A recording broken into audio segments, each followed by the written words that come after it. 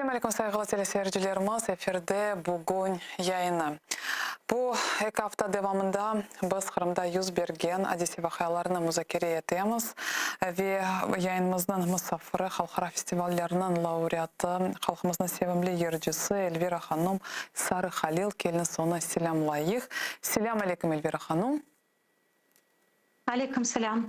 Эльвира ханым, Қырымда yüz берген Одессе вақияларына насыл қимет кесер едіңіз?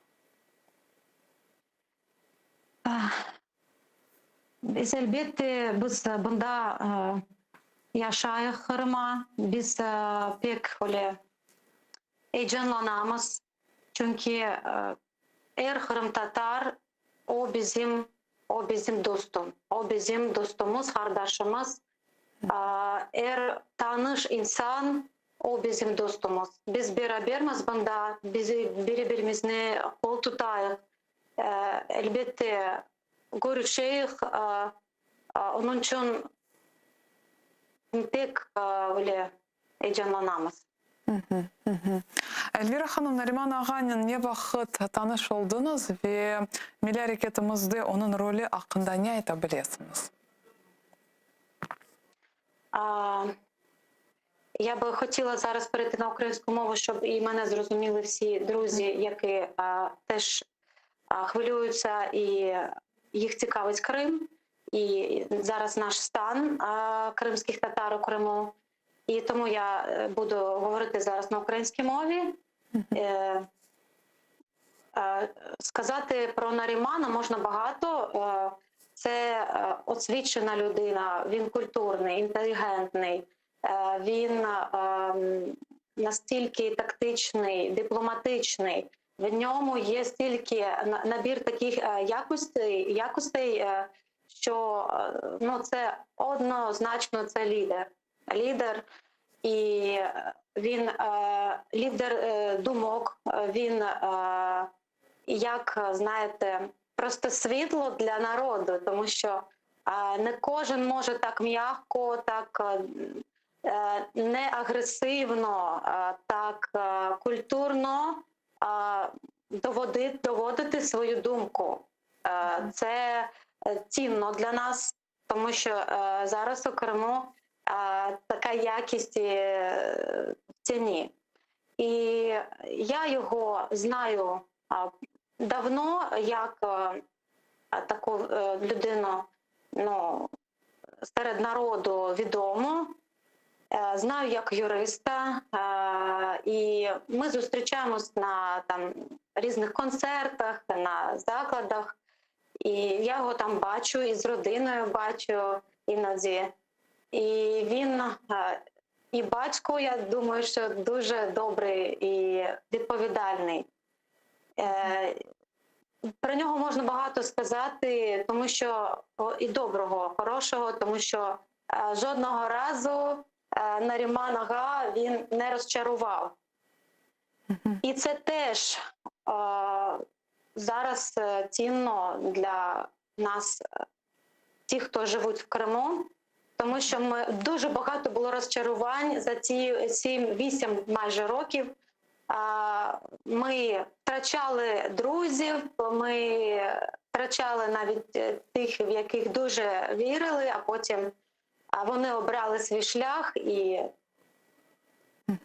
якщо залишаються такі люди, як Наріман, поряд з народом, це радісно. І я думаю, що просто цю радість в нас хочуть красти. Алия ханым, я сіздің пікіріңізге көре, не үшін мұна асырлар девамында біздің халқымыз репрессияға ұғырай, не үшін өле ола? Я думаю, це така наша історія. Це початок цього, це почався дуже давно. І зараз, я думаю, що був би фінал, якщо ми не мали свою позицію. І був би, знаєте, просто Крим такий, як кажуть, безликий, так, без образу. А ми його тримаємо зараз, цей образ Криму. Тому що ми свою думку виражаємо як можемо. Тому що ми займаємось культурою, вільно це робимо, тому що зараз хтось пише публікації, хто вміє це професійно робити, хтось пише в газетах статті, хтось співає, хтось грає, хтось телеведучий на ТВ.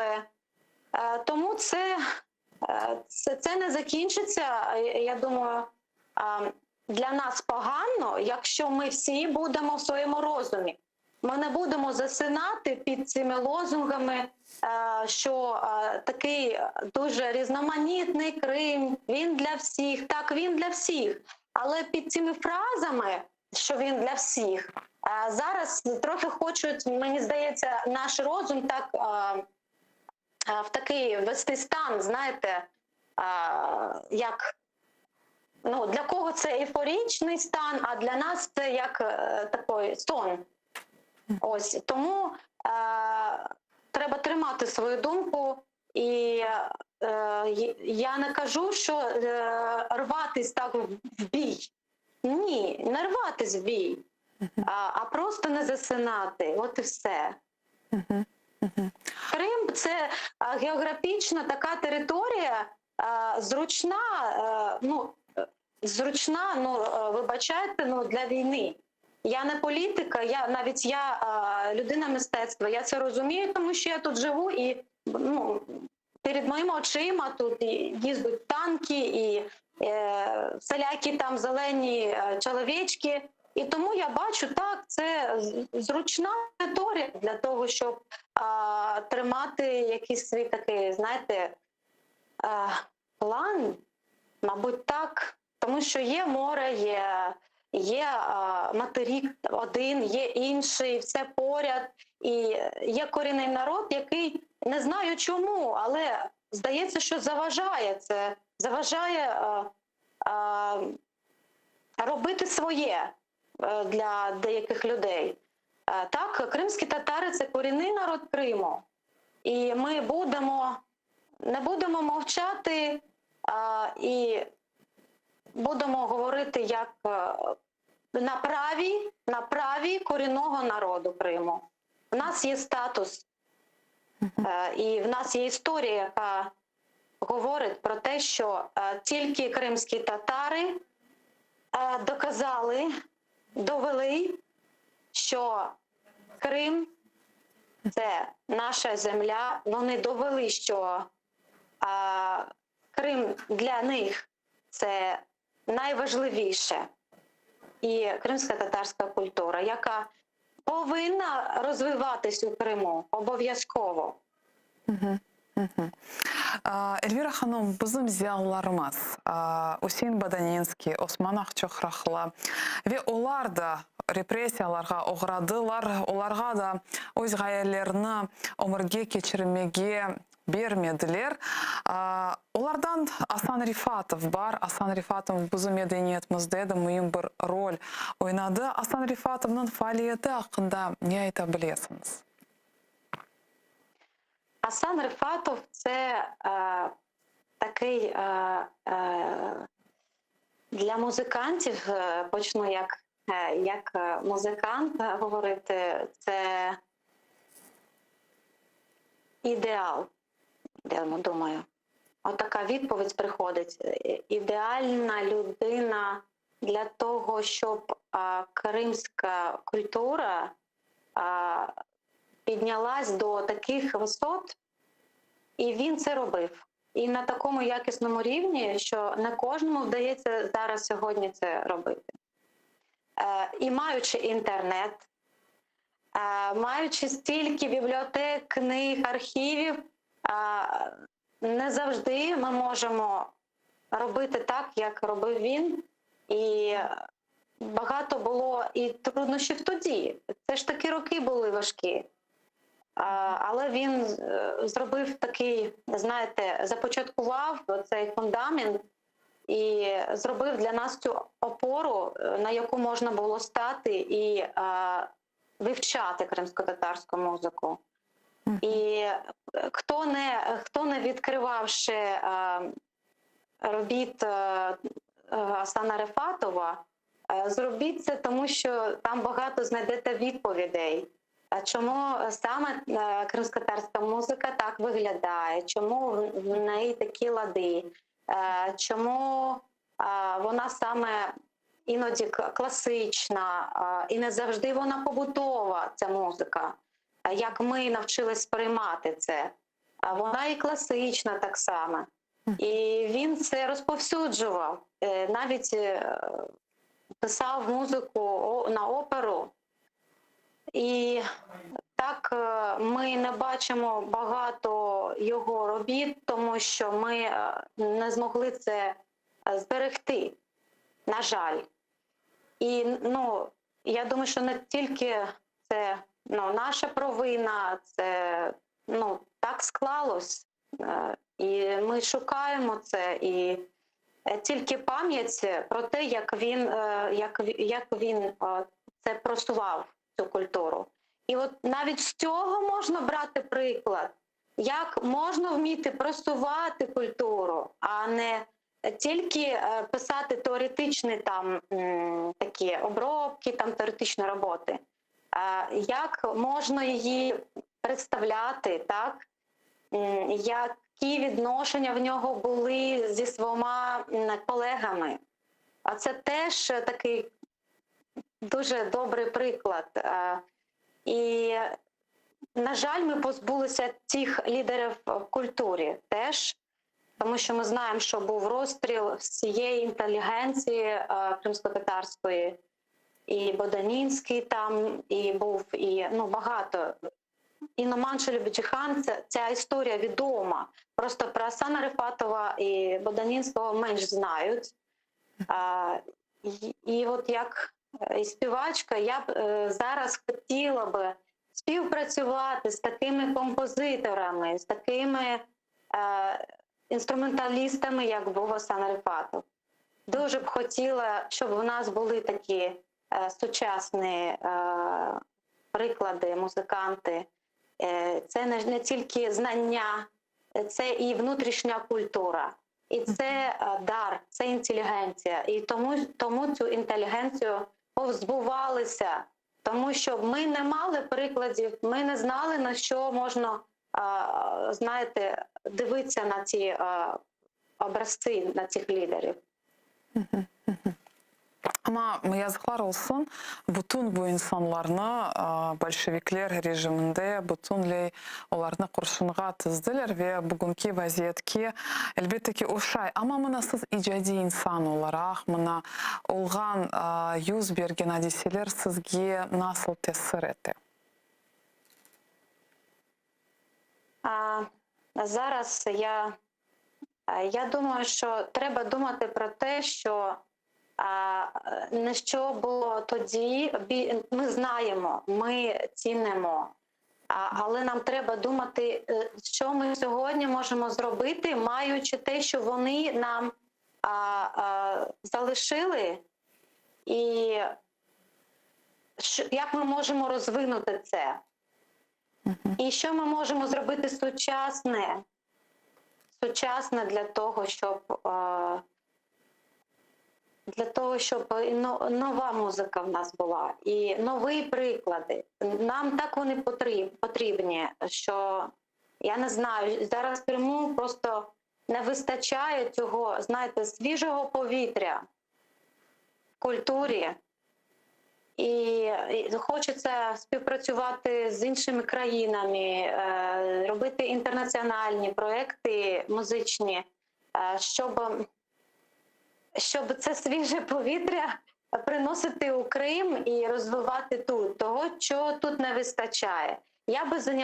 Я займаюся цим, не те, щоб зайнялась, і звісно, що я б і далі продовжувала це робити на будь-яких платформах.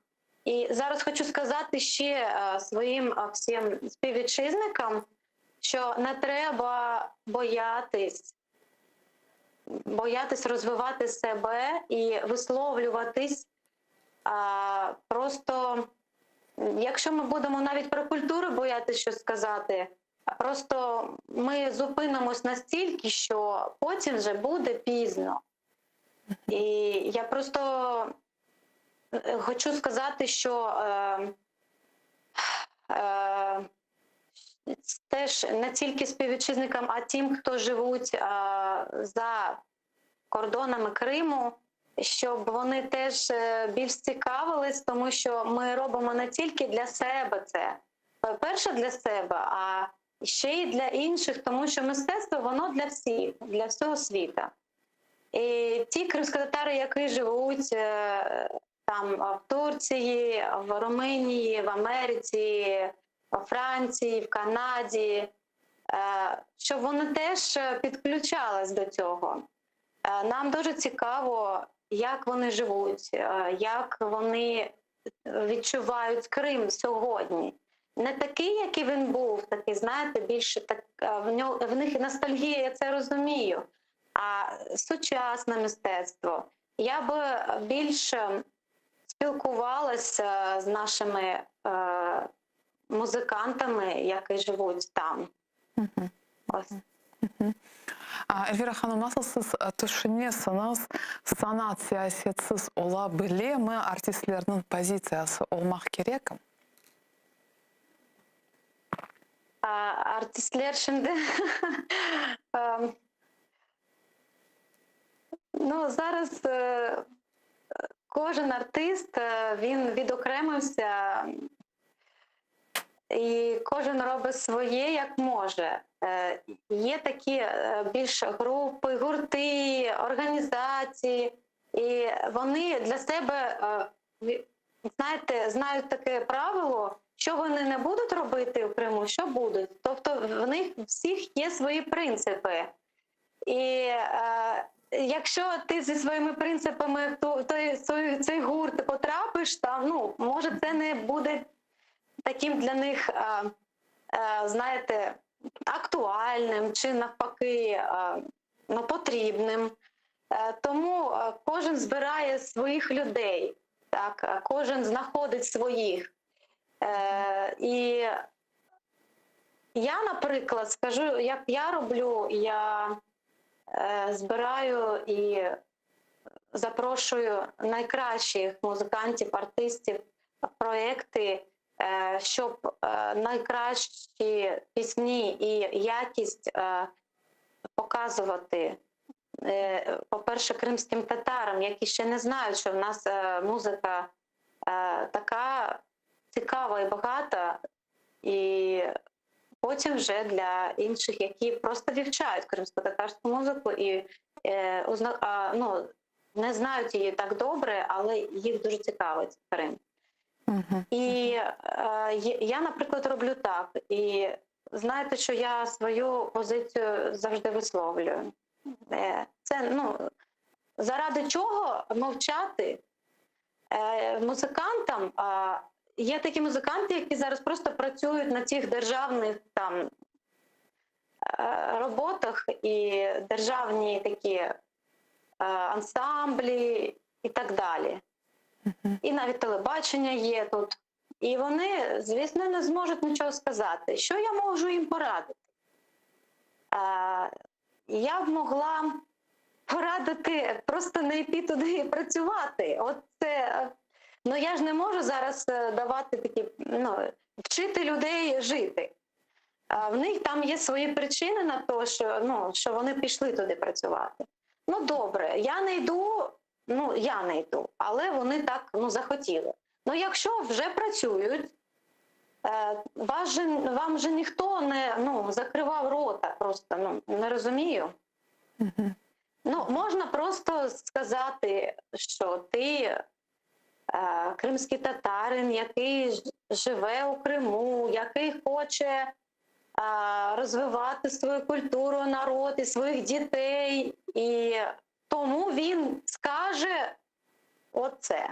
Так? Ну, причину спочатку скаже, чому він це робить. Тому що цю причину може вигадати там хтось і звинувачувати потім людей, що ти там радикал, чи там не знаю хто ще. Ось, треба сказати причину.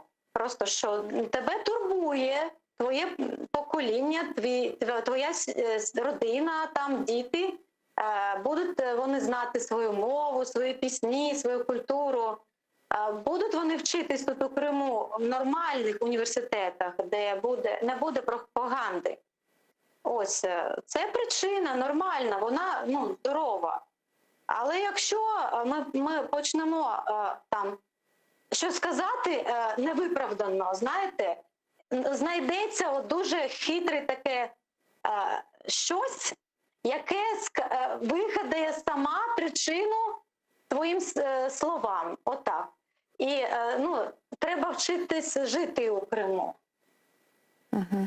Треба вже знайти вихід, як можна сказати, а як ні. Скажу так прямо. Ama 2014 senesinden sonra icadi insanlar için ne değişti?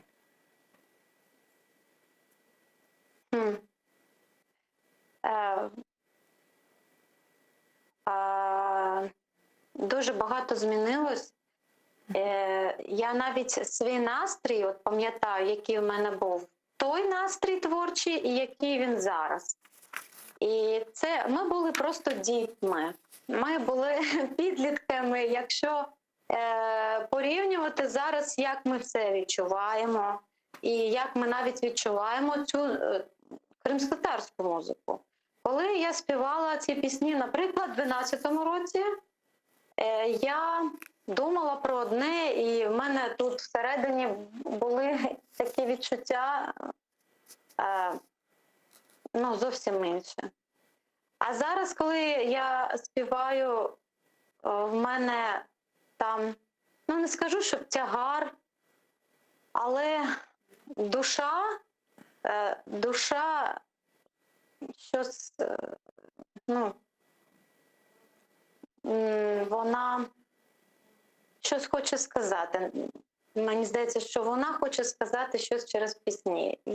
З'явився меседж. І він, думаю, відчутний через пісні, голос. Я навіть коли співаю пісню і сама не співаю про сльози та драму, чомусь люди потім підходять і після концерту і кажуть, ми так плакали. Я кажу, що я не говорила про це, я співала просто на сцені з гуртом, я про інше співала. Але люди відчувають там фон. І їм там чутно щось інше. Я так думаю, що це не просто про музичний слух там, чи відчуття. Це, нехай це романтично буде звучати, але це зв'язок наших сердець через музику. Böyle lekin Elvira Hanım, bugünkü kunde mana insanların ruhlarını kotarmak için, belki pekitmek için nasıl yıllar olmalılar, nasıl siz düşünüyorsunuz? Різні пісні. Ми хочемо чути різні пісні, і я як слухач кажу, і як музикант.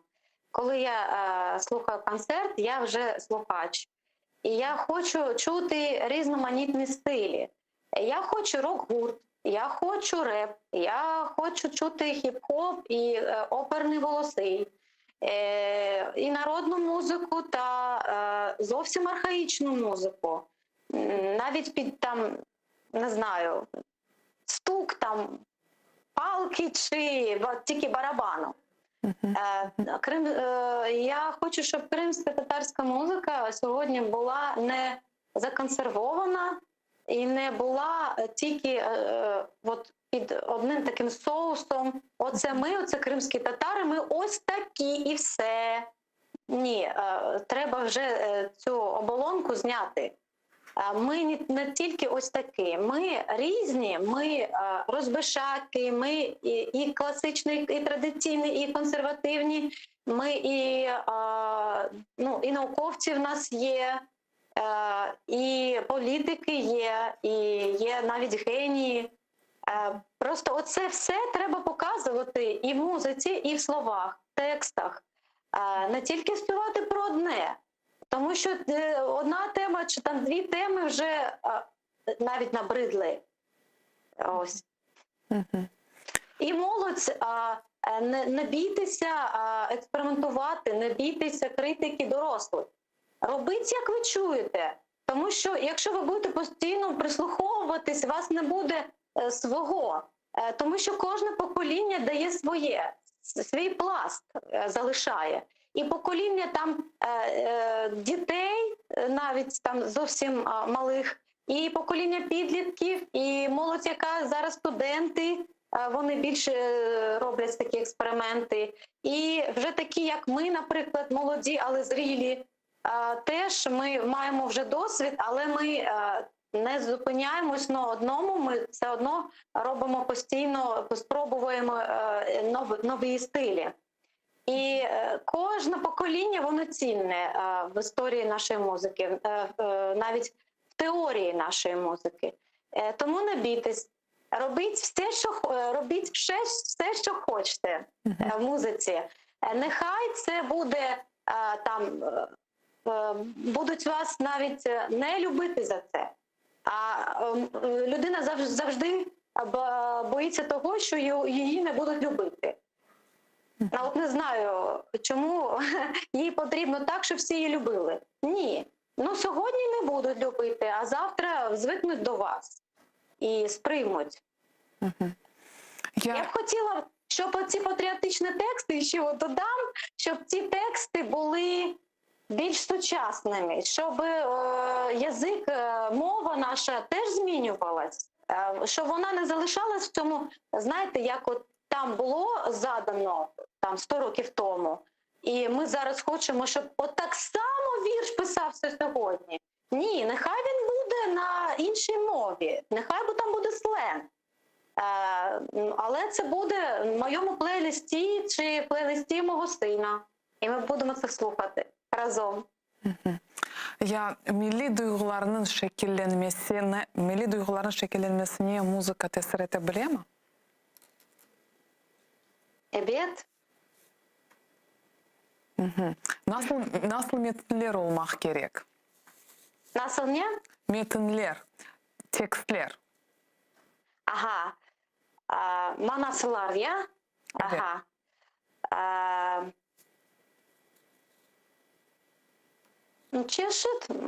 Çeşit manasılar olsun. Mesela en popüler bu sevgi yılları. Ve Danya, Kırım'ın bağlı elbette. Olsun dağlarının adları, olsun köylerinin, şehirlerinin adları anda yerin içinde. O da popüler yapmak gerek. Çünkü o bilirsiniz son mında aklına kalıyor. Ve meydanlar hakkında ne ayta bilesiniz? Bugün meydanlar var mı mı siz için? Meydanlar bu demek sana çıkmaya? Sanaga çıkma. Ага. Знаєте, я сама собі організовую концерти вже давно, і тому моя сцена це те, що я собі сама організую. Я не можу виступати в Криму будь-де. Якщо мені не сподобається там тема цього концерту, я не буду там, просто не буду з ними. І ще, звісно, мало таких майданчиків концертних, тому що все менше і менше це про культуру, більш про якусь масову, показне таке, знаєте, ось маса людей, всі ми разом тут, у Криму, і нам добре тут. Ось таке. А я не хочу про це. Я хочу про мистецтво. Я хочу про те, що кожен з нас це культурна одиниця, і бути масою теж я не хочу. Тому для мене, наприклад, майданчиків таких мало і навіть нема. Іноді бувають. Наприклад, от Crimean Tatars Club Karadins Production, вони запрошують іноді. Так, я була тренером конкурсу дитячого ДНЛСС, і ярмарки в них є. І, це мені подобається. А так ні. Для інших я не знаю як. Я бачу їх на телебаченні, я бачу їх на байрам концертах. Вони для себе знаходять майданчик. Я bizim vatandaşlarımız buna nasıl bakarlar? Onlar көрелер mi farklarına? Kim qayerda iştirak etti? Nasıl meydanlarda?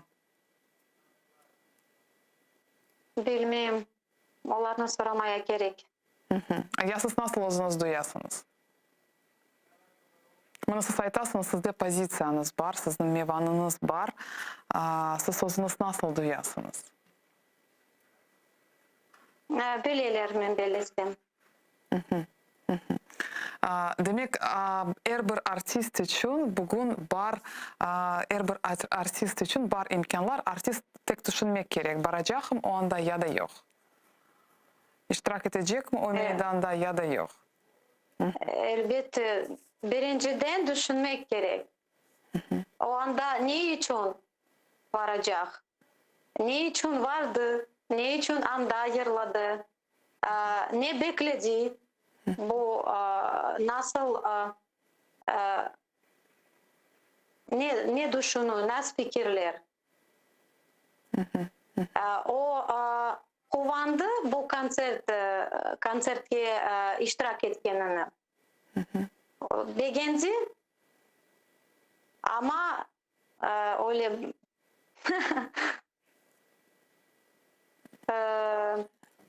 başka fikirler var.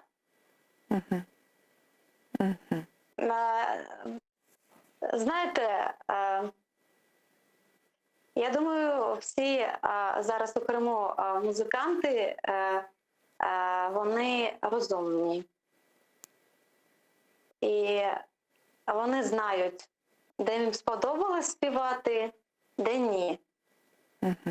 І у некоторых здесь есть выбор. Буде... Ага, так. Так, є вибір. Просто якщо вони бачили потім цей виступ, от я бачу, картинка буде така, що всі ми тут, і нам не потрібна допомога, ми щасливі люди, ось кримські татари, вони тут з нами разом співають, радіють. Навіть якщо ці артисти не думали так, коли співали, вони про Крим, про своє.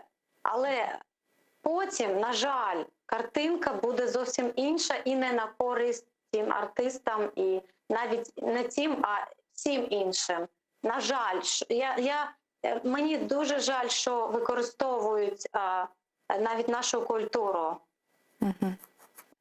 І наших видатних музикантів. Я не знаю, що вони думають. Я знаю тільки деякі такі думки колег, що вони живуть у Криму, ми живемо у Криму, ми хочемо тут розвиватись, ми хочемо тут співати, грати, ми не збираємось їхати з Криму. Це вірно. Я теж так роблю.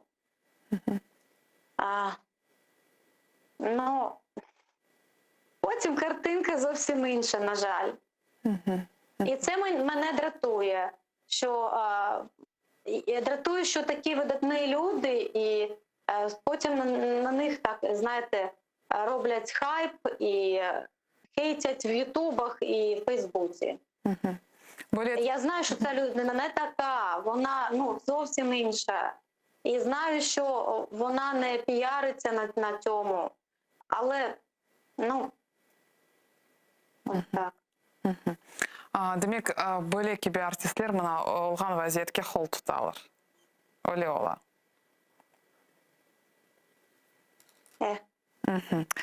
Эльвира ханым, я мына сіз тыш мемлекетлерінде де иштирак этесиңиз, чешит мейданларда, Кырымдан чыгып чешит мейданларда иштирак этесиңиз. Ама мына сиздин меслекдешлериңиз Кырымда алган вазиятны билелерби?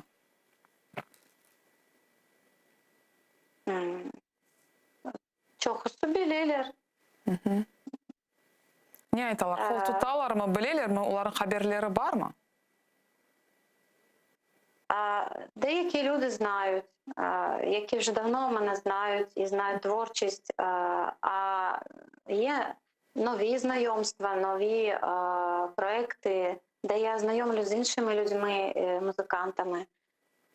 І там не все розуміють, я скажу, вони знають, але до них не доходить ця чиста така інформація, що саме, як тут саме,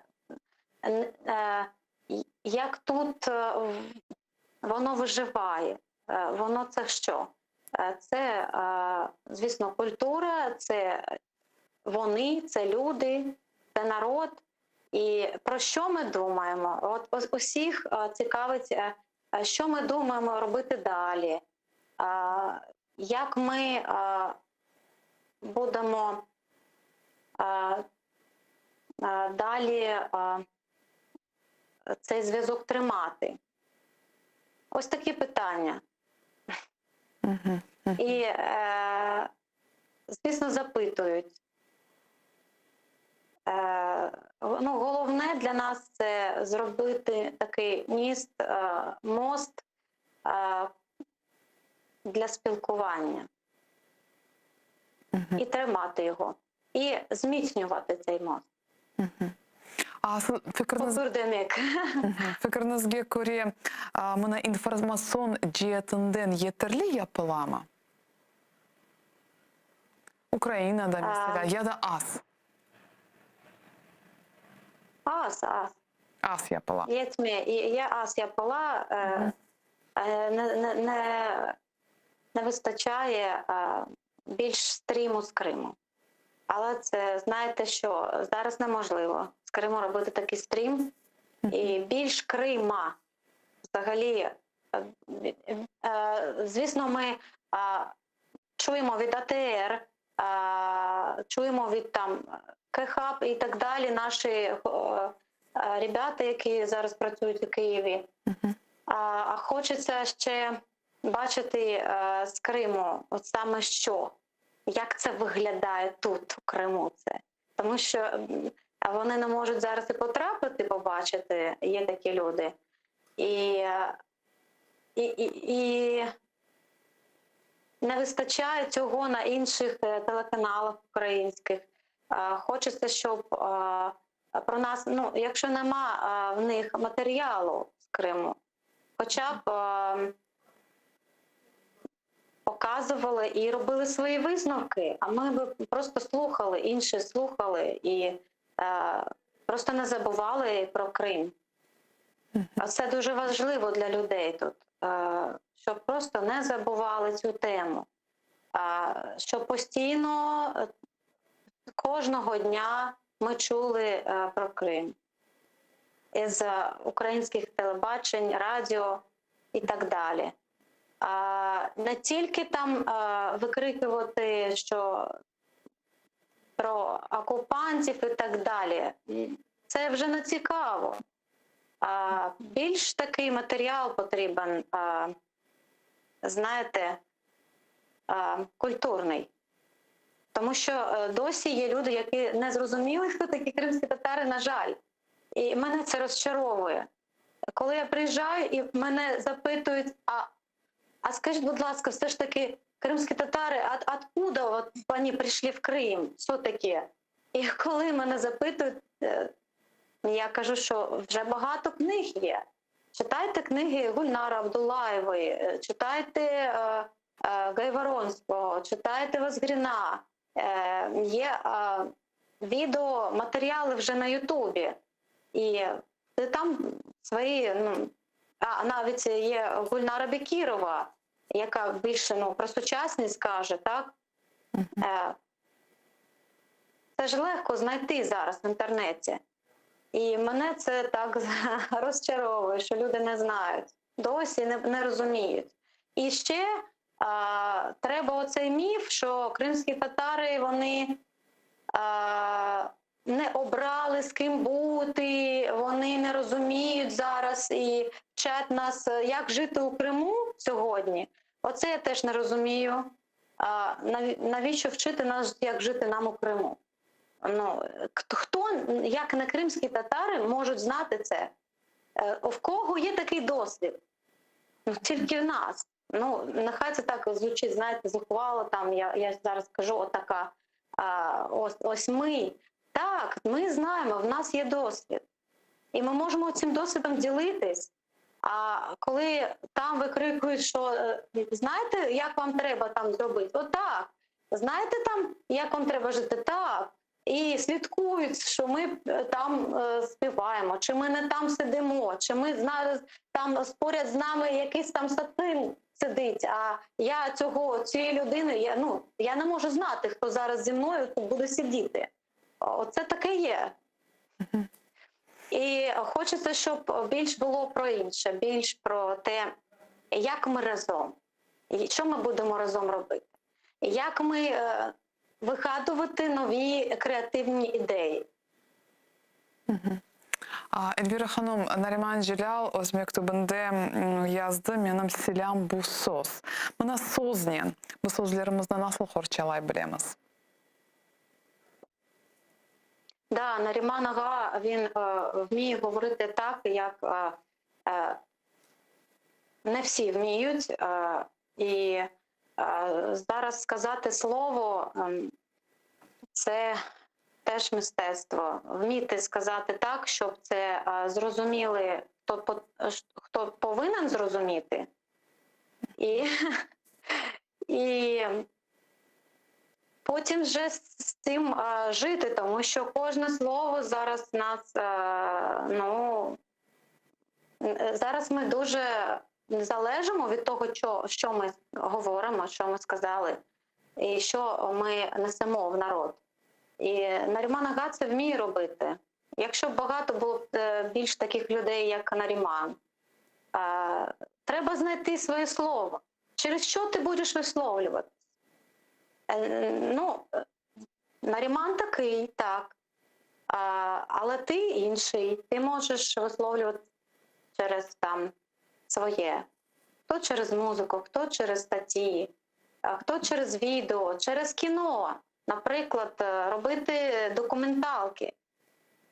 Нехай вони будуть не такими яскравими та європейського рівня, але можна їх робити у Криму зараз, все одно. І зробити таке, щоб було зрозуміло.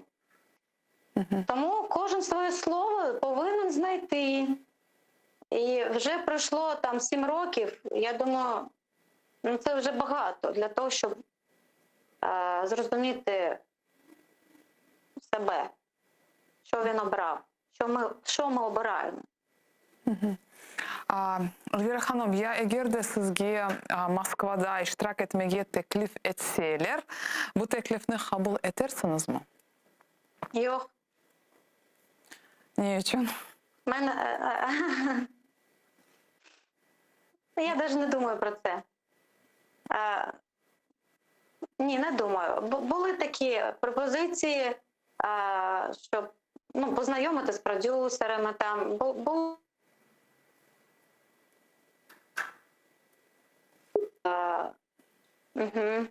зв'язок зірвався, так? Бағымыз узулда, ама сіз бізді ишетесіңіз? Так, я з'явилась.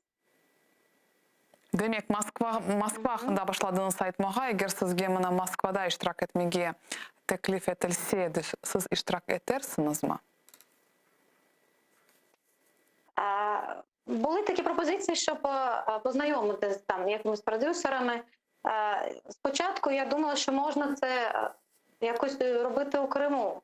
І думала, що нас розуміють. Але ні. Люди досі не зрозуміли. І там навіть запитують нас багато росіян тут, в Криму, що відбувається. Вони не знають. Розумієте? Не знають, що відбувається в Криму вже 7 років. І коли ми розповідаємо, що ось так було і так стало зараз, вони не знайомі з цією ситуацією. І це ж телевізор, це ці СМІ.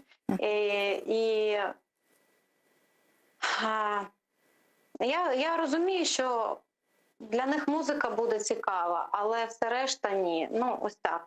І так мені писали навіть, може зробимо щось там. Моя відповідь – ні, не можу я.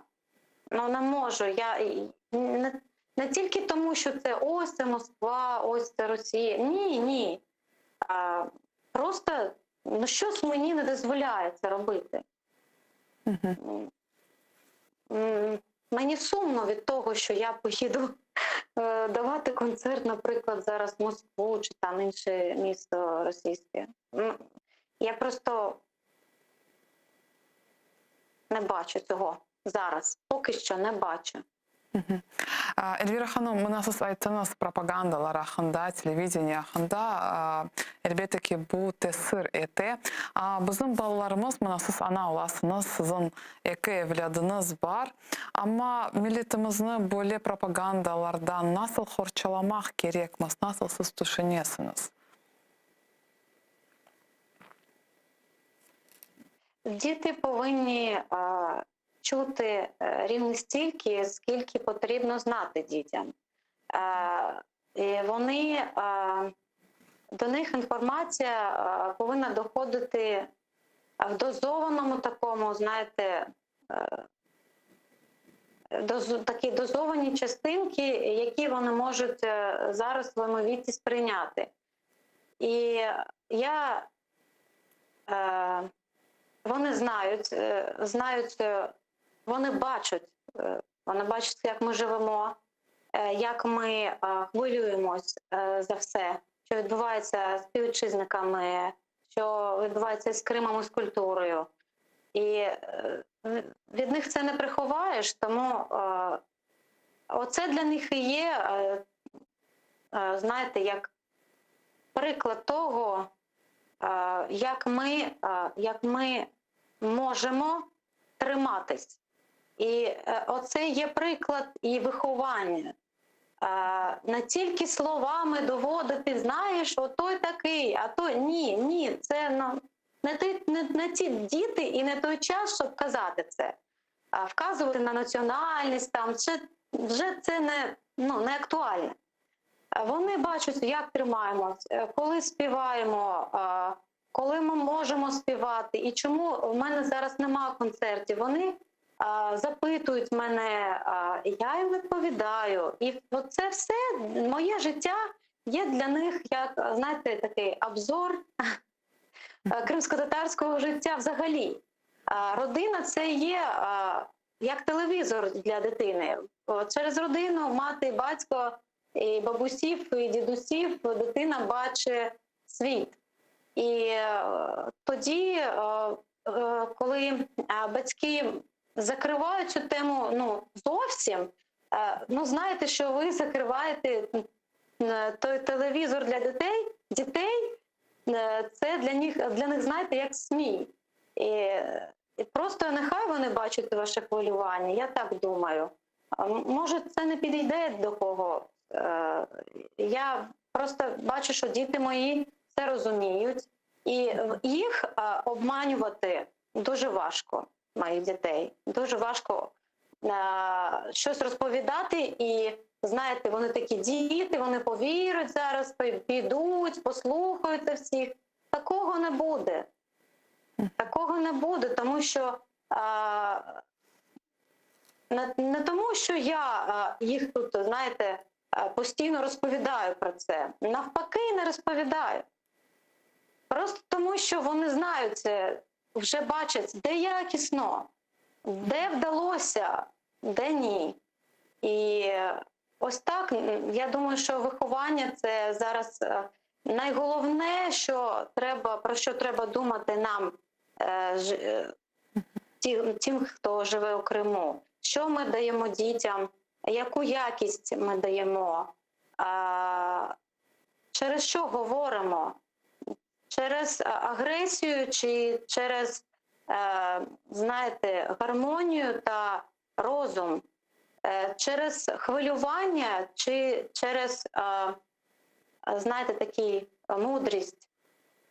І ось для них це головний приклад. Вони все знають, є інтернет, і вони, знаєте, таке покоління можуть товаришувати з будь-ким. А вони знають, це яка дитина, відчувають це. Але вони можуть якось комунікувати ось цим світом. А ми були іншими. Зовсім. Эльвира ханым, мына миллетимизге, мына Нариман агамыздын айлесине, Асан ве Азиз Ахтемовлардын айлелерине не айтмага истер едиңиз? Я хотіла побажати їм Божої допомоги. Аллах yardımcı olsun. Bütün halkımız onlara kol tutsunlar. Нехай всі ми будемо хоча б моральною підтримкою для них. І це буде знати і Наріман ага, і Асан з братом, і всі інші, які зараз як заключили їх так у в'язниці. Наша підтримка. І ми думаємо про них, ми хвилюємося за них. Ми деяких з них поважаємо за їх смілість. І ми знаємо, що вони не винні, тому що ми знаємо їх як порядних людей, як найінтелігентніших, розумніших і таких сучасних лідерів.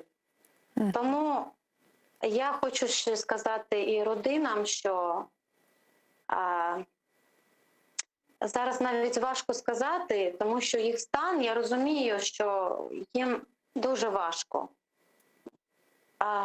Просто, якщо не тільки ми у Криму будемо їх підтримувати, якщо буде підтримувати вся країна, і навіть якісь там всесвітні організації, я не знаю їх назви, якщо будуть говорити про них, говорити, вони є, вони існують, вони найкращі представники нашого народу. І я думаю, це буде підтримкою для них. А родинам просто нехай Бог допоможе їм оце, з цим жити і це вдолати, навіть цей біль за своїх дітей, синів і чоловіків. І батьків. Çok sağ olunuz Elvira ханым, sağ olunuz böyle destek sözleriniz için. Biz sizge can yürekten minnettarmız. Sayıqlı teleseyircilerimiz, yayınımızны yekünleymiz. Hatırlatam, yayınımыздың misafiri Ерджи Эльвира Sarıhalil olğan edi. Ve elbette ki sayıqlı vatandaşlarımız, pervasız olmayıq, bütün vatandaşlarımızga, bu Nariman ağamızın ailesine, Aziz ve Asan Ахтемовлерге destegini göstereyik ve elbette ki birligimizni saqlayıq. Men ise yayınımızны yekünleyim, yayınlarımızны meslekdeşlerimiz devam edecek, bizle olunuz.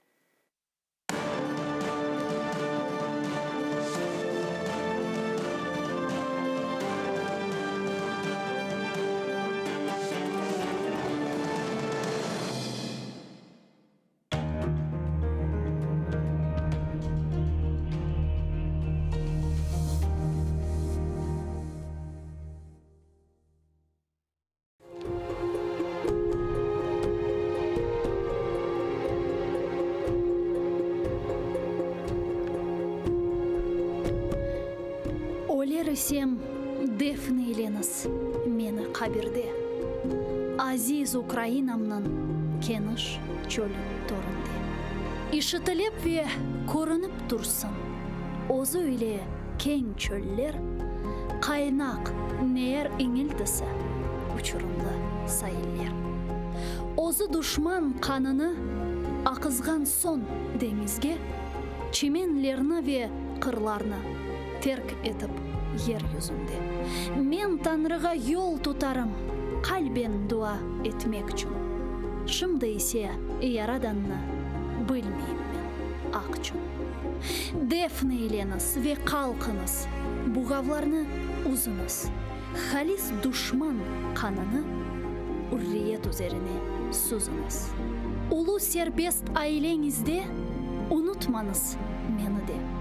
Хайриетлі созыңызде тұтыңыз әп хатырде.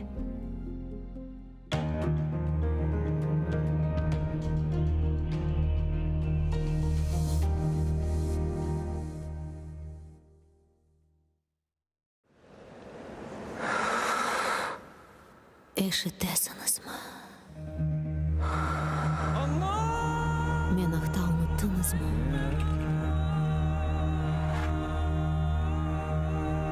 Мен мұндам. Бұл менің топырағым. Менің қырымым.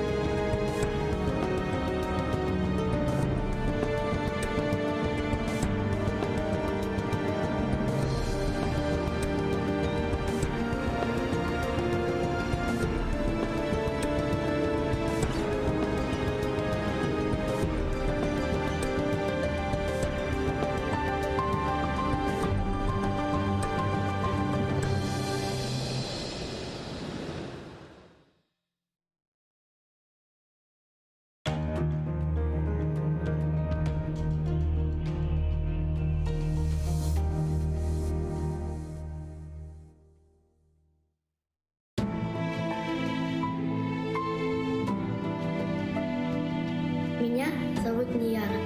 Моя семья вынуждена была покинуть Крым.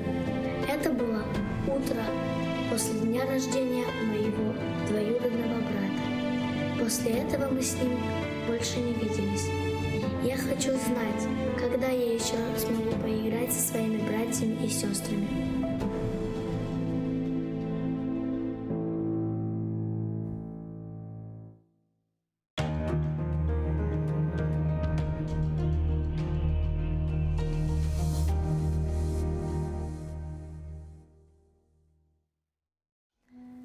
Кичичик олғанда, ағам да мен де чечектен ятқанда қардашым шейде. Құртқағат телі шал марама бергенде, бізім үшін ақ чеккен сен де келмедің. Өзіміз межалсыз, бабам да пек қарт. Йоқ екен азбарда араба ве ат, құмшудан бір тілім отмекні сорап, ала алмаған бір қапым сен де келмедің. Тек айлар де келде, йыллар да кечкен. Қарт фақыр бабайым ачылықтан өлген. Сен де қартанайым 60-та екен, біздерге көз тіккен. Сен де келмедің. Артық үрве сербест олғанымыз вақыт, епіміз іш көріп, çalışқаны вақыт. Ашаған аққымыз ақ олғаны вақыт, ескісін сөйлеген. Сен де келмедің.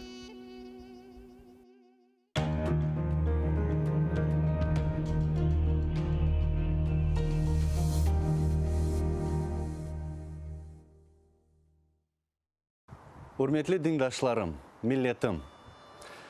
Ибраим пейғамберіміз Аллахқа инанып, өз оғлысыны құрбан етежек еді. Не қадар біздің бұйыклеріміз халқымыз ватынында яшамақ боржылыдыр. олы қайтармақ үшін өзіні құрбан еттілер. Бүгінгі вазиетіні қабыл етмейіп, халқымыздың зорламасынлар деп, халқымыз сербест олсын, халқымыз ватанында сайып олсын деп, өзіні құрбан етелер.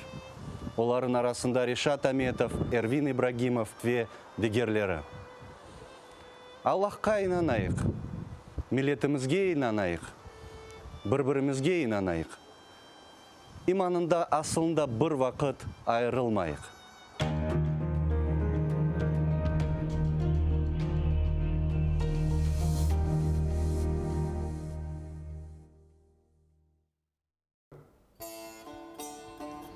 Ей ватандаш, атешке кір, азыр ол сен янмаға.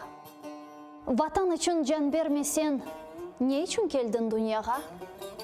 Гүзел Қырым топрағыңда эждадыңның қаны бар. Әрбір терек япрағында миллетіңнің жаны бар. Керек олса фортунадай атыл дұшман үстіне. Көстер ona асырларнен топланған бар күчіңні. Енмегенже омыр білля көреш кене ве кене. Ал деделер ала алмаған интиқам бе очыңны. Сен миллетсің, бір вақытлар Москвада ат ойнатқан. Ажиз қалған гетманларға ярдым қолы ұзатқан. Бүгін не үшін андамында қорқып пысып жүресің. Өз юртында сұчлы кебі бойнын қысып жүресің.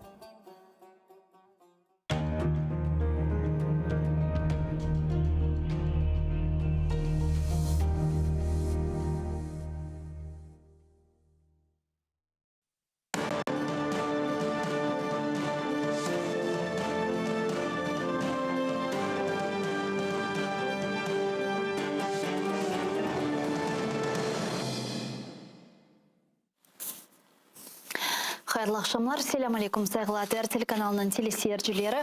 Бүгін информацион программасына сейретесіңіз. Студияда сізлер үшін мен Гүлсім Халилова чалшам ве невбеттеке 5 саат сізлернен бераберлікте олажақмыз. Бұл студиямызға тешриф бұйырған мұсафирлернен, яда бағланған мұсафирлернен біз Қырым ве Қырым етрафында, Қырым ичерісінде, Украина етрафында ве ичерісінде юз берген Адиселерні ве актуаль хаберлерні музакире етежекміз ве әлбетті ке оларының эксериеті Қырымда юз берген инсан ақлары, бозғынлықлары Қырымның ишғалден құртарылығы юнелішінде япылған әрекетлердір.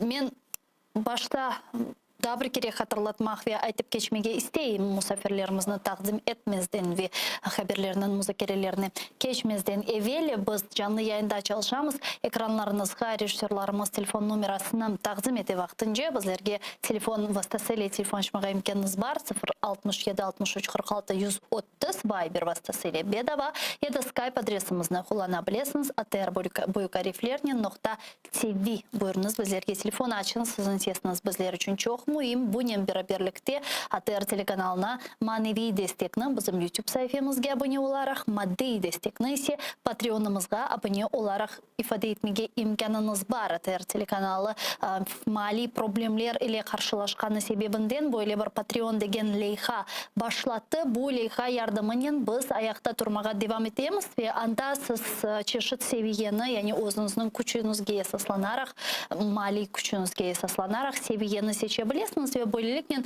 Бұйық Қырым татар қорантасының азасы олажақсыңыз. Бұл ісіле біздерге информацион жебеде күреш алы бармаға ярдым етecek. Мен ise esas haberler sırasında elbette ki 4. sentyabr күні yüz bergen deşetli adiselerinin muzakerelerinden ve haberlerden başlamağa isteredim. Malum olğanı ki bu 3-4 sentyabr günleri tutulgan semiddeşlerimizin o gün kayda olğanları ile bağlı hiçbir malumat yok edi. Cuma ertesi günü hatta biz de böyle mahsus yayın yapkan edik. Bizim stüdyamızda tutulgan Nariman Celal ve San Aziz Ahtamovlar, Şevket Hüseyinov ve Eldavr Odam Карманов иле баглы ве о күн иште уларның кайда алып кетилгени акында малуматлар олмаганы себебинден ве адвокатларга бу малуматлар берилмегени себебинден первасыз эле кайт калмаган биздин ватандашларыбыз, яни сизлер ки бу себептен бөктөн тешеккүрлөрдү билдирмектебиз. Бир олуп, яни бойлы шекилде дестек эткенimiz үчүн ве бойлы бир халк, бирлик халк болгонубуз үчүн бу акатенде чок муhim бойлы гурурландырыcı бир аракеттир ве о себептен иште ватандашлар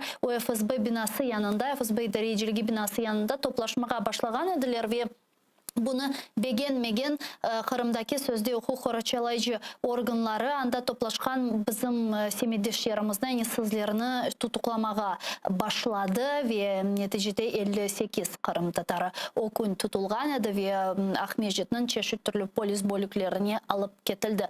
Ве шымды малум болгону кеби бу тизилген меморий протоколлар боюнча махкеме давалары кете ве банда иштирак эткен ве тутулган семейдештерибизге каршы пара жазалары бериле. Шуну да кайт этмеге истер эдим.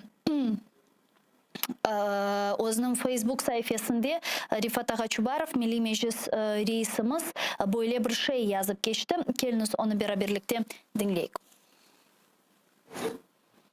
Діями карателів по розгону кримських татар, що зібралися біля будівлі ФСБ Росії по Криму, і їх затриманнями керував Сергій Ніколаєв, начальник російської окупаційної поліції міста Сімферополя. Сергій Ніколаєв до березня 2014 року служив в МВС України і займав посаду виконуючого обов'язки начальника Сімферопольського районного відділу Головного управління МВС України в Автономній Республіці Крим. Ve işte bugün növbeteki bir semeydeşimizge para cezası hukumu çıkarıldı mahkemede ve bu semeydeşimizin advokatı Ayderbey Süleymanov yine cemaat korçalayıcısı bizle şimdi. Canlı bağda Ayderbey, selam aleyküm. Алло. Алейкум селям. Айдарбей, бүгін бұл меморий протокол бойынша нөвбетеке семейдешіміздің mahkeme davası bakıldı. Tarif etiniz lütfen tavsiyatlарны mahkeme nasıl geçti ve böyle neticeni siz şahsen bekley ediniz mi? Ne kadar şaşırttı sizni bu karar?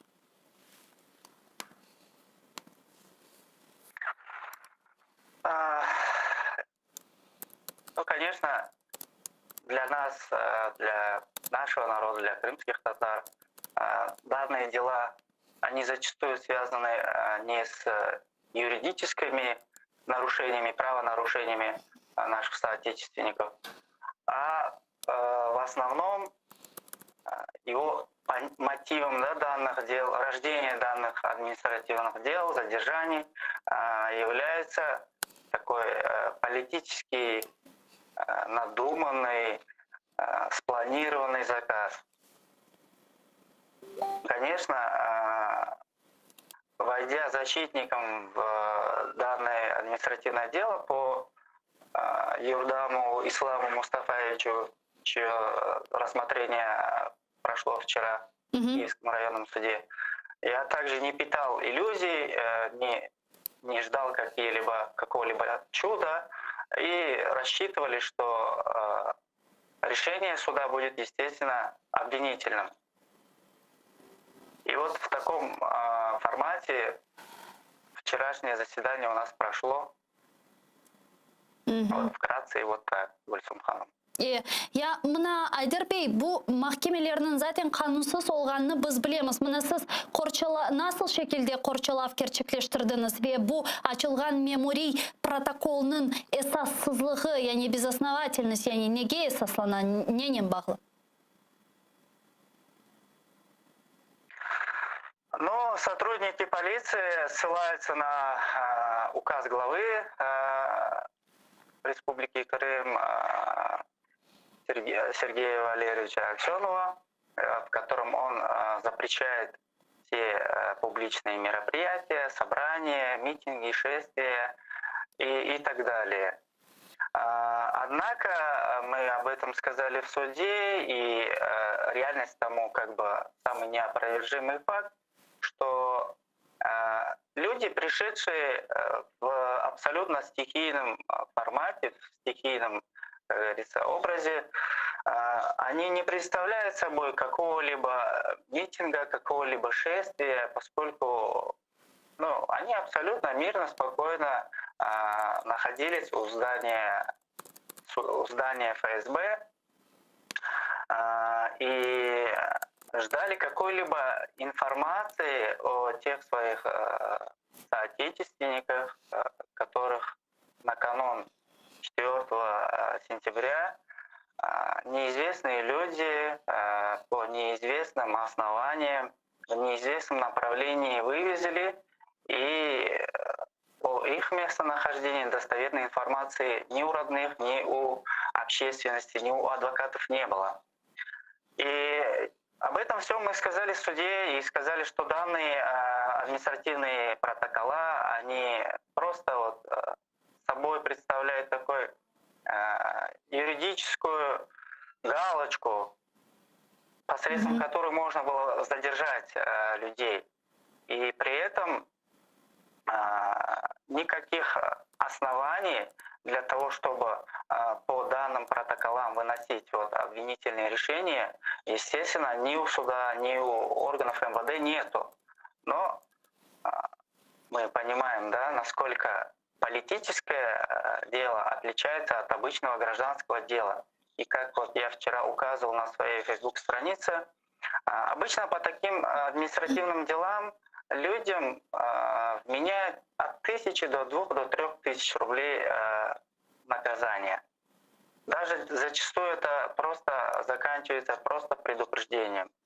Однако здесь мы видим абсолютно такой вот уклон в обвинительном, да, его виде. И, естественно, мы об этом говорили об противоречиях, которые имеются в материалах административных дел. Однако судья, выслушав, покивав головой, вынес решение, которое, как, на мой взгляд, оно уже было готово. Просто необходимые для себя фамилии, имя и время добавил туда. Айдарбек, я хабарыңыз бармы? Яғни невбеттеки бойлем меморий бұл түзілген, қанунсыз түзілген меморий протоколлар или бағлы невбеттеки давалар не вақыт олacak ки бізде айтайық белки де дестек етмек үшін келмеге істеген ватандашларымыз бардыр?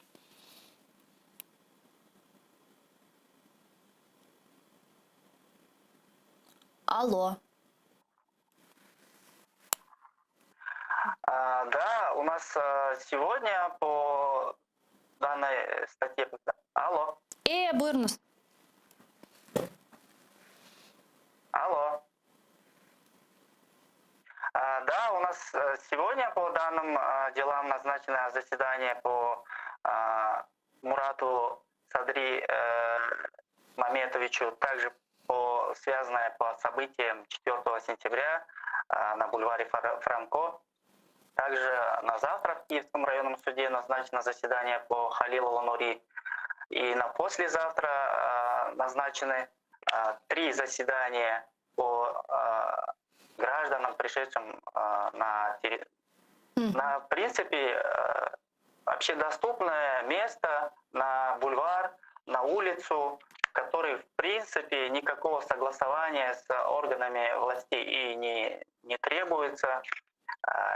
Не требуется вплоть до того, что в открытом воздухе ходить на улице и не требуется одевать маски.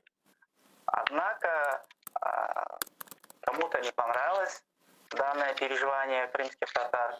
И вот кроме как вот такой гибридный, я бы сказал, да, отношения, вот, используя вот эти меры противоэпидемиологической безопасности, использовать против крымских татар, против граждан Крыма.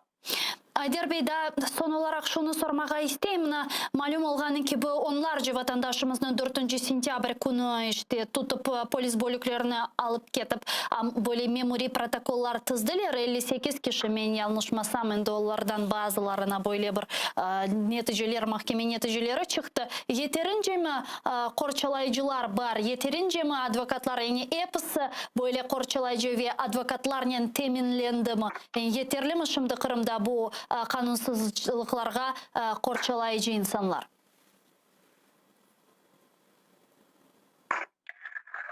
Аллаха шукур, достаточно у нас общественных защитников, достаточно у нас активистов, которые вот на протяжении нескольких дней лично мне обращались с просьбой как-то подготовиться к таким судебным заседаниям, какие-либо источники для юридической подкованности изучить. И Аллах шкур, таких людей у нас достаточно. И также эти дела по данной статье, по данному событию, они раскиданы. Вот, одно заседание в день, 2 заседания, 3 заседания, пока мы вот видим вот такую ситуацию с их рассмотрением. Поэтому Аллах шкур, сил и кадров хватает. Я bu davanışımda siz ne vakit şikayet edeceksiniz? Чтобы защитить.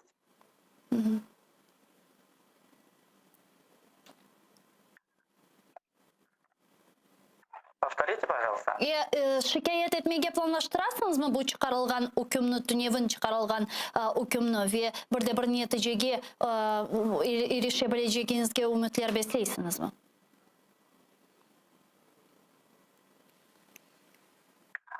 Да, естественно, мы будем их обжаловать, мы будем уже готовим жалобы в вышестоящие инстанции, в Верховный суд Крыма, также и будем готовить жалобы в Европейский суд по правам человека с помощью наших адвокатов, естественно.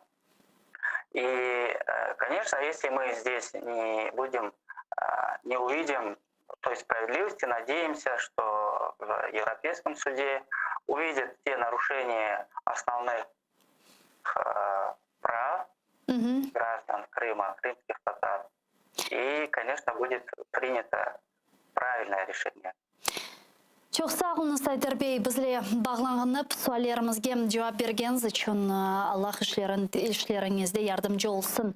Ayder Süleymanov, cemaat korçalayıcısı, bizle canlı bağda edi. Men hatırlatam saygılı arkadaşlar, 4 sentyabr günü FSB idareciligi bölügünde toplaşkan Kırım tatarlarını o gün işgalciler tutup yerli polis bölüklerine alıp kettiler ve o gün neticede 58 insan tutuldu ve şimdi bu haftaları, geçken hafta, bu hafta ve nevbetteki ogumuzda olgan haftalar 58 vatandaşımızga karşı tizilgen memuri protokollar boyunca mahkeme davaları bakıla. Bu protokollara göre verilebilecek ceza para cüremesidir.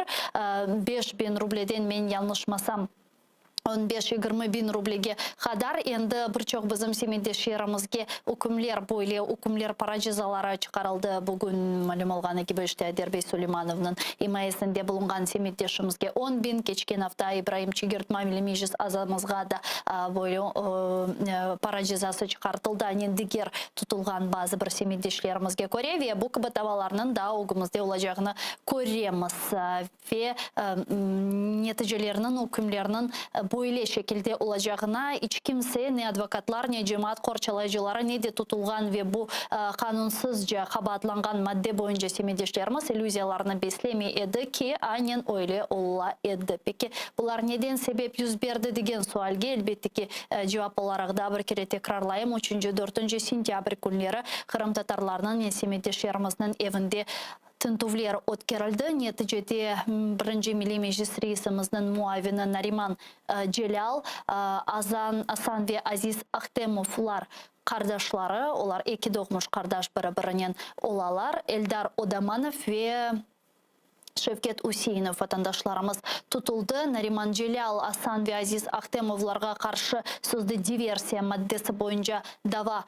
açıldı. Cinayi dava açıldı ve onlarını 4. noyabrga kadar hapishanege yolladılar. Bu sanki dersin Perivalnaya kasabası yanında yerleşken gaz borusunda böyle bir patlama olğanı sebebinden ve sanki dersin bu borudan Perivalnaya'da yerleşken Rusiyanın arbi bölüklerine gaz kete edi.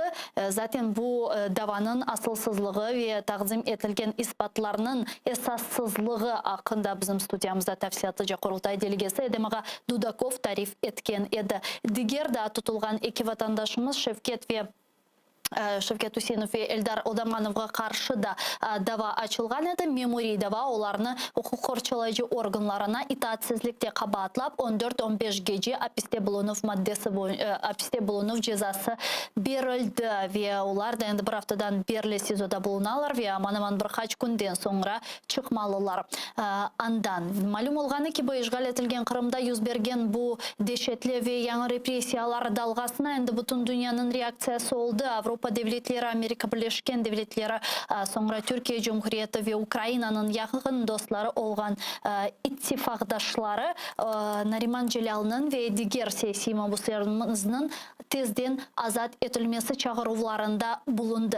Elbette ki bu gibi destek çok mühim ve çok önemlidir fakat ne yazık ki yeterli değildir. Bunun yeterli olmaganını biz siyasi mabuslarımızdan hala da hapiste bulunganlarından görmektemiz.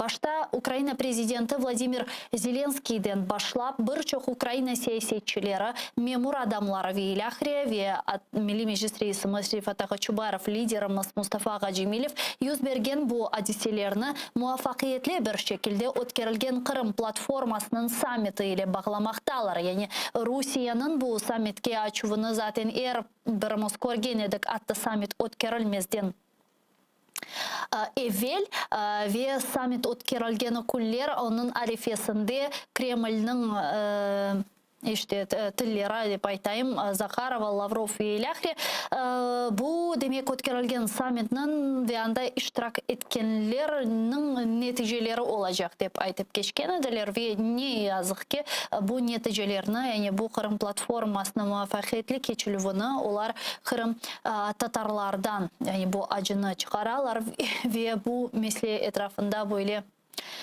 kurban olarak Nariman Celal ve diğer bizim semejdeşlerimizin ne yazık ki seçkenlerini gördük ki Nariman Ağa Celal Kırım platformasında açık ve aşikar şekilde iştirak etken edi. Hatta Kırım platforması ötkerilgeninden sonra bizim studiyamızga gelip Kırım platformasının neticeleri anda bulunganının tesiratları ile beraber bu studiyada yayın alıp bardık ve Nariman Ağa Celal'ın da özünün mektubunda yazganına göre o böyle bir yani olabileceği ihtimalına hazır edi dep yazan Nariman Celal hem birinci hem ikinci mektubunda ve degenine göre sanki işte işgalciler onun evinde tıntıf ötkerilgeni vakit ona aytılar ki sizin kuçunuz bu sözünüzdür ve bu her şeyden daha korkunç dep ayttı ona işte bu sözde hukuk korçalayıcı organlar temsilcisi ve Nariman Ağa özünün mektubunda bunu anlatkanı vakit dedi ki bu silam yani sözüm benim yanımda ve men hapishanede bulunsam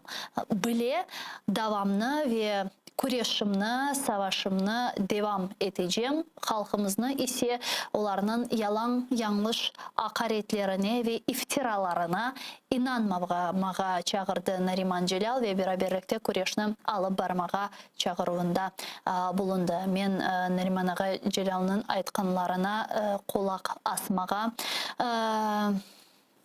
tavsiye ve teklif edeyim. Milli Meclis azası ve Kherson vilayetinde Milli Meclis temsilcisi Abmecid Süleymanov bizle şimdi canlı bağda. Kendisine selamlayıq. Abmecid ağa, selam aleyküm, merhabanız. Aleykümselam. Abmecid ağa, şimdi biz studiyamızda demek Kırım'da yüz bergen hadiselerini müzakere edemiz. Mana sizin fikrinizce bugün Ukrayna ana kıtasından yani dünya tarafından hangi bir hareketler alıp barılmalı ki bu insan hakları bozgunlukları tekrarlanmasın ve tutulgan siyasi mabuslarımızın azat edilmesi ihtimali payda olsun? Hepsinden birinciden bu advokatların büyük işi oluşu gerek. Çünkü onların çalışmasına bakıp birinciden bu Rusya tarafından bizim bağları işgal edenlerin yalanını çıkarmak. Onda söyleyler bunlar şart olup Kherson'da oldular deyip yalanları söylerler ama eğer kim advokatları içinde bir kereden zapros yapsa da ve sınırcılardan fiyat alsa hepsi görecek işte bu ballar ikisi de Kerson'da olmadılar. Kerson'da olmadı diye en son bu açık bir yana geçip lafları etmediler. Ve bu bütün söyleyen yalanlar özleri için ne için oldu? Bu balları kınadıkları için, elektrik koydukları için, kötekledikleri için ballar mecbur olup bu yalanları söylediler. Onun için birinci işi alıp barışları gerek advokatlar. İkinciden Ukrayna tarafından ve meclis tarafından nota koyuluşu gerek ve bu mektubu yollayışı gerek nota olarak Rusya'ya. Üçüncüden bizim tarafı tutan sınırdan dışarı memleketlerin bu Anglia olarak mı, Amerika Koşma Ştatları olarak mı, başka şeyler olarak bir kereden ben olarak 1000 kere söyledim edim. Bu Rusya taraftaki adamların, başlıklarına alıp varanların, bu aksiyonluklar, Putinlerin ve onların yardımcıların şeylerini, binalarını, paralarını arest yapsalar, bu bankalarda ve onların olan çok şeylerine bakın. Bu Peskov'un kızı onda oku çalışıyor. Apakayı sınırdan dışarı yaşay. Şeyleri sınırdan dışarı var. Bu gibi soylarını şeylerini tutup alsalar da hattı özlerini alıp baksalar mı belirlesem pek büyük fayda olur idi. Eğer adamın yaşayışı dursa, ekonomik taraftan da yukarı dursa, Allah'ın yolunu yürüseler ben belirlesem bu şeyleri yapmaya gerek. Ya Abmechta mına sizin fikrinizce halk Kırım'da bu yapılganlar sebebinden nasıl şekilde davranmalı? Yani halka ne aytar ediniz? Buna tarihini alacak olsak, 100 yıllarını, 10 yıllarını alacak olsak, başımızga bu 100 yıllar devamında kelmegen musibet kalmadı. Bugünkü imtihanımız ise bu işgal ve liderlerimizni işgalciler öz vatanından kovmak için elinden gelgenini yaptılar ve yollamaylar liderlerimizni Kırım'da. Anda bulungan liderlerimizni tutup hapishanelerge taşlaylar ve Nariman Celal'ın tutuklanması bunun canlı ispatıdır. Buna bu vaziyette sizin fikrinizce milli hareketimiz ve halk nasıl şekilde davranmalı? Birinciden bizim halkımıza Kırım'da söylemeyi isteyeyim. Birinciden birlik oluşu gerek. Eğer biz o yana bir yana çözmeyip birbirimize kol tutsak, o ballara yardım etsek, onların korantalarına yardım etsek ve her yerde nerede olsa da birbirimize kol tutup fikrimize gelen akılla uğraşıp işleri yapsa ondan çok şey gerekmiyor. Ben anlayayım. Kırım'da mesele pek kıyın. Kırım'dan da şu şeyleri çıkaran İngilizce söylemeye ve Kırım'da bu şeyleri yapmaya pek kıyın. Ama ona bir şeye bakmayıp birlik olsa ben belirtsem çok şey yapmaya mümkün bizim halkımızda. Birinci de birlik oluşu gerek. Ve bu satın gibi soylarına yol vermeyişi gerek. Bunun birlikte birçok olarımız endi Kırım'da yüz bergen bu yana repressiyalar dalgasını ötkerilgen Kırım platformasının samiti ile bağlay. Aslında siz Kırım platformasının muvaffakiyetli keçkenini düşünüyorsunuz mu? Ve eğer ki Kırım platformasından sonra böyle kerginlik yüz berse işgal etilgen toprakta Kırım platforması buna nasıl cevap vermeli? Bakınız birinciden size o söyleyin Karanog'daki meseleye de daha bir söz söyleyeyim. Şimdi yakında Rusya'da saylavlar olacak. Halkımıza şimdi pek çok çaresi var. Bu bütün Ruslar yapan merasimi göz önüne alıp ofisyal aytmaya biz strah etmeyeceğiz bu saylavlarda. Niçin deseniz siz halkımıza böyle bakarsınız, böyle olmayacak işler yaparsınız. Onun için biz doğru saymayız sizin hükümete saylavlar yapmaya da Sizin adamları saylamaya da kimson bizim halkı kıynayacağı değil. Yatırım platforması için de söylemeyi isteyemem. Bu Doknev söyleyen şeyleri ne yapmaya gerek sınırdan dışarı 46 memleketten Kırım platformaya adamlar geldi. Onların içinden 14 tane prezident var idi, Cumhurbaşkanı. Ve onlar da kuru platformada olan gibi Ukrayna'ya kol tutayı, Ukrayna'nın sınırlarına ne de öyle olacak demeyip de konkretik iş alıp varsalar, ben o vakit razı olur edim bu platforma çalışmayı başladı demeye söylemeye. O vakit onların yardımı görülür edi. Birinci de gün bugunda 5 memorandıma kol koydu. Çok sağ olun Sapmич Tağa. Bizle bağlanıp sorularımızga cevap bergeniz için Milli Meclis Azası ve Kherson bölgesinde Kırım Tatar Milli Meclisimizin temsilcisi Abmecit Süleymanov bizle canlı bağda edi. Sayılı dostlar, mense yayınımını devam etem ve Rus tiline geçmeye isteyim. Zira şimdi yayınımızga bağlanacak siyasetçinas Vladimir Voля bizle canlı bağda ve Ukrayna Rus tilinde onun laf edecekmiz. Pana Volodymyra, вітаємо вас. Assalamu alaikum. Доброго здоровья. Алейкум ассалам. Да, пана Володимира, мы вот как раз сейчас с представителем Милли Меджлиса Крымско-Татарского народа Абмечитом Сулеймановым обсуждали последние репрессии на территории оккупированного полуострова, и он солидарен с теми многими политическими деятелями, и в частности с президентом Украины Владимиром Зеленским, который связал репрессии в Крыму с успешно проведенным инаугурационным саммитом Крымской платформы. Вот на ваш взгляд, какой ответ Крымской платформы сейчас должен быть Кремлю, в особенности после очередной волны репрессий?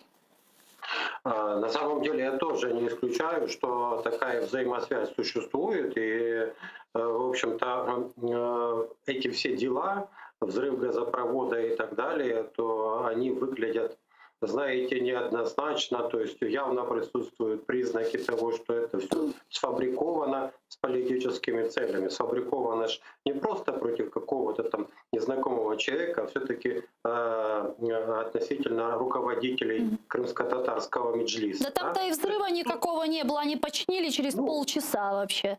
Даже вот использовали, да, вот получается, что использовали какую-то небольшую ситуацию для того, чтобы учинить политическую расправу или, то есть, как бы действительно ответ на Крымскую платформу. Я думаю, что, учитывая, что на следующей неделе будет заседание высокого уровня в Совете Безопасности, простите, в Генассамблее ООН, то я думаю, что вот у нас есть несколько дней Украины для того, чтобы все государства, которые подписали Крымскую платформу, с ними сконтактировать, Крымскую декларацию, сконтактировать и выйти с коллективным заявлением на полях Генассамблеи ООН. То есть чтобы это было политическое заявление, четкое, однозначное и прозвучало именно тогда. Потому что вот этот как раз период Генассамблея, вот, выступления на высоком уровне, да, неделя высокого выступления на высоком уровне, она для этого очень подходит. И было бы неплохо, если бы все, кто там будут выступать, представители государств, подписавших Крымскую декларацию, тоже в своих выступлениях обозначили вот эти репрессии в Крыму. Но ведь с другой стороны, пане Володимире, мы это неоднократно с вами в наших эфирах обсуждали, принятые резолюции на Генеральной Ассамблее ООН и не только, и на различных других международных платформах. А что нам от этого? Как это конкретно повлияет на ситуацию? Ну, выступят там различные представители с тем или иным заявлением. Ну вот подписали они на саммите Крымской платформы даже ту же декларацию, эту Крымскую хартию. Но как это влияет напрямую на агрессора? Как это влияет на оккупанта, чтобы тот не продолжал эти репрессивные действия на территории временно оккупированного полуострова сейчас, как минимум, а дальше вообще ушел с Крыма? То есть какие конкретные действия мы можем увидеть? Потому что в последнее время складывается такое ощущение, что Организация Объединенных Наций превратилась в площадку высказывания недовольства и обеспокоенности. Ну вот, а какая конкретика? А еще превратилась Генассамблея давно уже в трибуну для выступлений, обращенных к внутриполитической аудитории. То есть многие лидеры выступают там, в первую очередь, это выступление рассчитано на свою, именно на аудиторию своей страны. Я, да, согласен с тем, что когда в течение нескольких лет мы не видим какого-то однозначного практического эффекта, то все вот эти заявления, они выглядят уже как ритуально, как бы, да, то есть своеобразный ритуал, за которым ничего не следует. К сожалению, надавить сейчас на Россию так, чтобы она ушла вот просто так с Крымского полуострова, невозможно. Но вместе с тем, несмотря на то, что вот присутствует такой элемент ритуальности во всех этих решениях, нужно все-таки эту тему с использованием новых фактов, новых обстоятельств поддерживать и пытаться нащупать вот тот момент, возможно, даже для того, чтобы усиливать санкции, требовать усиления санкций. Понятно, что усиление санкций, это выступление на Генассамблее не будет, это достаточно продолжительная, кропотливая работа. Вот я, кстати, по поводу санкций тоже. Xiaomi вроде бы китайская компания, при том, что китайские бизнесмены там на Крымском полуострове вроде как бывали, да, но Xiaomi вроде бы блокировала свои устройства на Крымском полуострове. Кто-то говорит, что не блокировала. Но тем не менее, вот такие маленькие нюансы, они все-таки, знаете, вода камень точит. Ну и главное, что в ситуации с этими репрессиями, да, это уже не первый случай, таких случаев, сколько уже, больше тысячи, или, извините, я вот не помню, сколько уже крымских татар за эти 7-8 лет были подвергнуты репрессиям, то есть арестованы и осуждены этими российскими властями. То есть понятно, что с одной стороны выглядит, что очередные репрессии, да, если говорить в этой временной ретроспективе, да, но вместе с тем складывать руки тоже нельзя, с этим мириться. Поэтому вот такой слабый вариант, да, к сожалению, у него другого пока нету. Нужно, как я сказал, что вот то, что сейчас можно сделать, это чтобы вот по поводу этого ареста, как возможного ответа России на Крымскую платформу, каждый выступающий представитель государства, подписавшего Крымскую платформу, это обозначил. И тогда мы увидим уже какой-то, знаете, организованный хор и на Генассамблее, хор голосов.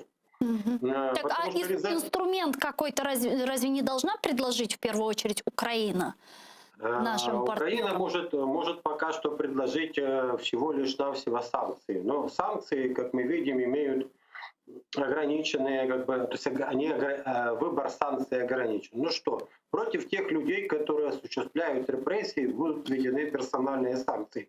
Масштабные санкции в отношении России я не ожидаю, что они будут введены, что они могут быть введены. Последние масштабные санкции — это когда Трамп вот этот весь список Форбса взял, да, российских влиятельных бизнесменов, и по нему прошелся. И все. Дальше, чтобы отключать Россию от кого-то, от чего-то или что-то еще кардинально, я думаю, Запад не готов на это идти, и мы должны это понимать.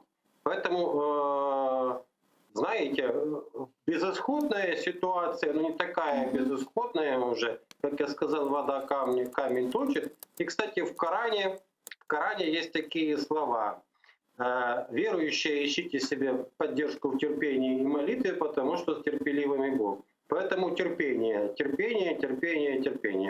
И я думаю, что, к сожалению, вот да, но в исламе и у мусульман, да, но в исламе и у мусульман есть такая же поговорка по аналогии в русском украинском языке: надейся на Бога, но сам не плашай. То есть, конечно, можно надеяться, верить, да, терпеть, и нужно это делать, но при этом нужно принимать и предпринимать какие-то меры, так да, как с неба тебе ничего не свалится просто. Но любые меры, они ограничены тем набором обстоятельств и возможностей, которые существуют. Прыгнуть выше обстоятельств можно попытаться, да, но, как правило, это не получается. Поэтому вот кропотливо точить этот камень нужно. Ну и что мы видели даже по позиции Соединенных Штатов? Никто не гарантирует того, что Россия вернет Крым в ближайшие годы. То есть все настраиваются на длительную вот эту борьбу, политику непризнания, как это было с прибалтийскими 3 республиками. Поэтому, к сожалению, вот так, как есть.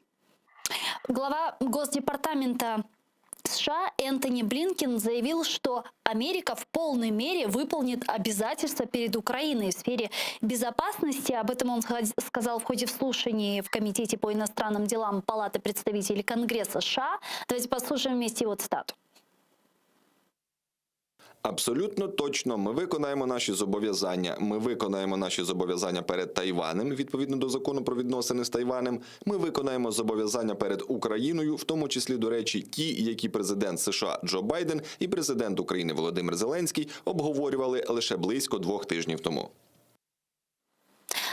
О чем идет речь? Это касается того же Будапештского меморандума, где Соединенные Штаты Америки гарантировали нам нашу территориальную целостность. Вот о чем говорит Блинкен? Какие именно обязательства Соединенные Штаты Украины Америки по Украине выполнят? Что это будет, что мы увидим? Я думаю, что Будапештского меморандума эти слова совершенно не касаются, потому что фактически этот меморандум утратил свой смысл после того, как одна из сторон подписантов нарушила свои обязательства, и другие стороны, что-то в меморандуме было написано, начать консультации. Да? Да. Поэтому этот меморандум — это рамочный документ, это декларация о намерениях, которая так и не стала серьезным документом с серьезными гарантиями. Все потому, что да, вот на тот момент сложились так обстоятельства, что подписали вот такой документ без четких твердых гарантий. Опять-таки, по поводу этого документа текста шел переговорный процесс. Если говорите, что всякая политика — это искусство возможного, то искусство возможного при определенных обстоятельствах. То есть этот меморандум согласовывался несколькими державами, и вот текст вышел такой, как есть. Мог ли он быть другим? Скорее всего, нет. Поэтому я думаю, что речь идет, в словах Блинкена речь идет о том, что Соединенные Штаты обязуются не признавать Крым, обязуются не признавать возможную аннексию ОРДЛО Российской Федерации, не собирают, Соединенные Штаты намерены усиливать поддержку оборонного сектора в Украине и реформу. Вот те соглашения, которые были подписаны во время визита Зеленского, вот знаете, вот как машина, с одной стороны, в собранном виде, это машина, и многие ее представляют в собранном виде именно, да? А вот машина — это еще набор деталей, узлов, там, агрегатов и так далее. То есть для автослесаря машина выглядит как набор этих запчастей. Так вот, если говорить о том, что было подписано во время визита Зеленского в США, это 3 соглашения об основах стратегического оборонного сотрудничества, о сотрудничестве в военно-технической сфере, конкретно соглашение Укроборонпрома с 3 ведущими американскими корпорациями, которые занимаются военной техникой, и сотрудничество в космической сфере, плюс повышение уровня взаимодействия в разведывательной деятельности и закрытая секретная линия связи. То есть эти все соглашения фактически они содержат тот набор возможностей и взаимодействия, которые предоставляют США государствам, которые они признают основным партнером вне США.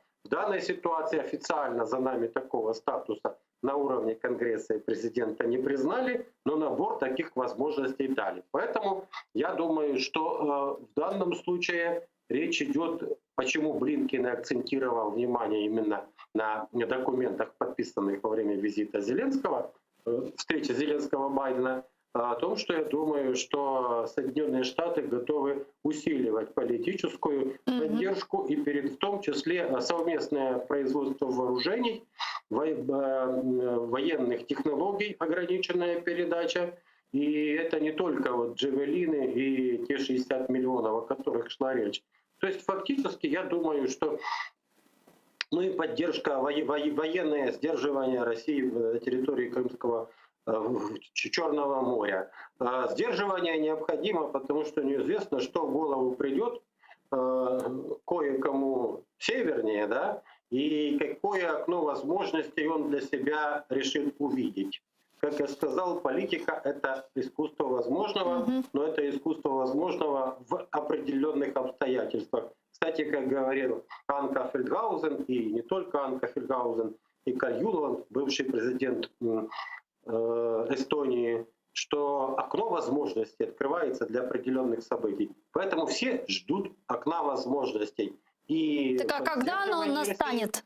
Не будет ли слишком поздно? Сложно сказать, но на всякий случай, я так понимаю, что Соединенные Штаты готовы усиливать уровень военно-технического и вообще сотрудничества. Посмотрим, кстати, что будет в хартии, которую анонсировали на октябрь месяц, да, хартия стратегического сотрудничества. Когда наступит окно возможностей, к нему надо быть всегда готовым, понимаете? Да, вот, кстати, про военную составляющую. Чтобы Путин не оказался первее со своими возможностями относительно других регионов юга Украины, нужно укреплять юг. Да, я понимаю, вот как раз о военной составляющей высказался и министр иностранных дел Украины Дмитрий Кулеба. Он сказал, что Украине нужно научиться превращаться в гибкое военное государство по типу Израиля. Обещаниям о поддержке со стороны западных стран Киев уже не верит, сказал Дмитрий Кулеба. Давайте послушаем вместе его цитату. Ця країна витягла ряд гірких уроків, які говорять, що обіцянки Заходу швидше за все не будуть виконані. Ми не віримо обіцянкам. Обставини не залишають вибору. Армія, дипломатія і український народ – ось що нам потрібно, щоб вижити. Ну, для начала, пане Володимира, вот как вам такая риторика, когда мы уже четко, министр иностранных дел артикулирует на том, что Украина не верит обещаниям наших западных партнеров, когда президент Зеленский во время разговора о Северном потоке-2 говорит о том, что с Соединенными Штатами Америки мы еще можем решить какие-то вопросы, так как западным партнерам, некоторым нашим западным партнерам в этом вопросе доверия абсолютно никакого нет. Вот как вам такая риторика? Я думаю, что это некорректная риторика, противоречащая тому, что делал в недавнем прошлом и делает господин Климкин, будучи на посту министра иностранных дел Украины. Если не верим никому, зачем мы тогда с ними договариваемся, о чем-то получаем у них помощь, соглашения заключаем, в том числе вот эти оборонные, да? Поэтому, знаете, тут вопрос, если вы не верите, зачем имеете с ними дело? Я думаю, что верить западным союзникам надо, но действительно нужно полагаться на собственную прагматичную политику и полагаться на собственные деньги. Самое главное для обеспечения безопасности — это армия. Это стабильно работающие государственные институты и социально-политическая стабильность в стране. Но за всем этим стоит работающая эффективная экономика. Как показывает опыт тех государств небольших, у которых есть деньги, но нет населения для больших армий, то они могут покупать себе оружие, какое хотят, да, в том числе высокотехнологичное, и заручаться поддержкой других более сильных государств. Поэтому да, я согласен с тем, что Украина должна больше все-таки рассчитывать на собственные силы, но это не отрицает того, что все-таки обещания западных партнеров, они всегда чего-то стоят. Может быть, они не оправдывают наших ожиданий, но все должны понимать, что у каждого государства есть свои интересы, да, и свои возможности. И поэтому, да, нужно делать упор на собственные силы и поднимать экономику. Для того, чтобы обеспечить оборонный комплекс, нужно брать пример, кстати, с Эрдогана, а не с Турции, а не с Израиля. Израилю там такая огромная военная помощь со стороны шла. Столько денег давали и вооружений. А Эрдоган что делает? Эрдоган развивает собственный военно-промышленный комплекс.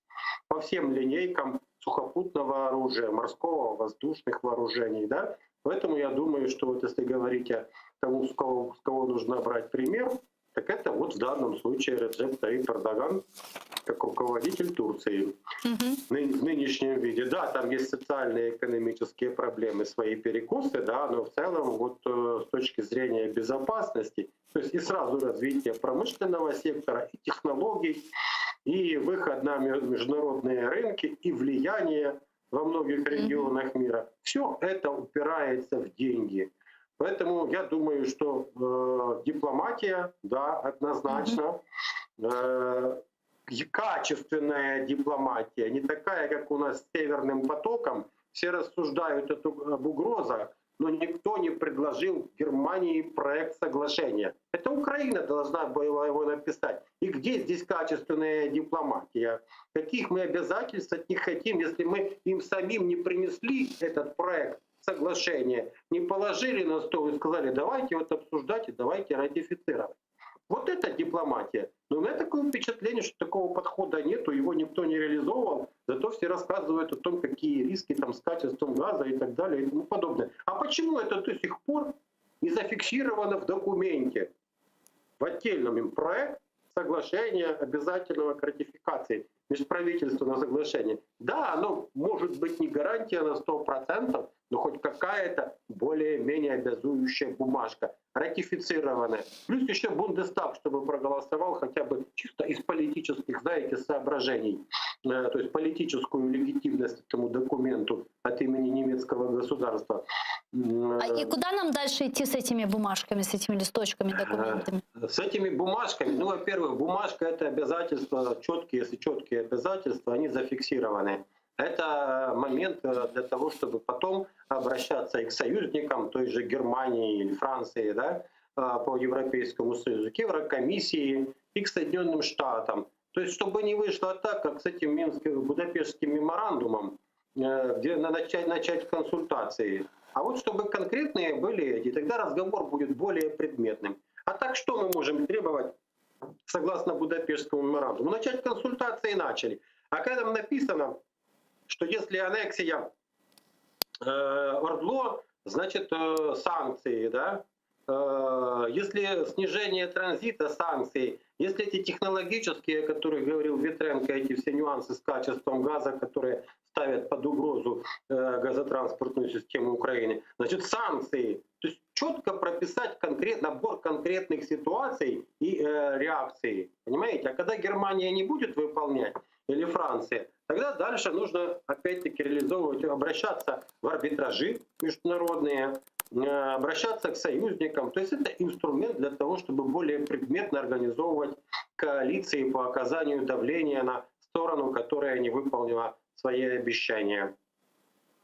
Пане Володимире, вот сейчас прошла такая новость, которую я бы хотела, чтобы вы прокомментировали. Российская делегация в трехсторонней контактной группе в Минске сорвала обсуждение имплементации формулы Штайнмайера. Представители России предложили обговорить так называемый план действий боевиков ОРДЛО. Об этом на своей странице написал представитель украинской делегации в трехсторонней контактной группе в Минске Сергей Гармаш. Цитирую. «Основные усилия Москвы и ее марионеток из Донецка и Луганска сегодня были направлены на то, чтобы сорвать обсуждение и, соответственно, последующую имплементацию пресловутой формулы Штайнмайера». То есть я так понимаю, что все-таки формулу Штайнмайера в минском формате обсуждают, а зачем мы ее обсуждаем? Вот я тоже, кстати, удивлен, а что там обсуждать, если она была согласована на декабрьском 2019 года саммите Нормандской четверки на самом высоком уровне. Да? То есть там что-то они работали, дорабатывали, и вроде бы был текст, который Украина вроде бы должна имплементировать. И потом, после этого, в течение нескольких месяцев тоже были бурные дискуссии, даже в этом году уже, по поводу этой же формулы, и текст ее обсуждали. Да? Поэтому что там еще обсуждать, я не знаю. Но то, что подконтрольные России руководители ОРДЛО срывают вместе с Россией эти все заседания, я думаю, они просто тянут время, потому что фактически с января начался новый этап российской стратегии в отношении ОРДЛО.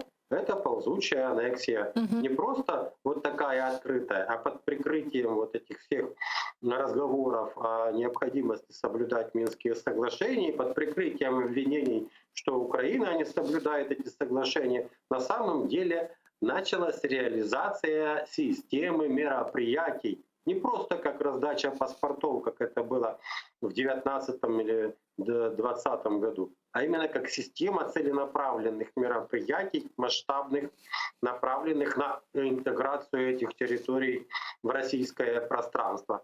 Поэтому я думаю, что вот эти все срывы, ну они там, что там эти, которые ОРДЛО говорят, ну мы требуем, мол, процедурного юридического очищения ранее осужденных. Ну, не знаю, насколько это важно, но мне кажется, что они срывают целенаправленно, потому что не собираются на самом деле эти люди, которые на переговорах в тристоронней контактной группе, пускай и не сидят за столом, а где-то сбоку, они не собираются возвращаться в Украину. Пушилин говорит «наша Россия», мы часть России. Все говорят тот. Кого эти люди представляют на самом деле, если они говорят, что они Россия, они часть России, не собираются голосовать на выборах в Российскую Госдуму?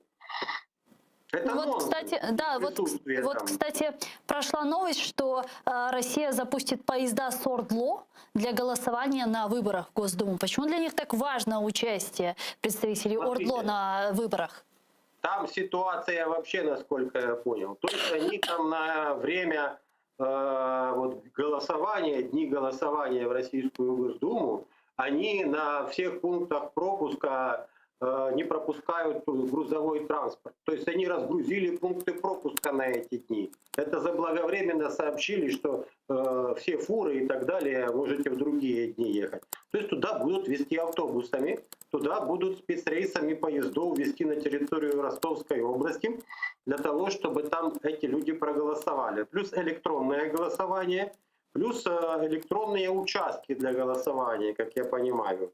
То есть получается, что руководство ОРДЛО, вот те люди, которые реально руководят ОРДЛО, да, под протекторатом России, они аж не знаю, выслуживаются, чтобы обеспечить как можно более масштабное голосование жителей ОРДЛО с российскими паспортами на выборах в Госдуме всеми возможными способами. И экскурсиями завлекают на территорию Ростовской области и так далее. Поэтому да, вот ситуация вопиющая, и это нужно обращать внимание на Генассамблею ООН. Хотя, по большому счету, эта ситуация заслуживает при определенных обстоятельствах рассмотрения на Совбезе ООН с требованием все-таки лишить Россию права голоса. Дякую вам дуже, пане Володимире. Чохсагу, що знайшли время і підключились к нам в ефір. Володимир Воля, політичний аналітик, був з нами на прямому зв'язку. А мы с вами не прощаемся, прерываемся буквально на 5 минут. Далее вернемся в эфир и продолжим информационно-аналитическую программу «Бугунь». Не переключайтесь. Я напомню, что мы работаем в прямых эфирах. Вы можете звонить к нам абсолютно бесплатно по Viber, можете присоединяться по Skype. И не забывайте подписываться на наш YouTube-канал. Там мы вещаем как в онлайн-режиме, так и выкладываем самые интересные фрагменты из наших эфиров, выкладываем туда практически все наши программы в записи. Ну и, наконец, поддержать телеканал АТР вы можете, подписавшись на наш Patreon. Адрес я попрошу сейчас вывести наших режиссеров на экраны. Вот сейчас вы видите адрес нашего Патреона. Если вы пройдете по этой ссылке, по этому линку, вы увидите несколько уровней поддержки телеканала АТР. Вы можете выбрать любой уровень, наиболее подходящий для вас. Таким образом, вы станете частью большой крымско-татарской семьи АТР, а это, в свою очередь, будет помогать нам продолжать работу на информационном фронте. Сайглар хадашлар сызнен саглых лашмаймыз. Бежда хадан сонраз бу программамызны, бугун программамызны девам этежекміз студиямызға мусафир тешлев буйраджах о себептен экранларınız başından ayrılmanız. Көршкенше.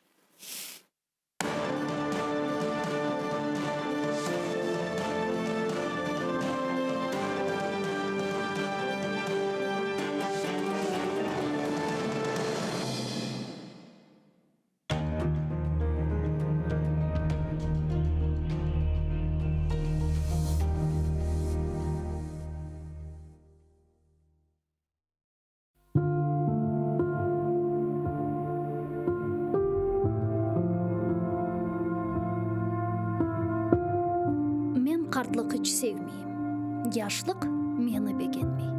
Миллетке қол аяқлıyım, амма ода іч білмей. Өз башыма қалам yolda бір шей келмей елімден. Ағлайым. Айтам алымны kimse аңламай тілімден. Көкке учажағым келе, көк менден ұзақ қача. Ерде мені ютмақ істей йыландай ағызын ача. Үрке ютылмақтан жаным яшамақ істейім мен.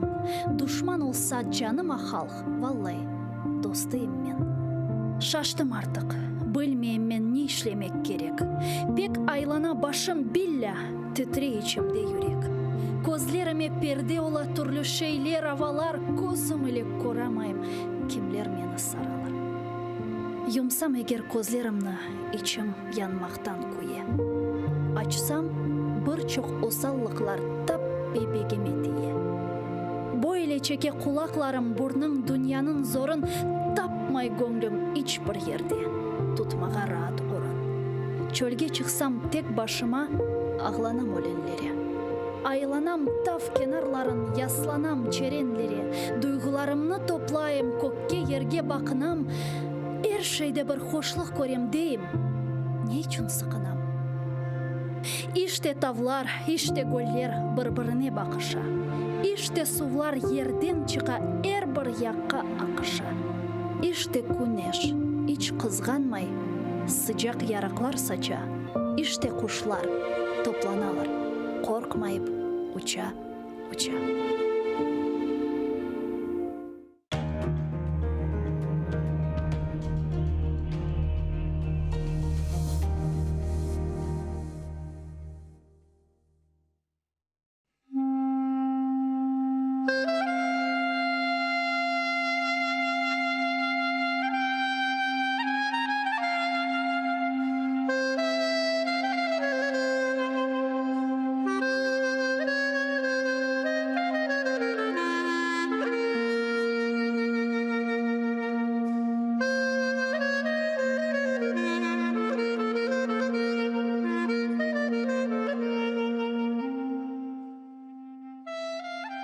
Бисмиллахир-рахманир-рахим.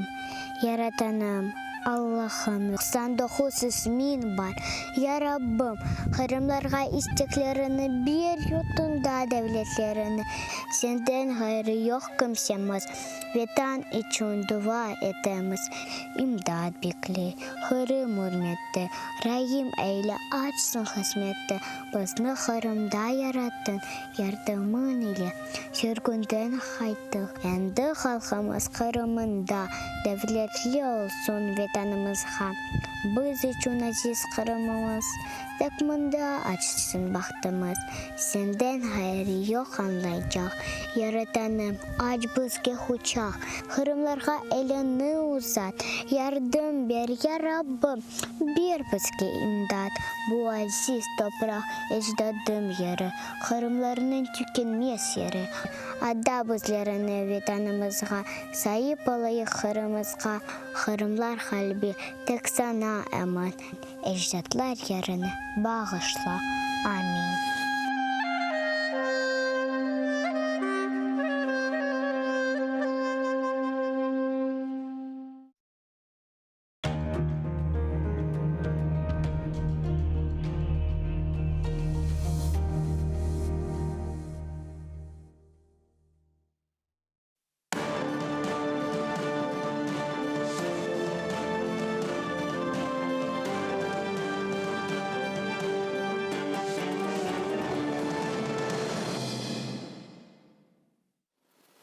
Ассаляму алейкум, хайрлы шамлар, добрый вечер. В эфире телеканала АТР. Вы смотрите информационно-аналитическую программу «Бугунь».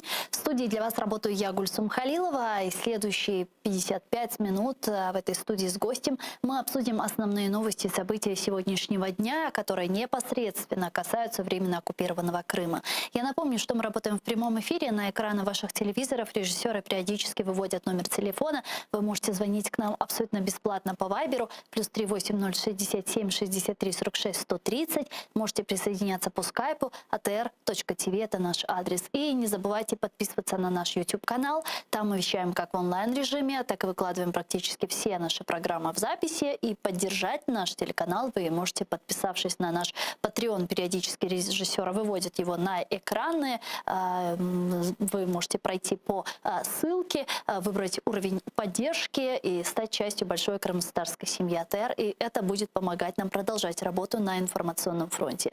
А этот блок я хочу начать со следующего информационного сообщения. Действиями силовиков по силовому разгону и аресту крымских татар у здания ФСБ в Симферополе 4 сентября руководил предатель из числа бывших сотрудников МВД Украины, бывший исполняющий обязанности начальника Симферопольского районного отдела Главного управления МВД Украины в АРК и Севастополе. Об этом на своей странице в Facebook сообщил председатель Меджлиса крымско-татарского народа Рифат Чубаров. Давайте послушаем его цитату. Діями карателів по розгону кримських татар, що зібралися біля будівлі ФСБ Росії по Криму, і їх затриманнями керував Сергій Ніколаєв, начальник російської окупаційної поліції міста Сімферополя. Сергій Ніколаєв до березня 2014 року служив в МВС України і займав посаду виконуючого обов'язки начальника Сімферопольського районного відділу Головного управління МВС України в Автономній Республіці Крим. А вот адвокат Николай Полосов сообщил, что первому заместителю главы Меджлиса крымско-татарского народа Нариману Джелялу ужесточили обвинения, так как в деле могли появиться новые сфабрикованные так называемые доказательства. Зараз звинувачення від 10 до 15 років. Але важливо розуміти, що у статті 281 Кримінального кодексу Російської Федерації є ще друга частина, яка вводить додаткову кваліфікацію – організована злочинна група. І слідству нічого не заважає ще більше посилити звинувачення Наріману і братам Ахтемовим. Я рада представити гості нашої студії. Володимир Цибулько, народний депутат України 4-го скликання, письменник та громадський діяч. Пане Володимире, вітаємо вас. Ассаляму алейкум. Да. Если мы говорим об очередной волне репрессий на территории временно оккупированного полуострова, наверняка вы знаете и следили за тем, что происходит за последние несколько недель, в особенности после инаугурационного саммита Крымской платформы. Это что? Вот очередная волна репрессий. Это, в принципе, стратегия России, которую она уже осуществляет на протяжении последних 7 лет, или же их настолько разозлила Крымская платформа? Это, скорее, новый виток перехода российского авторитарного режима оккупационного в формат такого откровенно фашистующего. Ведь, смотрите, Путин страшно любит всякие параллели. Вот он открывает памятник Александру Невскому, вот он открывает памятник князю Владимиру Крестителю, ворованному князю, украинскому князю. И все это выглядит как бы символические игры. Но ведь сам символизм по Крыму, он более чем страшный, потому что крымских татар в случае депортации обвинили именно в коллаборации с Гитлером, с оккупантом. Да, в измене, в предательстве. Но, как говорится, треску в чужом глазу видит, а колоду в своем россияне не видят. Если обращаться к этим параллелям, то именно представители НКВД во время оккупации гитлеровской массово переходили на работу в полицаи к гитлеровцам. Вот так и представители украинского МВД переходят, мало того, переходят на работу к агрессору, к оккупанту, так еще и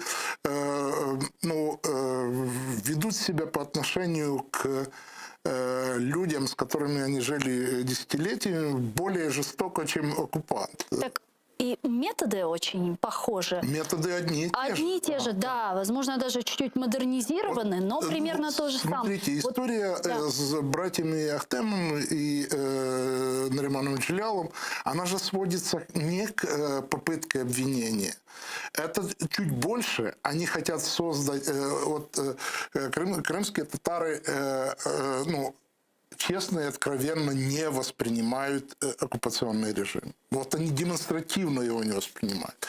И оккупационная власть решила перевести снова-таки по сталинскому методу обвинить весь народ в терроризме. И то, что делают с Нариманом Джелялом сейчас, и вот этот новый виток, я уже не говорю о сотнях людей, которые или арестованы, или уже осуждены, незаконно осуждены. Но вот этот виток, он все более напоминает вот такой сталинский стереотип создания образа крымских татар как уже не просто несогласных, а как организованной террористической группы. И это, Но ведь с другой стороны, еще в 2016 году Россия на своей территории, на территории оккупированного полуострова, запретила представительские органы крымских татар Милли Меджлис, объявив представительский орган экстремистской организацией. И, вы в принципе, сказали, Россия на своей территории, не на своей, на оккупированной. Не, я сказала на своей и на оккупированной территории. Я сказала на своей территории и на оккупированной территории Крым. Она запретила представительский орган крымских татар.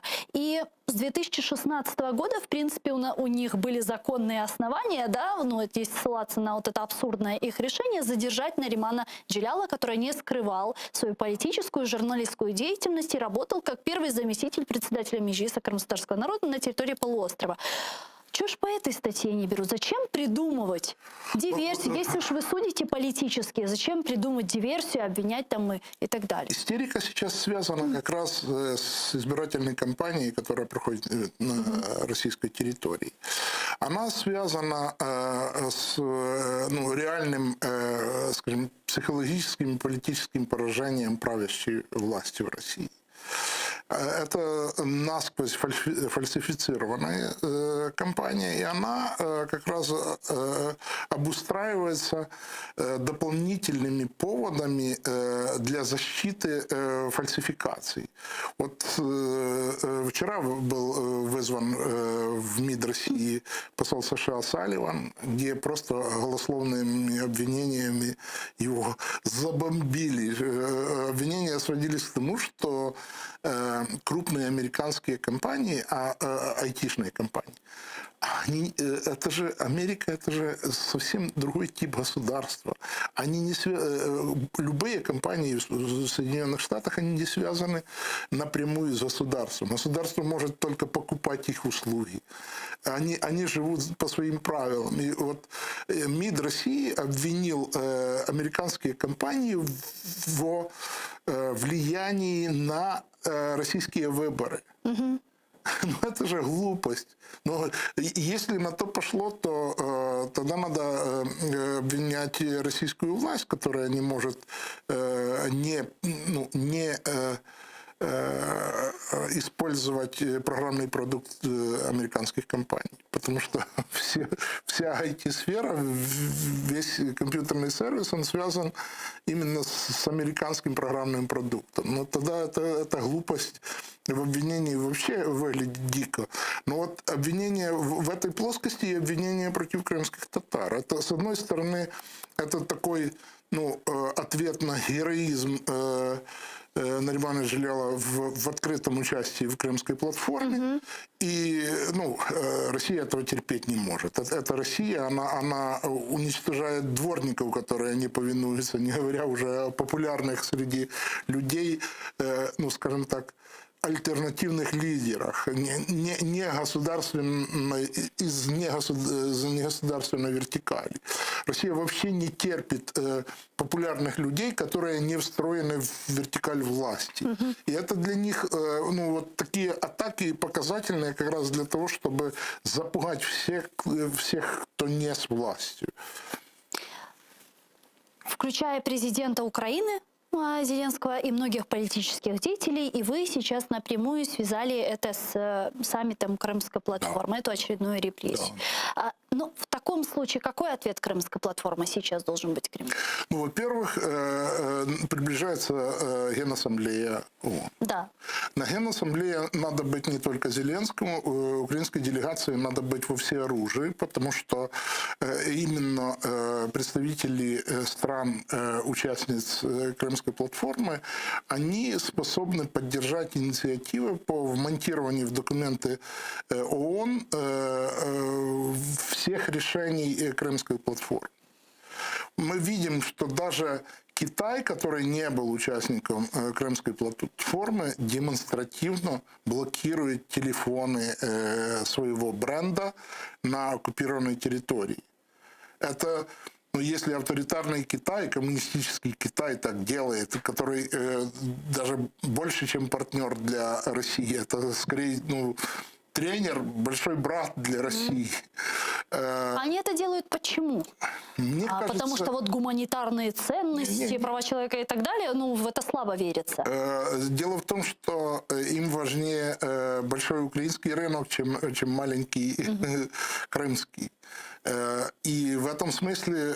Тут совпали экономические интересы с гуманитарными экономические ценностями. мотивы. И тут еще один мотив. Дело в том, что ставка Китая на Беларусь как плацдарм для продвижения китайской продукции на европейский рынок, она накрылась медным тазом. Лукашенко разрушил вот эту концепцию и вложения моральные и физические Китая, технопарк Великий Камень под Минском. И в этом смысле Украина, которая ассоциирована с ЕС, и у нас, ну, зона свободной торговли с ЕС, по сути, более привлекательна, чем Беларусь или Россия. Потому что действительно в Украине можно дорабатывать из китайских комплектующих много видов продукции и поставлять их на европейский рынок. Очень привлекательно, самый емкий рынок в мире. Вот в чем дело. И поэтому Китай играет. Ну и для Китая это такой, ну, щелчок по носу европейским лидерам, потому что, ну вот знаем, Siemens поставил турбины. Голландские компании даже после смерти своих граждан на рейсе MH17 предоставляли услуги по строительству Крымского моста. И это, ну, такой довольно унизительный момент для, я думаю, для европейской демократии. Я предлагаю подключить к нашему эфіру Юлію Тищенко, співзасновницю нацплатформи «Діалог про мир та безпечну реінтеграцію». Вона зараз з нами на прямому зв'язку. Пані Юлія, вітаємо вас. Салям алейкум. Да. Пані Юлия, мы как раз гостем студии с паном Володимиром Цыбулько обсуждаем, каким образом же Крымская платформа должна сейчас ответить Кремлю, ответить России за ее последние репрессивные действия на территории полуострова, в частности, задержание первого заместителя председателя Меджлиса крымстарского народа Наримана Джеляла. Как вы считаете, какой ответ должен сейчас последовать от Крымской платформы? Ну, насколько я понимаю, да, речь, очевидно, в этой реакции может быть там про какие-то совместные решения, совместные заявления, но Крымская платформа уже в лице своих членов, да, то есть те, кто подписал, собственно, эту декларацию, это и страны ЕС, это и американская сторона, да, то есть мы видели, по крайней мере, аналогичные, заявления с осуждением того, что случилось в Крыму, то есть задержанием Наримана Джеляла. И я думаю, что это логично было бы, да, то есть это действительно усиление международного давления, усиление санкционного режима, вот исходя из того, как будет дальше развиваться ситуация. Ну и Нариман Джелял пополнил список тех гуманитарных Кремля, да, политических ученых, по сути. Вот я думаю, что вот вся палитра тех шагов, заходов, да, которые может быть предприняты, это и санкции, и различные международные заявления, и использование различных дипломатических открытых, закрытых каналов, здесь должна быть, может быть. В декларации Крымской платформы есть пункт, в котором говорится, что в случае обострения на территории оккупированного полуострова страны-участники обсуждают возможность введения новых санкций в отношении Кремля. Вот то, что произошло на последние несколько недель на территории Крыма, является ли поводом, чтобы Украина подняла этот вопрос и апеллировала к этому пункту декларации Крымской платформы? И готовы ли страны-подписанты этой декларации сейчас обсуждать вопрос введения новых санкций в отношении России? Я думаю, что Украина должна так сделать, да, то есть она уже выступила, по сути, да, с теми заявлениями, которые были по поводу этого задержания в Крыму. И по поводу фактически использования крымской платформы в российских пропагандистских целях, там вот с этими достаточно странными явлениями диверсии. Да, почему? Потому что Нариман, действительно, тут присоединяюсь к тем коллегам, которые говорят, что Нариман стреляла, судят, арестовали не как политика, а какие-то такие квази-обвинения, которые выдвигают по отношению к нему Россия. То есть я думаю, что Украина должна принимать эти вопросы, в том числе и на увеличение санкционного режима и разных элементов реагирования, которые здесь могут быть там, в той палитре, которая есть на самом деле у международных организаций. Готовы ли страны-подписанты? Я думаю, что нужно об этом говорить, доказывать свою позицию, демонстрировать все те негативные, страшные процессы, которые в Крыму происходят. Недавно президент Украины Владимир Зеленский на форуме ЕС сообщил, что он будет считать успешным результатом переговоров, возможных переговоров в нормандском формате, освобождение политических заключенных или обмен политических заключенных. Как вы думаете, насколько сейчас реально проведение нормандского формата, в результате которого можно увидеть какой-то обмен или освобождение? Потому что с 2019 года, 7 сентября, каких-либо таких освобождений наших политических заключенных, которые находятся и на территории оккупированного полуострова, и на территории незаконно, в результате, когда их вывезли незаконно на территорию России, таких массовых каких-то обменов 2 года мы не видели. Что может сейчас стать триггером? И может ли такая встреча в нормандском формате привести к освобождению заключенных?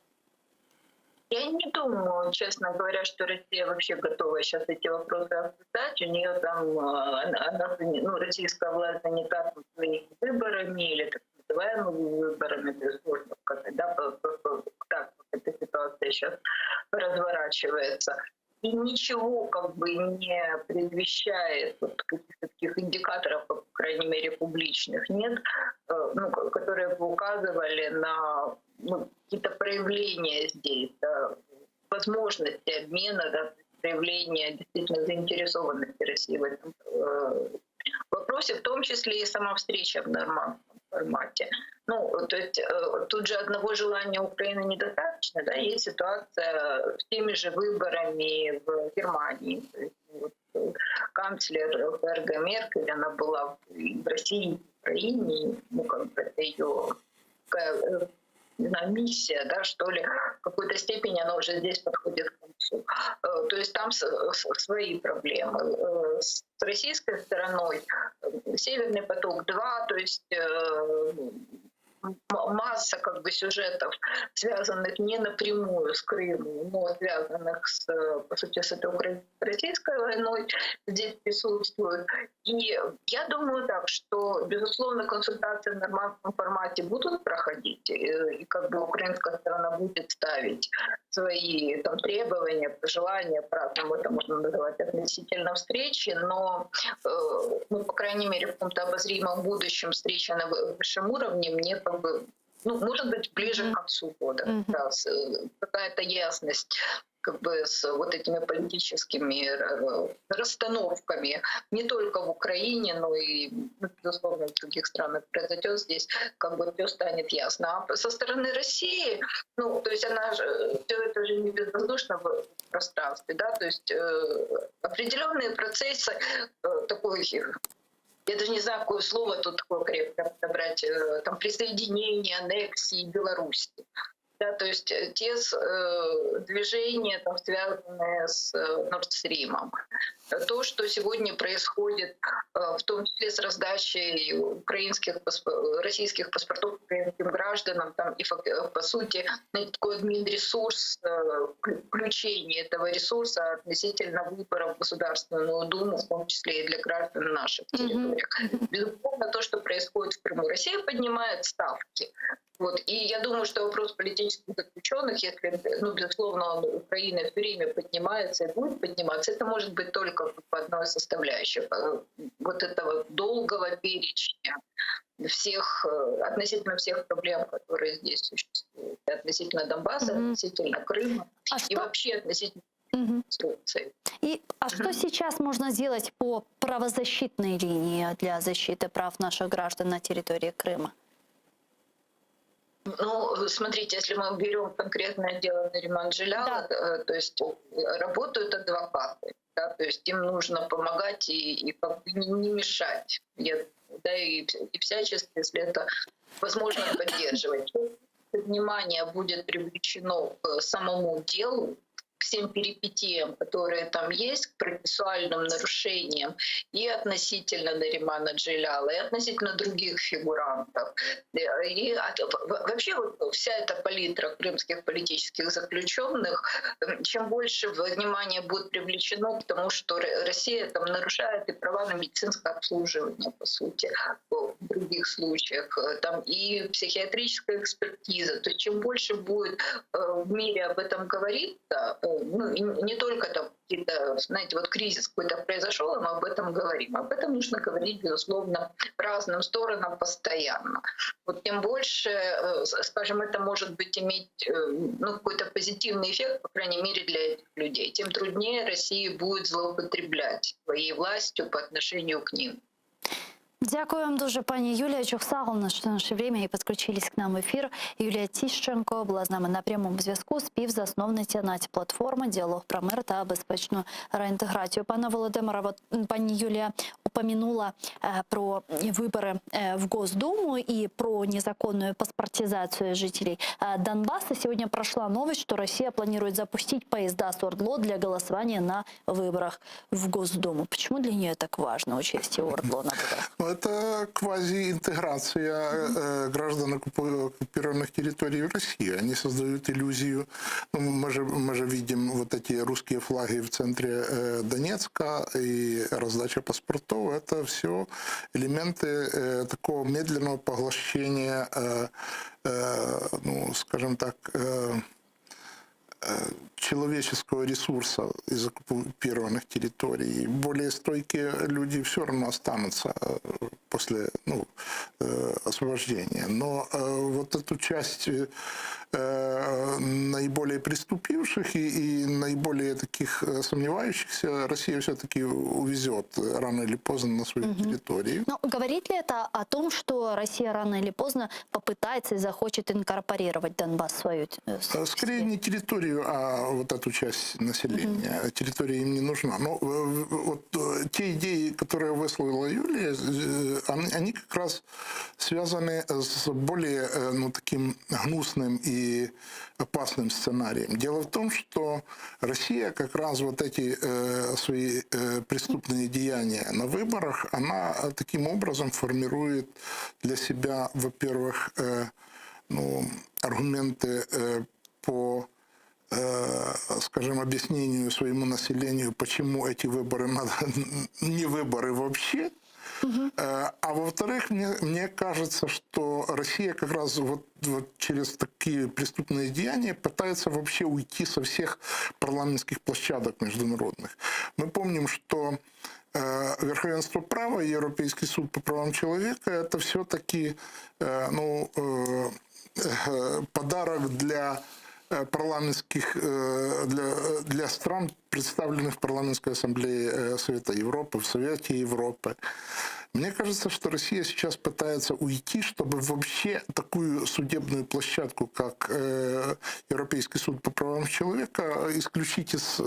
Мы же помним историю, когда Россия сначала внесла поправку в верховенстве национального права над международным, хотя Конституция российская, по-моему, они, сейчас, может, во время вот этих последних правок это чуть-чуть подправили более аккуратно, но во всяком случае, пока Россия остается в европейском, точнее в Совете Европы, Европейский суд по правам человека остается все-таки площадкой юрисдикции, которого Россия признает.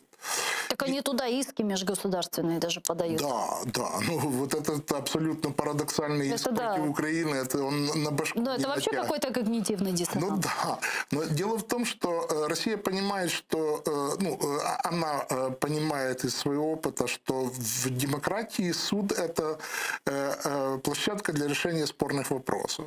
И в суд идут даже по надуманным причинам. Это наше сознание посттоталитарное, оно рассматривает суд как стопудово обращение в суд как стопудово убеждение в своей правоте. Да. И суд только должен это подтвердить. А в демократии любой сомнительный вопрос, он просто несется в суд и там обсуждается. Так вот, если Россия выпадет из всех вот таких площадок, в том числе с парламентской ассамблеей Совета Европы, скорее всего, они закроют для российских граждан и Европейский суд по правам человека. Они просто уйдут... Опустят железный занавес. Да, в глухой отказ. И это будет, конечно, трагично, потому что сейчас, в принципе, люди с оккупированных территорий, благодаря хорошим украинским юристам и международным юристам, могут напрямую обращаться в Европейский суд по правам человека. Кстати, вот даже по России Навальный напрямую обратился, не проходя через национальные инстанции, например, через районные или окружные суды, а по Навальному история, она вышла прямо на Европейский суд по правам человека. И в украинской ситуации стоит рассматривать ЕСПЧ как один из механизмов давления на агрессора. Потому что агрессора надо давить не одиночными исками. История с Нариманом Джелялом, она требует прямого, уже быстрого влияния реакции Европейского суда по правам человека. Но она требует, кстати, реакции, например, парламентской ассамблеи Совета Европы, где украинская делегация билась лбом и объясняла, что Россия это агрессор, это бандит международный. А там целая куча путин-ферштейеров все-таки вернули российскую делегацию. И это не только ради денег. Когда говорится, что там Россия покрывала, по-моему, 12 с чем-то процентов трат на содержание Совета членские Европы. взносы. Да, членские взносы. Но это не радикальные деньги. Например, Европейская комиссия может найти эти деньги для поддержки, чтобы закрыть нехватку денег для этой институции. Но на самом деле Россия действительно уйдет с этих площадок. И этот механизм, к сожалению, то, что Юлия Тищенко и ее коллеги создали платформу, она такая, очень... она более для игр интеллектуальными мышцами, но все-таки права человека там во главе угла. И на этом можно было бы развивать дискуссии, если бы Россия хотя бы пыталась подольше задержаться на этих европейских площадках. Но мне кажется, что там глухой отказ, и после именно выборы станут как раз попыткой полностью задернуть этот железный занавес. Министр иностранных дел Украины Дмитрий Кулеба недавно сообщил, что Украине уже пора и нужно научиться превращаться в гибкое военное государство по типу Израиля, так как обещаниям о поддержке со стороны наших западных партнеров Киев уже не верит, сказал Кулеба. Давайте послушаем его цитату. Ця країна витягла ряд гірких уроків, які говорять, що обіцянки Заходу швидше за все не будуть виконані. Ми не віримо обіцянкам. Обставини не залишають вибору. Армія, дипломатія і український народ – ось що нам потрібно, щоб вижити. Військовий експерт, полковник запасу Збройних сил України Олег Жданов зараз з нами на прямому зв'язку. Пане Олеже, вітаємо вас. Селям алейкум. Доброго дня. Да. Как вам заявление Кулебы относительно того, что Украине нужно научиться превращаться в гибкое военное государство по типу Израиля в наших реалиях, в украинской истории? Это реально? Ну, это не то, что реально, это с этого надо было начинать. И я всегда об этом говорил, что начинать надо с армии. Как говорил Наполеон, кто не хочет кормить свою армию, тот будет кормить чужую. Поэтому нам надо начинать кормить свою. А с чего нужно начинать? Какие наиболее уязвимые точки в оборонном секторе Украины сегодня? На сегодняшний день самые уязвимые точки – это укомплектованность вооруженных сил, это касается личного состава, и низкий уровень технологического оснащения. То есть мы воюем еще в основном старыми советскими образцами вооружения. Новые образцы и высокоточное оружие, если они и есть, то они в единичных экземплярах. И, кстати, обратите внимание, мы 7-й год уже воюем, да, и у нас на сегодняшний день нет модели. Мы не понимаем, какую модель вооруженных сил мы строим. Какова цель всей вот этой вот построения вооруженных сил Украины. И поэтому мы не можем с вами сложить картину разницы между перспективной моделью вооруженных сил и существующей моделью. И поэтому мы не можем понять, какие шаги нам надо предпринимать, что критично, что в первую очередь, что во вторую, где брать деньги на это и как вообще двигаться к вот этой перспективной модели. А как бы вы это описали? Вот как бы вы описали цель, задачу и ее выполнение?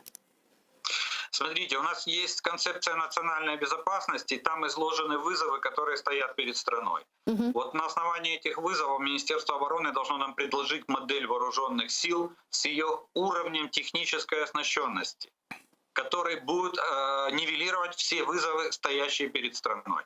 И тогда мы получим с вами перспективную модель. Вместе с этим многие политические и военные эксперты говорят о том, что в оборонном секторе такая ахиллесова пята – это военно-морские силы Украины, а точнее практическое ее отсутствие, как говорят многие военные эксперты. Вот что делать с нашими ВМС? Ну, я вам скажу, что это не только авиация. У нас в авиации та же самая картина, разница только в том, что там есть несколько десятков самолетов, которые на крыле. Что касается флота, опять же, все вписывается в то, что я сказал. Была бы модель вооруженных сил, в составе которой был бы и флот. И мы понимали бы... Вот сегодня Британия предложила москитный флот, да, но это перспектива там 5-7 лет, но не раньше мы это получим, пока эти катера будут все построены. Вообще, как бы вопрос, и то мы остаемся на военно-морские силы у нас на сегодняшний день. А что мы будем конкретно делать с флотом? Остаемся на модели москитного флота, тогда зачем мы строим корветы?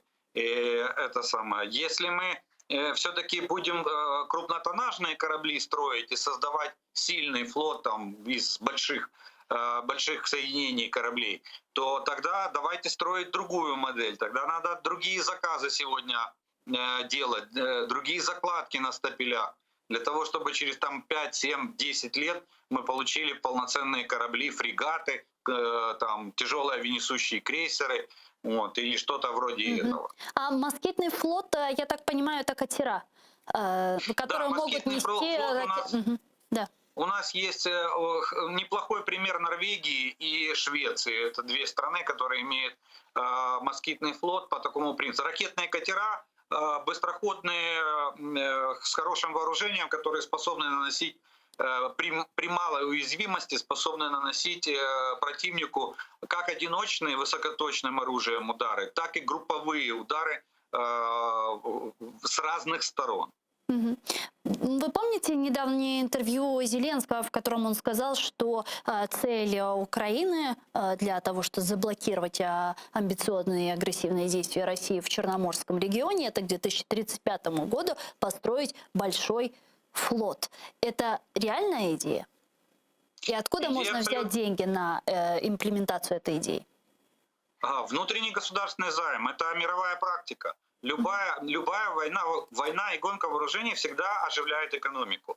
И делается, либо берутся кредитные деньги, либо делается внутренний государственный займ, и эти же деньги вкладываются в экономику. А так как экономика производит продукт, то растет ВВП.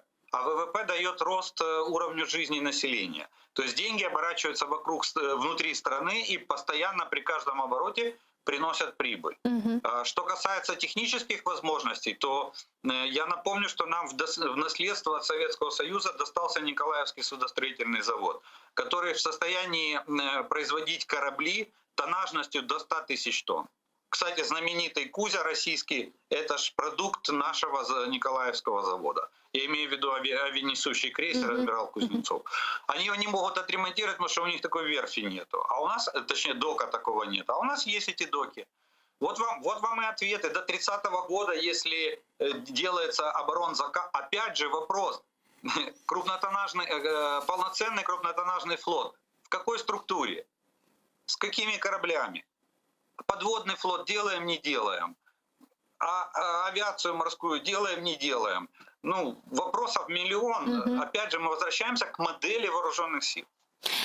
Вы, наверное, слышали читали, наверное, недавнее интервью секретаря Совета национальной безопасности и обороны Алексея Данилова, который сказал, что Украина могла бы прибегнуть к военному пути возвращения своих оккупированных территорий, но боится числа жертв. А вот как бы вы прокомментировали такое заявление? Действительно ли Украина сегодня может прибегнуть к военному пути возвращения своих территорий и добиться успеха?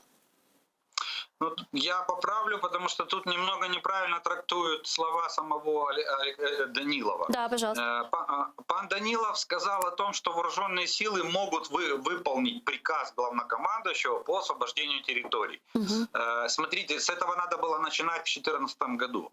Только тогда, когда вооруженные силы страны в состоянии выполнить задачу по восстановлению территориальной целостности одной войсковой операции, вот тогда можно смело идти на переговоры с противником. Понимаете, чтобы противник знал, что если он с нами не договорится, не пойдет на компромиссы и уступки, то завтра мы этот вопрос решим силовым путем. Пока за спиной такой армии нету, то переговоры будут буксовать и будут ходить по кругами. Кстати, мы ходим, 7 лет с вами ходим кругами. А пане Олеже, как вы думаете, понятно, что Украина придерживается политико-дипломатического пути возвращения своих территорий? Если мы говорим про Крым, это вот уже Крымская платформа, которая является тому важнейшим элементом политико-дипломатического пути. Если мы говорим про Донбасс, это Минские соглашения и нормандский формат. Вот в этих форматах можно ли урегулировать эти вопросы? Или же все же через какое-то количество времени, как Азербайджану, за Нагорный Карабах, Украине придется воевать за Донбасс и за Крым? Смотрите, можно урегулировать, только надо определиться, с кем урегулировать эти вопросы. Кто на сегодняшний день у нас сторона конфликта? Россия, естественно. Да, где это написано? Каким документом определена Россия как сторона конфликта? Никаким. Да, то есть вот для начала нужно... Да, вот в этом-то и вся и проблема. И, ну кстати, вот в декларации Крымской платформы, кстати, четко продекларировано. Не-не-не, а вот теперь смотрите, поясню, как раз я хотел сказать про Крымскую платформу. Ахиллесова пята Крымской платформы в том, что мы хотим, чтобы мировое сообщество признало Крым оккупированным, а Россию страной-оккупантом. При этом сами этого не признаем официально на международном уровне. Вот вам и ответ. Она будет буксовать, Крымская платформа. Да, страны нас поддерживают. Да, они высказывают свое мнение. Но им не на что опереться. У них нет основы юридической, а именно нашего признания того, что Крым оккупирован и страна-оккупант – это Россия. Зрозуміло. Дякую дуже, пане Олеже. Чохсагну, що знайшли время і підключились к нам в ефір. Олег Жданов був з нами на прямому зв'язку, військовий експерт, полковник запасу Збройних сил України. Пане Володимире, может, действительно уже спустя 7 лет наконец стоит назвать на законодательном уровне вещи своими именами? Войну войной. Ну, вы знаете, кстати, вот это ощущение, что украинская власть хочет переложить, ну, скажем так, свои функции на плечи партнеров, вот во время проведения Крымской платформы очень ощущалось. Так, во всяком случае, киевские чиновники, то, что говорили, оно выглядело как попытка просто переложить на чужие плечи, чтобы Эстония, там, Польша, другие страны сделали что-то, а Киев просто сидел и собирал на себя лучи славы. Ну, так не получается. Кстати, единственным с украинской стороны откровением и честной позицией был как раз спич представителя крымско-татарского народа, Мустафа лидера Мустафы Джемиля. Это как раз был откровенный, честный, единственный спич с украинской стороны. И это очень грустно, потому что все последующие действия после платформы, они просто засвидетельствовали, что власть, кроме пиаровского эффекта, возможно, даже внутреннего, не внешнего, не собирается пожинать. Им важен внутренний пиаровский эффект был, но этого мало. И мы видим, как проваливают подготовку к Генассамблея ООН. Это очень важная площадка. Это первое. Второе. Вот мы услышали синхрон министра Кулебы. Но чем этот лозунг отличается от армии Мова Вир? Чем? Ничем. Они 2,5 года проели больше 100 миллиардов долларов бюджетных денег. Оборонзаказ не выполняется. Чем он отличается? Он отличается лицемерием Зеленского и Кулебы. Вранье и лицемерие. Потому что если вы говорите, что армия, тогда надо начинать от объединения тех, с кем ваши идеи синхронны. Почему вы не сделаете большинство при участии европейской солидарности и голоса, проевропейского, откровенного, демонстративного большинства в парламенте? Они же этого не делают. Они продолжают линии раскола, они нагнетают, они продолжают травить Порошенко и такую проевропейскую оппозицию. А с другой стороны, хотят перехватить повестку дня этой политсилы. Так не получится, потому что, во всяком случае, последний год начинают вот эти бумеранги вранья, которые украинская власть запускала, они начинают прилетать. И смотрите, вот я сегодня общался с довольно крупной инвестиционной компанией. Да. Они готовы, в принципе, были бы войти в Украину. Но они говорят, нет, пока будет Зеленский, они откровенно в глаза говорят, пока будет Зеленский, мы не войдем. А чего опасаться? Почему? Потому что здесь не с кем договариваться о правах, о гарантиях. Вот мы помним вот это вранье про инвестняню. И где эти инвестняне? Деньги бегут с Украины, инвестиционные деньги уходят. Эта компания, кстати, она взяла в управление аэропорт Алматы. На минуту. Чтобы... Это огромная компания, 13 крупных аэропортов мира в управлении. Вот если бы они пришли, они бы принесли с собой не 1 миллиард денег в Украину. Но они не идут. И пока власть будет действовать так, все время перекладывая на других, вы посмотрите, как рос по экспоненте госдолг. Госдолг Януковича, потом снижение госдолга во времена Порошенко, и сейчас госдолг вырос, по-моему, на 30% по сравнению с предыдущим периодом. Это ужасно. И, кстати...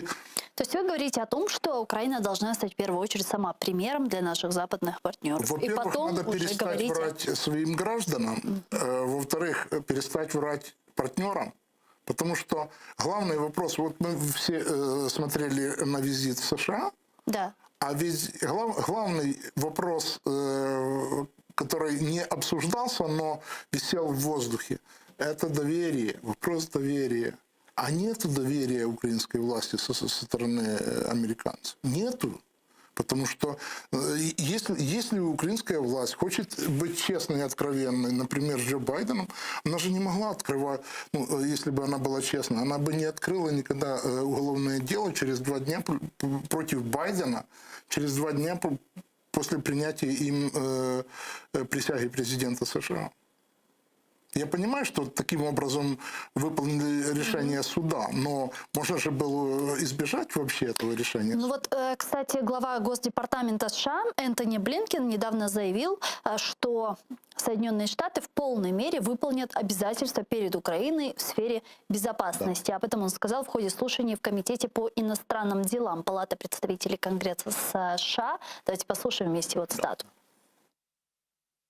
Абсолютно точно, ми виконаємо наші зобов'язання. Ми виконаємо наші зобов'язання перед Тайванем, відповідно до закону про відносини з Тайванем. Ми виконаємо зобов'язання перед Україною, в тому числі, до речі, ті, які президент США Джо Байден і президент України Володимир Зеленський обговорювали лише близько 2 тижнів тому. А вот о каких именно обязательствах идет речь? В чем это будет проявляться? Это финансовая поддержка, это технологическая поддержка, поддержка техническая. Все время Соединенные Штаты передают вооружение и оборудование Украине. Сейчас на 12 миллионов строится учебный центр для для морской охраны, для пограничников. Такой же центр для моряков будет строиться. Не говоря уже о катерах, которые... Вот военный эксперт говорил, Олег говорил о том, что украинская власть не может определиться, какой тип вооруженных сил она строит, но за эти 2 с лишним года случилось много ударов по и доброму имени вооруженных сил, и по финансовому состоянию вооруженных сил. Во-первых, когда средняя зарплата в вооруженных силах превышала где-то процентов на 30 среднюю украинскую, то на сегодняшний день эта зарплата уже ниже средней украинской. По зарплатам государство не выполняет своих обязательств перед военными. Почему и кучка кадров такая? Во-вторых, гособоронзаказ не выполняется уже 3-й год. 2 года не выполнен. И за это никто не понес наказание. И это публично делается. Но я уже не говорю об истории с Вагнером, это просто унижение для силового сектора. И честных расследований в этой плоскости нет. Но надо начинать, во всяком случае, если Кулеба и Зеленский откровенны, то начните с создания проевропейского, пронатовского большинства в парламенте.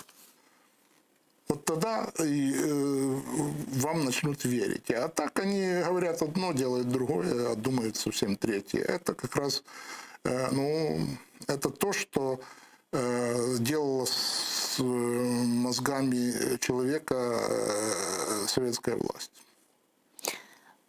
Нельзя же то же самое, нельзя ли применить ту же самую формулировку по отношению к нашим западным партнерам, когда говорят одно, а делают другое. Вот с одной стороны поддерживают, казалось бы, Украину, поддерживают ее суверенитет, территориальную целостность и так далее, но на действиях опять мы вернемся к турбинам Siemens, опять вернемся к Северному потоку-2, и даже если мы говорим про вступление Украины в Североатлантический альянс, нам говорят, да, конечно, Украине двери открыты, но, ребят, там это политический вопрос. Да, там лицемерия очень много. Почему был такой перепух перед президентом Трампом, который требовал оплатить американский безопасностный зонтик над Европой?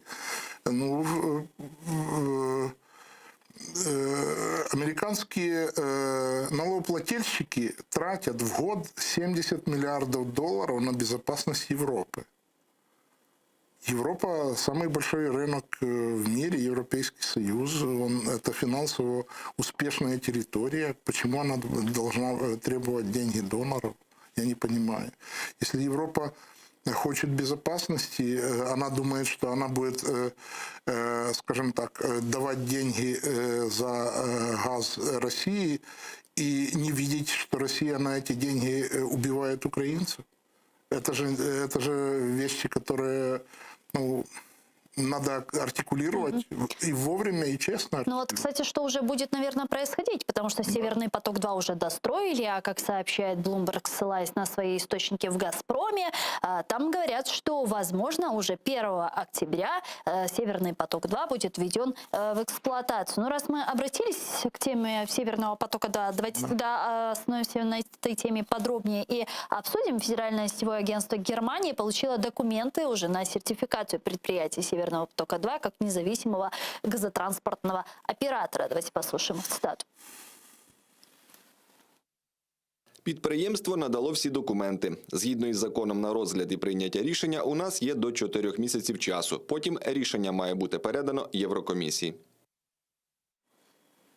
Вот глава Офиса президента Андрей Ермак считает, что вопрос угрозы Северного потока-2 должен рассматриваться в рамках нормандского формата. Ми розглядаємо питання Північного потоку виключно як питання загальної безпеки України. Я говорю про це з колегами під час відеоконференції нормандського формату. Ми вважаємо абсолютно логічним, щоб до важливих питань припинення вогню, загального врегулювання конфлікту, до нормандського формату було б логічно додати розгляди цих питань, тому що я вважаю, що продовження транзиту газу є дуже серйозним запобіжником, в тому числі масштабної агресії Російської Федерації проти України. Возможное резкое снижение «Газпромом» объемов транзита природного газа через Украину в случае запуска Северного потока-2 приведет к таким изменениям свойств газа, которые вызовут вопрос у европейских операторов газотранспортных систем на западной границе Украины. Об этом сообщил глава правления НАК «Нафтогаз» Украины Юрий Витренко. Вот его цитата. Якщо «Газпром» нічого не даватиме, то нам навіть простіше – нічого не треба виконувати. Але якщо він буде давати якісь невеликі обсяги газу, або якщо буде дуже сильно варіювати, один день максимум, а інший день, скажімо, мінімум, то будуть фізичні проблеми, як забезпечити транзит. Необхідні фізико-хімічні властивості газу, які специфіковані згідно з контрактом між українським оператором і операторами Словаччини, Польщі, Угорщини і так далі.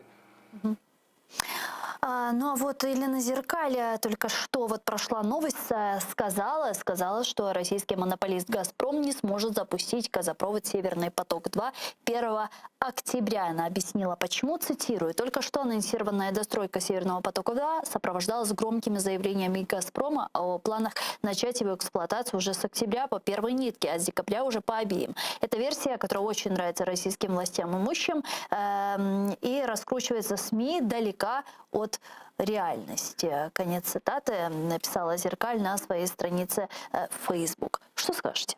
Ну, смотрите, во-первых, Украина защищена контрактом до 2024 года. И это как раз тот период, на который Россия рассчитывает, что она сертифицирует Nord Stream 2 и попытается продавить в Евросоюзе изменение законодательства. Ведь на начало строительства Еврокомиссия предупреждала Германию, что на этот газопровод будет распространяться европейское законодательство. Германия хотела продавить национальную юрисдикцию, не получилось. И вот это давление, которое сейчас на наших глазах происходит, когда газ вырос больше $700. Уже 830 долларов. Да. Это как раз игры именно «Газпрома» в попытке сломать европейское законодательство. Но в Украине, кстати, есть на этот период более интересный ход. Это ход строительства такого большого хаба газового вместе с Польшей. Украина с Польшей может создать альтернативу немецкому хабу газпромовскому. Там как раз речь идет о газе норвежском, и именно норвежский газопровод Baltic Pipe, по-моему, он называется, он как раз проходит с Норвегии в Польшу, пересекая газопровод Nord Stream. И в этом смысле украинские газохранилища до 2024 года надо четко себе уяснить, как выйти из этой ситуации. Или Украина вместе с Польшей создает большой хаб, который будет принимать в том числе сжиженный газ, или все-таки Россия потерпит свой газовое фиаско и вернется к цивилизованным правилам и к цивилизованным отношениям. Но я скорее сомневаюсь, что к 2024 году Россия будет цивилизироваться. Она будет держаться до последнего, пока экономика позволит содержать силовиков в России. Андрій Масалюк, директор Інституту соціально-політичного проєктування «Діалог», зараз з нами на прямому зв'язку. Пане Андрію, вітаємо вас. Салям алейкум. Доброго дня. Да. Пане Андрею, мы видим, как российский монополист «Газпром» шантажирует Европу, и уже там, сколько мы сказали, $830 за 1000 кубометров газа. Цена с каждым днем увеличивается. Во что такой шантаж России может вылиться? Россия пытается сейчас обойти процедуру такой стандартной сертификации сначала оператора, потом получение технической документации, поскольку этот процесс, во-первых, по времени очень продолжительный. Первая часть 4 месяца, вторая часть 4 месяца, и плюс еще там есть возможность, что проверяющие органы затребуют еще 2 месяца. То есть все может растянуться на 10 месяцев. Не говоря уже о том, что есть проблемы с технической документацией, поскольку там одна из фирм ключевая, она вышла из американских санкций, разрешения, которое нужно. Поэтому Россия сейчас, мы видим, она как танк давит на Европу, поскольку она говорит: хорошо, вам так важны ваши европейские ценности, необходимости соблюдать ваши правила и выдавать сертификат в соответствии с вашей долгой процедурой. Хорошо, тогда получите газ по цене. Сначала было 600, еще буквально там вчера было 750, сегодня уже 830. То есть цена очень большая. И, в принципе, есть такая другая проблема, что, как вчера выступили Соединенные Штаты, они сказали, что в случае холодной зимы уже в январе-феврале газ в Европе может закончиться, поскольку газохранилища не заполнены. В общем-то, европейцы все это понимают. С одной стороны, смотрите, незаполненные газохранилища и угроза замерзнуть зимой фактическая. С другой стороны, огромные цены на газ.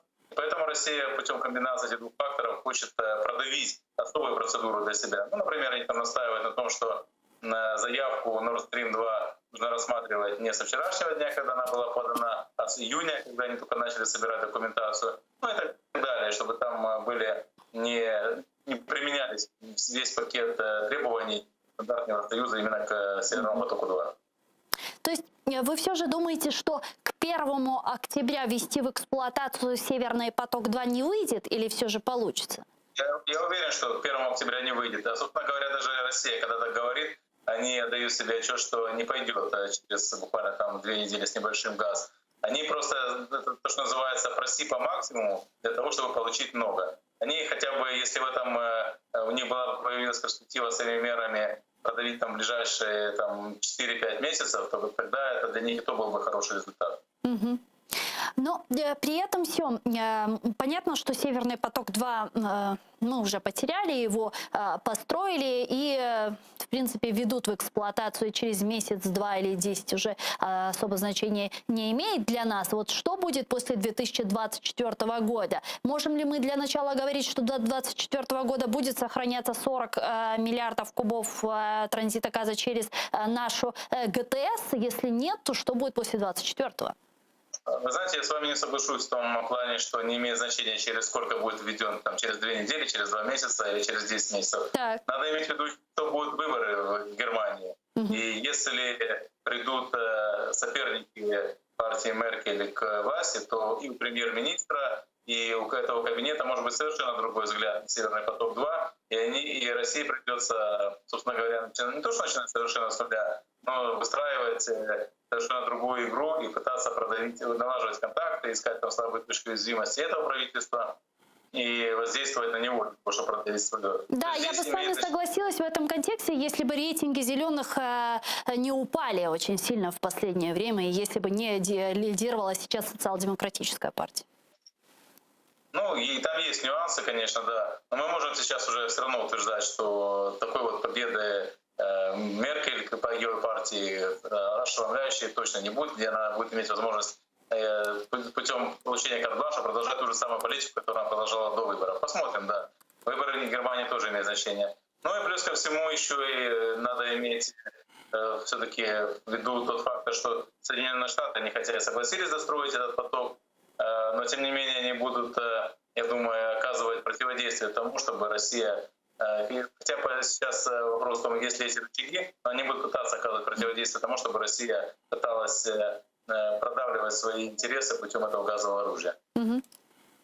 И все же, после 2024 года, чего нам ждать и какие превентивные меры уже сегодня предпринимать? Я согласен, что с теми политиками и моими коллегами-экспертами, кто говорил, что, в принципе, после 2024 года уровень безопасностных угроз для Украины резко вырастет на порядок, на несколько порядков из-за того, что по нашей территории уже не будет поставляться гарантированно российский газ. Россия будет иметь налаженный альтернативный источник поставки в Европу, и вследствие этого может прибегнуть к гораздо более широкомасштабным и таким резким эскалациям на нашей территории. К сожалению, этот вариант угрожающий вариант является, в общем-то, достаточно таким вероятным, и поэтому необходимо, конечно, во-первых, уже сегодня начинать к этому готовиться, но необходимо тут укреплять и нашу военную составляющую, договариваться о политико-экономических союзах, например, более тесных, там, в той же Польше, которая тоже очень сильно заинтересована. Сейчас мы с ним в унисон в этом плане действуем со странами Центральной Европы, но искать какие-то еще другие механизмы, поскольку действительно уровень вызова такой, что необходимо начинать готовиться сегодня уже, и очень серьезно. Дякую вам дуже, пане Андрію. Чух сагун, що знайшли время і підключились к нам в ефір. Андрій Масалюк був з нами на прямому зв'язку, директор Інституту соціально-політичного проєктування «Диалог». Пане Володимире, может ли сложиться так, что даже после 2024 года, когда России, согласно решению третьего энергопакета, нельзя будет транспортировать газ через Северный поток-2 больше половины, они не будут придерживаться этих норм и придумают что-то другое? Ну, вряд ли. Все-таки Германия вынуждена придерживаться правил, которые сама пишет. Ну, действительно, мне кажется, что вот этот проект газовый – это какой-то личностный проект Меркель и ее особая личная роль в этом проекте. А мне кажется, что доказать коррупционность, на это нужно время и более тщательная проработка, но игра Меркель очень чувствительна была к позиции немецкого бизнеса. А немецкий бизнес все-таки мыслил одной формулой. Российские ресурсы в обмен на доступ российских товаров немецких товаров на российский рынок. Ну вот 5000 корпораций, которые работают на российском рынке, они давили на Меркель. Считалось, что чем больше Германия будет покупать газа в России, тем больше будет покупательная способность России для закупки немецких товаров. Но теперь оказалось, что тем больше Россия будет иметь денег для войны с соседями, с Украиной в том числе. Многие аналитики говорят о том, что после ухода Меркель на пенсию можно увидеть будет где-то там в руководящих должностях «Газпрома». Ну, я не верю в это. Меркель, она все-таки христианка, она дочь пастора. Какой бы ее комсомолкой ни изображали, она была действительно активисткой, по-моему, руководителем комсомольской организации Академии наук ГДР. Вот так примерно она числилась, но и она стажировалась в Москве в свое время. Но во всяком случае, мне кажется, что она чуть поответственнее, покрупнее лидер, чем Шрёдер, примитивный лоббист. И он, кстати, неплохой лоббист, потому что то, что Германия вытягивала из России, и как она присутствует даже в самых гнусных и аморальных проявлениях на российском рынке, это надо уметь. Но, во всяком случае, Шрёдер априори аморальный тип, а Меркель не мздоимится, ей не зависит, ей достаточно денег. Она скромный человек, ей достаточно пенсии будет, хорошей пенсии. Поживем, увидим. Но она действительно не вляпается в позорище имени, наподобие Шрёдера. Это гарантирую. Я предлагаю перейти к следующей теме, не менее важной. Там, к сожалению, президент этой страны вляпался, можно сказать, по уши. Я имею в виду самопровозглашенного президента Беларуси Александра Лукашенко. Украина получит вдоль своих северных границ еще 1000 километров источника опасности, если Российская Федерация в той или иной формате поглотит Беларусь. Об этом сказал министр иностранных дел Украины Дмитрий Кулеба. Давайте его послушаем. Щоби продемонструвати серйозність своїх намірів щодо інтеграції в рамках союзної держави, навмисно вводиться наратив не лише про плани економічної інтеграції з 28 програм, але й спільний оборонний простір. Ми маємо уважно стежити за навчаннями «Захід-2021», тому що ті сценарії, які там відпрацьовуються, несуть дуже серйозні ризики. І ми розуміємо, якщо Росія поглине Білорусь у тій чи іншій формі, то ми отримаємо ще 1000 кілометрів джерела небезпеки для суверенітету і територіальної цілісності. Александр Лукашенко заявил о планах купить у России вооружение на сумму более $1 миллиарда. В частности, речь идет о закупке российских зенитно-ракетных комплексов С-400. По словам Лукашенко, российские ЗРК могут разместить на белорусско-украинской границе. Сейчас у нас полностью комплектами С-300 перекрыт периметр на западном направлении, но у нас и южное направление добавилось. Мы с белорусскими генералами и россиянами обсуждали эту тему. Нас начинают с юга подогревать. А что еще будет? Мы должны готовиться. 1200 километров граница с Украиной. Поэтому нам придется закрывать и этот периметр. И мы вели как раз речь о том, что С-400 нам будет к месту. Юрій Губаревич, білоруський політичний і гражданський діятель, голова Руху за свободу, зараз з нами на прямому зв'язку. Пане Юрію, вітаємо вас. Здравствуйте. Добрый вечер. Да, пане Юрию, расскажите, как там с учениями Запад-2021 в Беларуси? Насколько все серьезно и масштабно? Эти учения проходят периодически, и как раз это вот попытка показать остальному миру, что Беларусь под надежным военным щитом России, так как основное вооружение и военная мощь — это как раз-таки российская, то, на что рассчитывает Александр Лукашенко в конфликтах, в потенциальных конфликтах с западными странами. Но ничем новым эти учения на данный момент не выделяются. Интересно будет посмотреть на ситуацию по их завершению. Как обычно, существуют прогнозы о том, что часть российских военных может остаться в Беларуси, но в предыдущее время подтверждения такие прогнозы не получали. Александр Лукашенко заявил о том, что он планирует закупить вооружение у России на сумму $1 миллиард. Насколько это реально? Вот Беларуси сегодня покупать оружие на такое огромное количество денег? Сумма небольшая, потому что планируется, что она будет растянута на несколько лет, и тут речь идет о нескольких сотнях миллионов долларов в год. И покупка российских вооружений происходит постоянно, и на данный момент неизвестно, включены ли те вооружения, которые были ранее запланированы для покупки в эту сумму. Поэтому говорить о каком-то там существенном увеличении потенциала вооруженного на данный момент не приходит. Ну да, но все бы ничего, но зачем их размещать на украино-белорусской границе?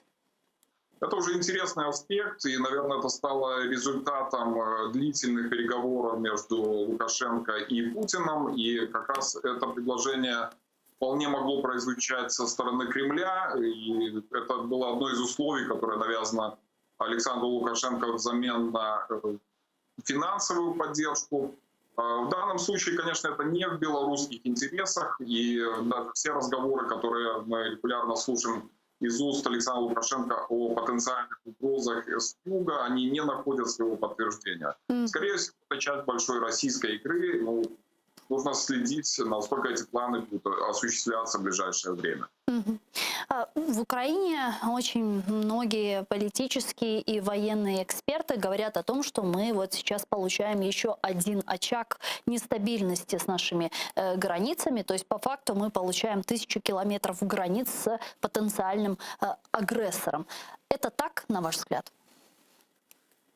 Действительно, политика Александра Лукашенко становится все более и более зависимой от Кремля. Если в предыдущие годы он мог себе позволить встречи с украинскими президентами, в том числе и с Януковичем, и другими демократическими президентами, где клятвенно заверял в дружбе и ненападении, то теперь он, наверное, не может быть гарантом подобных слов, так как имеет существенную зависимость от военных планов Российской Федерации. И в случае, если подобное вооружение будет размещено, решение о его применении будет приниматься также не в Минске, а, скорее всего, в Москве. Пан Юрий, вот что еще хотела спросить. Лукашенко сказал, что не планирует поддерживать связь с западными партнерами и решать вопрос с миграционным кризисом, по его мнению, также придется Западу. Вот он конкретно заявляет, что миграционный кризис – это не проблема Беларуси, а проблема Запада. Вот как расценить эти заявления? Можно ли сказать, что это прямое давление на страну Балтии, на Польшу и непосредственно на Североатлантический альянс? И во что это может вылиться?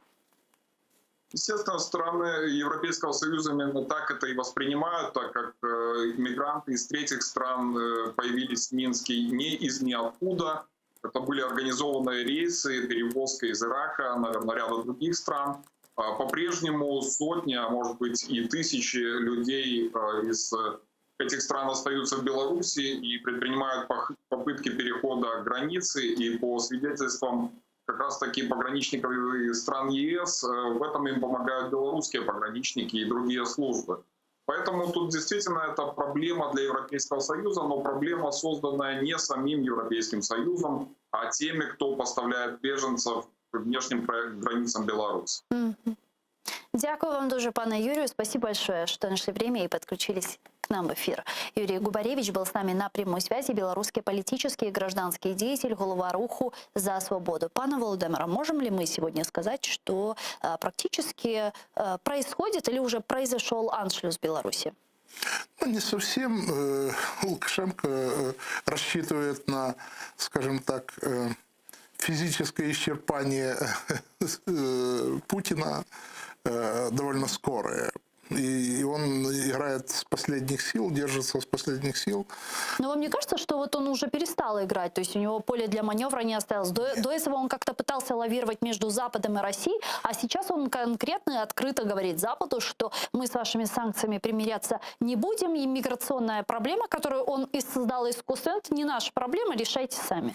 На самом деле Лукашенко пытается, скажем так, своими проактивными действиями делать Путина еще более токсичным, чем он сам, чем сам Лукашенко. Это то, что он может продать Западу, честно говоря. Но вот этот аншлюз, в кавычках, нынешний, он стоит российскому бюджету примерно 15 миллиардов долларов в год. Крым оккупированный Донбасс, плюс старые вот эти долги по Приднестровью, Южной Осетии, Абхазии, плюс новые вытраты на границу с Афганистаном, на укрепление границы с Афганистаном.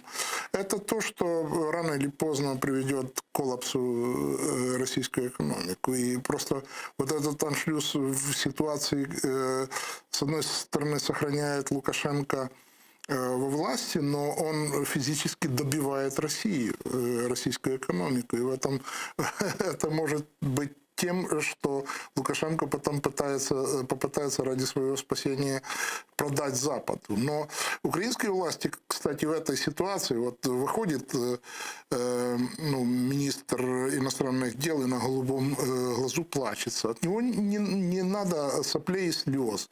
Дело в том, что Украина имеет негативное торговое сальдо с Белоруссией больше, чем точнее, где-то $1,3 миллиарда в год. И это в основном топливо производства белорусских нефтеперерабатывающих заводов. Так самое главное, что надо с украинской стороны не плакаться о том, что на границе разворачиваются российские войны. Они там всегда были. ПВО – это единственное, противовоздушная оборона плюс авиация. У Барановича всегда были российские военные, российские самолеты. Что нового сейчас с этим базированием? Ничего нового. Мы помним еще в 16-17 году с территории Беларуси были облеты российской авиации границы Украины и Белоруссии.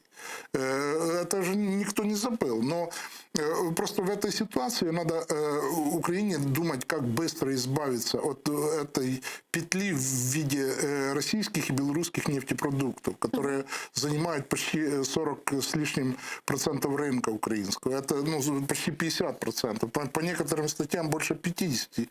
Поэтому надо в первую очередь избавиться от негативного торгового сальдо. Это более важно для безопасности, чем делать заявления в стиле Кулебы, который чувствует себя белым и пушистым в песочнице с лопаточкой, с совочком и с ведерком. А надо быть взрослым, надо выходить из песочницы, надо отвечать за действия свои. И в первую очередь укреплять партнерство, которое, кстати, партнерство поддержки Украины, которое оставил Зеленскому Порошенко, Кулеба и Ермак разрушили. Без рук Кулебы разрушение этого партнерства не состоялось бы. А что делать с военной точки, с военной составляющей, с военной угрозой возможной? Реакция украинских властей, она была оправдана. Увеличение на 10,5 тысяч количества военнослужащих и создание действенного резерва – это как раз правильные шаги. Но кроме того, я думаю, что надо иначе работать с гособоронзаказом. Если 2 года в стране не выполняется гособоронзаказ, увеличивая число военнослужащих, при 2 года Зеленского никто не увеличивал зарплаты военных. 2,5 года. Только наоборот, недоплаты, урезание пенсий военным пенсионерам, которые могут быть мобилизированы в первой волне, специалисты военные. И это как раз удар по репутации вооруженных сил. Поэтому все упирается в финансирование полноценной армии и качественное выполнение оборонзаказа. Дякую вам дуже, пане Володимире. Чохсагу, что приехали к нам в студию, ответили на наши вопросы. Володимир Цибулько, народний депутат України 4-го скликання, письменник та громадський діяч, був гостем нашей студии. А мы с вами не прощаемся, прерываемся буквально на 5-7 минут. Далее эфир телеканала АТР. Мы продолжим информационно-аналитическую программу «Бугунь». Не переключайтесь. Я напомню, что мы работаем в прямом эфире. Вы можете звонить к нам, задавать ваши вопросы. И не забывайте подписываться на наш YouTube-канал. Там мы как раз сейчас вещаем в онлайн-режиме и выкладываем практически все наши программы в записи. Поддержать телеканал АТР вы можете, подписавшись на наш Patreon, адрес которого режиссера выводят на экраны. Вы можете зайти и пройти по ссылке, выбрать уровень поддержки телеканалу. Это поможет нам продолжать работу на информационном фронте. Коршкенде достлар беждахада.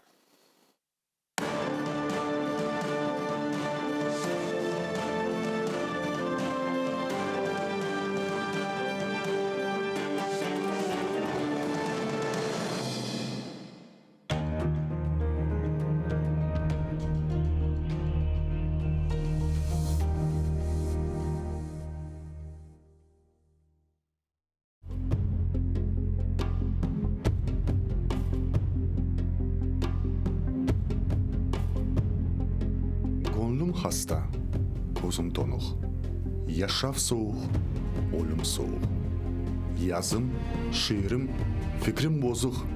Hiçbirinin gereği yok. Vesselam. Бар dilер bizge kele. Bulbul yırlay, güller küle. Hayvanlar kul kişilerge. İnanmayman hiçbirine. Vesselam. Filan batır, Tuvent korkaq, Ahmet hırsız, Mehmetke bak. Nasıl kirsіз, nasıl appak. İnanmayman, hepsi alçaq. Vesselam. Biri sevgen koz yaş töke, biri bilgen kop laf ete. Biri batır, kotek seve. Hepsi eşek, hepsi tüye. Vesselam. Halka hizmet etkenler var. Halkını iddia etkenler var. Cennetlerge ketkenler var. Biri hırsız, biri tuvar. Vesselam. Gerçek tügül, ne kok, ne cer, ne bulardan tuğhan bizler, Tanrım, yaşaf büyük horluq. бізге яқшы бір өлім бер. Весселам.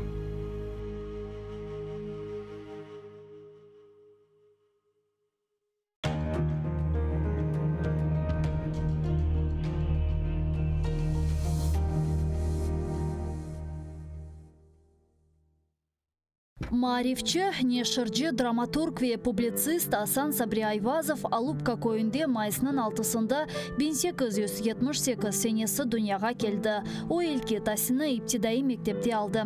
Медреседе оқыды. Медреседе оқуыны бітіріп, мектеплерде муалlimlik yaptı. Sonra bilgi seviyesini yükseltmek maqsadıyla ketip, İstanbul ve Kayır üniversitetlerinde tahsil aldı.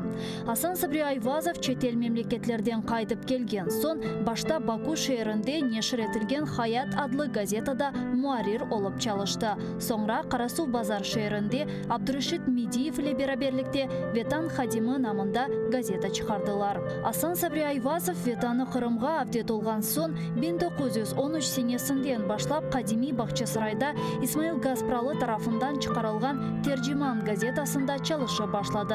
İsmail Gazpralı 1914 senesi vefat etken sonra Асан Сабри Айвазов tercümanın baş muariri oldu. Sonra o Ahmetçit şehrinde Millet dep adlandırılgan gazeta neşir etti ve aynı zamanda Kırım Milli Kurultayı reisi vazifesinde bulundu. Асан Сабри Айвазов publitsist olmak ile beraberlikte hem yazıcı, hem dramaturg, hem de acayip edebi tercüman edi. Anneciğim neredesin? Kel, neden bu alga kaldık? Gibi bedi eserlerle bir sırada Ivan Turgenev, Anton Chekhov, Lev Tolstoy, Avrupa edebiyatından Knut Gamsun, Longvili gibi müelliflerinin işlerini Kırım Tatar tiline tercüme etti. Асан Сабри Айвазовның icadi umur faaliyeti gayet gürlegen vakitte o Bolşevikler tarafından represiyaga uğrab 1938 senesi aprelinin 17'sinde vahşice öldürüldü. Асан Сабри Айвазовның Neden bu alga kaldık piyesasından küçük bir parça. Seyitbek, şimdi biz ne işleyelim? Avrupalılarının kulturası fenadır diye cahil mi kalalım? Abdülislam, hayır evladım. Hoşa sim hoşa. Hazreti Fahir-i Kainat Efendimiz sallallahu aleyhi ve sellem beşikten mezara kadar ilim aranız buyurdukları gibi ilim nerede olsa da gidip alınız buyurmuştur. Avrupalılarının ilimi ve marifini, fenoni ve sanayisini alınız. İhtirat ve keşfiyetlerini de öğreniniz. Milli mekteplerimize sokunuz. Ana lisanınızga tercüme ediniz. Binaenaleyh Avrupa'ya gideceğinizde birbirinize lisan-ı milli bulunur ise size büyük bir siladır. Her yerde sizi selamete çıkarır. Elinizde İslamiyet, lisan gibi bir kuvvet olur ise Avrupa'nın ateşi sizi yakamaz. Mamafih ne Frankistan'ın Paris'i, ne Almanya'nın Berlin'i, ne de İngiltere'nin Londra'sı, ne de Avrupa maişeti millet ve kavmiyetinizi unutturamaz. İşte bizim fikrimiz budur evlatlarım.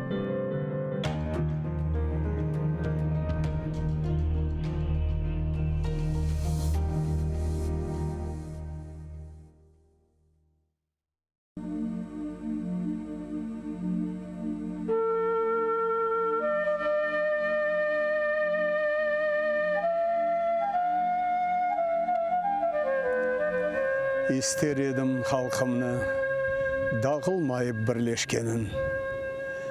Aziz vatan toprağında bir kalmayıp yerleşkenin.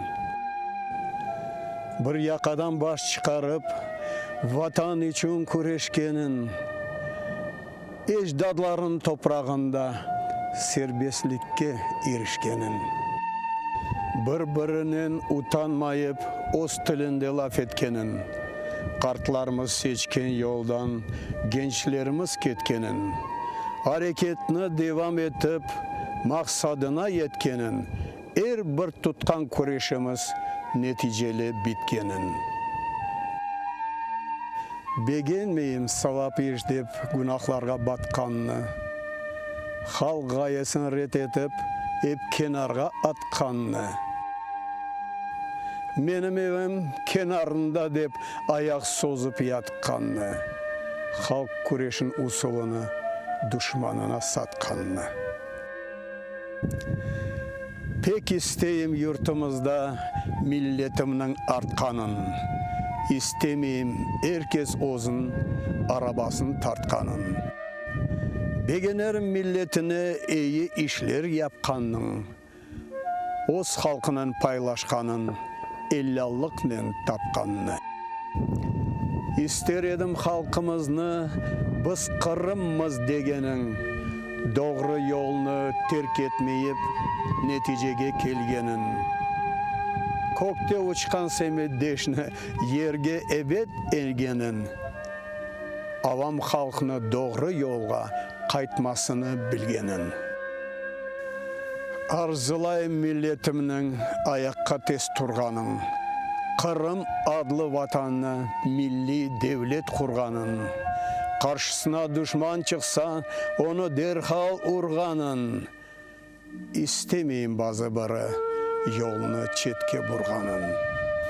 İstemem men icadımda boşluk ara olganın. Esli başlı icatkarının sararganın, solganın.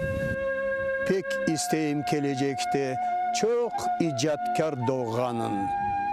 Hiç istemem bazı şahsılar gelecekini boğganın.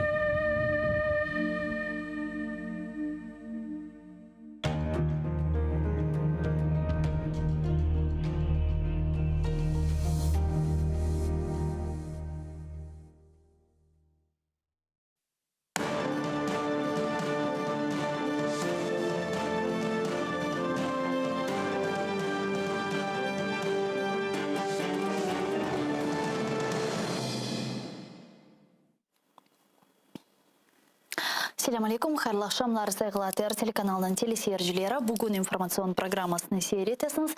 Студияда сізлер үшін мен Гүлсум Халилова çalışам ve bu programmamızın nevbetteki bölümünü biz Kırım Tatar tilinde alıp baracağımız ve Kırım etrafında yüz bergen sonki hadiselerini müzakere edeceğimiz.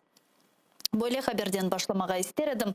Kırım Tatar Milli Meclis reisimiz Rifat Ağaçubarov özünün Facebook sayfasında aytkanına göre 4 sentyabr günleri Kırım Tatarlarının FSB binası, idareciligi binasının o günde yüz bergen böyle dağıtuf meselesinde hain ve Ukrayna ihanetçilerinden hukuk qarşılayıcı bir vakitler hukuk qarşılayıcı Ukrayna hukuk qarşılayıcı organlarında çalışkan böyle bir ihanetçi iştirak etken ve iştirak etmekten kalmayıp bu prosesini idare etken insandır. Келінас Рифат Чубаровна dinleyik. Діями карателів по розгону кримських татар, що зібралися біля будівлі ФСБ Росії по Криму, і їх затриманнями керував Сергій Ніколаєв, начальник російської окупаційної поліції міста Сімферополя. Сергій Ніколаєв до березня 2014 року служив в МВС України і займав посаду виконуючого обов'язки начальника Сімферопольського районного відділу Головного управління МВС України в Автономній Республіці Крим. Milli Meclis azası ve Kırım Tatar Resurs Merkezi'nin yol başçısı Eskender Baryev bizleşimdi canlı bağda. Eskender'e selam aleyküm, merhabanız. Aleyküm selam, akşam şerifleriniz hayırlı olsun. Cümlemizge Eskender ağamın Şımtı Rifat ağanın sitatısını beraberlikte dinledik. Aslında böyle bir netice çıkarmağa mümkün mü işgalcilerinin böyle kirli vazifelerini mahsus bir şekilde hainlerini celp etkenlerini? Başından bu taraftan evet çalışmaya gerek. Başından onların adlarını toplamaya gerek. Ve bu adların bir cetvelge kırgızmaya gerek. Ve bakınız iki taraftan çalışmaya mümkün. Birinci taraftan bu Ukrayna kompetent organların tarafında mesela prokuratura, mesela bu güvenlik hizmeti, evet onlar iş cinayet işlem açmak için bir tırışmak gerek ve biz bu taraftan da çalışamız ve yakın zamanlarda yine bizde bir görüşmeler olacak. İkinci taraftan biz bu global Magnitsky bu kanun hakkında bu sanksiyaların personel sanksiyaların içine kırgızmaya mümkün. Aman başından bu bir идентификация, систематизация, верификация yapmaya gerek. Bu kıyın ve balabanış. Çünkü eğer olsa foto yapmaya gerek. Onların adları, soyadları ve onların nerede çalışanlar ve nasıl işlerde iştirak ederler. Mesela kısmet olsa biz bizim advokatlarının da kini çalışacağız ve eğer cinayet işlerde onların adlarının olsa o da çok güzel olacak. Çünkü böyle şeylerin göstermek gerek olacak. Son ben bilesem bu biz 50 adlarını verdik ve yakın zamanlarda başka adlarını göstereceğiz ve bunların bu cedvellerge göstermeye mümkün ve kısmet olsa mesela olsun Litvanya, Latvia, Estonya, bu Amerika, Kanada ve Büyük Britanya ve Avrupa'nın birliği içinde böyle sanksiyalar mümkün yapar. Yani siz bu malumatlarını toplap kimge yollaysınız? Bu devletlerinin yol başçılık idareciliklerine ve onlar endi karar alarlar mı onlarını işte sanksiyalarga kirsetmege ya da kirsetmemege, yani kim bu kararını son olarak kararını verir? Bütün aytkan memleketlerin o'z kanunları var. Onların kanunlarının boyunca yapmaya gerek. Onun için biz böyle bir universal cedveli yapmaya başladık. Çünkü biz 3 yıl devamında onların gerek masaları yaptık, görüşmeler yaptık, onların kanunlarını öğrettik ve nasıl vermek gerek bu ayrı bu prosedurlar var. Onun için bizlerge başından bu toplamaya gerek. Son biz mümkün mesela bu büyükelçilerge vermege bu böyle de prosedur var. Onların ya da Kabinet Ministr nazırlıklarına yol yapmaya gerek. Evet, biz böyle iş yol atmağa işlem yapılacağız. Ya buna Eskender Ağaç... Başından hazırlamak gerek. Men anlayayım. Ya Eskender Ağaç şunu da soracak idim. Aslında bu insanlar binlerce benim anlağanıma göre işte hukuk korçalayıcı, Ukrayna hukuk korçalayıcı organlarında bir vakitler çalışkanlar ve sonra Rusya Kırım'ını işgal etilgen sonra onların taraflarına geçkenler, yani bu binlerce insanlar onlarga epsine mi bu gibi sanksiyalar kirsetilmesi talap edilecek ya da sadece işte insan hakları bozgunluklarında iştirak etkenlerge? Bakınız, bunda anlatmağa için başından çünkü buna personel sanksiyalar var. Bu personel sanksiyaların içinde tek bu suverenitetin karşı bu sanksiyalar var. Ama insan hakları bozulgan bu personel sanksiyalar da yok. Hem Avrupa Birliği'nden hem Büyük Britanya'dan hem Amerika'dan. Aman biz bakınız biraz ayrı bakmaya gerek. Başından Ukrayna bu organların, kompetent organların güvenlik hizmeti ya da prokuratura olsun ya da politsiya olsun, olan başından hem cinayet işlerini açsınlar, bu mahkemelerde korsetmeye gerek ve bütün halkara международный розыск nasıl halkara kıdırov anda göstermeye mümkün. Ama bu Ukrayna'nın kompetent organlarının yaparlar cinayet iş açkan sonra ya da başında. Bu da başka taraftan men aytkan global bu Magnitsky bu Ukrayna kompetent organların bu şey gerek mi? Aman böyle bazen toplamak gerek ve göstermek gerek. Mesela bu Baltik memleketlerde onlar böyle kanunu onlar anda varmağa yasak ederler. Mesela olsun Büyük Britanya ya da Amerika, anda bütün gelmege yasak olacak ve bütün bu onların счета в банке или там какое-то имущество, оно может быть арестовано. Да, но при этом у меня... очень важно. Да, я формулировала вот такой вопрос, Искендер Аға.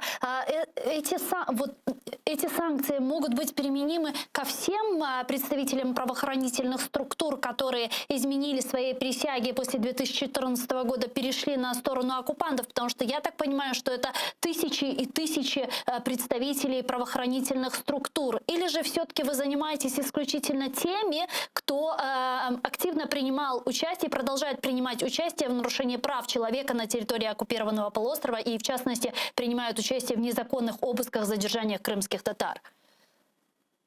Вот здесь как раз-таки я хочу уделить ваше внимание на то, что когда мы говорим о тех коллаборантах, которые изменили, нарушили, скажем, присягу, и мы даже специально разрабатывали методику и, соответственно, определяли бальную систему для того, чтобы четко показать, кто именно может относиться к категории, к которой можно применять санкции.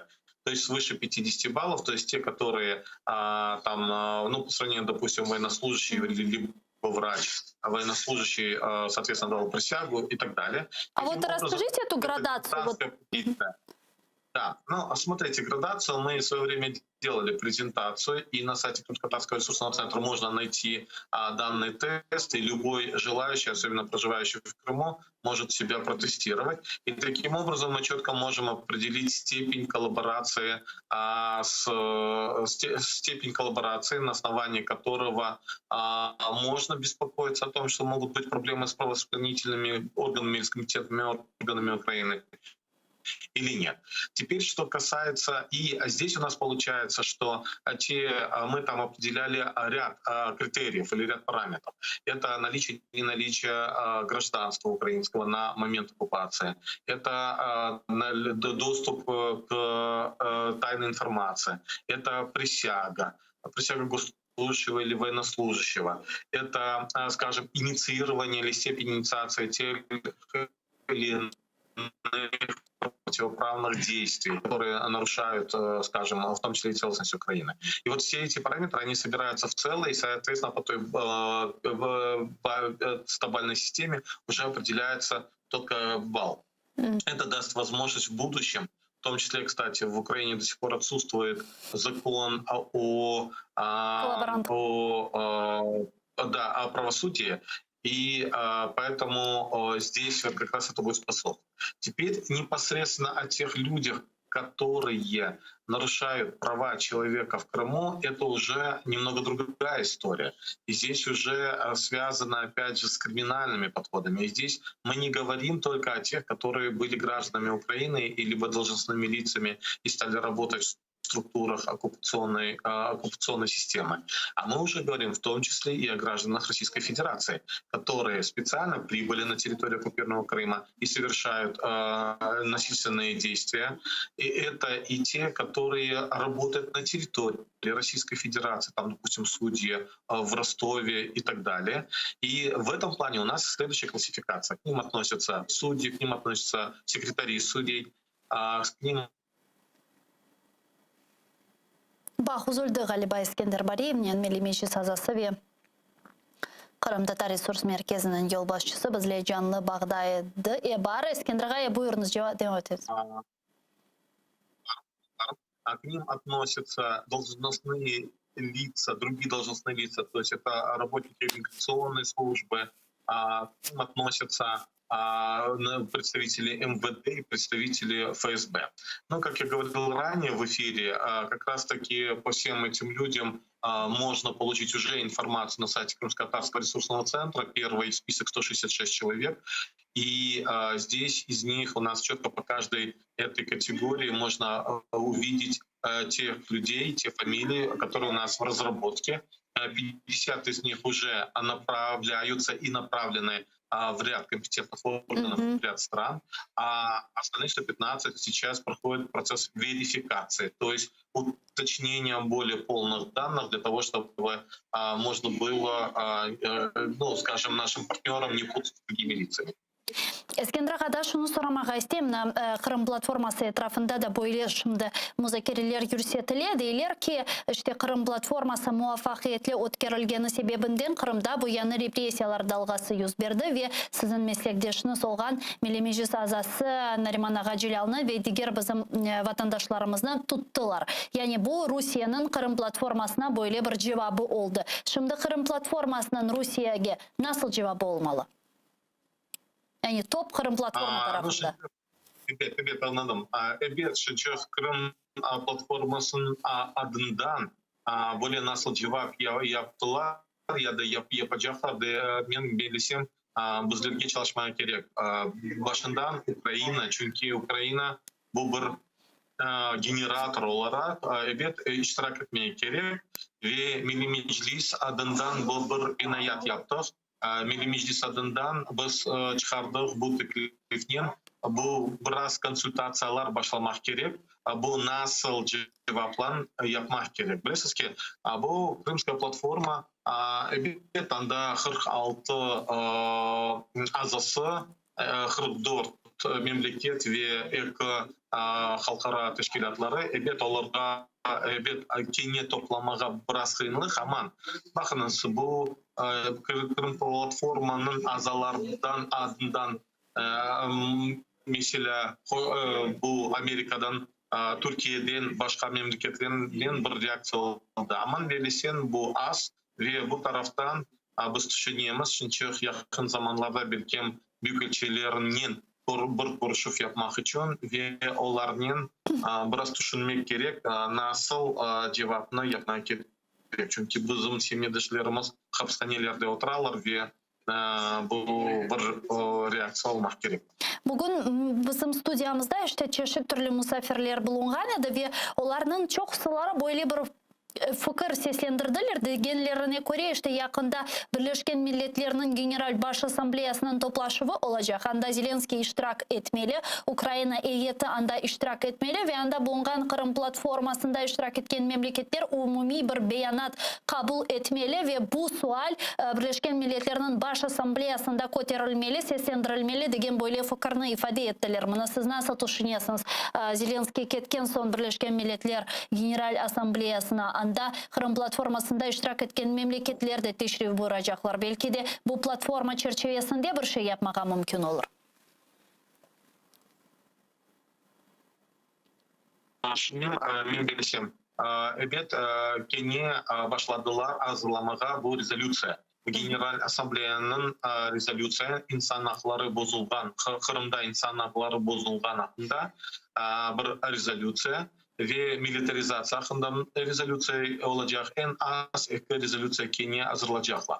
Kırım platforma azaları eğer bu başka yıllar evvel onlar da iştirak ettiler bu rezolüsiya hazırlamak için ve ben bilesem bir kolektif bu rezolüsiyanın 3. komitetke çıkaracaklar ve gösterecekler. Evet, eğer yıl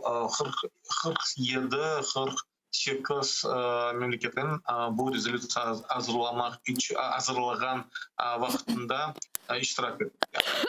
Onun için ben bilesem bu Kenya yapacaklar. Nasıl binayat olacak ve nasıl binayatın son bir faydası olacak ben bilmeyeyim. Ben o kadarlık görmeyeyim neticelerini. Aman evet hem binayat olmak gerek hem ben bilsem en kuvvetli olacak eğer bu Kırım platformanın iştirakçılarının bir sanksiya biraz kıskaca ya da кстати, бы посильнее усилят санкции в отношении Российской Федерации. Yani o sebepten O sebepten sorayım çünkü Kırım platformasının декларациясында, мен yanlışmasam, в декларации Крымской платформы есть пункт, в котором говорится, что в случае обострения ситуации на территории оккупированного полуострова страны инициируют возможное обсуждение введения новых санкций против Кремля. Вот насколько сегодня мы можем апеллировать к этому пункту декларации Крымской платформы и уже после последних репрессий на территории полуострова требовать от наших западных партнеров обсуждения внедрения новых санкций против Кремля? Ну, в любом случае мы можем апеллировать, потому что те массовые обыски и массовые все равно преследования дальнейшие, которые есть, это уже есть определенные основания к тому, чтобы привлекать внимание к этому проблеме наших партнеров. И поэтому здесь просто системная, постоянная работа, которая должна информировать страны. Другой вопрос, что в ряде стран сейчас проходят выборы, в ряде стран еще будут проходить определенные сроки, когда они не будут проводить активность, потому что пока они после выборов войдут в процесс политический и так далее. К примеру, если мы говорим о Германии, то там ожидается как раз-таки и совершенно будет другой канцлер, и, соответственно, политические силы другие придут к власти. И опять же, эти процессы, конечно, будут отражаться на всей работе Крымской платформы. Поэтому говорить, что это будет совсем в ближайшее время, я не совсем в этом уверен. Но говорить о том, что в принципе могут быть консолидированные действия как ответ на те действия, которые проводит Российская Федерация, я думаю, что это будет. Башка каналлардан сіздің фікіріңіз жеміна Нариман Желял ведігер саяси мабуслерінің азат етілмесі үшін анги бір әрекетлер yapılmalı. Misal olarak 17 senesi Elmi Umerov ve Ahtem Çigoz'un Türkiye Cumhuriyeti'nin dahilliği ile azat edilmesi meselesi yüz bergeni de belki de bu kerede. Türkiye Cumhuriyeti'nin prezidenti Recep Tayyip Erdoğan işte yardım edebilir. Sizin fikrinizce bu kanalını kullanma imkanları var mı bugün? Ну, şimdi опять bu taraftan da çalışmaya gerek. Evet, Türkiye Kırım platformasının azası ola. Evet, Türkiye taraftan biz bekliyoruz bir yardımcı, ama bu nasıl, какая будет цена этому вопросу и что захочет, скажем, в этом плане Путин. Поэтому, когда мы говорим об обмене в 2017 году, мы же понимаем, что это не просто была добрая воля Путина, и он просто взял и отпустил Ахтема Чигоза и Ильми Умерова. Здесь был обмен, и был обмен на тех людей, в которых была заинтересована команда Путина. Поэтому все это в том числе и зависит от обменного фонда, и будь он в Турецкой республике или в Германии или в какой-либо другой стране, здесь нужно вести серьезные переговоры и искать, ну, скажем, те механизмы, те рычаги, на что будут согласны Putin и его команда. Yani Eral'dan siyasi mahpuslarının azat edilmesi, denişmesi ve ilahiri bu böyle bir alışveriş meselesi ola, öyle mi? Ну, birinci taraftan alışveriş meselesi, ikinci taraftan bakınız, evet, onlar tek adam değil, belki onlar istegi olacaklar su meselesi ya da ben bilesem bu Kuzey kanal, Kırım Kuzey kanaldan. Belki onlar istegen olacaklar başka meselesi ya da başka sanksiyalar olmasın ya da onlar, no, ben bilmiyorum da ne isteyecek olacaklar, ama bu konuşmak gerek olanın sonra biz böyle bir ne olasiler göreceğiz. Üçüncü taraftan evet, bu fonduna takmaya gerek ve belki onlar değişecekler. Ve dördüncü taraftan bizlerine test etmeye gerek bu Avrupa Mahkemesi bu kararları ve Birleşken Milletler'in mahkemelerin kararına. Çünkü mesela bizde akılımızda var bu maryakların hakkında ve sonki bu denişler oldu. Çünkü halkara deniz tribunalın kararı oldu ve Rusya bu kararını çözmek için böyle gösterdi. Biz onlar maryakların azat ettiler ve mabuslerin azat ettiler. Çok sağ olunuz İskender Ağa bizle bağlanıp suallarımızga cevap bergeniz için. Büyük teşekkürler. Milli Meclis azası ve Kırım Tatar Resurs Merkezi'nin yol başçısı İskender Bariyev bizle canlı bağda edi. Saygılar arkadaşlar, biz ise yayınlarımızı toxtatmayımız, devam etimiz. Sadece şimdi birkaç dakikadan sonra, 5 dakikadan sonra Zaman informasyon programması Ukrayna tilinde sizlerini selamlayacaktır. Sonki en aktual, en taze ve meraklı haberlerini muhbirlerimiz sizlerge tarif edecek Zaman programmasında. Sonra biz mutlaka bu studiyaga kaytacakmız ve çeşit türlü meselelerini müzakere etmeye devam edecekmiz. ATR telekanalının ekranları başından ayrılmanız, YouTube sayfamızga abone olmayı unutmanız veya Patreonumuzga abone olup maddi destekini de gerçekleştirebileceğiniz ihtimali olganını aklınızda tutunuz sayılı arkadaşlar. ATR sizle, siz de ATR'den ayrılmanız koşkence.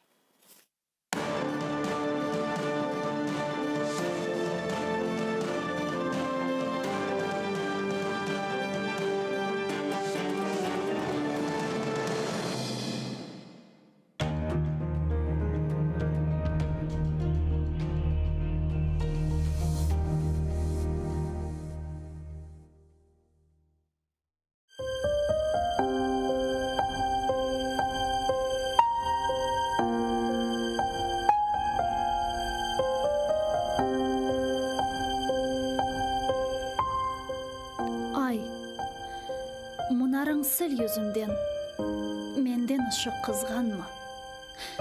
Men bir garip yolcu edim. Kaldım kara dağlarda. Yol şaşırdım, kun aşırdım. Sana bakıp ağlar da ah çekerim. Aç yüzünü, meni yaman göz sanma. Aç yüzünü, saç nurunu, uçurumlar, kayalar. Işık alsın, aydınlansın. Kolgeleri silinsin. Toprak topman kardeş isen koksundaki şu taşlar, granitler kara yerge ayna gibi korunsun. Yüreğime sırdaş isen kozumdaki şu yaşlar çiçeklerge tökeceğim, oçıklarga karışsın.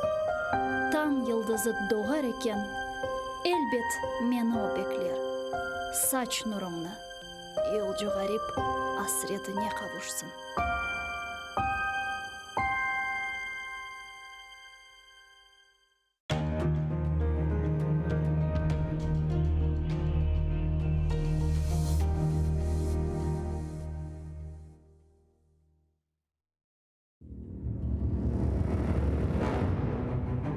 Hacı Giray Kırım Hanlığını tizgende 29 yaşındaydı. Tahminen 350 yıl devamında Kırım Hanlığı devlet olarak hüküm sürdü.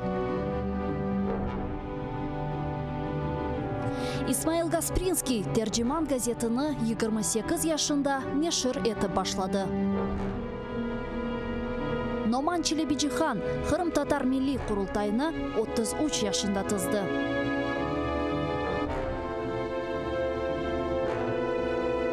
Bekir Çobanzade 27 yaşında profesör olarak Latin elifbesini Türkiye devletlerge teşvikat etti.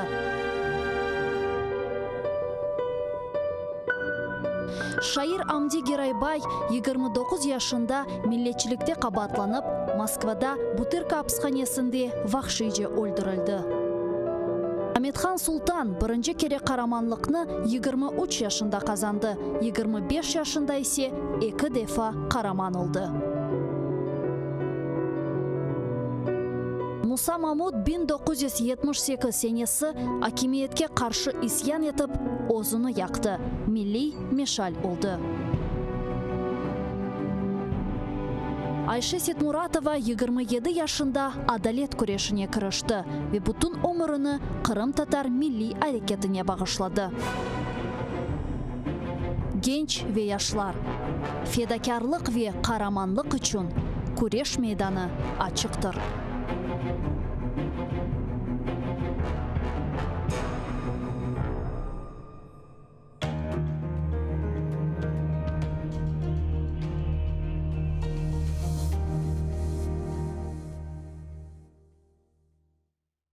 Ural dağı, Ural dağı, yoktur da hep yağı. Ural dağı, Ural dağı, yoktur da hep yağı. Kırım'dan taş toprağı, yüreğim yağı. Şu Kırım'dan taş toprağı, yüreğim yağı. Yansın da yansın, Ural'da yansın, yansın da kul olsun. Yansın da yansın, Ural'da yansın, yansın da kul olsun. Biz naharımdan çıkargana, gözlerim kör olsun. Biz naharımdan çıkargana, gözlerim kör olsun. Huvanım anas sas yavrular, Tatar'nın malına. Huvanım anas sas yavrular, Tatar'nın malına. Biz haytırmız, siz ketersiz Ural'nın dağına. Biz haytırmız, siz ketersiz Ural'nın dağına.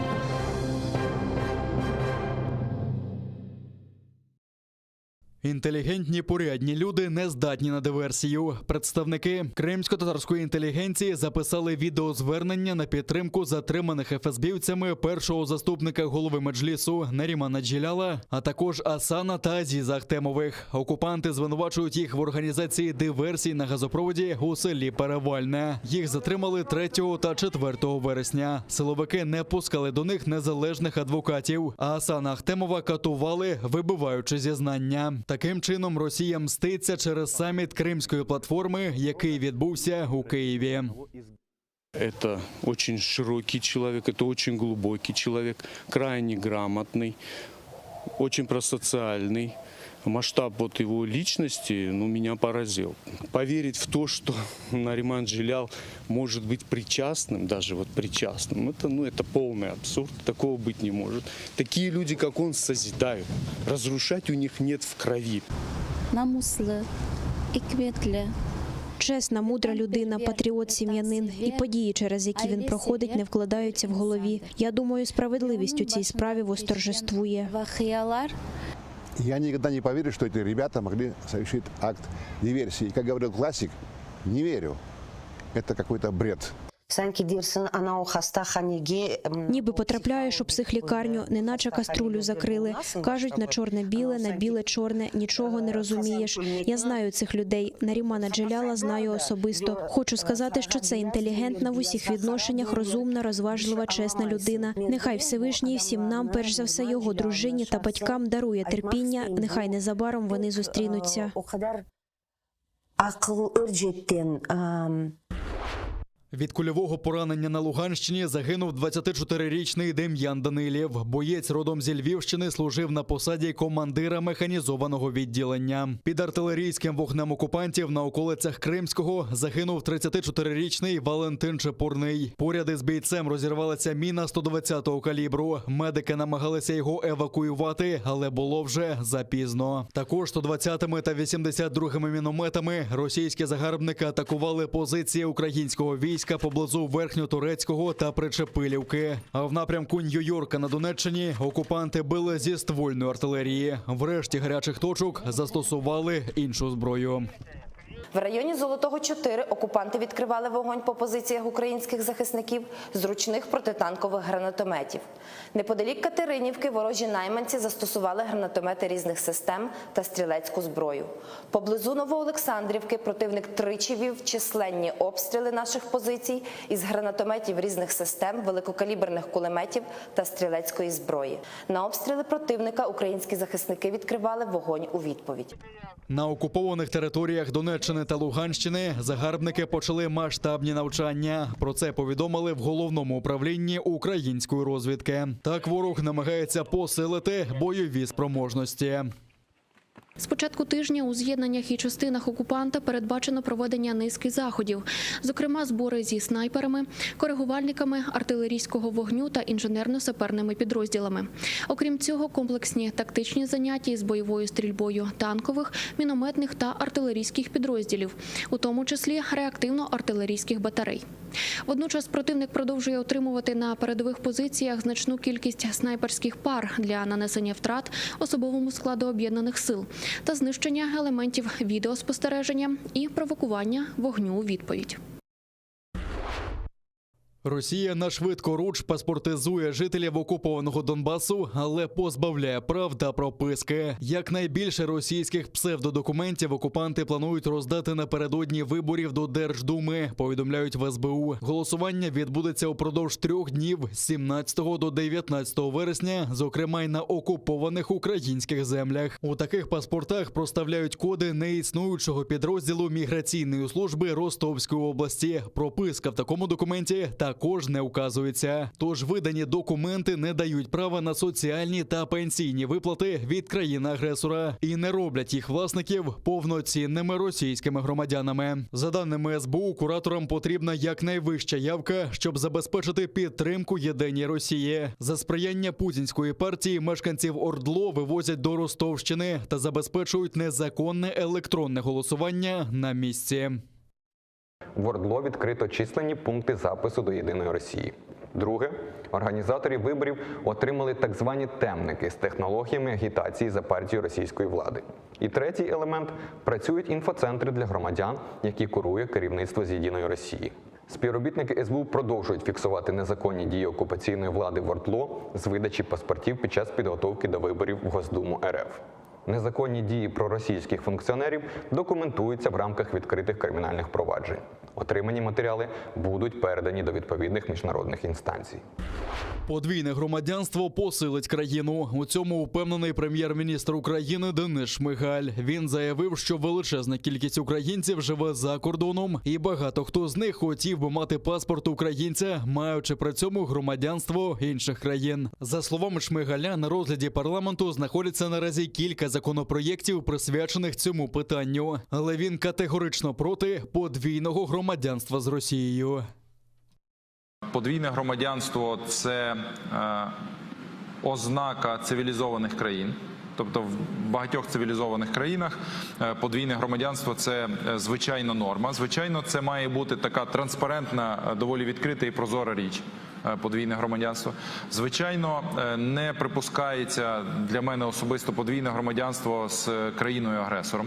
Це ті речі, які прописані також і в проєкті закону. Росія привласнила понад 4 тисячі пам'яток культури в окупованому Криму і незаконно вивозить артефакти з півострова. Про це йдеться у доповіді ЮНЕСКО про спостереження за ситуацією в Автономній Республіці Крим. Це оновлена інформація у період з січня 2020 року і до кінця липня поточного року. У ЮНЕСКО відзначили, що незаконні розкопки загрожують виключенням зі списку всесвітньої спадщини Херсонеса Таврійського. А так звана реставрація ханського палацу у Бахчисараї створює реальну загрозу знищення історико-культурної цінності пам'ятника. У доповіді зазначається, що Російська Федерація незаконно вивозить артефакти з окупованого Криму, які потім експонує у себе, стирає сліди культурної присутності кримських татар на півострові, а їх релігію перетворює на зброю проти них самих.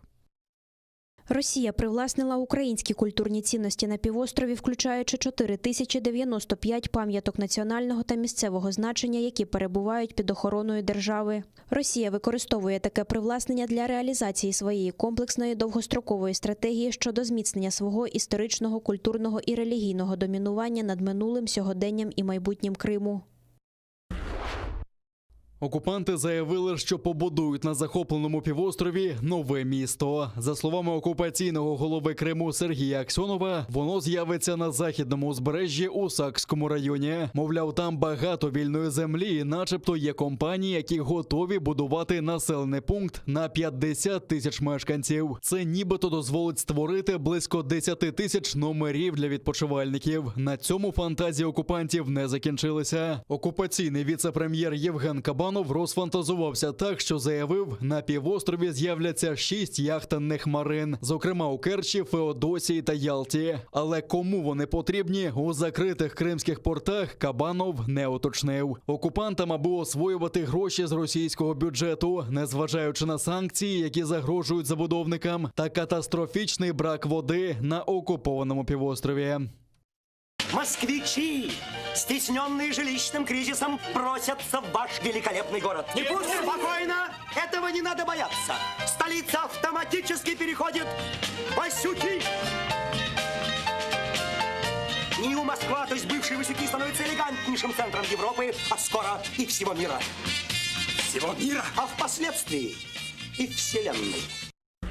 ООН та західні країни, як і раніше, не можуть отримати доступ до китайського регіону Синьцзянь, щоб перевірити становище мусульман-уйгурів. Про це повідомила Верховний комісар ООН з прав людини Мішель Бачелет. Ситуація, в якій опинилася етнічна меншина у віддаленому регіоні на північному заході КНР, давно турбує світ. Надходять повідомлення, що правляча в Китаї Компартія помістила понад 1 мільйон уйгурів до так званих центрів професійної підготовки, які по факту є звичайними в'язницями.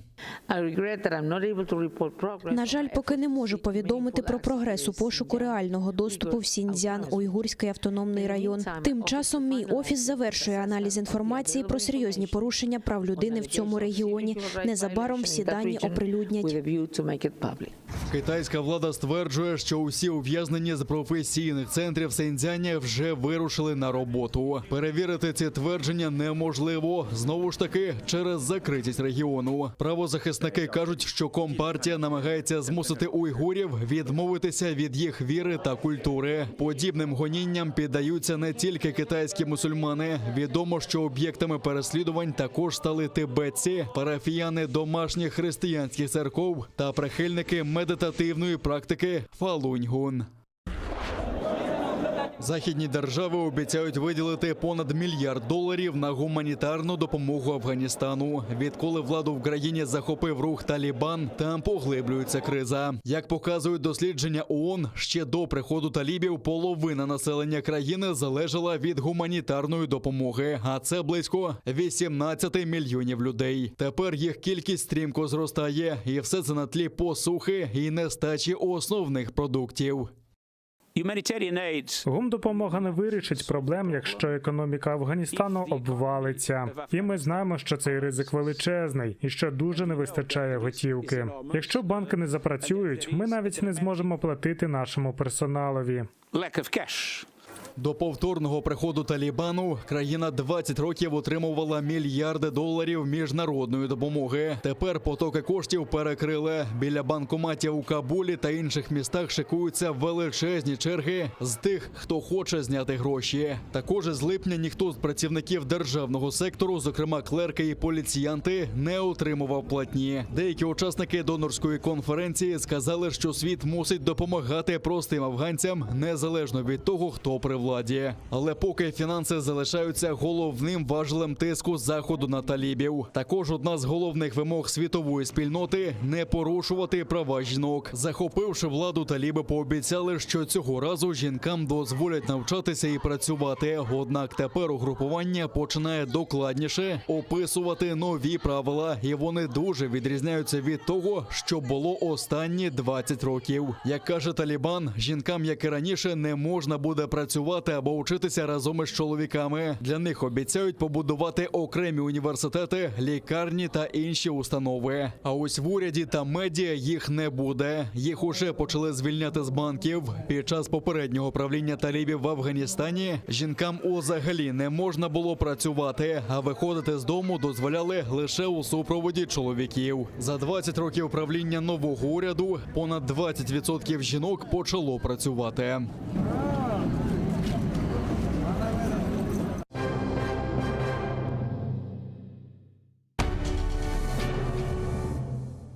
Ізраїльські вчені створили унікальний засіб, що містить природні інгредієнти. Краплі імуноков покращують імунітет при коронавірусних та респіраторних захворюваннях, а також сприяють полегшенню постковідного синдрому. Імуноков – надійна допомога.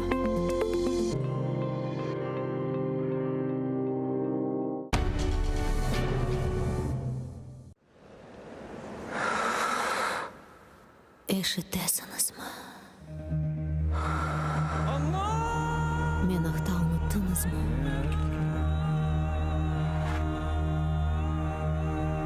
Мен мұнда. Бұл менің топырағым. Менің қырымым.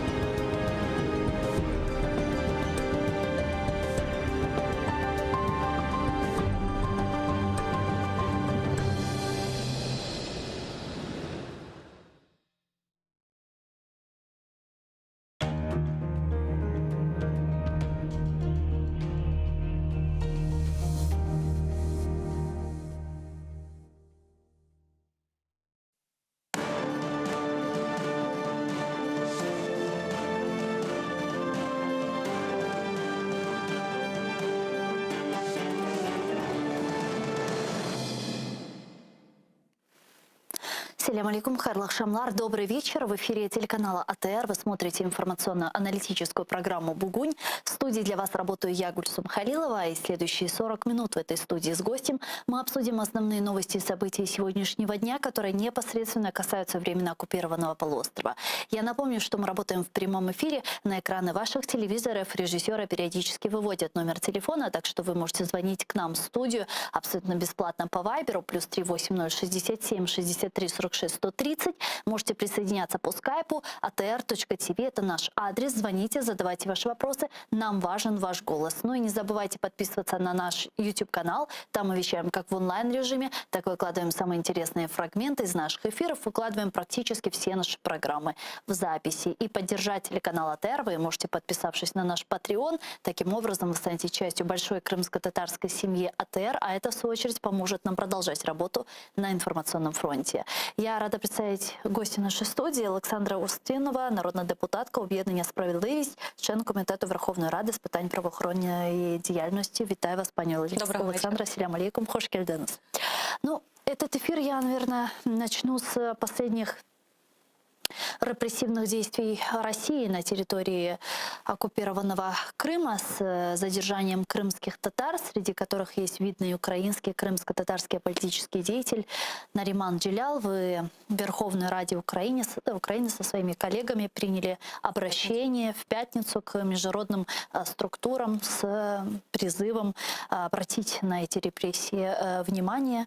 И по линии парламента что еще можно сегодня делать? Вот помимо обращений, заявлений, что, безусловно, очень важно с информационной точки зрения. Но помимо этого всего, что можно еще? На самом деле сейчас ключевое, что мы должны сделать, это бороться на международной арене, потому что мы понимаем, что те репрессии, которые сейчас происходят в Крыму, это, с одной стороны, как бы такие попытки запугать, попытки показать, что мы любого человека можем арестовать, и вообще нечего там на всякие крымские платформы ездить, да, и принимать активную политическую и активное участие в политической и социальной жизни Украины.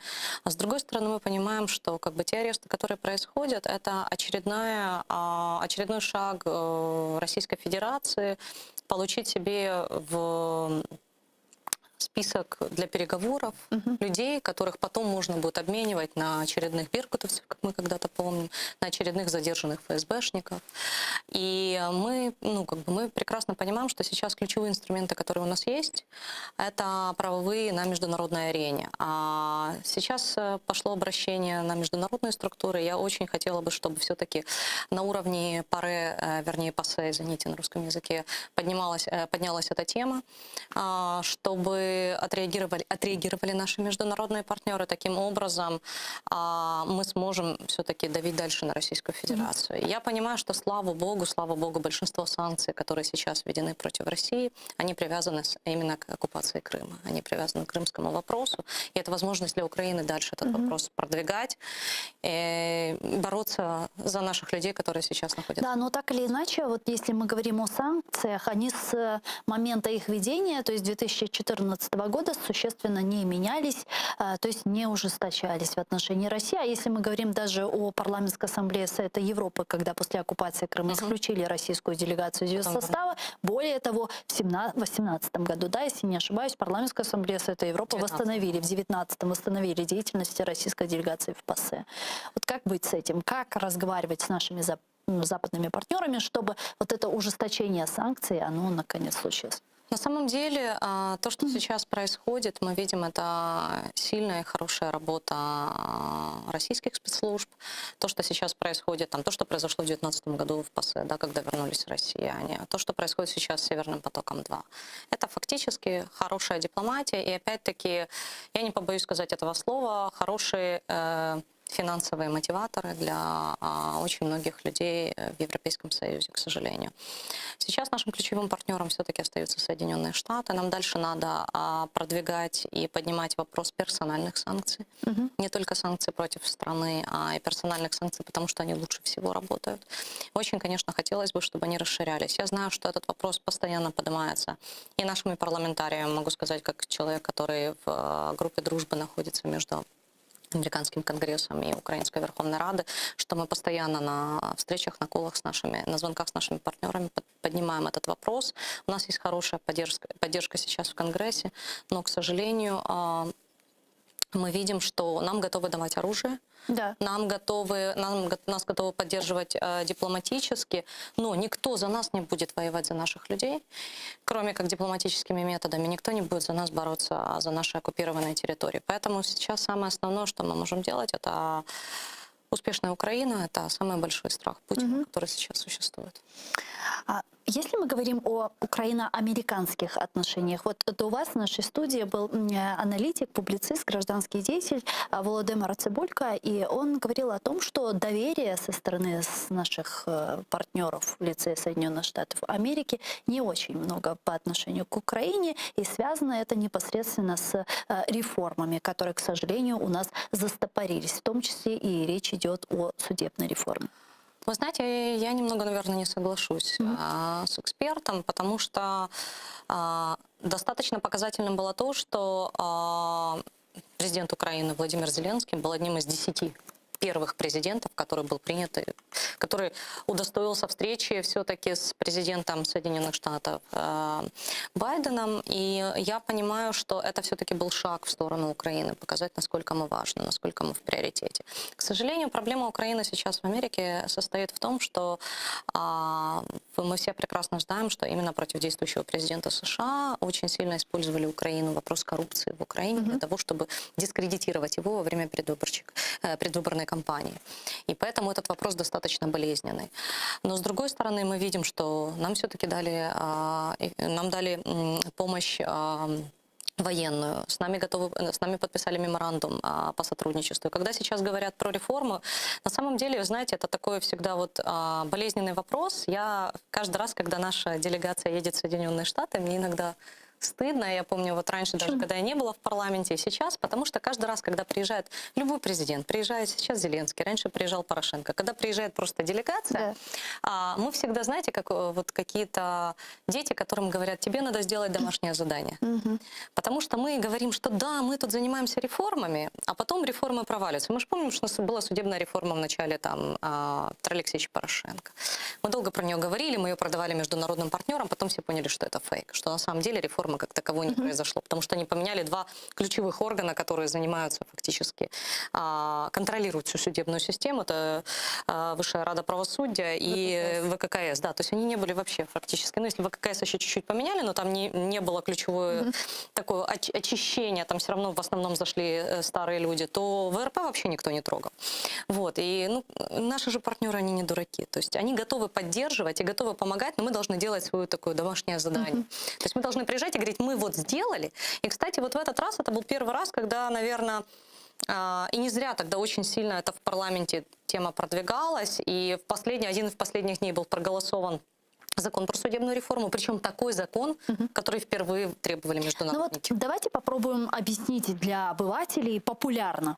Что такое судебная реформа? Объясните вот простым языком, в чем проблема сейчас саботажа судей, как вы это называете, мафией, насколько я понимаю, судебная да? мафия, вот да. Где загвоздка, что не так?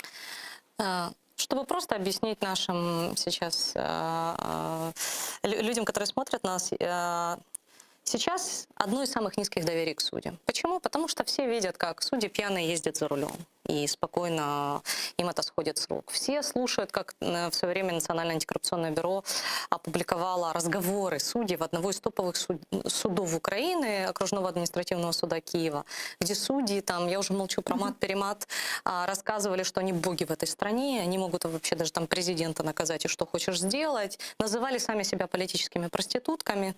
Ну и рассказывали схемы, кто сколько берет, кто кого как контролирует. То есть была опубликована прослушка, которая стояла в судебных кабинетах. После этого у всех был шок. И все понимают, что на самом деле полностью надо очищать судебную систему. Я не говорю, что в системе нету порядочных людей. У нас есть порядочные судьи. Я знаю судей, которые выходили против системы, которых даже увольняли и лишали этого статуса. Что основное надо сделать? У нас есть два ключевых органа, которые занимаются фактически всей судебной системой. Это Высшая квалификационная комиссия судей и Высшая Рада правосудия. Первая комиссия, так званая, она отбирает судей. То есть они проходят тестирование, а ВРП утверждает их, либо забирает у судей вообще возможность быть судьей. Ну, например, скажем, судью арестовали за взятку. Так. Для того, чтобы его можно было закрыть в СИЗО, надо разрешение ВРП. Потому что он неприкасаемый. То есть это просто отдельная вообще категория и каста людей. ВРП никогда не дает этого. ВРП говорит, нет, нормальный судья. То же самое, если поступает жалоба, что судья, например, там, не знаю, выносит там неправомерные решения, когда у нас были там прецеденты, когда судьи по там, делам Януковича, например, да, отмазывали там высокопоставленных лиц, Да. писались письма, писались скарги ВРП. ВРП говорила, нет, все нормально, пусть дальше себе. Когда когда давали информацию про супер там богатые дома, машины и конкретно показывали, что есть незаконное обогащение, ВРП говорил, ничего, пусть дальше работает. Сейчас нам надо поменять вот это ВРП, потому что пока мы не поменяем, грубо говоря, судьев над судьями, состав вот этого ВРП, и система не сможет очищаться, потому что сколько бы туда ни приходили хорошие, их будет выплевывать система, а вот людей, которые на самом деле должны сидеть там, извините, в тюрьмах, а не сидеть в креслах судьев, их будут отмазывать. Ну, насколько я понимаю, как раз судебная реформа и закон принятый предусматривает прозрачный отбор судей в ВРП и ВККС. Вот как раз, да, вот я хочу объяснить. У нас сейчас будет создана специальная так называемая этическая комиссия, которая должна полностью обновить состав ВРП. То есть вот это органа, который занимается очищением судебной системы, и, ну, такой надсмотрщик над судебной системой. Эта этическая комиссия будет в нее будет входить 6 человек. Так. 3 от международных экспертов и 3 от судей. Ага. 3 международных экспертов и 3 от судей. Международные эксперты уже дали своих людей. Это, правда, очень такие как бы люди с высокой репутацией с разных стран. Сейчас 3 должны было дать от судьев.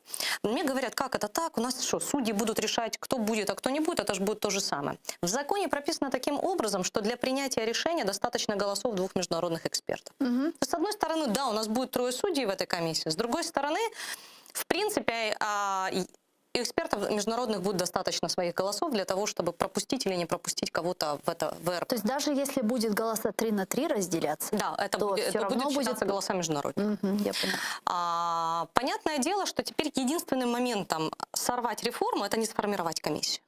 Таким образом, судьи собирались, вот у них в понедельник было заседание, и они просто никого не делегировали. Они говорят, нет достойных кандидатов, мы все проголосовали, что мы никого не поддержим. И они понимают, что чем дольше они будут затягивать созданием комиссии, тем дольше они будут находиться в своих креслах, потому что пока комиссия не создана, она не может работать. То есть... Тогда возникает вопрос, как выйти из этой ситуации, когда представители, как я поняла, вы меня поправите, судейских кругов не хотят делегировать своих представителей в эту комиссию по этике, и тем самым не дают просто старт очищению ВРП и ВККС.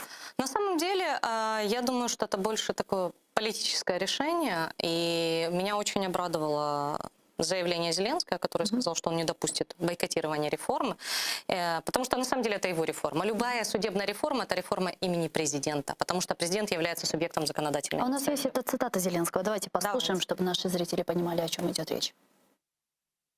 Кожна незаконна дія, спрямована на блокування судової реформи, отримає негайну оцінку та відсіч. Я не дозволю суддям, які перешкоджають реформі і очищенню судової системи, позбавити українців права на справедливість. А судді, які хочуть працювати в прозорій системі, повинні мати повну підтримку.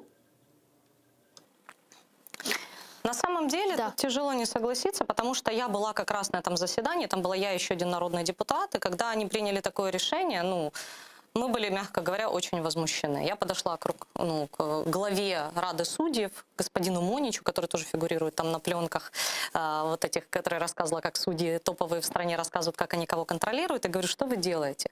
Вы понимаете, что вы сейчас просто бойкотируете судебную реформу, у вас, говорю, есть 2 выхода. Либо вы идете по закону и делаете это нормально, либо у вас в следующий раз Майдан придет к вам сюда под судебную власть, и вас, говорю, на вилах вынесут. Говорю, что вам ответили?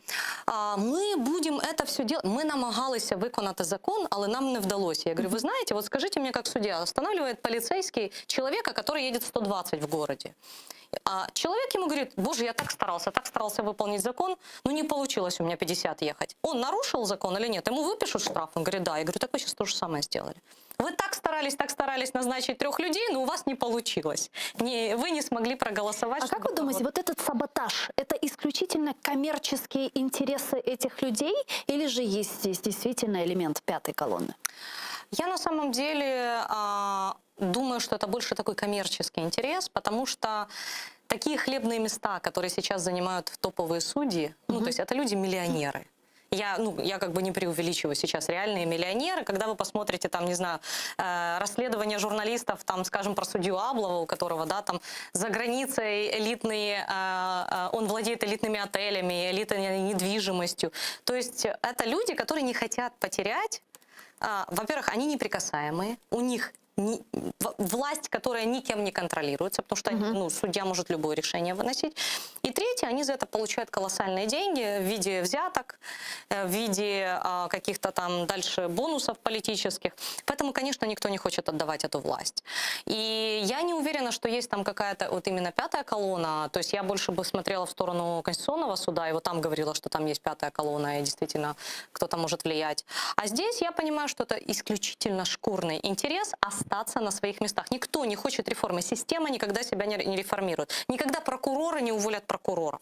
Полицейские не уволят полицейских. Поэтому всегда, когда приходит время реформ, всегда должен зайти кто-то извне, чтобы поменять систему. Потому что, рука руку моет. Это все круговая порука. Зеленский послезавтра собирает рабочую группу с участием послов G7, представителей судейского самоуправления и главу Верховного суда и представителей парламента. Будет ли толк? Чего вы ожидаете? На самом деле все зависит от того, как будет поставлен вопрос. Но я вам скажу, я знаю уже прецеденты там в истории Украины, когда многим высокопоставленным чиновникам давали понять, что как бы все ваши активы находятся за границей. И мы все знаем, где эти активы. Мы знаем, где лежит каждый доллар, где стоит каждый дом и где припаркована каждая машина. Поэтому я знаю, что в свое время таким образом международное как бы сообщество влияло на определенные решения, скажем так, в Украине. И мне очень хочется поверить, что судьи тоже не дураки и понимают, что все вот это награбленное здесь, да, там не награбленное, там незаконно заработанное, которое они уже вывезли и купили себе дома там за границами, если действительно полностью саботировать реформу, этим может закончиться. Либо правоохранительные органы будут ними заниматься. То есть здесь как бы мне хочется верить, что все-таки будет найден какой-то политический, не то что компромисс, а политическое решение, потому что, это просто произвол, когда уже и парламент, и президент, и все взяли на себя ответственность, сделали, проголосовали, вам только надо исполнить закон. Пан Володимир Фесенко зараз з нами на прямому зв'язку. Політолог, голова правління Центру прикладних політичних досліджень ПЕНТА. Пане Володимире, вітаємо вас. Салям алейкум. Добрый день, витаю вас. Да, пане Володимира, вот мы как раз сейчас с народным депутатом обсуждаем вопрос судебной реформы. Вы слышали нашу беседу. А на ваш взгляд, действительно ли Зеленский хочет реформировать судебную систему, или же это вот все такая вот профанация? Да нет, здесь как раз не пропаганда. Что касается реформы судебной системы, я вот на другое обращу внимание. Я сейчас вернусь вот к этой вот проблеме, которая возникла, тем более вы о ней уже так обстоятельно поговорили. Но что надо понимать? Когда Зеленский пришел к власти, у него не было никакого готового рецепта реформирования судебной системы. Об этом говорили отдельные люди в его команде. Насколько я знаю, там вот Рябошапка тогда выступал, он тогда еще был замглавы офиса президента, потом стал генеральным прокурором. Во многом с его подачи формировалась комиссия экспертная при офисе президента. И там, насколько я знаю, возникла очень специфическая ситуация. Знаете, лебедь, рак и щука.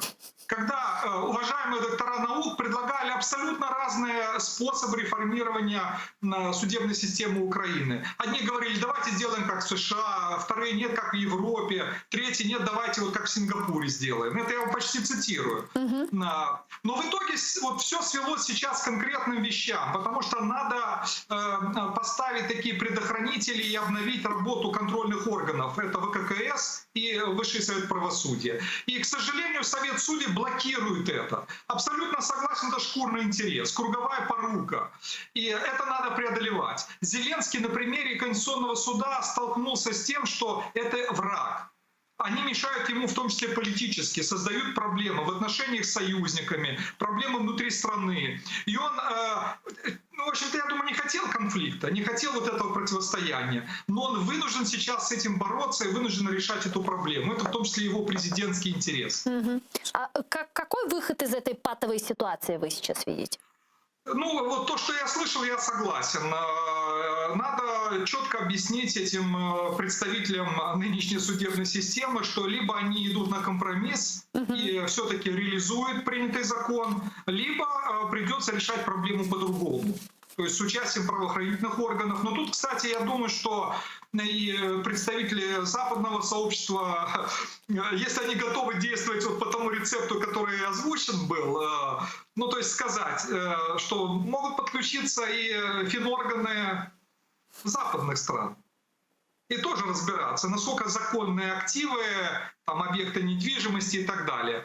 Ну, то есть, либо здравый смысл должен сработать у этих судей, либо будут работать совершенно иные механизмы. В конце концов, ну, я тут выскажу лишь предположение, но если возникает вот такая ситуация, когда органы вроде бы судейского самоуправления блокируют судебную реформу, я, знаете, шучу в этой связи, что у нас поручили лисе охранять курятник. Вот это судьям поручили делать судебную реформу, которая не соответствует их интересам. Но надо заставлять. Их надо тогда, может быть, убрать из этой системы. Это будет выглядеть не очень красиво, может быть, но тогда законодателям надо еще раз обновить закон, так, чтобы вот не было вот этого блокирования со стороны самих судей. Это может быть слишком радикальный рецепт, но об этом тоже надо сказать. Либо вы сейчас все-таки выполняете закон, либо придется прибегать к более радикальным инструментам. Тем временем, вот еще вопрос, который я хочу с вами обсудить. Глава Госдепартамента США Энтони Блинкен заявил, что Америка в полной мере выполнит обязательства перед Украиной в сфере безопасности. Об этом он сказал в ходе слушаний в Комитете по иностранным делам Палаты представителей Конгресса США. Давайте вместе послушаем его цитату. Абсолютно точно, ми виконаємо наші зобов'язання. Ми виконаємо наші зобов'язання перед Тайванем, відповідно до закону про відносини з Тайванем. Ми виконаємо зобов'язання перед Україною, в тому числі, до речі, ті, які президент США Джо Байден і президент України Володимир Зеленський обговорювали лише близько 2 тижнів тому. Так, пане Володимире, что для нас означает эта цитата, вот когда Блинкен говорит о выполнении обязательств перед Украиной в сфере безопасности? Что он имеет в виду, на ваш взгляд? Ну, скажу, может быть, не очень популярную вещь, и, может быть, даже несколько циничную. Так. А никаких особых обязательств нет. Да, есть партнерская позиция. Да, Соединенные Штаты, я сейчас не буду перечислять конкретные позиции, вот, которые были обозначены в совместном заявлении, есть рамочные соглашения, но это общие политические обязательства. Да, Соединенные Штаты будут помогать, выделят определенную военно-техническую помощь, финансовую помощь окажут определенную помощь в развитии, реформировании сектора энергетики. Как бы они нам оказывают, правда, очень ограниченную помощь в укреплении нашего оборонного сектора. Но мы должны понимать одну простую вещь. Воевать за нас они не будут. Я, кстати, скажу тоже, может быть, не очень популярную вещь. Я не уверен, что Соединенные Штаты будут за Тайвань воевать. Хотя там есть гораздо более сильные их интересы. И экономические в том числе, и военно-политические. Но тем не менее, не дай бог, конечно, если вдруг там начнется какое-то военное столкновение, я не уверен, как Соединенные Штаты себя поведут. Ну вот, кстати, да.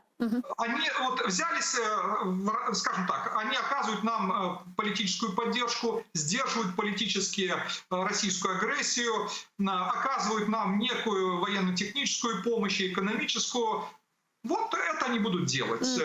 Я думаю, что именно это имел в виду Блинкен. А рассчитывать на какие-то особые вещи не стоит, к сожалению. 2014 год нам это показал. Ну вот, кстати, вот эту мысль и проартикулировал министр иностранных дел Украины Дмитрий Кулеба, который сказал, что Киев уже не верит обещаниям западных партнеров и что Украине нужно уже научиться превращаться в гибкое военное государство по аналогии Израиля. Давайте вместе послушаем его цитату. Ця країна витягла ряд гірких уроків, які говорять, що обіцянки Заходу швидше за все не будуть виконані. Ми не віримо обіцянкам. Обставини не залишають вибору. Армія, дипломатія і український народ – ось що нам потрібно, щоб вижити.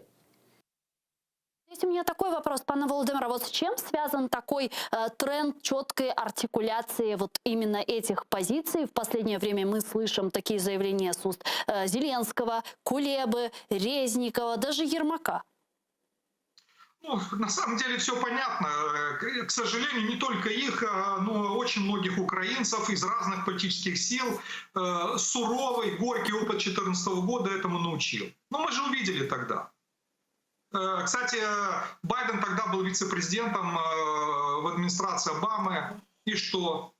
Ну, была очень, я бы сказал, чрезмерно мягкая позиция Соединенных Штатов по Крыму. Да, но если мы говорим о риторике Зеленского, Кулебы, Резникова и так далее, то она очень сильно изменилась как раз, ну, я вам даже скажу, что с весны этого года, потому что до этого риторика была все же немного другая. Там пытались увидеть мир в глазах Путина, а сейчас вот нет. Сейчас уже четко говорят, что если мы будем встречаться с Путиным, мы будем говорить про оккупированные территории.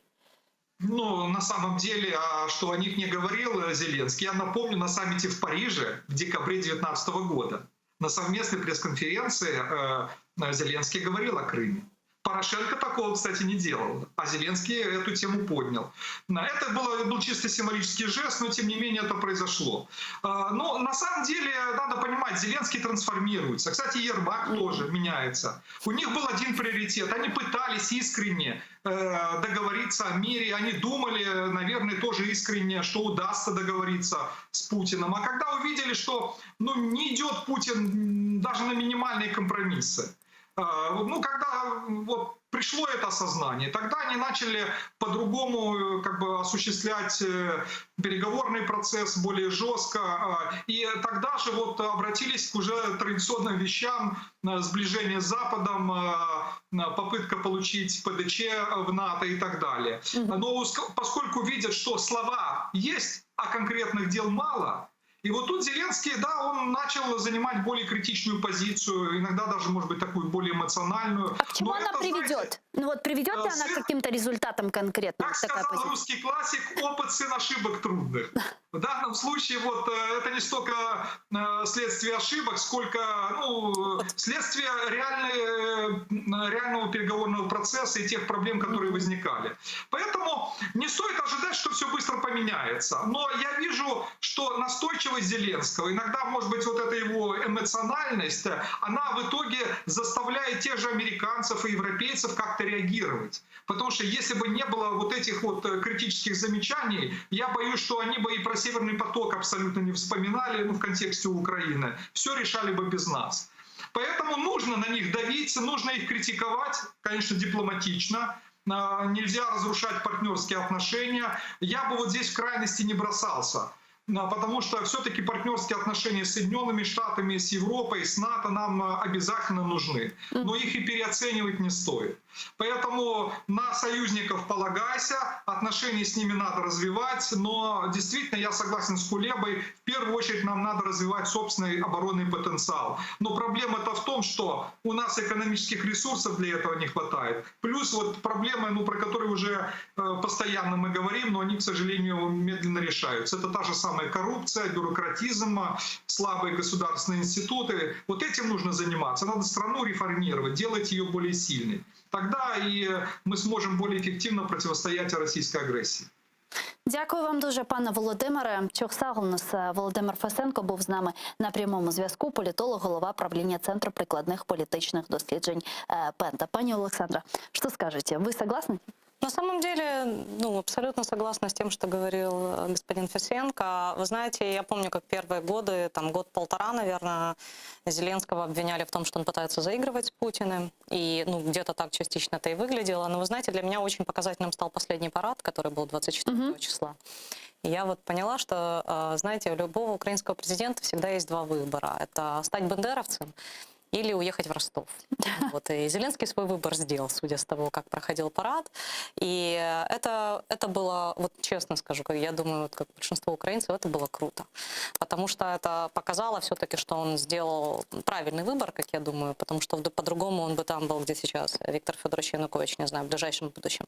Если говорить про наших международных партнеров, Сейчас, если вы посмотрите, все больше начинает создаваться все-таки региональные инициативы. Вот есть инициатива, например, «Трех морей», да, когда сейчас уже европейские страны понимают, даже те, которые являются членами НАТО, уже поняли, что надо как бы создавать внутри там, Европы, например, вокруг определенных территорий, надо создавать свои какие-то объединения для того, чтобы друг другу помогать и друг друга защищать, если надо будет. И Украина сейчас как, ну, такой, знаете, как борец за свободу, за демократию в Европе, потому что мы единственные, кто стоит сейчас между Россией и...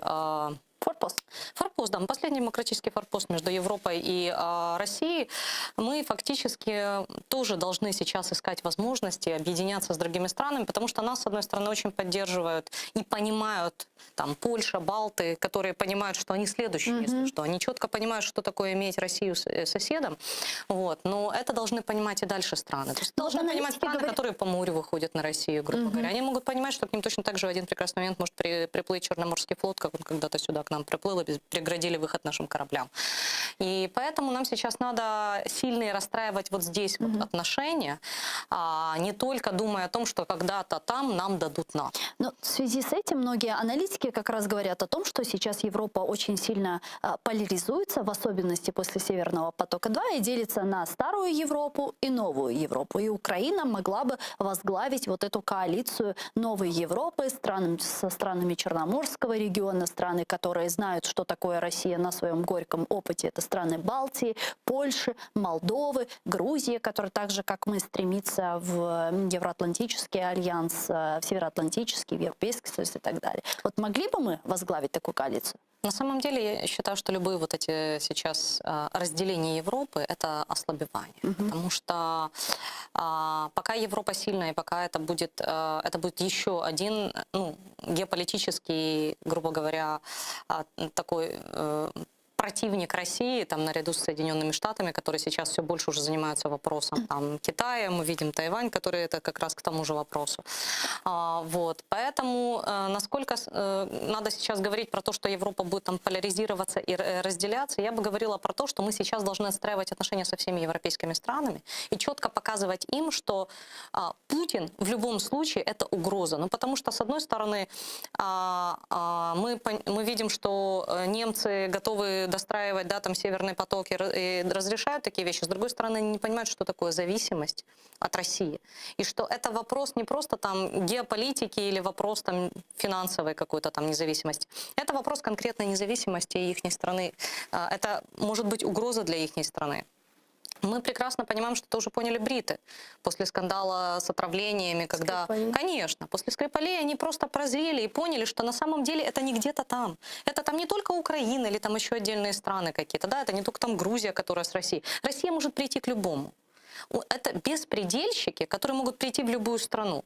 И то, что, например, вот на днях задержали одного из фальчетти, таких так называемых борцов за российский Крым, вот, это на самом деле показатель, потому что как бы там Чехов не обвиняли в том, что они подыгрывают иногда, ну там президента не обвиняли в том, что он подыгрывает Путину, им не нужны такие люди на своей территории. А вот, кстати, очень интересно, действительно, в Чехии с таким президентом, как Милош Земан, в Чехии, где действительно говорят о том, что там, ну, с лояльностью относятся к спецслужбам России, огромное количество ФСБшников, там, инфильтрованы в структуры, в институции Чехии, вот такое происходит.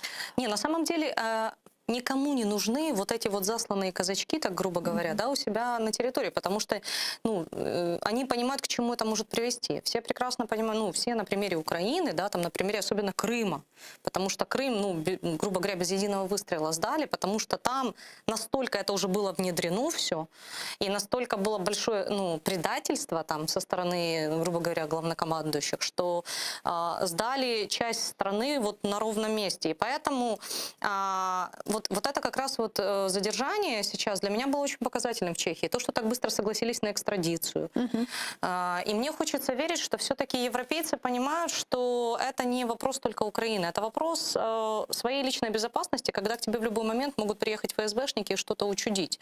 И сейчас, я просто помню, как в 2014 году мы очень много разговаривали с австрийскими парламентариями, объясняли им, что большинство денег, которые там Клюев и остальные инвестировали у них в в различные бизнесы, там, в громадные там, эти центры торгово-развлекательные, что это украденные у нас деньги.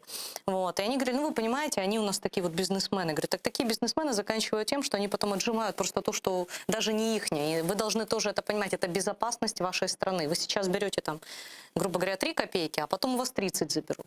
И я все-таки надеюсь, что Европа все больше будет это понимать и все больше будет как бы... Вот такие вещи, как вот эти вот задержания, показывают, что они не готовы. Мы несколько раз уже в нашей беседе затрагивали вопрос Северного потока-2. Как выстраивать наши отношения с Германией, с Северным потоком, как быть? Нам в любом случае их надо отстраивать. Ну, мы можем обижаться, мы можем говорить, что нас предали. И я искренне считаю, что нас предали, потому что нас вначале предали с Будапештским меморандумом, теперь нас предали с Северным потоком. Но нам все равно надо с нашими партнерами выстраивать дальше отношения. И нам все равно надо искать с ними компромиссы. Они сейчас, с одной стороны, и Соединенные Штаты, и Германия говорят о том, что они готовы обеспечивать там, договоренности по все равно транзиту еще через Украину, газа на определенные суммы денег. Хотя, я вам скажу честно, мы когда встречались с европарламентариями, я им говорила, что я считаю абсолютно таким как бы реалистическим сценарием, если случайно, например, взорвется какая-то часть газопровода. Да, и, кстати, не обязательно даже на нашей территории. Да, может и быть, на этом закончится вообще все, и как бы дальше будет только Северный поток-2, а Украина будет долго рассказывать, что это не мы сами устроили теракт на своей территории или еще у кого-то. Поэтому нам в любом случае надо отстраивать, потому что это наши партнеры, это те, кто нас все равно поддерживали и в 2014 году, и во время войны, и поддерживают все равно дипломатически, и поддерживают по санкциям, и поддерживают и как макрофинансовую помощь в инвестициях. Мы можем обижаться, мы можем не обижаться, нам надо строить свою сильную страну. Чем сильнее будем мы, тем больше с нами будут считаться. Когда мы будем в роли просящего, то когда, грубо говоря, это просящий, которого ты можешь там разменять в каких-то мелких вещах, это всегда будут делать. Помогают сильным. Опыт Афганистана это показал. Они не считаются сильными.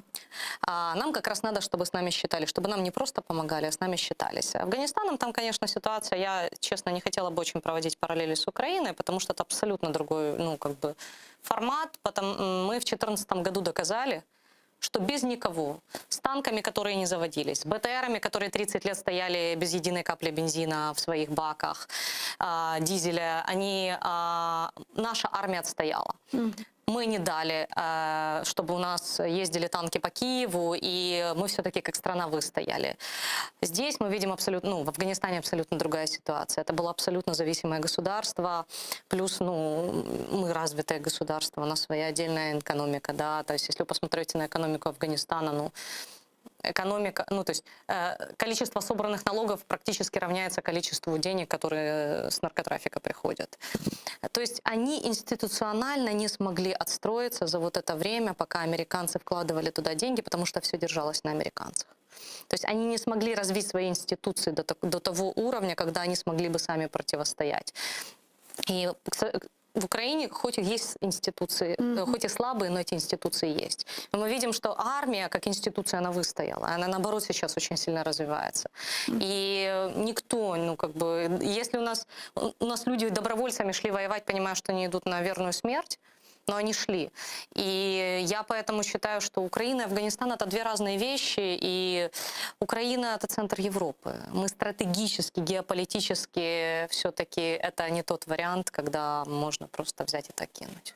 Дякую вам дуже, пані Олександро. Чухсаловна, что приехали к нам в студию, ответили на наши вопросы. Александра Устинова, народный депутат Объединения справедливости, член комитета Верховной Рады по вопросам правоохранительной деятельности.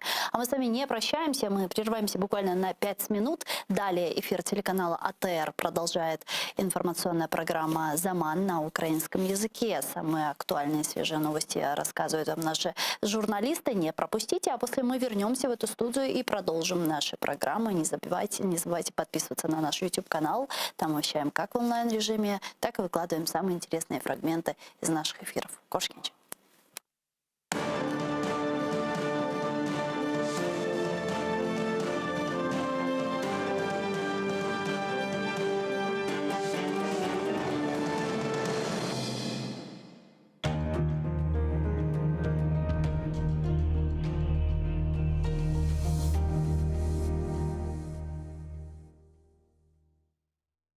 İlkbaharını müjdelegen sarı tülpan. Bari solmasaydın hiçbir zaman. Güzel yosma, Goncan ile endamını erkün sever, öper adım, saygılarman.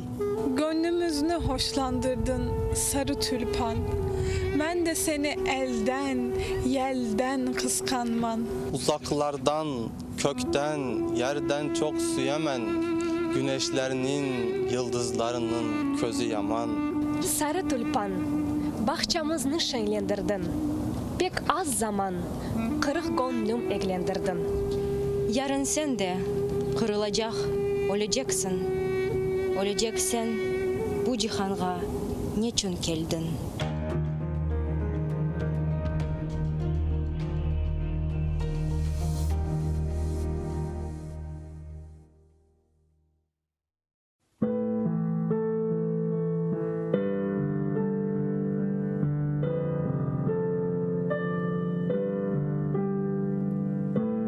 Басқаныңыз ерлерні топырақ деп кечмеңіз.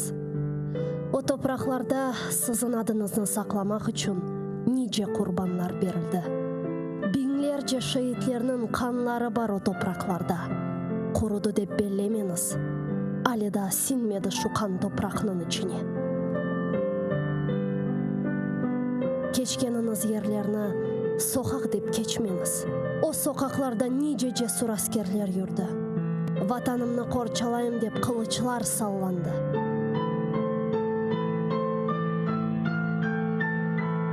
Жүргеніңіз аралықларда иханетлер де олды үлбет.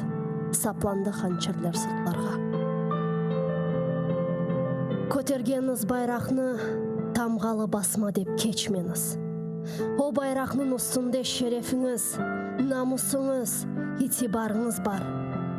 Көтеріңіз ең yüksекlerге, ең төпелерге, көк yüzüyle paylaşsın ренкіні. Керек olsa onun için nişan olunuz. Bir ketken can nedir ki? 1000 can ketse feda olsun ona. Kıyamet ölüm mü?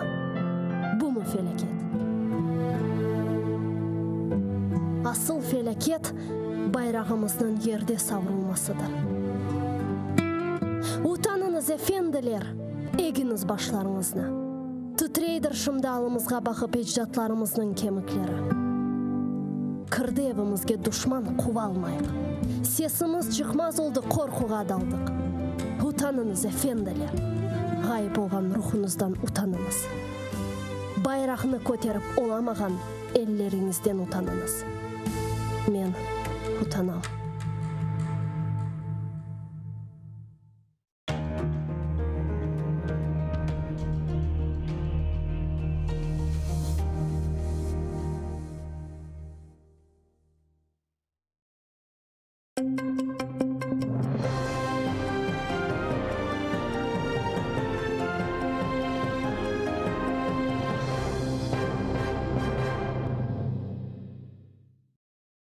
Викрали вночі з дому, катували струмом, били, погрожували зґвалтувати дружину та застрелити при спробі утекти. Затриманий окупантами 3 вересня Асан Ахтемов докладно розповів про те, як ФСБівці вибивали з нього зізнання у диверсії на газогоні у Перевальному. Цю розповідь записав його адвокат Айдер Азаматов, а видання «Грати» її опублікувало. Ми наводимо фрагменти з неї. Ориентировочно в 23:30, когда я спал у себя в доме со своей семьей, в наш дом ворвались люди. Ориентировочно в количестве 10 человек в военной форме, в масках и с оружием. Они приехали на нескольких автомобилях. Эти люди разбудили меня и сказали «поехали». Жена и дети проснулись и кричали от страха. Никаких документов эти люди мне не показали. Просто надели на глаза пластиковую маску, а на руки наручники. Через маску ничего не было видно. Меня начали выводить из дома. Это сопровождалось угрозами и обвинениями в том, что я якобы изнасиловал какую-то девушку. Посадили в автомобиль и увезли в неизвестном направлении.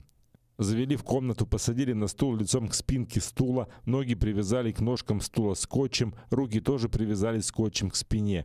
Когда меня вели, со стороны этих людей в мой адрес постоянно поступали угрозы, что мне подкинут оружие и наркотики, говорили, что моя жена красивая и намекали о том, что тоже могут причинить ей вред. После того, как меня посадили на стул и связали, на мои уши повесили оголенные провода, после чего я почувствовал сильный удар током. По времени это продолжалось секунд 10, и так около 6-7 раз. После чего разряды тока пускали понемногу и одновременно со мной разговаривали. Когда пускали ток, меня постоянно дергало. После этого я согласился со всем, что мне эти люди говорили. А говорили мне они о том, что я подорвал газовую трубу в Перевальном, что мой брат Азиз Ахтемов все уже рассказал, и что им все известно, как мы это сделали, на какой машине и другие детали. Угрожали мне тем, что я больше не выйду из этого места. После этих угроз и пыток током я им сказал, что соглашусь со всем, что они мне скажут. После этого меня подняли наверх, посадили на лавочку, опять угрожали, после чего я почувствовал сильный удар в область шеи, в затылок, и меня куда-то потащили. Потом сняли маску, пришел человек, который назвал себя доктором, но был в военной форме. Этот человек сказал мне, чтобы я говорил все как было. Видимо, я сказал не то, что им нужно, после чего мне опять опустили на глаза маску и один раз ударили в область шеи. Меня посадили в машину и куда-то повезли. Я думал, меня привезли в лес, так как эти люди постоянно говорили, что вывезут меня в лес и убьют там. Меня вытащили из машины и сказали: «Давай, беги и помни, что я хорошо стреляю». Я сказал, что я бежать не буду, убивайте меня здесь. После этого посадили в машину и куда-то повезли. Меня привезли в здание ФСБ на бульваре Франко 13 в Симферополе, где меня допрашивали следователи, и я подписывал много документов. При этом я себя очень плохо чувствовал, так как все тело болело, я задыхался. В здании ФСБ мне включали камеру, и я говорил все, что им нужно. Даже сейчас у меня появляются приступы, когда засыпаю. Мне кажется, что я забываю дышать.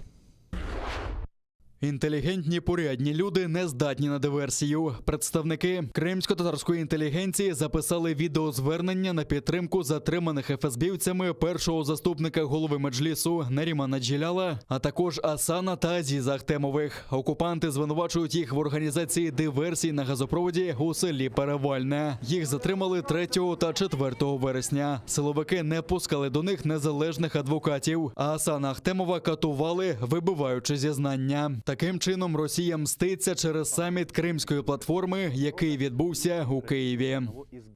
Это очень широкий человек, это очень глубокий человек, крайне грамотный, очень просоциальный. Масштаб вот его личности, меня поразил. Поверить в то, что Нариман Джелял может быть причастным, даже вот причастным, это полный абсурд, такого быть не может. Такие люди, как он, созидают. Разрушать у них нет в крови. Намуслы, икметле. Чесна, мудра людина, патріот, сім'янин. І події, через які він проходить, не вкладаються в голові. Я думаю, справедливість у цій справі восторжествує.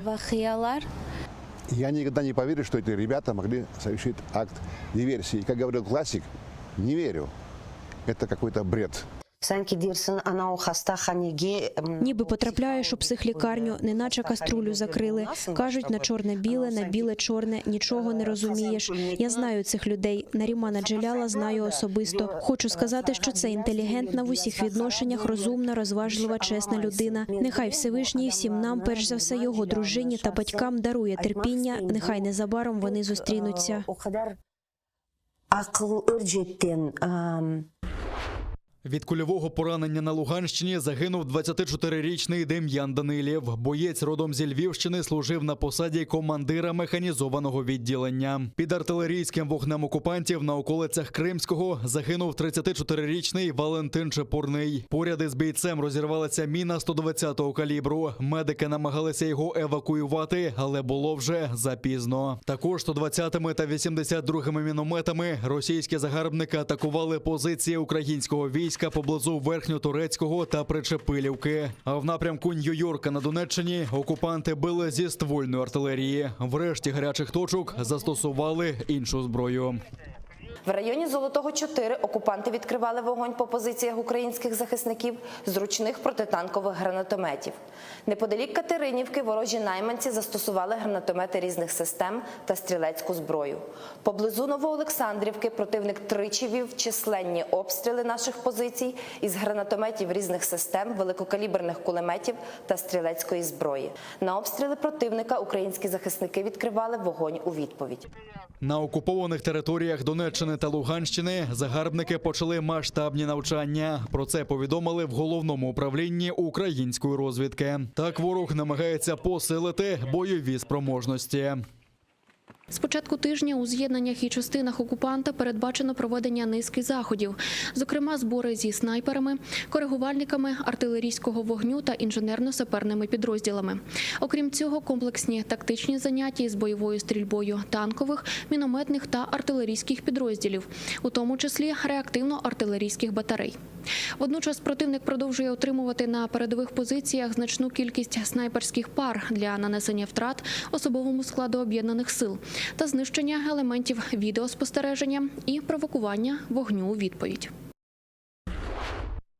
Росія на швидкоруч паспортизує жителів окупованого Донбасу, але позбавляє прав та прописки. Якнайбільше російських псевдодокументів окупанти планують роздати напередодні виборів до Держдуми, повідомляють в СБУ. Голосування відбудеться упродовж 3 днів з 17 до 19 вересня, зокрема й на окупованих українських землях. У таких паспортах проставляють коди неіснуючого підрозділу міграційної служби Ростовської області. Прописка в такому документі також не указується. Тож видані документи не дають права на соціальні та пенсійні виплати від країни-агресора і не роблять їх власників повноцінними російськими громадянами. За даними СБУ, кураторам потрібна якнайвища явка, щоб забезпечити підтримку єдиній Росії. За сприяння путінської партії мешканців ОРДЛО вивозять до Ростовщини та забезпечують незаконне електронне голосування на місці. В ОРДЛО відкрито численні пункти запису до єдиної Росії. Друге, організаторі виборів отримали так звані темники з технологіями агітації за партію російської влади. І третій елемент – працюють інфоцентри для громадян, які курує керівництво з єдиної Росії. Співробітники СБУ продовжують фіксувати незаконні дії окупаційної влади в ОРДЛО з видачі паспортів під час підготовки до виборів в Госдуму РФ. Незаконні дії проросійських функціонерів документуються в рамках відкритих кримінальних проваджень. Отримані матеріали будуть передані до відповідних міжнародних інстанцій.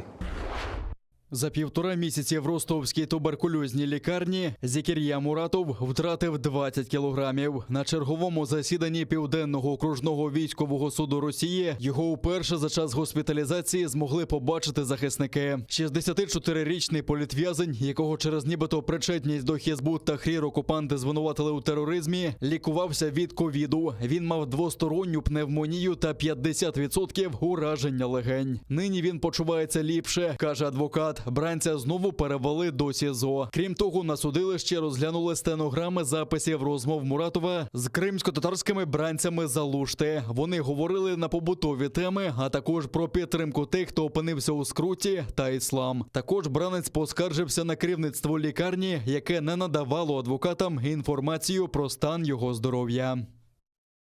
Сегодня Зікір'я Муратов написал жалобу, которая будет приложена к жалобе защитников на действия медико-санитарной части номер 61, в которой сказано, что Муратов Зікір'я отказался от предоставления согласия на разглашение данных медицинского характера своим защитникам, что является грубым нарушением его прав, так как у защитников отсутствует возможность получить иным способом данные сведения и обжаловать принятые решения либо в судебном порядке, либо в прокуратуру. Так звані свідки плутаються у свідченнях про нібито знайдену у Владислава Єсипенка гранату. В окупаційному райсуді Сімферополя заслухали силовиків та понятих, які брали участь у затриманні фрілансера Радіо Свобода. За словами адвоката Дмитра Діндзе, свідки обвинувачення розповіли різні версії того, як вони нібито знайшли гранату в автівці Єсипенка. Говорили, що вона була роздетонована, втім опис гранати дати не змогли. Силовикам не вдалося погодитися і в описі знахідки. А у свідченнях не було жодної конкретики, каже захисник. Один из них припомнил, что видеосъемка производилась, второй сказал, что фотосъемка производилась. У нас, к сожалению, нигде не зафиксировано, что эта фотосъемка где-то производилась. После этого мы закончили судебное заседание. Есипенко сказал, что его возят в каком-то автозаке, я не знаю, помещают в помещение под названием «Таблетка» в этом автозаке, куда он не помещается. И один раз он терял сознание там. Владислава Єсипенка затримали 10 березня після акції до дня народження Тараса Шевченка, що відбулася біля пам'ятника поетові у Сімферополі. Позаштатному журналістові Радіо Свобода окупанти закидають незаконне виготовлення зброї та співпрацю з українськими спецслужбами. Подвійне громадянство посилить країну. У цьому упевнений прем'єр-міністр України Денис Шмигаль. Він заявив, що величезна кількість українців живе за кордоном, і багато хто з них хотів би мати паспорт українця, маючи при цьому громадянство інших країн. За словами Шмигаля, на розгляді парламенту знаходиться наразі кілька законопроєктів, присвячених цьому питанню. Але він категорично проти подвійного громадянства з Росією. Подвійне громадянство – це ознака цивілізованих країн. Тобто в багатьох цивілізованих країнах подвійне громадянство – це звичайна норма. Звичайно, це має бути така транспарентна, доволі відкрита і прозора річ – подвійне громадянство.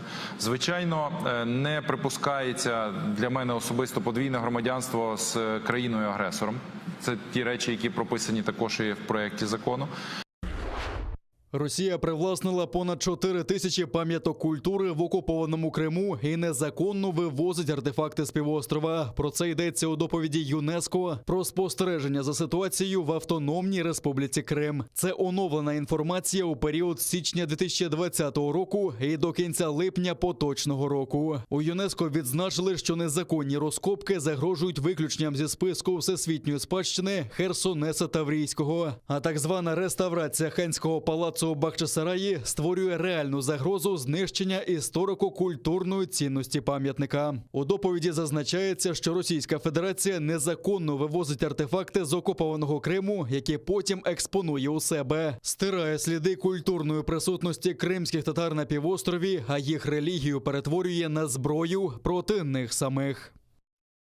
Росія привласнила українські культурні цінності на півострові, включаючи 4095 пам'яток національного та місцевого значення, які перебувають під охороною держави. Росія використовує таке привласнення для реалізації своєї комплексної довгострокової стратегії щодо зміцнення свого історичного, культурного і релігійного домінування над минулим, сьогоденням і майбутнім Криму.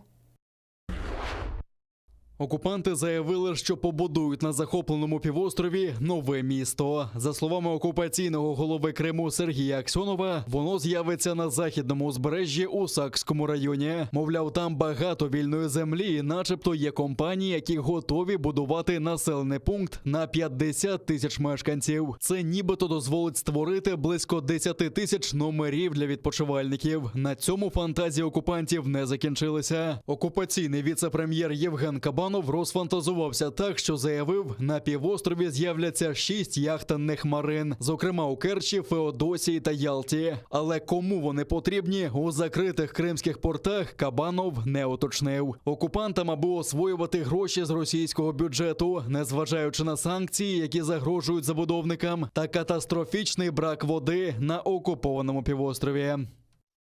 Москвичи, стесненные жилищным кризисом, просятся в ваш великолепный город. Не пустим! Спокойно! Этого не надо бояться. Столица автоматически переходит в Васюки. НИУ Москва, то есть бывший Васюки, становится элегантнейшим центром Европы, а скоро и всего мира. Всего мира? А впоследствии и Вселенной. ООН та західні країни, як і раніше, не можуть отримати доступ до китайського регіону Синьцзянь, щоб перевірити становище мусульман-уйгурів. Про це повідомила Верховний комісар ООН з прав людини Мішель Бачелет. Ситуація, в якій опинилася етнічна меншина у віддаленому регіоні на північному заході КНР, давно турбує світ. Надходять повідомлення, що правляча в Китаї Компартія помістила понад 1 мільйон уйгурів до так званих центрів професійної підготовки, які по факту є звичайними в'язницями. На жаль, поки не можу повідомити про прогрес у пошуку реального доступу в Сіньцзян, Уйгурський автономний район. Тим часом мій офіс завершує аналіз інформації про серйозні порушення прав людини в цьому регіоні. Незабаром всі дані оприлюднять. Китайська влада стверджує, що усі ув'язнені з професійних центрів Синьцзяня вже вирушили на роботу. Перевірити ці твердження неможливо, Чому? Знову ж таки, через закритість регіону. Правозахисники кажуть, що Компартія намагається змусити уйгурів відмовитися від їх віри та культури. Подібним гонінням піддаються не тільки китайські мусульмани. Відомо, що об'єктами переслідувань також стали тибетці, парафіяни домашніх християнських церков та прихильники медитативної практики Фалунь-Гун. Західні держави обіцяють виділити понад $1 мільярд на гуманітарну допомогу Афганістану. Відколи владу в країні захопив рух Талібан, там поглиблюється криза. Як показують дослідження ООН, ще до приходу талібів половина населення країни залежала від гуманітарної допомоги, а це близько 18 мільйонів людей. Тепер їх кількість стрімко зростає, і все це на тлі посухи і нестачі основних продуктів. Гумдопомога не вирішить проблем, якщо економіка Афганістану обвалиться. І ми знаємо, що цей ризик величезний і що дуже не вистачає готівки. Якщо банки не запрацюють, ми навіть не зможемо платити нашому персоналові. До повторного приходу Талібану країна 20 років отримувала мільярди доларів міжнародної допомоги. Тепер потоки коштів перекрили. Біля банкоматів у Кабулі та інших містах шикуються величезні черги з тих, хто хоче зняти гроші. Також з липня ніхто з працівників державного сектору, зокрема клерки і поліціянти, не отримував платні. Деякі учасники донорської конференції сказали, що світ мусить допомагати простим афганцям, незалежно від того, хто при владі. Але поки фінанси залишаються головним важелем тиску Заходу на талібів. Також одна з головних вимог світової спільноти – не порушувати права жінок. Захопивши владу, таліби пообіцяли, що цього разу жінкам дозволять навчатися і працювати. Однак тепер угрупування починає докладніше описувати нові правила, і вони дуже відрізняються від того, що було останні 20 років. Як каже Талібан, жінкам, як і раніше, не можна буде працювати або вчитися разом із чоловіками. Для них обіцяють побудувати окремі університети, лікарні та інші установи. А ось в уряді та медіа їх не буде. Їх уже почали звільняти з банків. Під час попереднього правління талібів в Афганістані жінкам взагалі не можна було працювати, а виходити з дому дозволяли лише у супроводі чоловіків. За 20 років правління нового уряду понад 20% жінок почало працювати.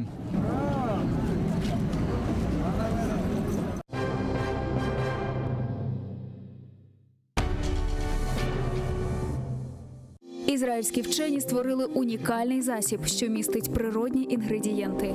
Краплі імуноков покращують імунітет при коронавірусних та респіраторних захворюваннях, а також сприяють полегшенню постковідного синдрому. Імуноков – надійна допомога.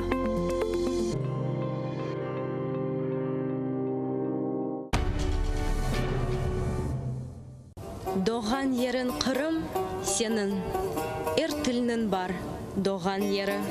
Doğan yerin Kıbıdülber, acayipsin, ana tili. Senden seni ayırsa da asırlarının afat yeli. Aşık Ümer, Kerem gibi ebedisin ana tili. Zindanlarga taşladılar halkım ile birge seni. Hakka işanç, iradeni yok etmedin ana tili. Bu dünyanın incisidir. Benim aziz, tuğan ilim. Sen olmasan men de yokum. Bin yaşayıq ana tilim.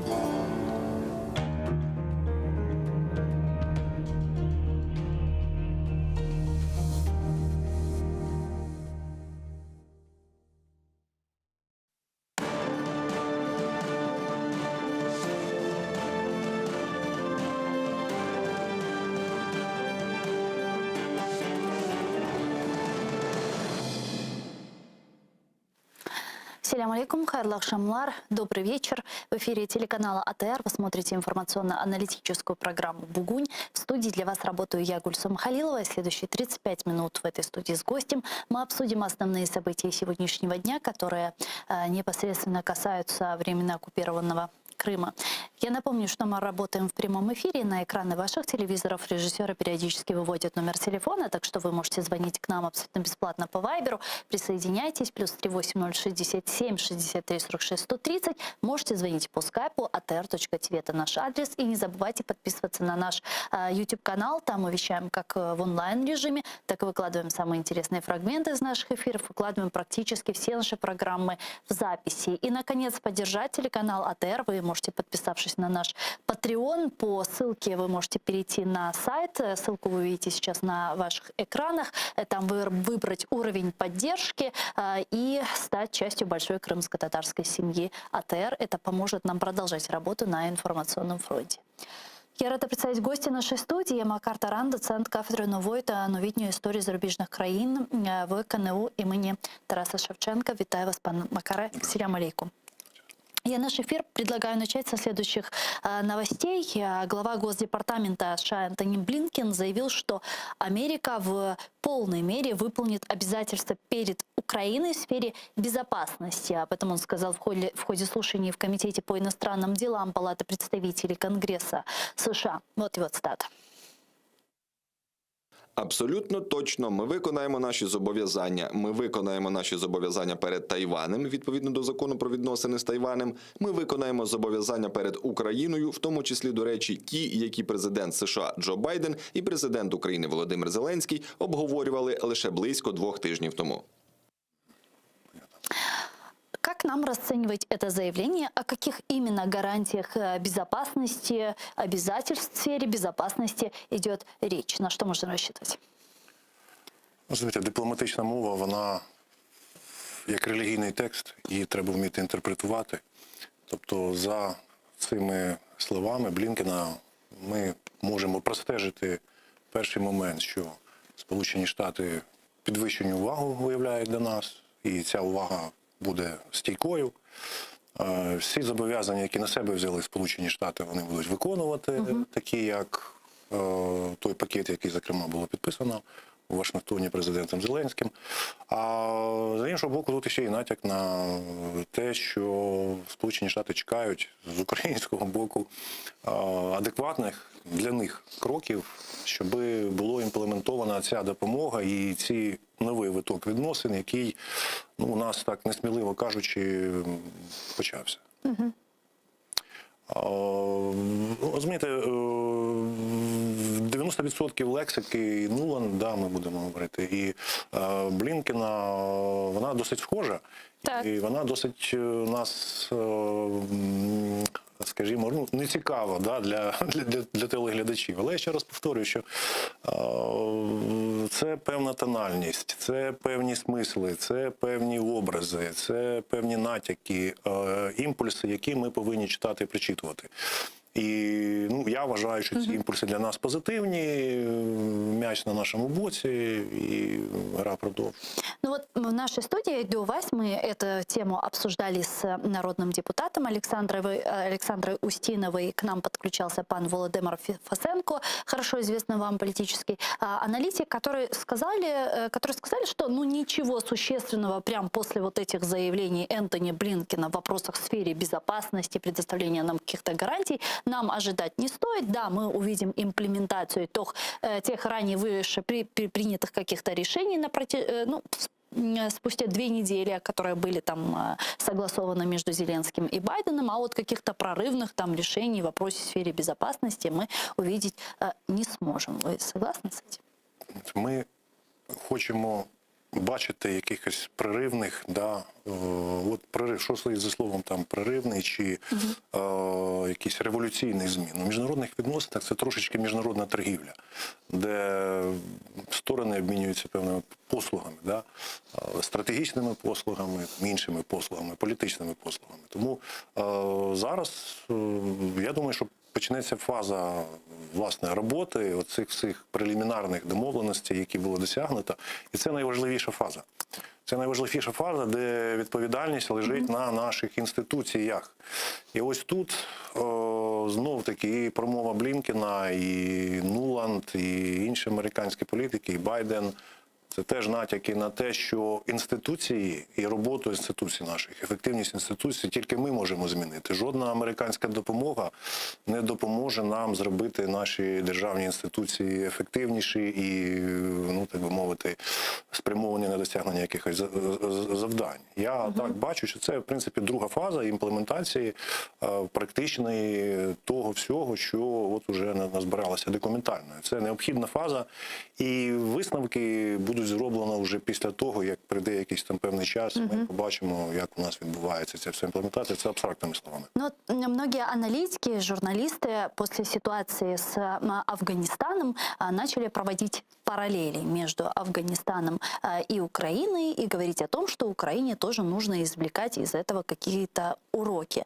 Тот же вопрос задали и президенту Украины Владимиру Зеленскому, журналисты телеканала CNN, и Зеленский сказал, что не считает корректным сравнивать Украину с Афганистаном с точки зрения зависимости от помощи США. Давайте послушаем его цитату вместе.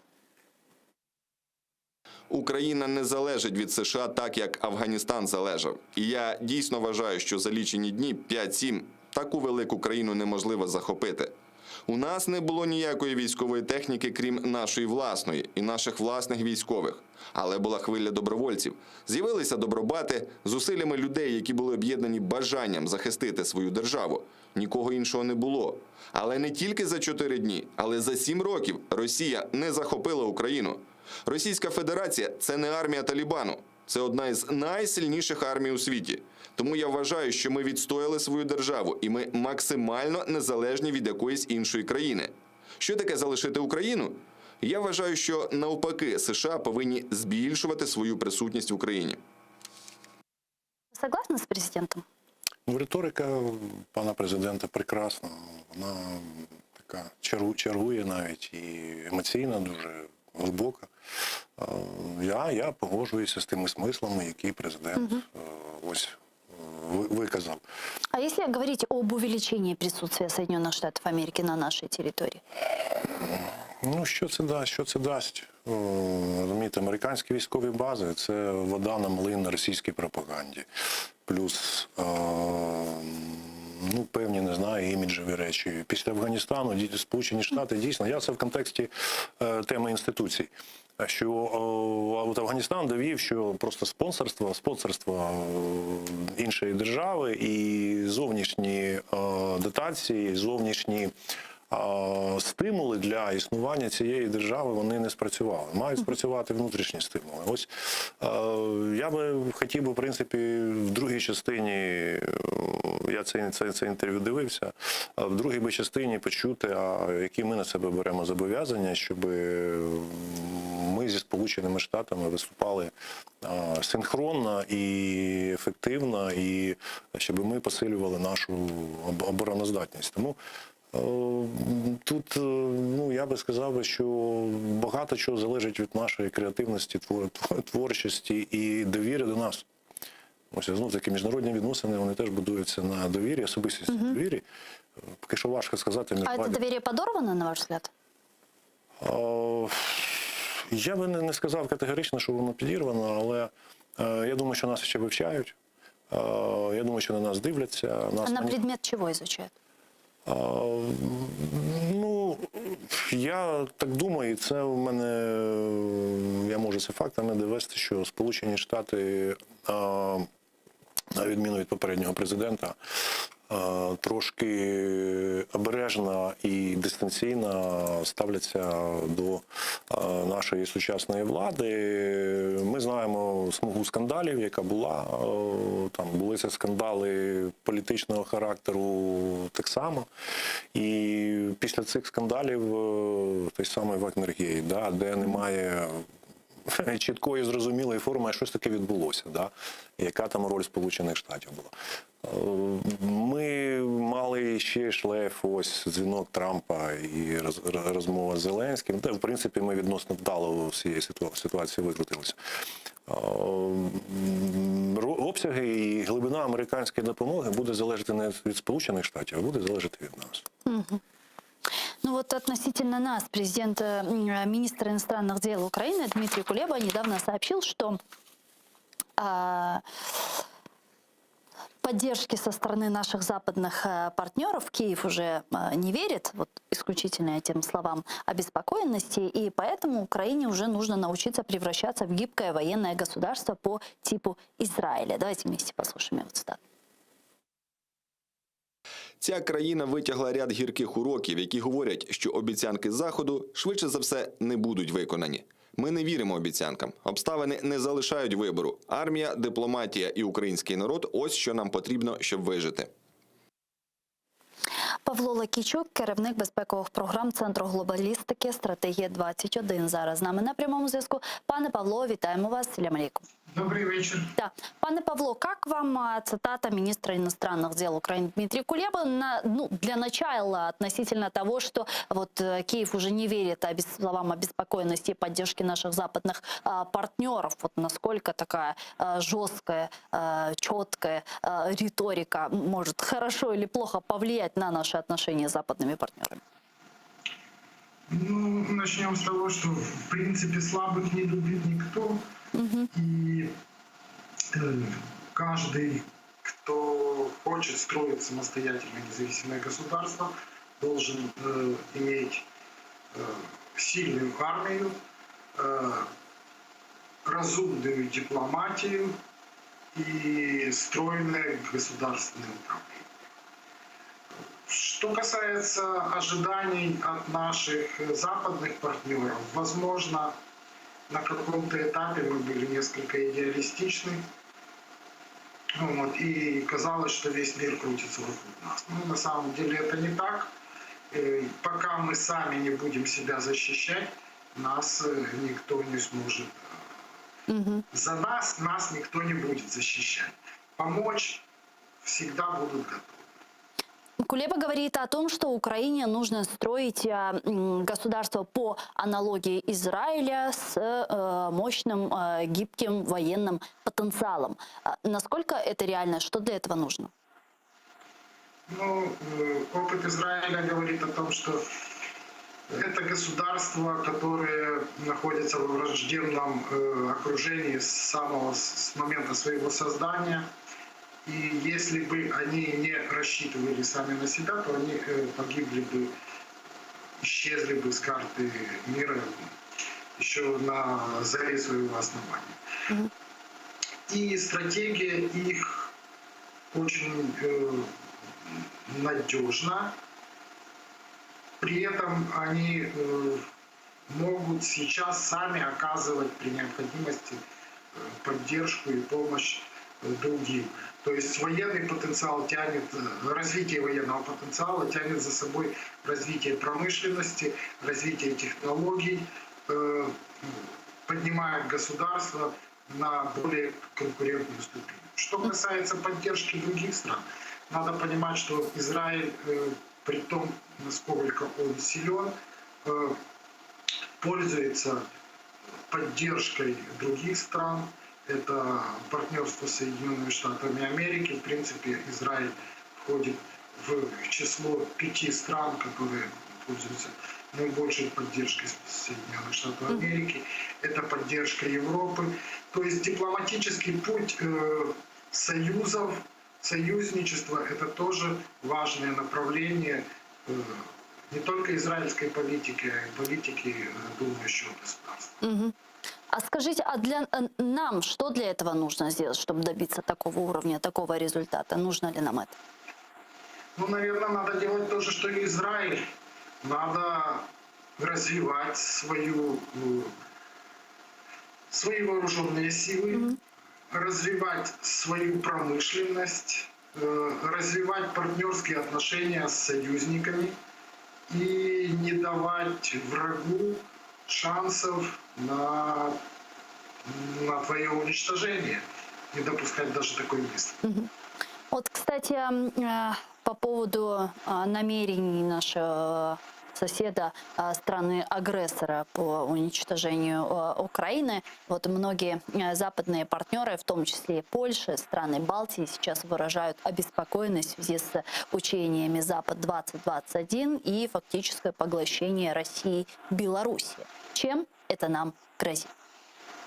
Ну, что касается сегодняшних учений в Беларуси, на мой личный взгляд, они, именно белорусская их часть, не представляет серьезной угрозы Украины. Они направлены против официальной, если смотреть на их легенду, это война России и Белоруссии против 3 балтийских стран и Польши, что такой месседж для наших западных партнеров о том, что Украина – это не цель, это как средство для достижения стратегической цели. Нам надо остерегаться того, что, во-первых, в Белоруссии размещаются войска, и какие войска останутся после завершения учений. Во-вторых, и это наиболее важное, большая часть учений проходит на территории Российской Федерации под предлогом учений.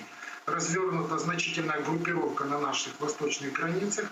Проводится ряд учений, более 30 одновременно сейчас, в Южном военном округе, в том числе в оккупированном Крыму. И это вызывает как минимум озабоченность. А если учесть то, что сейчас на Донбассе происходит со стороны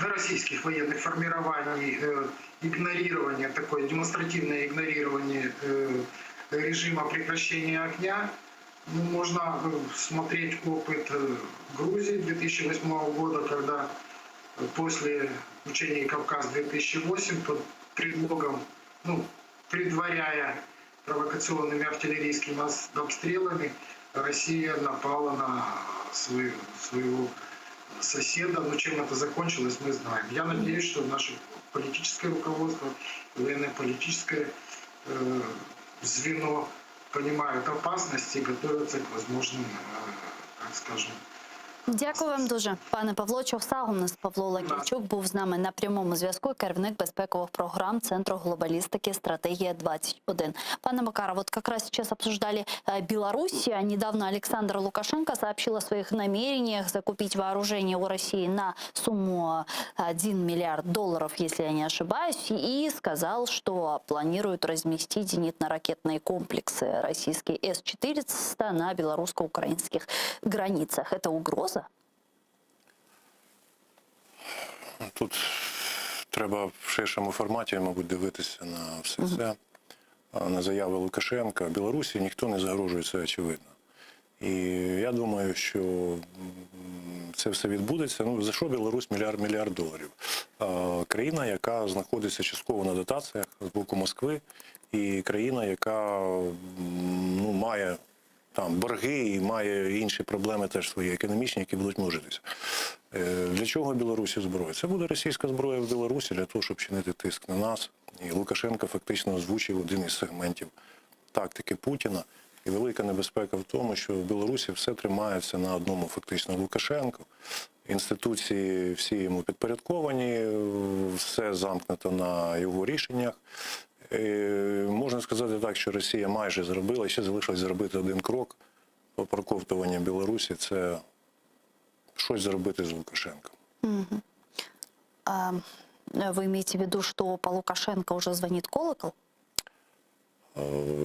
Росія, до речі, креативна країна з точки зору вбивств, ми це все знаємо. І я думаю, що такий Лукашенко зараз потрібен, який робить невеличкі поступки в бік Москви, він зараз такий потрібний. Чи змінить він свою поведінку? Навряд чи, тому що від Росії зараз залежить його політичне виживання. В нього зараз гра теж очевидно. Або він буде президентом, а ким він буде потім, важко сказати, м'яко кажучи. Тому це одна із таких форм заходу російського воєнного потенціалу в Білорусь, спрямованого і проти України в тому числі, я так думаю. Не тільки я так думаю, але я ось з білорусами спілкувався, з знайомими. В принципі, наші точки зору співпадають. А как вы думаете, есть ли альтернатива Лукашенко в Москве? Альтернативу завжди можна знайти. Тут треба знати характер. Просто вот говорят многие аналитики, что как раз вот такой Александр Лукашенко в Беларуси сейчас наиболее выгодный для Путина, потому что на фоне такого тирана Лукашенко тиран Путин еще не так ужасно выглядит. В принципі, Лукашенко робить всі поступки, які потрібні Росії, потрібні Путіну. І Путіну так само ця анексія, формальна анексія, і не потрібна. Є інші гібридні форми. Ну, дивіться, це така тема досить широка. З одного боку ми бачимо, що Лукашенко тасує постійно своїх там КГБ директора, да, міністрів оборони, вони в нього як карточна колода. Ми знаємо, що офіцери білоруської армії, вони навчаються переважно в російських навчальних закладах. Це теж ознака того, що я думаю, що білоруська армія, вона вже майже інтегрована в російську, і навряд чи білоруська армія має якісь автономістські там настрої чи почуття. Вона повністю підпорядкована думкам і намірам Лукашенка, але тут більше військові стратеги можуть сказати, наскільки це серйозна реальна загроза, але навіть дивлячись на чисельність білоруської армії і кількість танків, ви просто подивіться статистично, я вважаю, що це серйозна загроза і так далі. Але далі включаються інші фактори. Я теж люблю приклад Ізраїлю, я тут хотів ще Ізраїль сюди додати. Але двома фактами, які стосуються попередньої розмови, що Ізраїль виграв там 6 воєн. Да? Жодного разу американські солдати, інші солдати не воювали за Ізраїль. І перемоги Ізраїлю – це перемоги Ізраїлю. Ізраїль, да, звичайно, використав сповна можливості, які в нас зараз є, для стратегічного військово-технологічного партнерства з Сполученими Штатами. Сполучені Штати закупають зараз ізраїльські воєнні технології в тому числі.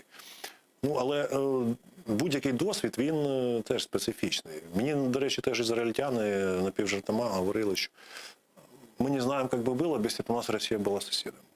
Тому що виграти в Єгипту – це одне, а не програти Росії – це трошки інше. И теперь вот мы говорили про Беларусь и про угрозы. Какие меры тогда сейчас должна уже предпринимать Украина по линии службы безопасности Украины, по линии контрразведки, оборонной линии? Что это должно быть? З того, що я бачу, я не є військовий. Я військово зобов'язаний, але не є військовий. Гарні слова і міністра закордонних справ. Тепер подивимося, що в нас робиться з батальйонами територіальної оборони. Раз, яка ситуація. Там уже інші люди можуть прокоментувати. Я, наприклад, зі свого боку знаю, що дуже вяло все ворушиться, і батальйони територіальної оборони, я вважаю, наприклад, що це є та сила, яка може зробити для Путіна дуже високу ціну заходження сюди. Люди, які один одного знають, які захищають і країну, і своє місто, своє село. Що стосується цих проблем, озвучених в наших мас-медіа. Да, прекрасний парад, з іншого боку була інформація, що для армії не закуплено паливо. Да? І інша інформація. Я поки що внутрішнє не бачу, і моє оточення, ми не бачимо, що дійсно реальна увага приділяється будівництву Збройних сил.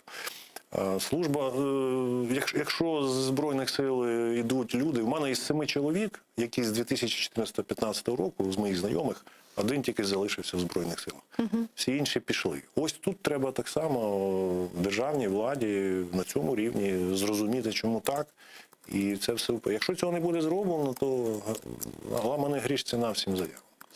Еще один не менее важный вопрос, который сейчас очень активно обсуждается в средствах массовой информации, это вопрос энергетической безопасности Украины и всего европейского континента, потому что говорят, что Северный поток уже достроили. Bloomberg, ссылаясь на свои источники в компании «Газпром», сообщила о том, что к 1 октября там уже планируют запустить в эксплуатацию «Северный поток». Федеральное сетевое агентство Германии получило же уже документы на сертификацию предприятия «Северного потока-2» как независимого газотранспортного оператора. Вот их цитата. Підприємство надало всі документи. Згідно із законом на розгляд і прийняття рішення, у нас є до 4 місяців часу. Потім рішення має бути передано Єврокомісії. Глава Офиса президента Андрей Ермак считает, что вопрос угроз от «Северного потока-2» должен рассматриваться в рамках нормандского формата. Ми розглядаємо питання «Північного потоку» виключно як питання загальної безпеки України. Я говорю про це з колегами під час відеоконференції нормандського формату. Ми вважаємо абсолютно логічним, щоб до важливих питань припинення вогню, загального врегулювання конфлікту, до нормандського формату було б логічно додати розгляди цих питань, тому що я вважаю, що продовження транзиту газу є дуже серйозним запобіжником, в тому числі масштабної агресії Російської Федерації проти України. А вот глава правления НАК «Нафтогаз» Украины Юрий Витренко сообщил, что возможное резкое снижение «Газпромом» объемов транзита природного газа через Украину в случае запуска «Северного потока-2» приведет к таким изменениям свойств газа, которые вызовут вопросы у европейских операторов газотранспортных систем на западной границе Украины. Якщо «Газпром» нічого не даватиме, то нам навіть простіше – нічого не треба виконувати. Але якщо він буде давати якісь невеликі обсяги газу, або якщо буде дуже сильно варіювати, один день максимум, а інший день, скажімо, мінімум, то будуть фізичні проблеми, як забезпечити транзит. Необхідні фізико-хімічні властивості газу, які специфіковані згідно з контрактом між українським оператором і операторами Словаччини, Польщі, Угорщини і так далі. Также сегодня прошла новость, что двое сенаторов-республиканцев угрожают задержать на неопределенный срок назначения в руководство Министерства финансов США, если администрация американского президента Джо Байдена не пойдет на введение санкций против оператора российского проекта «Северный поток-2». Как пишет газета The Wall Street Journal, сенаторы Пэт Туми и Тед Круз заявили, что готовы поддержать кандидатов в руководящие должности в Минфине, если ведомство введет санкции против принадлежащей «Газпрому» Nord Stream 2 AG. Речь идет о 5 назначениях в Минфине, в том числе заполнение постов руководителей, отвечающих за санкции и финансирование антитеррористической деятельности.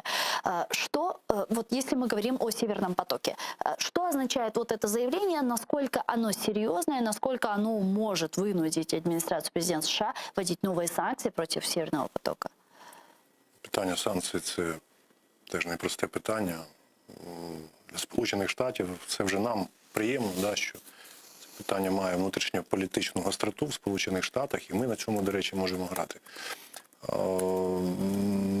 Я думаю, відбулася розмова, ми знаємо, Байдена і Меркель. Розумієте, ми якось накладаємо свої смисли на речі, які для європейців, вони мають інше оформлення. Да, мораль і політика – це речі, які йдуть разом, да, але профіти європейці, вони мислять категоріями профіта і категоріями стабільності. Для Німеччини це проєкт, очевидно, він має економічну вартість. Для Німеччини це проєкт потрібний. Росія його вдало пролобіювала. І нам теж потрібно зрозуміти цю реальність і не ображатися. А як грати в цій реальності? Да, я погоджуюся з Єрмаком, що треба питання в нормандському форматі, також за участю США, якось це питання шукати формул, щоб контролювати принаймні функціонування цього Північного потоку-2. У нас тут є свої союзники в Сполучених Штатах. Це все можна використовувати. Я би тут, питання, розумієте, це для нас це політичне питання, для Європи це питання економічне. От як ці всі дві реальності поєднати? Очевидно, що Сполучені Штати небагато мають можливостей впливати на ось функціонування Північного потоку-2, тому що це удари по енергетичній безпеці тієї самої Німеччини. А в Германии и в европейских странах разве не понимают, что это действительно политический проект? Потому что даже в России говорят о том, что насколько важен этот проект для них с точки политического зрения. А разве в Европейском Союзе это не понимают, учитывая, что там цены на газ сейчас Россия искусственно поднимает? И там сейчас уже сегодня $830 за 1000 кубометров газа цена поднялась. Євросоюз, звичайно, що розуміє, ми заяви і Бореля чули. Політична складова і політичні небезпеки Євросоюз розуміє і відчуває ці всі небезпеки, він їх озвучує. Але я знову кажу, що для більшості, моя теза, що для більшості Євросоюзу це все-таки економічний бізнес-проект. І ми туди вкладати політичні смисли можемо тоді, коли в нас є серйозне лобі. Ще дуже важливий момент. Ми, на жаль, за 30 років незалежності, як Ізраїль, знову повертаємося до прикладу. Вони створили системи, наприклад, економічного стимулювання наших партнерів, щоб ті країни, які ми розглядаємо своїми політичними партнерами, вони мали так само певні якісь, нехай це економічні преференції. В Україні ми кричимо, що давайте, хай німецькі компанії накладають санкції, але бізнес – це така матерія, яка завжди буде шукати прибуток, і вона буде можливість обходити санкції, знаєте, це як злочин, можливості створити злочин набагато більше, ніж його потім цей злочин впіймати, чи якось цей злочин упередити. Ми повинні більш креативно і більш дивитися на ці всі проблеми, навіть активно, креативно, розуміти, що ось така реальність, як цю реальність, як вижити в цій реальності, як упередити те, що сказав, до речі, Вітренко, а 100% Россия будет. А как, кстати, это сделать? Хорошо, если мы принимаем эту реальность, говорим о том, что да, Северный поток достроили, и наверняка в ближайшей перспективе его уже введут в эксплуатацию. И даже если мы признаем тот факт, что после 2024 года Россия может прекратить транзит газа через Украину, там может быть какая-то диверсия то ли на нашей территории, то ли у них там какая-то поломка будет на их ГТС, и вовсе транзит газа через Украину прекратится. Такой вариант тоже исключать нельзя, ведь правильно? Вот что делать? Це питання енергетичної безпеки України, воно навряд чи буде сильно, серйозно торкати європейські країни. Питання війни, їх торкається, і Європа, очевидно, що боїться великої війни і боїться будь-яких там військових таких масштабних дій. А питання енергетичної безпеки України лежить на наших плечах і на плечах наших партнерів, тих самих Сполучених Штатів. Я думаю, ми повинні готуватися до найгірших сценаріїв. Росія це демонструвала ще коли президентом був Ющенко. До раптових, пам'ятаєте, ці закручування вентиля Міллера і так далі. Ніяких поступок нам робитися не буде. І ситуація зараз доволі складна. Чому? Тому що, розумієте, Ізраїль, все-таки це 40-ті, 50-ті, 60-ті роки, світ тоді був трошки простіший. Технологічна, інформаційна, Ізраїль теж маленька країна, яка Київська область, фактично територія Київської області. Ми країна достатньо велика, складна, і простір зараз надзвичайно ускладнений. Є гравець Китай, з яким теж треба грати і шукати можливості, щоб, можливо, Китай якось амортизовував Росію. Можна це чи не можна зробити, це теж питання, яке можна дискутувати. Ми повинні створювати, як я вже говорив, певні стимули для європейських країн, щоб вони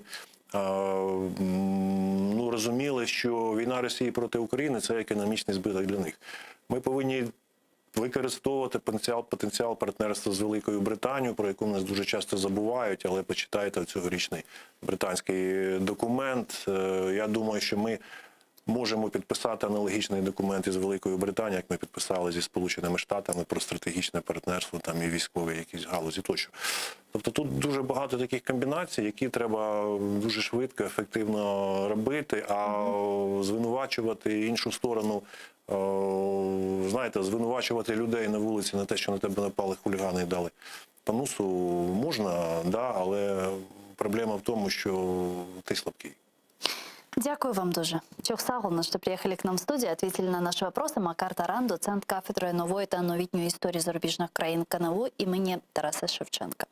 А мы с вами не прощаемся, мы прерываемся сейчас на 5 минут. Далее эфир телеканала АТР продолжает информационная программа «Заман» на крымско-татарском языке. Не пропустите, а после в этой студии вас поприветствует в программе «Прайм Муждабаев» мой коллега Айдер Муждабаев. Кошкинджи.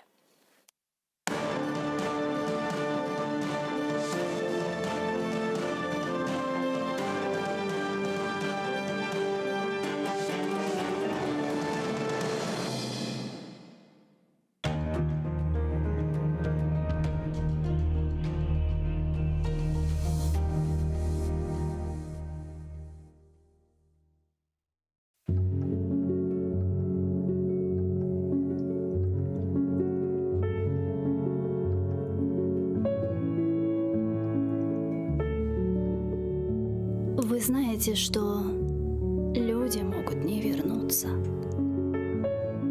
Зажав всю волю в кулаке, вас отпустить. И как-то утром с мыслями, но не о вас проснуться. И больше вас не ждать и не о вас грустить. Вы знаете, что люди могут не вернуться. Не выдержав свой мир, сломав, вас не простить.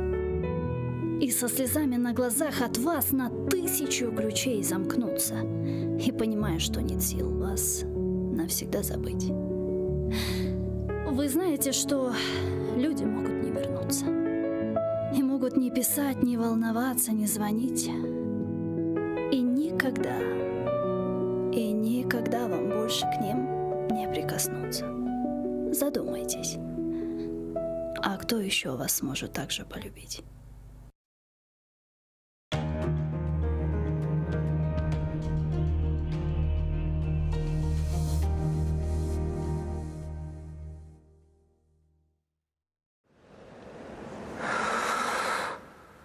Эшетесанасма. Менахтауну тынызма.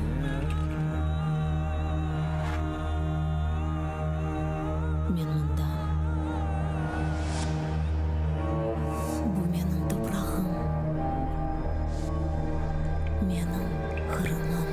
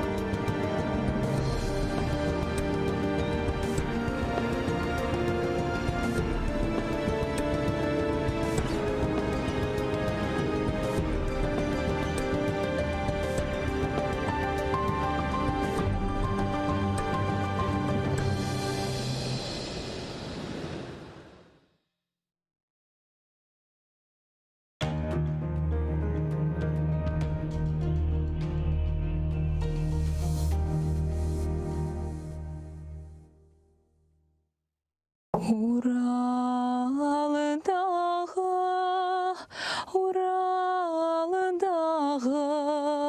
yoxdur da ep yağı.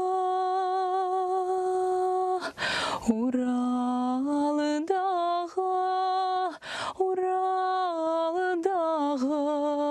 yoxdur da ep yağı.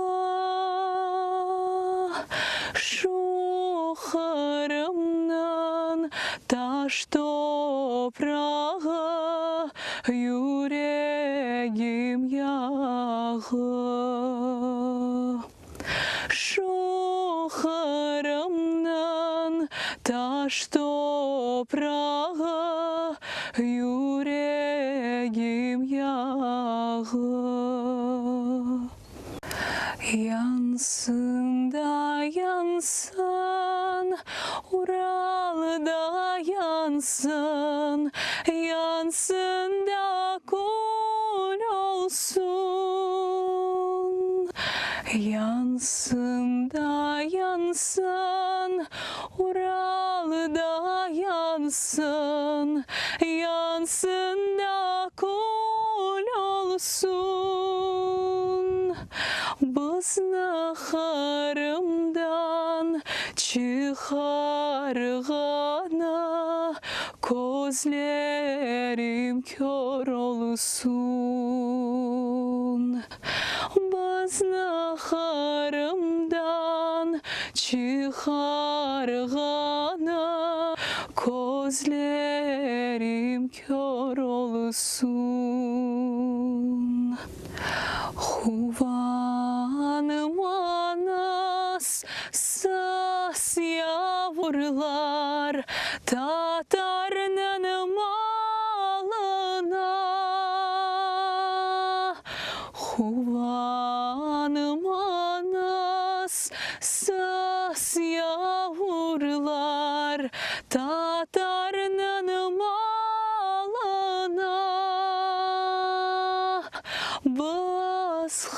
қайтырмас, сіз кетерсіз Уралның дағына. Бас қайтырмас, сіз кетерсіз Уралның дағына.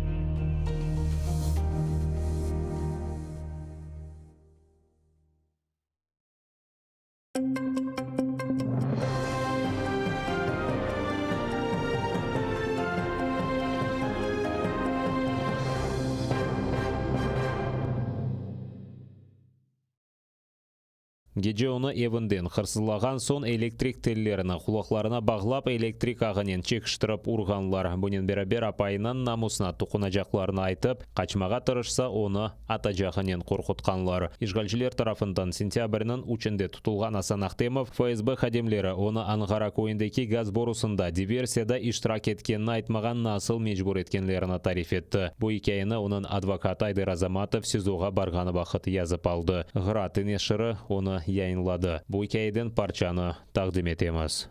Ориентировочно в 23:30, когда я спал у себя в доме со своей семьей, в наш дом ворвались люди. Ориентировочно в количестве 10 человек в военной форме, в масках и с оружием.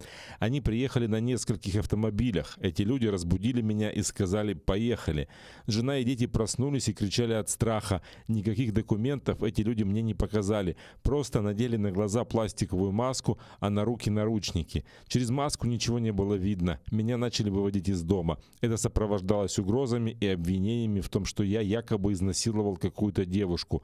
Посадили в автомобиль и увезли в неизвестном направлении. Завели в комнату, посадили на стул лицом к спинке стула, ноги привязали к ножкам стула скотчем, руки тоже привязали скотчем к спине. Когда меня вели, со стороны этих людей в мой адрес постоянно поступали угрозы, что мне подкинут оружие и наркотики, говорили, что моя жена красивая, и намекали о том, что тоже могут причинить ей вред. После того, как меня посадили на стул и связали, на мои уши повесили оголенные провода, после чего я почувствовал сильный удар током. По времени это продолжалось секунд 10, и так около 6-7 раз. После чего разряды тока пускали понемногу и одновременно со мной разговаривали. Когда пускали ток, меня постоянно дергало. После этого я согласился со всем, что мне эти люди говорили. А говорили мне они о том, что я подорвал газовую трубу в Перевальном, что мой брат Азиз Ахтемов все уже рассказал, и что им все известно, как мы это сделали, на какой машине и другие детали. Угрожали мне тем, что я больше не выйду из этого места. После этих угроз и пыток током я им сказал, что соглашусь со всем, что они мне скажут. После этого меня подняли наверх, посадили на лавочку, опять угрожали, после чего я почувствовал сильный удар в область шеи, в затылок, и меня куда-то потащили. Потом сняли маску, пришел человек, который назвал себя доктором, но был в военной форме. Этот человек сказал мне, чтобы я говорил все как было. Видимо, я сказал не то, что им нужно, после чего мне опять опустили на глаза маску и один раз ударили в область шеи. Меня посадили в машину и куда-то повезли. Я думал, меня привезли в лес, так как эти люди постоянно говорили, что вывезут меня в лес и убьют там. Меня вытащили из машины и сказали: «Давай, беги и помни, что я хорошо стреляю». Я сказал, что я бежать не буду, убивайте меня здесь. После этого посадили в машину и куда-то повезли. Меня привезли в здание ФСБ на бульваре Франко 13 в Симферополе, где меня допрашивали следователи, и я подписывал много документов. При этом я себя очень плохо чувствовал, так как все тело болело, я задыхался. В здании ФСБ мне включали камеру, и я говорил все, что им нужно. Даже сейчас у меня появляются приступы, когда засыпаю. Мне кажется, что я забываю дышать. Муневер вен намуслы инсанлар диверсия япмас. Қырым-татар зиялылары ФСБ тарафындан тұтылған Меджлис рейсінің бірінші муавины Нариман Желял, Асан ве Азиз Ахтемовларға қол тұтып видео мұражатыны язды. Ишгалчилер оларны Анғара койындеки газ борусына япылған диверсияда қабатлай. Оларны сентябрінің 3-4 күнлері тұттылар. Ишгалчилер тұтылған қырым-татарларға бірінші күнлері мұстақыл адвокатларына кечірместен Асан Ахтемовны азапларға чектіріп өзіні ифтиратмаға мejbur етті. Более шекілде Русия Киевде кечірілген Қырым платформасы үшін интиқам алмақта. Это очень широкий человек, это очень глубокий человек, крайне грамотный, очень просоциальный, масштаб вот его личности, ну, меня поразил. Поверить в то, что Нариман Джелял может быть причастным, даже вот причастным, это полный абсурд, такого быть не может. Такие люди, как он, созидают. Разрушать у них нет в крови. Namuslu, hikmetli, vatanperver, vatansever, ailesever bir insandır. Ve onun başından geçen vakıyalar benim için ve ben belesem bütün halkımız için bu başka bir sığmagan bir şeydir. Ben belesem bu meselede adaletlik başını alır ve Nariman Bey Kennedy bizden beraber olur, azat olur. Я никогда не поверю, что эти ребята могли совершить акт диверсии. И, как говорил классик, не верю. Это какой-то бред. Sanki dersin ana o hastahanege, bu psikologik böyle hastahanelerde bulunasın başta bir. Ana o sanki kazan çölmekini kapaklardılar da ve Karaga beyaz değiller, beyazga kara değiller, bir şey anlamaysın. Ben bileyim bu adamlarını, Nariman Celal'ını şahsen aytmak isteyim. Bu pek o kadar akıl örcetten, münevver örcetten, yani intelligent, bilgili, akıllı, ferasetli, namuslu bir insan. Allah hepimizge, elbette birincide Omurar kardeşine, Leviza hanıma ve onun ana babalarına büyük bir sabırlar versin de ve tez vakitte kavuştursun, ruhtan düşmeyeyim. Зекирия Муратов Ростовтаки берем хастаханесінде болынған 1,5 ай içinde 20 килоға азған. Имайджелер Мабус хастаханеде болынған вақыттан берілі бірінші сефер оны Русия және Берби махкемесінің невбетеке отырышында көріп болды. Хизбут Тахрирге алақасы бар деп терроризмде қабатланған 64 yaşındaki siyasi Мабус ковиднен тедавиленеді. Хасталық ақжигерінің 50% зарар кетірген. Адвокат айтқанына көре Шымды Муратов өзіна яқшы дуяуына СИЗОға көчіргенлер. Бұндан ғайры махкеме отырышында Муратовнан Алуштада тұтылған қырым-татар мабуслерінің қонушмасының язысыны баққанлар. О тұрмыш мевзуларыны мұзакере ете, белаға ұғрағанларының дестекленмесі ве ислам аққанда лаф етелер. Бұнен бері мабус хастаханенің реберлігіне адвокатларға оның сағлығы ала аққында малюмат бермегені үшін шикает етті. Сегодня Зекирия Муратов написал жалобу, которая будет приложена к жалобе защитников на действия медико-санитарной части номер 61, в которой сказано, что Муратов Зекирия отказался от предоставления согласия на разглашение данных медицинского характера своим защитникам, что является грубым нарушением его прав, так как у защитников отсутствует возможность получить иным способом данные сведения и обжаловать принятые решения либо в судебном порядке, либо в прокуратуру.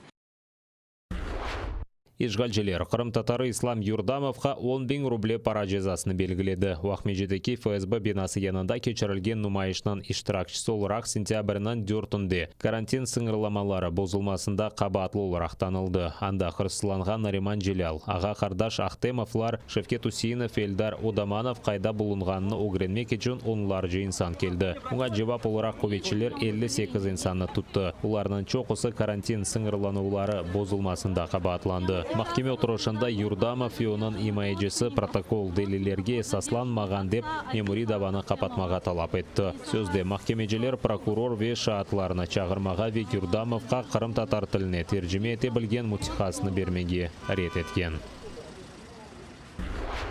Сөзде шаатлар Владислав Есепенкада тапылған граната аққында айтқанда сачмалады. Ахмеджетеки Ишгалжелер махкемесі Радио Свобода журналистінің тұтылмасында иштирак еткен құветшілер ве шаатларны діңледі. Адвокат Дмитрий Дзинзе айтқанына көре Қабатлав тарафының шаатлары Есепенканың арабасында гранатаның насыл тапқанны фарқлы жаңлатты.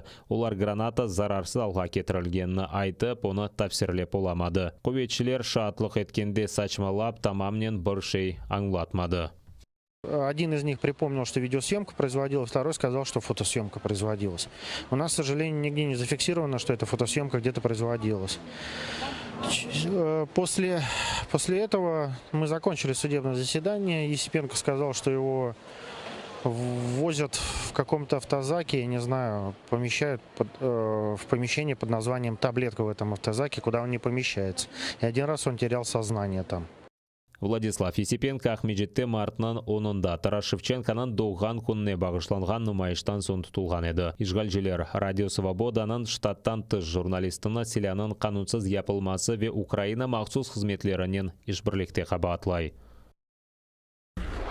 Екі мемлекет ватандашлығы мемлекетіні құбетлештірмелі. Бұнда Украина баш назирі Денис Шмыгаль эмин. Оның сөздеріне көре бір чоқ Украиналы четелде яшай ве четел ватандашлығынен берабер Украина ватандашлығыны да елді етмеге істереді. Баш назир қайда еткеніне көре бұл меселеге бағышланған бір қач қанун лейхасы парламентке берілген. Ама Шмыгаль Русия или екі ватандашлық олмасына кесен-кес қаршы чыға.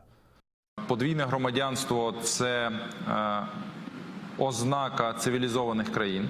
Тобто в багатьох цивілізованих країнах подвійне громадянство – це звичайна норма. Звичайно, це має бути така транспарентна, доволі відкрита і прозора річ – подвійне громадянство. Звичайно, не припускається для мене особисто подвійне громадянство з країною-агресором. Це ті речі, які прописані також і в проєкті закону.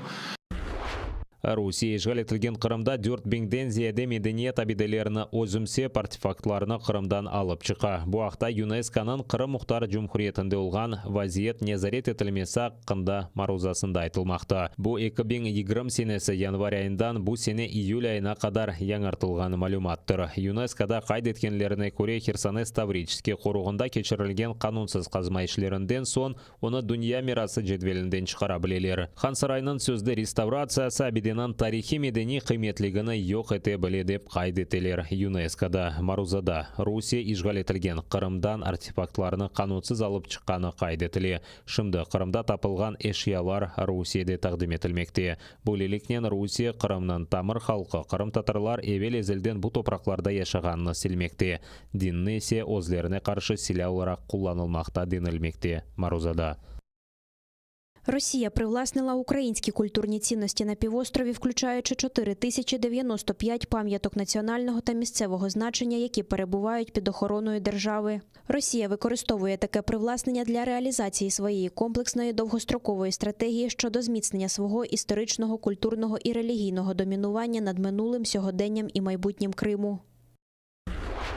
Ишгалжілер запт етілген Ярымадада яңы шиыр құрмағай шандыра. Қырымнан ишгалжілер ел башысы Сергей Аксенов айтқанына көре шиыр Қырымнан ғарби ялысында Сақ районында құрыла біле. Анда чоқ бош топрақ бар дейве 50 бен инсан сығдырajak шиыр құрылмасыны башлатмаға азыр олған шыркетлерде бар екен. Ратланычылар үшін қошма 10 бен номер олajak деп умут ете ишгалжілер ел башысы. Мұнда оларынан хаяллары тоқтамады. Ишгалжілер үкіметінің ел башчы муавины Евгений Кабанов Ярымадада яқталар үшін 6 тұрақ пейда олajak деп қайд етті.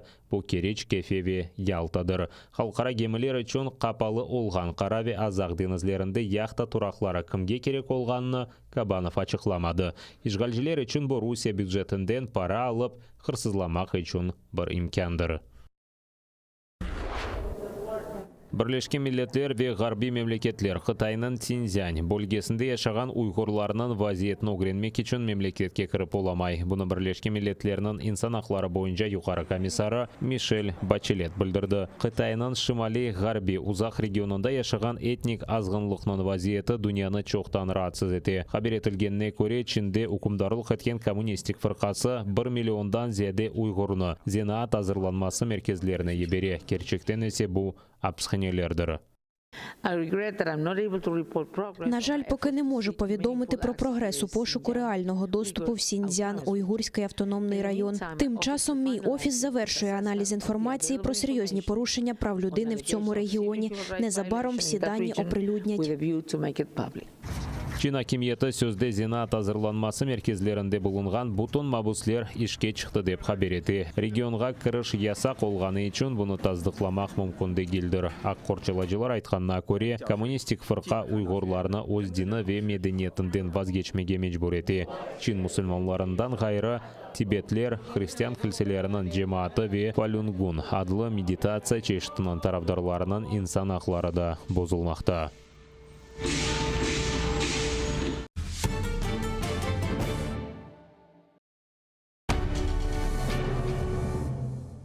Ізраїльські вчені створили унікальний засіб, що містить природні інгредієнти.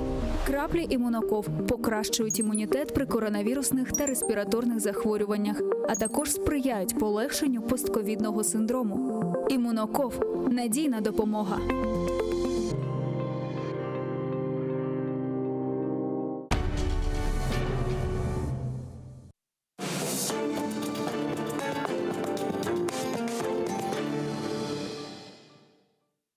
Доброго вечора.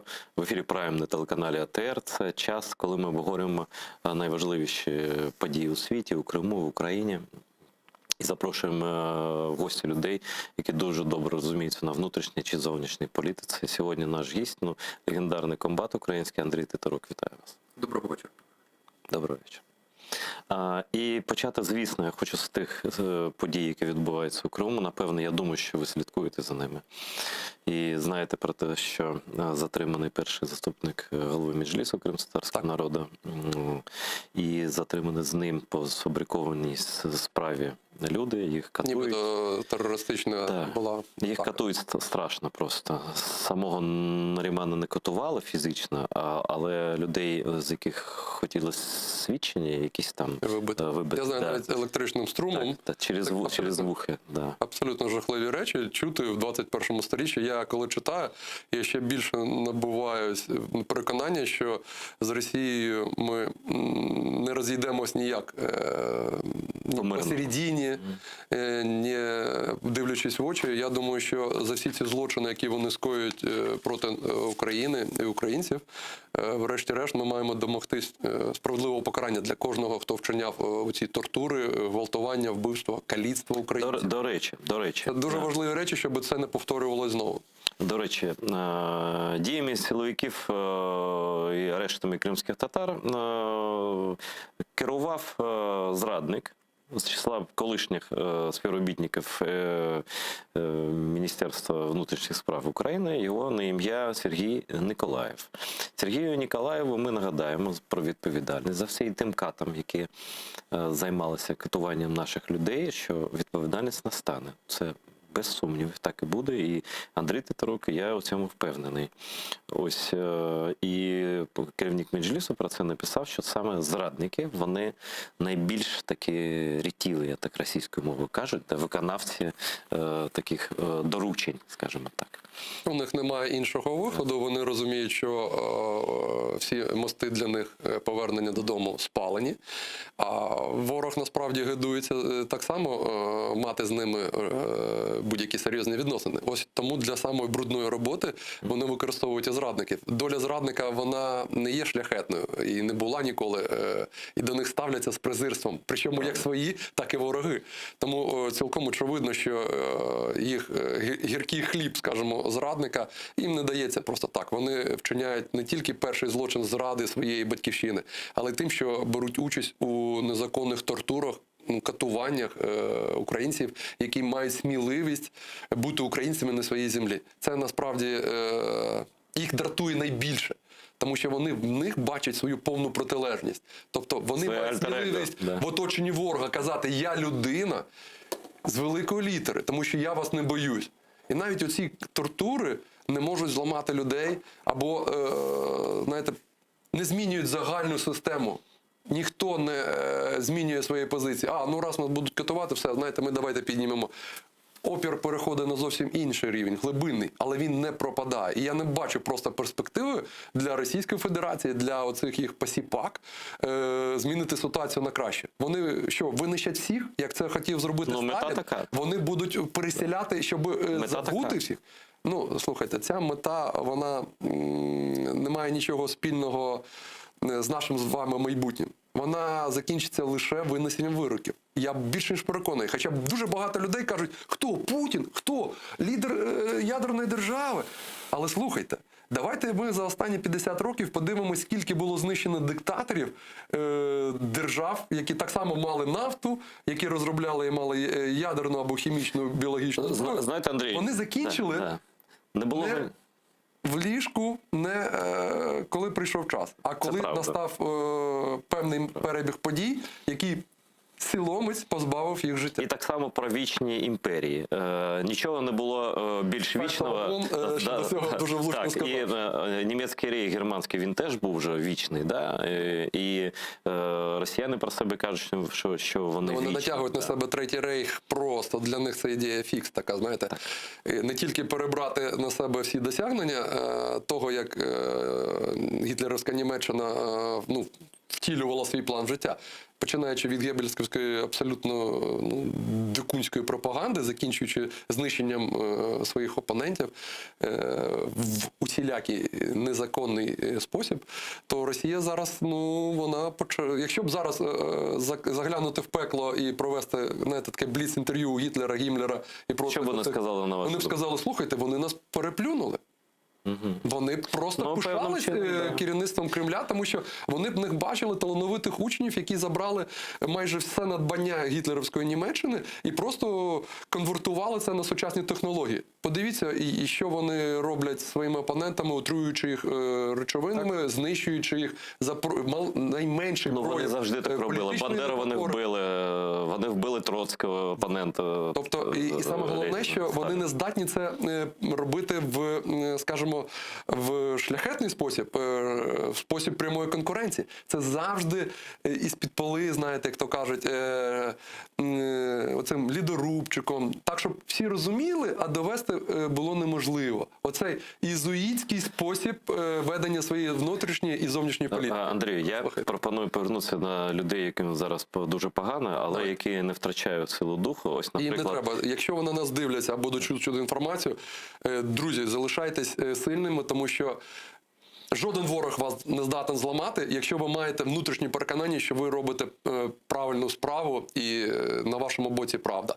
Нам всім в житті випадають дуже складні випробування, але я коли був в Іловайську і вважалось, що кожна хвилина була майже останньою, я знав, що Бог не посилає випробування, які ми не здатні подолати. І тому тримайтеся, ми обов'язково повернемось на нашу землю, і звільнимо і вас, і ваших друзів, а ви будете свідчити проти тих катів, які щодо вас зараз вчиняють злочини.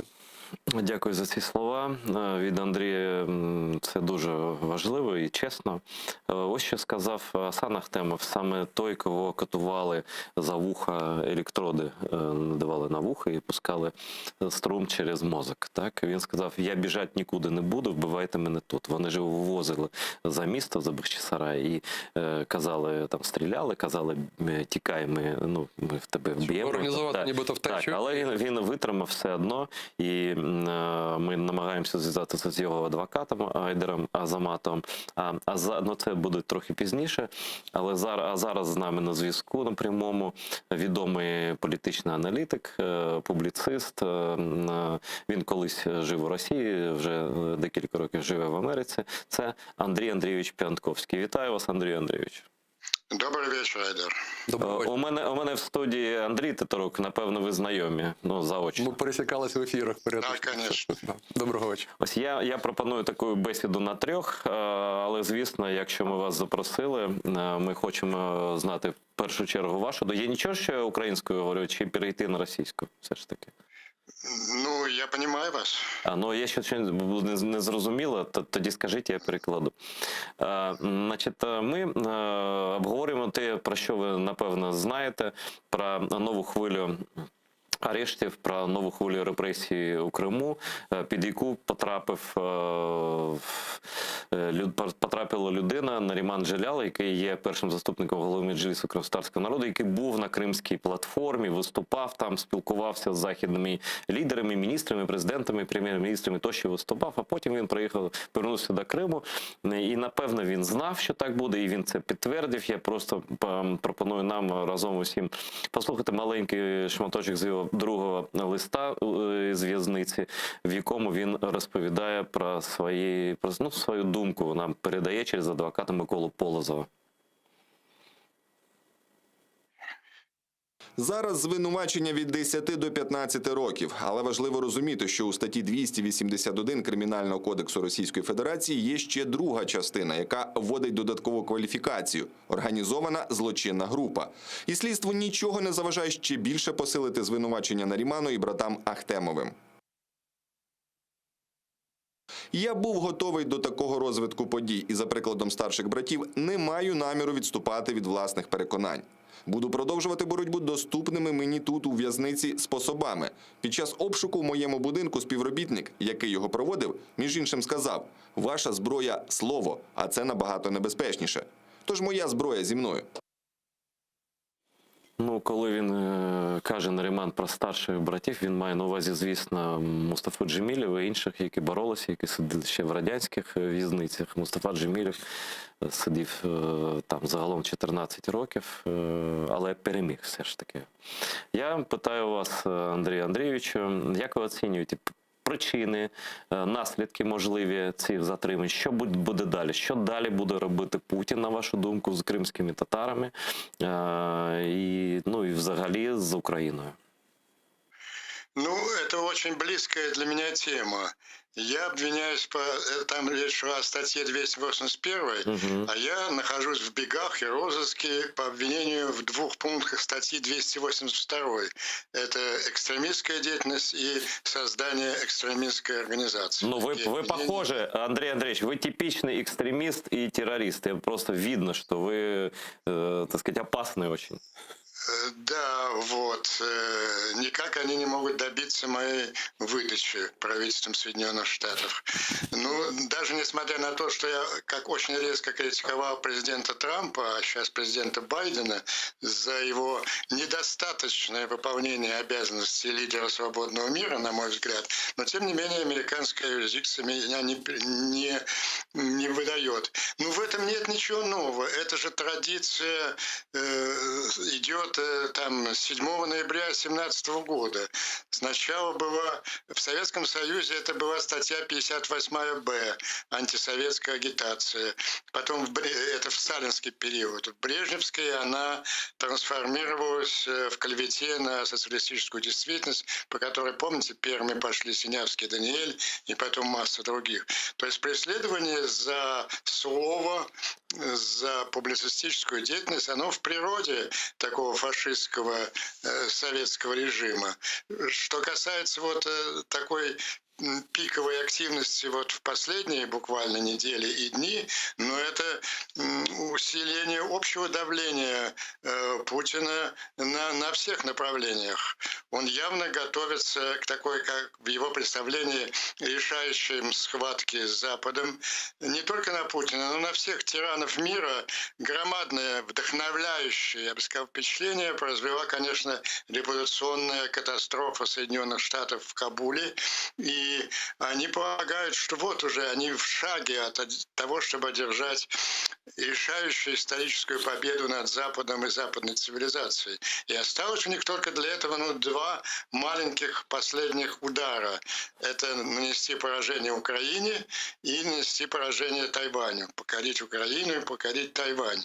И вот эти 2 фашистских диктатора, китайский и российский, они готовятся. Вы видели вчера драматическая сцена в Соединенных Штатах, когда конгрессмены вытащили в палату представителей Блинкена и говорили как раз об этом, требовали, чтобы он под запись там подтвердил обязанность Соединенных Штатов защищать Украину и Тайвань, да. Да, Украина это рядом, это 2 символа, 2 бастиона свободы, если хотите. Вот я уже сказал, что вот Понимаете, это, к сожалению, удручающе. Извините, я немножко отвлекаюсь от темы, но это ведь связано одно с другим. Вот вся эта зачистка любой оппозиции, любого протеста, это всегда она возникает во время крупнейших внешнеполитических авантюр и очень органично с этим связано. Вот тенденция ухода Америки от роли лидера свободного мира, она была же совершенно это органично и для Обамы, и для Трампа. Вот, но это начиная даже с Буша-младшего с Грузии, честно говоря. Да, хотя, вы знаете, по теперешним масштабам, по сегодняшним масштабам Буш реагировал гораздо жестче. Ну да, это правда. И это он и двинул флот. И я помню, я был тогда в Вашингтоне вечером 12 августа, раз уж вы заговорили, дайте мне слово за Буша замолвить. Он появился на лужайке Белого дома, сказал, у меня есть сведения, что через несколько часов Россия попытается захватить Тбилисский аэропорт. Это действительно было так. И я вот очень рекомендую этому не делать. И более того, были посланы самолеты с американским персоналом, которые просто обозначали свое присутствие в Тбилисском аэропорту, так же, как вот лидеры нескольких европейских стран стояли с ней. Так, эта реакция на Грузию была более решительной. Да, мы просто подзабыли. И, кстати, я ремарочку маленькую. Джордж Буш-младший был последним президентом США, который был в действующей армии. Все остальные гражданские. И это не случайно, да, и это не случайно. Из Гарвардов и так далее, да. Вот Трамп продолжатель дела Обамы, только если Обама был за уход из мировой политики с крайне левых позиций, он был убежден, что Америка виновна перед угнетенными народами мира. Помните, он первый год своего президентства разъезжал и там кланялся и извинялся перед всякими мерзавцами. А Трамп с правых позиций, что нам не нужны все эти союзники, Европа, они нас эксплуатируют, бабки надо делать, Америка first, это заниматься только экономикой и никаких обязанностей. Вот Буш, казалось бы, Байден пришел с противоположных позиций, которые он декларировал в своей избирательной. Ну да, Путин убийца, в конце концов. Да, и диктатура Путина кончится при моем президентстве, одно из его выступлений. Но первый же свой кастинг на роль лидера свободного мира он бездарно провалил в Женеве. И это поняли все в Америке. Не республиканцы, а CNN заглавила свой репортаж «Путин получил от Байдена все, что он хотел». Это вызвало очень большое возмущение. Вот сейчас идет в Америке очень большая борьба с с пропутинским такой фракции в байденовской администрации, такая Путин-Ферштейн. Подавляющее большинство американского истеблишмента, они очень твердо настроены в поддержку Украины. Они видят вот этот геополитический контекст. Решается вопрос не Украины, решается вопрос Запада. Андрей Андреевич, но нам Украина прежде всего интересна. Вот хочу сакцентировать внимание на этом. То есть все-таки есть некая такая двухпартийная серьезная поддержка, что мы вот с Андреем и со всеми, кто нас смотрит, может быть уверены в том, что украинская армия действительно получит серьезное вооружение и боеспособность повысится в ближайший год, два, три, как обещано. Вы очень правильно ставите вопрос. Вот в отличие от многих, еще даже вот я в последнее время редко критикую украинское руководство. Так у меня военный в эфире, я же не могу иначе ставить вопрос. Ну вот, я им все равно говорю, перестаньте вот этот дурацкий вопрос задавать им, почему нас не принимают в НАТО. Вы ставите людей в неудобное положение. Не говорят вам врать, нести какую-то хрень, что вы там не выполнили какие-то. Они не принимают вас в НАТО, потому что они не готовы посылать дивизии американские сражаться. Это надо признать факт. Да они просто боятся России, давай честно скажем это. Андрей хочет что-то сказать. Насправді ця позиція... Давайте конкретно. Давайте вот это бояться конкретизируем. Посылать солдат они не будут. Ну, просто потому, что ни один американский президент это не сможет объяснить. Но это не значит, что они не могут оказать серьезную помощь. Вот вы как раз поставили очень сфокусированный вопрос. Они могут оказать очень серьезную помощь вооружением. Об этом и шла речь. И в том числе и в переговорах в Пентагоне, где было заключено оборонное оборонное соглашение. И я полагаю, что вот при сегодняшнем политической ситуации в Соединенных Штатах от этой обязанности Байден и Блинкен уклониться не смогут, о чем им вчера напомнил. И кроме того, еще что я хочу сказать, у них, может быть, даже больше, конечно, помощь вооружению нужна сейчас, противовоздушная оборона, нужны 5 лет, но еще больше, но они могут разрушить этот режим в течение нескольких дней применением тех 3 мер, вот которыми Байден грозился Путину во время маневров вокруг Украины. Это отключение от СВИФТа, это газовое и нефтяное эмбарго, которое, между прочим, перечеркивает и всякие разговоры о Северном потоке. И третье, это немедленный арест русского триллиона, активов. Абсолютно погоджуюся. Андрій Андрійович, просто я хотів дати слово Андрію, вашому тьоски, він хотів щось запитати. Тут дійсно цікава ваша думка, і вона в цілому коректна. Але питання, скоріше за все, в слабкості української влади персонально в нашому верховному головнокомандувачі Зеленському, який, вступаючи на пост президента, дуже далеко був від реалій, в яких йому треба приймати рішення. І тому його оці заяви, що я з Путіним здатен домовитись, що я йому буду зазирати в очі, і я там здатен побачити бажання щось вирішуватись, воно насправді зіграло проти України, нанесло велику шкоду. Ми втратили час, і ми зараз не є надійними для західних партнерів, щоб нам давали зброю, а ми цю зброю... Тобто довіру треба повертати. Безумовно. І оце питання його, знаєте, воно дійсно викликає сором у будь-якої притомної людини. Байден чого ми не в НАТО? Тому що перед нами стоїть, це наша відповідальність українського народу, українського війська, українського політичного і військового керівництва робити все, щоб наш сектор безпеки, наша армія набувала якомога швидше тих стандартів, щоб ми просто не мали іншого шансу, ніж бути прийнятими в НАТО. Але це питання номер 1 – це посилення нашого сектору безпеки і України в цілому. Але друге, не менш важливе – послаблення ворога до того рівня, коли вони не здатні будуть фінансувати цю безглузду війну проти нас. Це вже ми не можемо. Але правильно, але ми можемо залучати до цього наших партнерів. І от якраз оці всі західні партнери, починаючи з Байдена, головного нашого союзника, мали б системно і цілеспрямовано взаємодіяти з Україною, щоб оці дві дуже важливі речі балансувалися. Тобто Україна ставала сильнішою, а Росія послаблювалась. Якщо цього не робити, то ворог буде, ворог, Росія, Путін, ототожнюємо в одній особі Путіні, завжди буде вважати, що для нього є шанс напасти на Україну і залишитись безкарним. Оце головний для нього мотиватор. Навіть без війни він може там маневрувати, торгуватися з Заходом. Тут дуже важливо, що це в українському війську, серед добровольців, серед українських волонтерів, українських патріотів дуже потужний намір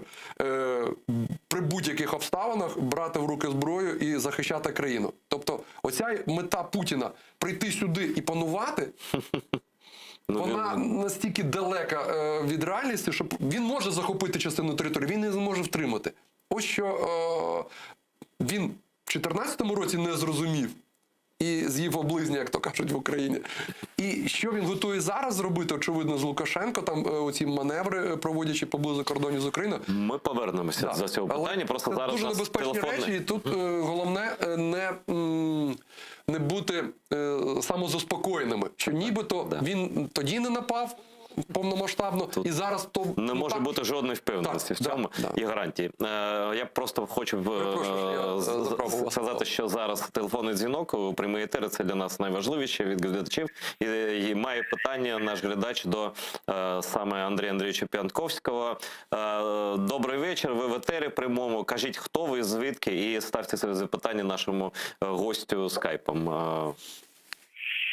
Добрый вечер, это Луганщина, Наталья.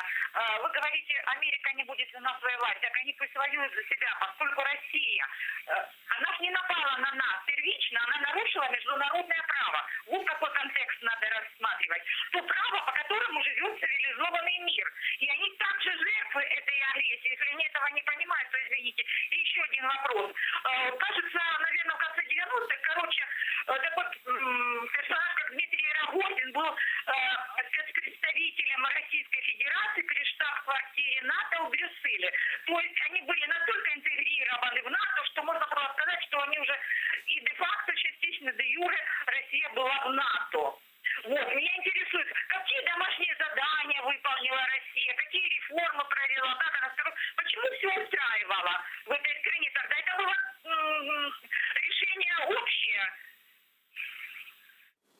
Андрій Андрійович. С вашим сарказмом и с вашим негодованием, я уже частично об этом говорил. Все эти задания выдумываются Вашингтоном и Брюсселем для того, чтобы скрыть неприятную, стыдную для них правду, что сражаться за Украину они не готовы. Ну вот они таковы, таков Запад. Дай Бог, если Украина сама готова сражаться, и не только для себя, за себя. Она сейчас делает для защиты Запада больше, чем любая другая страна НАТО.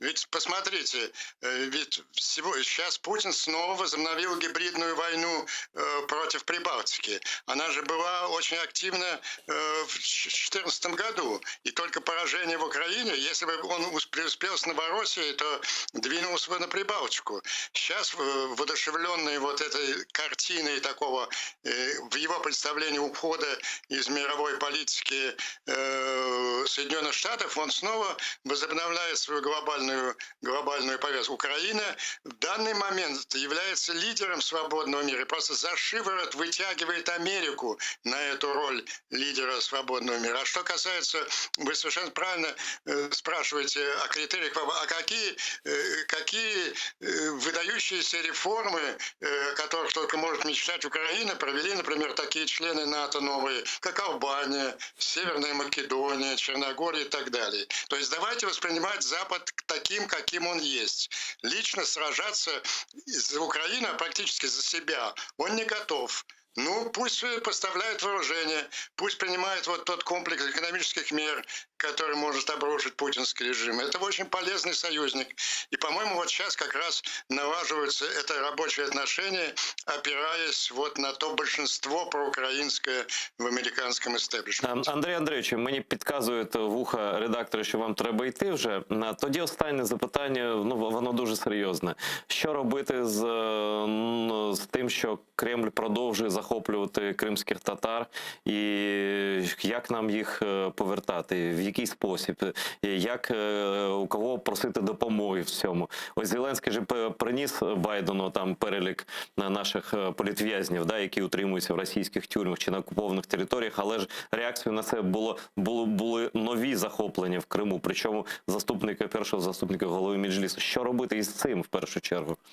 Ну, все, что нужно в плане информирования общественного мнения, протеста вы делаете. Но радикально эта проблема может быть решена только с падением путинского режима и возвращением Крыма Украине. Вы знаете, мне кажется, что это будет быстрее, чем в случае Прибалтики. Ну, я просто это тема для большой передачи. Мое такое глубокое ощущение, что Путин сейчас полезет в военно-политическую авантюру в Украине, и это приведет к его гибели. Це після того, вибачте за уточнення, коли він фактично приєднав вже Білорусь і відкрив там Північний фронт. Ну, для нас це Північний фронт. Они ввели себя, если вы иногда краем глаза смотрите российские каналы, они ввели себя уже в такое состояние истерии сами, что соскочить с него уже не могут. Це я знаю, там такий угар просто мілітаристський. Дякую вам. Дякую вам, Андрій Андрійович. Ждите им и закончите эту проблему. Гарного дня вам. Я бажаю вам стати пророком при житті. Слава Україні! Смерть ворога. Ось такий прогноз. З одного боку, Андрій Андрійович каже, що він оптимістичний, а з іншого боку, воювати доведеться, якщо що, нам. Ось як ви, Андрію, як військовий, бачите це відкриття, вже де-факто Північного фронту, і що ми маємо робити як держава? Досвід пана П'янковського, він був в статусі радника Путіна, він досконало знає цю людину. Ні, ви плутаєте його з Андрієм Іларіоновим. Може, точно, перепрошую, це моя провина, точно. Він глибоко розуміє реалії, і тому він знає, що Путін ніколи не почне давати назад, коли він має перед собою слабку здобич. Вони ніколи не нападатимуть на сильну країну. Вони завжди доводять її до того рівня слабкості, коли вони можуть вже бряцати зброю і показувати, що вони непереможні, вони обов'язково всіх перемагають. І насправді всі ці пірові перемоги закінчуються дуже погано для тих територій, які кричали «Путін, приді», або вітали там русських окупаційних оцих вояк. Придністров'я, Осетія, да будь-який регіон, де Росія зайшла своїм чоботом, він починає стрімко деградувати, і життя там практично зупиняється. Тому, насправді, я думаю, що Путін буде робити ці спроби, тому що він щиро вірить в свою місійність, що він є імператором, який збере втрачені імперією землі. Він бачить в цьому свою головну мету, тому що його влада вже не цікавить, він має абсолютну владу, йому нема куди прогресувати, тобто в нього є єдиний прогрес – здійснити цю нездійсненну мету, повернути Радянський Союз до версії 2.0. І він буде робити все можливе тільки виключно в цьому напрямку. Його не цікавить розвиток добробуту громадян Російської Федерації, його не цікавить розвиток економіки, його нічого не цікавить. В нього влада узурпована насправді хунтою, тому що все там ФСБшне, це грушне кодло, яке навколо нього стоїть на посадах, воно якраз і підпадає під Вони відтиснули, до речі, олігархів всіх, тобто вони там падають. Вони всіх перемололи від засобів масової інформації, власників олігархів, всіх. Зараз всі працюють на цю хунту, вся економіка Росії працює на хунту, а хунта хоче займатися єдиним головним питанням. Тому ризик от того, що відбувається поблизу наших кордонів, є надзвичайно високий. І я би ніколи не переводив питання, що Путін нападе. Він вже напав. Він просто може наростити рівень небезпеки, і ми можемо дати йому в разі неготовності можливість захопити нові території. Я би дуже не хотів цього, недооцінки готовності ворога напасти. Тому що дуже багато людей починають казати: ну що ви знову лякалкою нас лякаєте? Що ви знову... Путіну це не вигідно. Путін нападе. Да.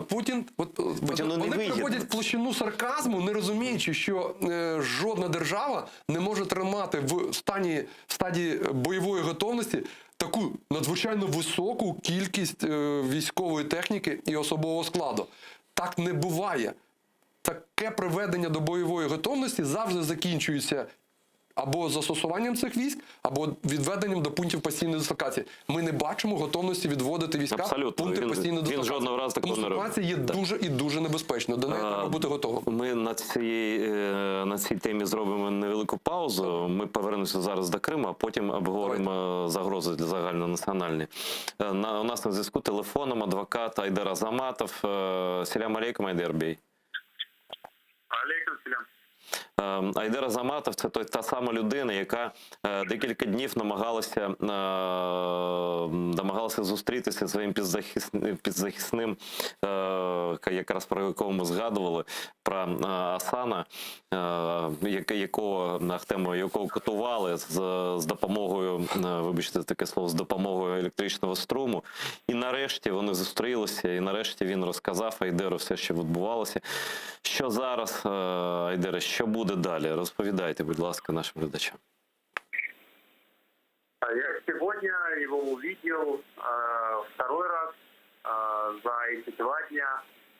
Вчера мне удалось его увидеть в следственном изоляторе один, где я подписал соглашение, он написал заявление о том, что отказывается от адвоката по назначению. И я смог его опросить наконец-то о событиях, которые происходили с ним с 3 на 4 сентября, ну и последующим. Да, действительно, пытки, о которых говорил его брат Азиз, они подтвердились. Действительно, его очень жестоко пытали. По сути, он не выдержал, как и любой другой человек бы не выдержал, и дал показания, которые имеются в материалах дела сейчас, что они совершили преступление, диверсию они совершили. Они признают все это, что он признает, он раскаивается, я тут повинный он написал. И это все было вследствие оказанного на него давления, физического, в первую очередь, психологического. сегодня наконец-то меня допустил следователь для его защиты в уголовном деле. То есть вот уже почти неделю я не мог понять свой процессуальный статус, хотя я знал, что я его защищаю. Однако следствие вот никак не давало мне доступ принять участие в следственных действиях. Я сегодня его увидел, Оксана. Щось із зв'язком у нас, так? Давайте перетелефонуємо швидко, Айдар. Я просто хотів запитати його, як буде далі, чи зможемо ми, чи зможе він там спростувати, чи якось протестувати ті свідчення, в лапках, які були вибиті катуванням з допомогою струму через мозок. Ну, взагалі. Дивіться, насправді в цій ситуації кожному українцю, кожному кримському татарину треба розуміти, що головне врятувати своє життя. І так само, як, наприклад, держава Ізраїль вчить своїх громадян при потраплянні в полон давати всі свідчення, робити все, щоб врятувати своє життя, а держава зробить все можливе, щоб якнайшвидше їх повернути. Тому що, насправді, ми маємо перестати себе тішити ілюзіями, що Росія поводить себе людяно в правовому площині або робить будь-який цивілізований спосіб поводження навіть зі своїми громадянами, не кажучи про тих, проти кого вона воює. І насправді ті, хто не розуміє, що відчуває людина в полоні, і не може зараз, наприклад, зрозуміти, що відчувають ті кримські татари, які зараз потерпають від тортур, я б радив почитати свідчення українського політв'язня Івана Багрянова, який написав «Сад Гециманський». Хто не читав, я просто наполегливо раджу зрозуміти, який шлях проходить людина, коли вона протистоїть системі, оцій репресивній радянській, а зараз російській системі, перебуваючи за ґратами. Це книга написана на підставі власного досвіду. І вона розкриває абсолютно безжальність оцих катів, цієї системи, яка хоче розчавити людину, яка не здатна їй коритися. Тому тут насправді не треба нічого робити. Хай вони зберігають покази, почнеться судовий процес, тоді можна вже казати, що мене тортурами... Да, ось я про це і хочу запитати. Дуже важливо, щоб донести до них думку, щоб вони не дозволяли над собою нелюдське поводження. Так, це зараз знову на зв'язку у нас Айдар Азаматов, адвокат. Айдар Бей, ми тут якраз з Андрієм Тетеруком, який військовий, який знає, що таке катування, що таке російський полон. Він розповідав про долю свого побратима, який навіть книжку про це написав. Ні, це не побратим, це український письменник. Це він Другої світової. В мене були під час Іловайська, так само в мене... В принципі ж нічого не змінюється з цими росіянами. Так, мої хлопці потрапили в полон, і вони мені так само розповідали про тортури, які відбувалися. Тобто звинувачувати ніхто не буде.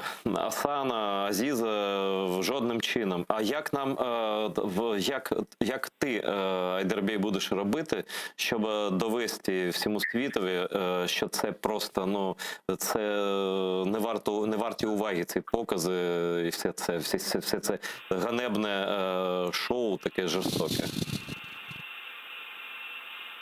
Алло, Айдар. Да, я так скажу. Сегодня Асан все свои показания, которые давал ранее давлением, попытками, он от них отказался. Машаллах. Он сказал, что они были, эти показания даны под давлением, попытками, и он себя виновным не признает. На данном этапе он пока отказался давать какие-либо показания, но ранее данные показания он опроверг. То есть он сказал, что они недействительны. Сами еще провели ряд следственных действий. И на этом пока все. Меня должны ознакомить с документами некоторыми, которые уже были предоставлены Асану в мое отсутствие с адвокатом по назначению. Однако, учитывая то, что я уже вступил в дело, я допущен к его защите, то по закону меня должны ознакомить с этими материалами. В целом Асан уже приходит в себя, хотя ему и сложно после испытанного, но он нашел в себе силы для того, чтобы бороться и дальше отстаивать свою невиновность в этих вот преступлениях, которые ему вменяют. Ну, тобто, те саме, про що ти казав мені в перші дні, коли її затримали, коли ти не міг зустрітися з Асаном, що тільки варто вам зустрітися, поговорити, і він скаже правду. Він сказав правду, він дуже героїчна людина, правда. І привіт великий передавай родині, дружині, всім батькам його і особисто Асанові. Ми пишаємося тим, що така людина є серед нас, і ми зробимо все, щоб його захистити. І я хочу останнє питання поставити. Там була інформація, ну ти, напевно, знаєш краще за інших, Айдер Бей, що Європейський суд з прав людини поза чергою буде приймати якась скарги, якраз скарги по цих справах. Це правда? І що ви будете робити зараз? Я сегодня в беседе со следователем сказал ему, если он еще не знает, о том, что Европейский суд принял заявление в порядке регламента и правила 39, так как, во-первых, Асана забрали в неизвестном направлении неизвестные лица, не было информации о нем, к нему не допускали защитника независимого, которого он сам выбрал, они навязали. Ну, порушення, багато порушень процесуальних, да, і в тому числі... Огромное количество, и Европейский суд затребовал у правительства Российской Федерации выполнение этих условий. Я думаю, что это тоже было таким вот важным, ключевым рычагом, который дал эффект защитника, которого он хотел, а не которого ему дали. И более того, сейчас должны вообще провести медицинское освидетельствование, потому что Асан мне жаловался, что у него болит вот левая часть тела, он подозревает, что с ребром что-то не так. У него приступы, он спит и во сне думает, что он задыхается, и его сокамерники будут постоянно. У него проблемы со стулом, я буду так говорить, он не может уже неделю сходить в туалет, как он сказал. То есть все эти факты, они были указаны, и Европейский суд затребовал эту информацию. У нас тоже потребовали информацию касательно обращений, мы эту информацию предоставили. Но вот до 23 сентября нам дали срок, до 29 сентября правительству Российской Федерации. Я думаю, что был определенный эффект в этом обращении, и по сути это обеспечивает безопасность Асана от каких-либо воздействий дальнейших. Ну, я надіюся, що це так і буде. Айдера, дякую Айдеру Азаматову, адвокату, який був з нами на прямому зв'язку з тимчасово окупованого Криму. І ну, це ми як про звичайні речі говоримо, да, вже. Але це ж просто жах, коли держава просто відкрита, причому в присутності адвоката, ну, ФСБшного адвоката, вони ж катували його в присутності адвоката, якого вони йому надали насильно. Да? І він казав, а коли той кричав і казав, ну що ви робите, то адвокат сказав, це наша нормальна практика. Ну, бачите, насправді система Радянського Союзу і зараз Росії, ну, ані трохи не змінилась. Ми можемо так само проводити паралелі, коли катували Стуса і адвоката. За Івана Грозного не змінилося там нічого. Медведчук, і він так само гірше за прокурорів вимагав покарання для українського поета. Так що ми бачимо, що Росія насправді робить все те, ну, просто вдосконалюючи тортури щодо людей. І насправді те, що ми, ну, не ми, а, наприклад, в суспільстві дорікають, от Америка не хоче воювати. Насправді, воювати проти Росії зброєю небезпечно, тому що Росія зараз знаходиться в гострій стадії, ну, психозу, побідобєсія. Її треба послабити і морально, і фізично. А її послабити можна, знаєте чим? Бити в саме слабке місце, яке є у Росії як ядерної держави і мілітаризованої до абсолюта. Дотримання міжнародного законодавства і права. Вони тут дуже слабкі. І Путін це розуміє, він не дурна особа. Ми можемо казати, що він психований, ми можемо називати його деспотом і вбивцею. Але насправді він не дурна людина. Він розуміє, що він може бути притягнутий до міжнародної відповідальності в кримінальному суді в Гаазі. І тому він заздалегідь вніс зміни в Конституцію, що нібито він і прем'єр-міністр позбавляються будь-якої адміністративної і кримінальної відповідальності, і внутрішнє законодавство має вищу вагу, ніж міжнародне. Ви розумієте, про що? Тобто нам не потрібно, щоб американці сюди їхали дивізіями. Тут мають працювати білі воротнички, юристи американські, допомагати українцям готувати матеріали документального цього Цікава думка. Фіксування злочинів проти українців на окупованих територіях, на нашій території. Це має бути тотальне фіксування. Тотально. Так. І ми маємо просто неперервно на всіх міжнародних майданчиках наголошувати, що Росія вчиняє міжнародні злочини, військові злочини, воєнні злочини. Вона вчиняє злочини проти прав і свобод громадян. І вона має просто потерпати, як загнаний ведмідь. Його треба загнати, його не треба годувати. І він хай смокче свою лапу, але не пасеться на чужих територіях. Це можна зробити саме через те, щоб бити в найслабше для Росії місце – дотримання і виконання міжнародних угод. Через арешти активів, через притягнення до відповідальності причетних осіб до вчинення таких речей. Вище військове і політичне керівництво, вони всі родини тримають і статки за кордоном. Є величезний інструментарій, як їм робити боляче. Причому не виходячи за рамки міжнародного Політичної права. волі немає. І якщо ми, тут я хотів би наголосити, що Україна через те, що саме ми зараз найбільше потерпаємо від агресії Російської Федерації, має бути засереддям кумулятивної уваги всього світу, демократичного, цивілізованого світу, щоб формувати той порядок денний і послабити Путіна до того рівня, коли він буде позбавлений влади, посади і постане перед... Ми це ніби робимо. Андрію, як щоб нас почули? Наші зусилля. Я не кажу, що ми не робимо. Ми правильно робимо. І адвокати всі роблять. І на кожному майданчику вони наголошують. Це дуже подражнює Кремль. Бачите, що... При слові Крим в нього взагалі там падуче починається. Так. В них просто починає піна з рота лізти, навіть там у цих волошених, товстих, оцих усіх пропагандистів, усіх політиків топових Кремля і пересічного навіть росіянина, якщо смикнути.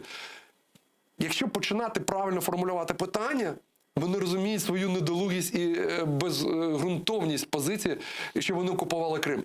І починають або образами, або істерикою заперечувати це. І от я вважаю, що от якраз консолідація всіх міжнародних зусиль має бути не тільки в силовій допомозі Україні, а в формуванні потужної юридичної спільноти, яка врешті-решт послабила Росію до рівня неспроможності погрожувати світові не тільки ядерною, а будь-якою звичайною важкою зброєю. Абсолютно погоджуюсь. І це було б дуже гарним уроком і врівноваженням цього порушеного балансу. Але зараз що ми маємо, Андрій? Зараз ми маємо звіт Газпрому про те, що вони готові постачати газ в Європу. Причому там ціна вже 830 євро за... Це штучна ціна. Штучна. Це вони показують, що ми керуватимемо. Просто як захочемо, таку ціну встановимо. Але так, але не так. Через неостаточну сертифікацію цього Північного потоку-2 є величезний інструментарій, як не дозволити, врешті-решт, сертифікувати навіть готовий цей Північний потік-2, не дозволити його використовувати на 100%, не дозволити. Є багато юридичних моментів, де Росія не здатна буде брязкати зброєю, погрожувати ядерною зброєю, погрожувати танками, есмінцями, підводними човнами. Нічим. Тому що слабка позиція, і Україна насправді це довела, коли подала тоді до Стокгольму і примусила Газпром програти. А зараз як? Німеччина погоджується, Польща проти, але... Складна ситуація. Ви розумієте, ми дуже багато дорікаємо назовні, не роблячи повну свою домашню роботу, я вважаю. Я вважаю, що оце дещо іноді інфантильна думка українців, що нам хтось винен щось брати для нас робити, вона інфантильна, вона дитяча. Це таке, знаєте, у нас після Радянського Союзу ми страждаємо патерналізмом, що нам хтось має щось зверху давати, а ми маємо просто толерувати ту владу. Оце, знаєте, остаточне явище пострадянського такої отрути і вихаркування совка. Я вважаю, що ми насправді маємо зосередитись дуже чітко, що ми відповідальні самі за свою долю. І насправді Рід'ярд Кіплінг, коли писав про Мауглі, він дуже чітко сказав, що це хоча казка для дітей, які ми читаємо їм на ніч або розповідаємо, щоб їм було цікаво, там дуже потужна думка, що закон джунглів ніхто не відміняв. Він був військовий, до речі. Да. Він доводить, що нація, щоб мати союзників, має бути сильною. Ми не можемо Ізраїль. Ось сучасний приклад Ізраїль. Ну, Ізраїль же приклад гарний для нас. Обалденний. Вибачте мене. Обалденний приклад. Вони, знаходячись в абсолютно жорстких умовах зовнішнього цього протистояння, змогли вибудувати таку внутрішню і зовнішню політику, яка гарантує їм, що вони завтра прокинуться в державі Ізраїль. Жодна з країн, з якою вона межує, не здатна зараз нанести непоправної шкоди Ізраїлю. Хоча вони проводять достатньо серйозну, в тому числі з розробкою ядерної зброї, просто цільові програми щодо знищення держави Ізраїль. Але вони навчились дуже складною історією, дуже величезними жертвами. І про це є дуже класна зараз вийшла книжка Ронена Бергмана «Восстання убій першим». Я бачив її нещодавно у когось. Дуже класна книжка. Я її прочитав на одному диханні, і я вважаю, що вона дуже цікава з того розуміння, як вище політичне керівництво держави і кожен пересічний громадянин має ставитись до того, якою має бути наша держава, як ми можемо її захистити, кожен у своєму місці. У нас, на жаль, такого нема. У нас дехто вважає, що Росія насправді не ворог, що нібито то окремо політики чубляться, а от просто моя хата якщо забрати політиків, то тоді у нас нібито все наладиться. Ні, не наладиться. Треба розуміти небезпеку, в якій ми існуємо. І якщо чесно не віддавати відповіді на питання, ми ніколи не будемо шукати правильних відповідей.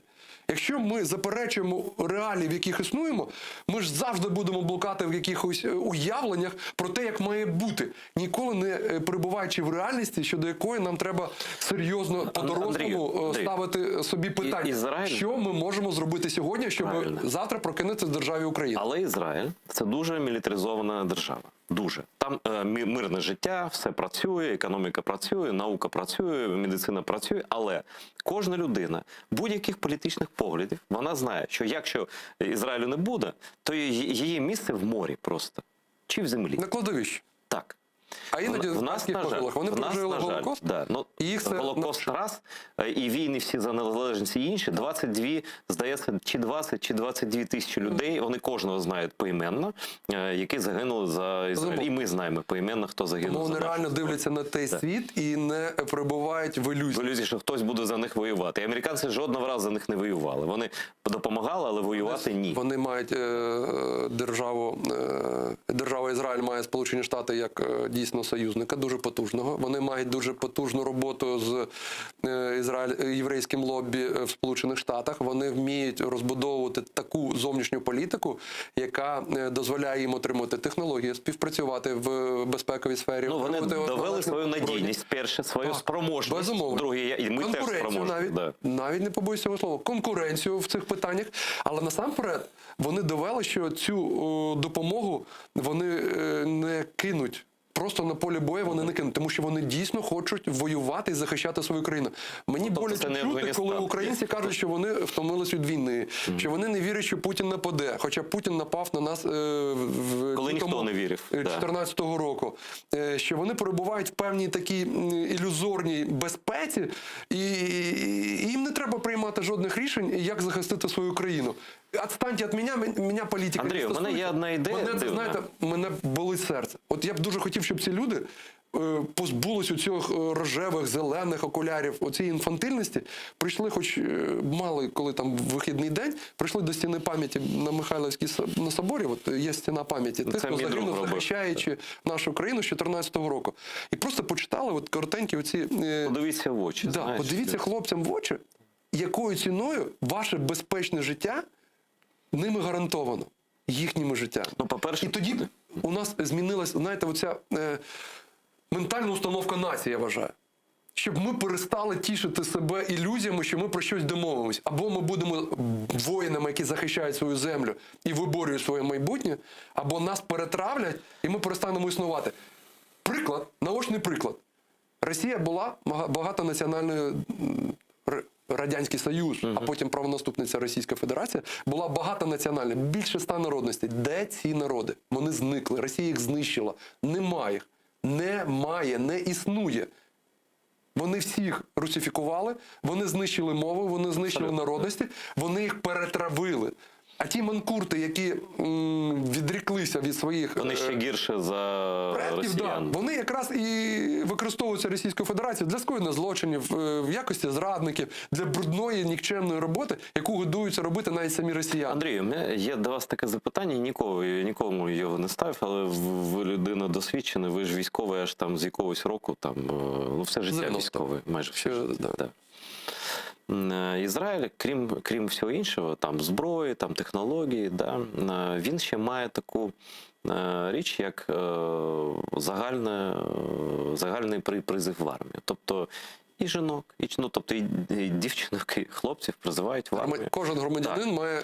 Да, на своєму місці, звісно. Там ніхто не каже, що якщо дівчинка не хоче бути там снайпером чи там пілотом, да, військовим. Дуже серйозний професійний відбір, схильності до тої або принаймні вона може бути медиком, принаймні вона може бути тилово забезпечена, тилове там щось. Да? І кожен знає своє місце.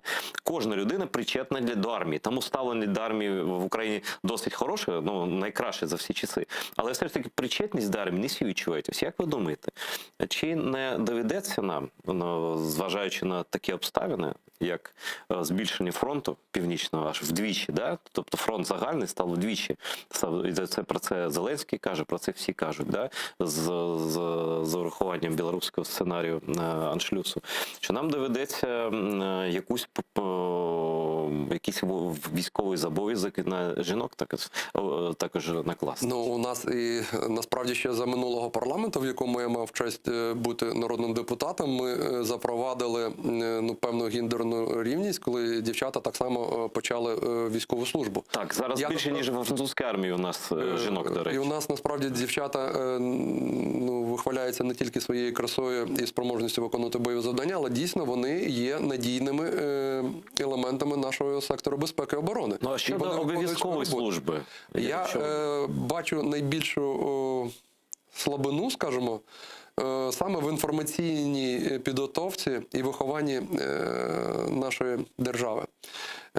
В тому контексті, щоб ми чітко розуміли, що відбувається, і готовність наша до дій. Я би на певному елементі ввів у навчальну програму школи більш серйозний елемент, наприклад, тактично-військової медичної підготовки, щоб кожна людина, потрапивши в якусь складну ситуацію, мала можливість надати будь-кому допомогу і врятувати життя. Хоча б у школі, в універі, в технікумі. Збільшуючи рівень професійності на кожному з етапів. Дійсно, нам треба розуміти, що навіть якщо завтра, або от зараз Путін пішов на самоізоляцію, бо оточення почало хворіти на ковід, а вони там всі вакцинувалися супутником В, оцим. Я не вірю в це.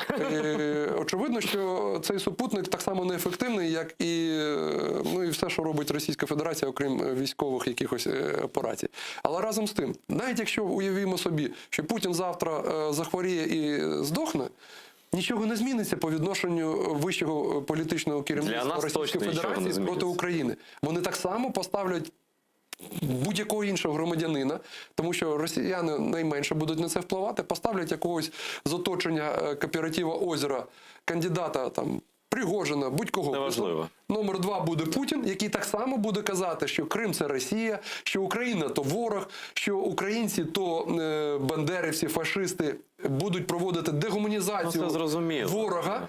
І тобто нам треба готуватися протистояти Російській Федерації так само, всерйоз і надовго, як Ізраїль проти арабського світу. Якщо ми цього не усвідомимо, якщо ми не будемо коригувати своє звичайне життя до того, що ми можемо будь-якої миті просто почати знищувати окупанта, який зайде в наші міста, нас знищить. Вони неприховано кажуть, що ми будемо знищувати українців, і 4-5 мільйонів цілком достатньо, щоб нація... Зараз не приховують взагалі.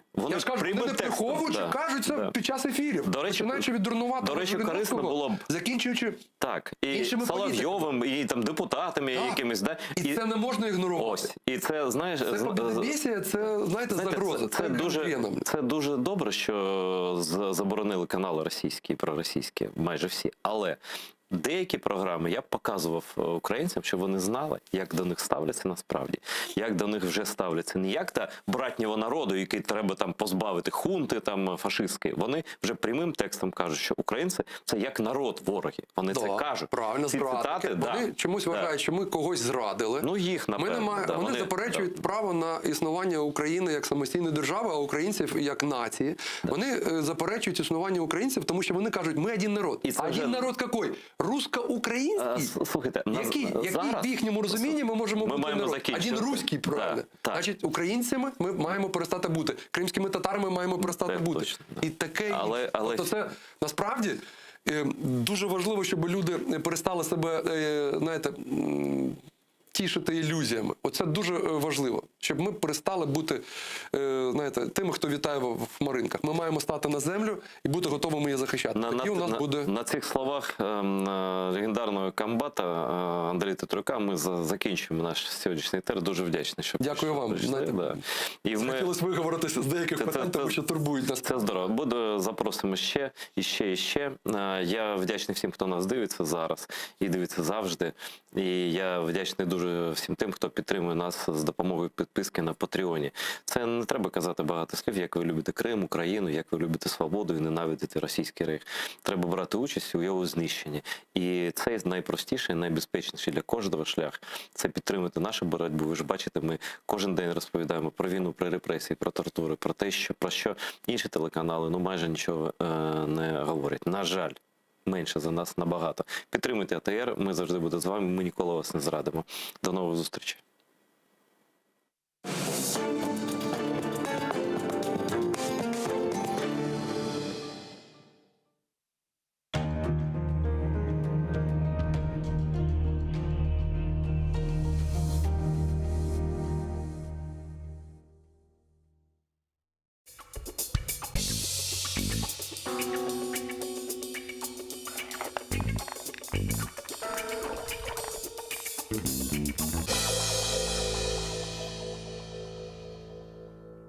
Письменницька робота з такими двома цінностями.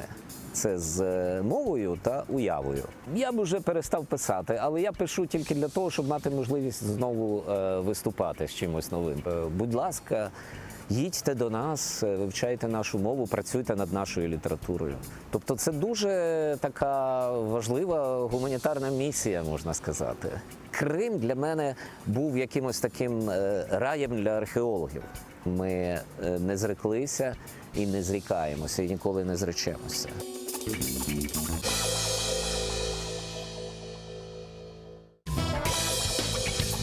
Вітаю вас, друзі!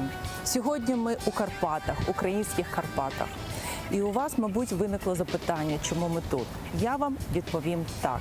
Рекреації, таємниці, коханці юстиції, лексикон інтимних місць. Мабуть, ви здогадалися, що ми зустрічаємося з легендарною особистістю Юрієм Андруховичем. Вітаю вас, Юрій Ігорович. Вітаю. Дуже радий нашій зустрічі. Нам усім страшенно пощастило жити в Україні. Це ваші слова стали назвою вашої книги. А коли ви вперше усвідомили це щастя? Напевно, це належить до тих історій, які трапляються з кожною людиною в доволі ранньому віці, в ранньому дитинстві, можна навіть точніше сказати. Я думаю, це було пов'язано із атмосферою нашого дому. І в мене була така провідниця у світ дорослих. Це була моя бабуся. Називали ми її пані Ірена. Ось. Вона була Ірена, а не Ірина, хоча в документах її вже Ірина писали за радянської влади. Ось. І це була така особа, яка проводила зі мною, можна сказати, увесь свій вільний час. Ну і іноді якісь крамольні речі мені доповідала. Так. Ну, скажімо, там був у мене, пригадую, звідкись там з'явився такий великий такий надувний такий м'яч, але не футбольний м'яч, а такий от пляжний швидше, такий для якихось забав у воді. Ось. І він був, ну, чомусь поділений на такі от сектори, вони були блакитні і жовті. І вона казала, от це насправді кольори українського прапора. Я мимоволі дізнавався про те, що тут є якісь таємні теми, і з незнайомими людьми краще ці теми не торкатися їх, так. Але ось внутрішня така таємна інформація мені передається, так. І було це відчуття, звичайно, такого дитинства, ну, сповненого якихось от недомовок, якихось ось територій заборонених, так. І це, я думаю, це дуже насправді продуктивно для майбутнього письменника. Тобто з'являється оця потреба в заповненні недомовлених місць якимись своїми текстами, так? Тобто якось дешифрувати цю реальність навколишню. А іноді приходять і відповіді. Ну, навіть якщо їх з якихось причин не знаходиш десь об'єктивно, так, то ти можеш їх формулювати власними якимись творчими зусиллями. Так. І тут фантазія, тут уява вмикається наповно.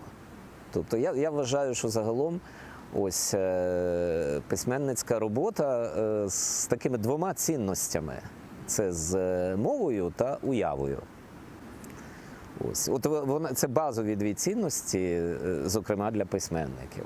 І навіть маючи ті цінності, письменник може себе реалізувати. Ну, звичайно. Ну, по-перше, це ж не такі, якби, музейні цінності, які десь там на відстані їх, не дай Боже, торкнутися. Так? Це насправді те, над чим ти постійно працюєш. Ти працюєш з мовою і працюєш з уявою, а все інше додається. Андрухович дуже відомий в Європі, але його не дуже знають в Україні. І навіть більшість літературних премій ви отримали за кордоном. Вони закордонні.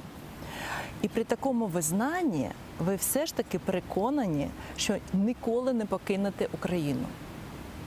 Чому? Я все-таки буду трошки виправляти. Добре. Добре. Те, що ви формулюєте. Ні, в жодному разі не можна погоджуватися з тим, що мене краще знають за кордоном, ніж в Україні. В жодному разі ні. Ну, те, що, напевно, більше літературних премій у мене закордонних, напевно, це правда. Правда. Так. Але все-таки, ну, мої читачі в більшості своїй тут. Ну, це принаймні ті люди, яким не потрібен переклад моїх книжок для того, щоб мої книжки читати. Іншими словами, це люди, які читають українською мовою. І тут для мене немає принципової різниці в тому, чи фізично ці люди живуть в Україні, чи вони, наприклад, живуть десь у Португалії, так?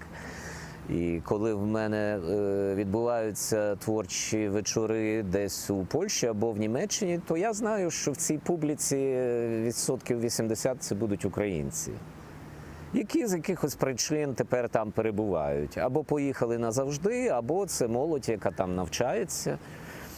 І що мусить відбутися такого з нами всіма, щоб я раптом вирішив їхати з України геть, ну я навіть про це думати не хочу.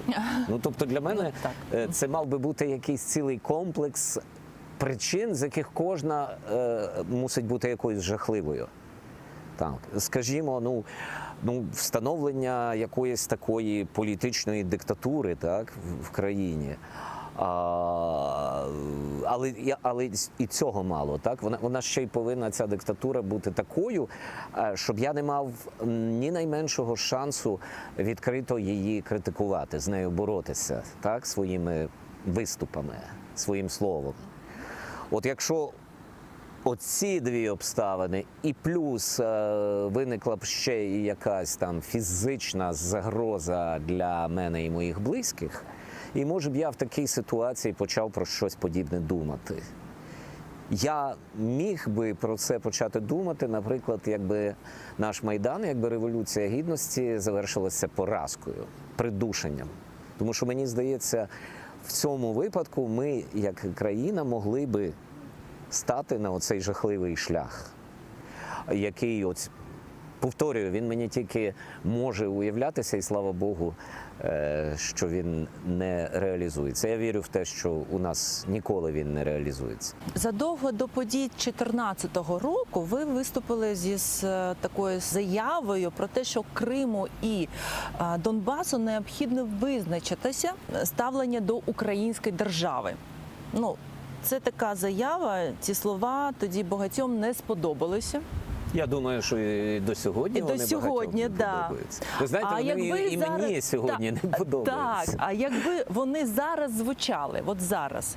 Я думаю, їх треба оцінювати, ну, скажімо так, з точки зору певної перестороги, яку я висловив. Так, це була, ну, не спеціально сформульована заява, з якою я вийшов в люди, а це була частина мого інтерв'ю. Тобто це частина відповіді на якесь там запитання. І, відповідно, тут треба додати мою певну таку емоційну розбалансованість, яка на той момент мною заволоділа цілком і повністю. Це перші місяці після приходу до влади Януковича з його політичним кланом, скажімо так. І будь-яка дія тієї влади, вона мені жахливо не подобалася. Тобто усе, що я тоді казав, це його треба ставити от в той контекст тодішній.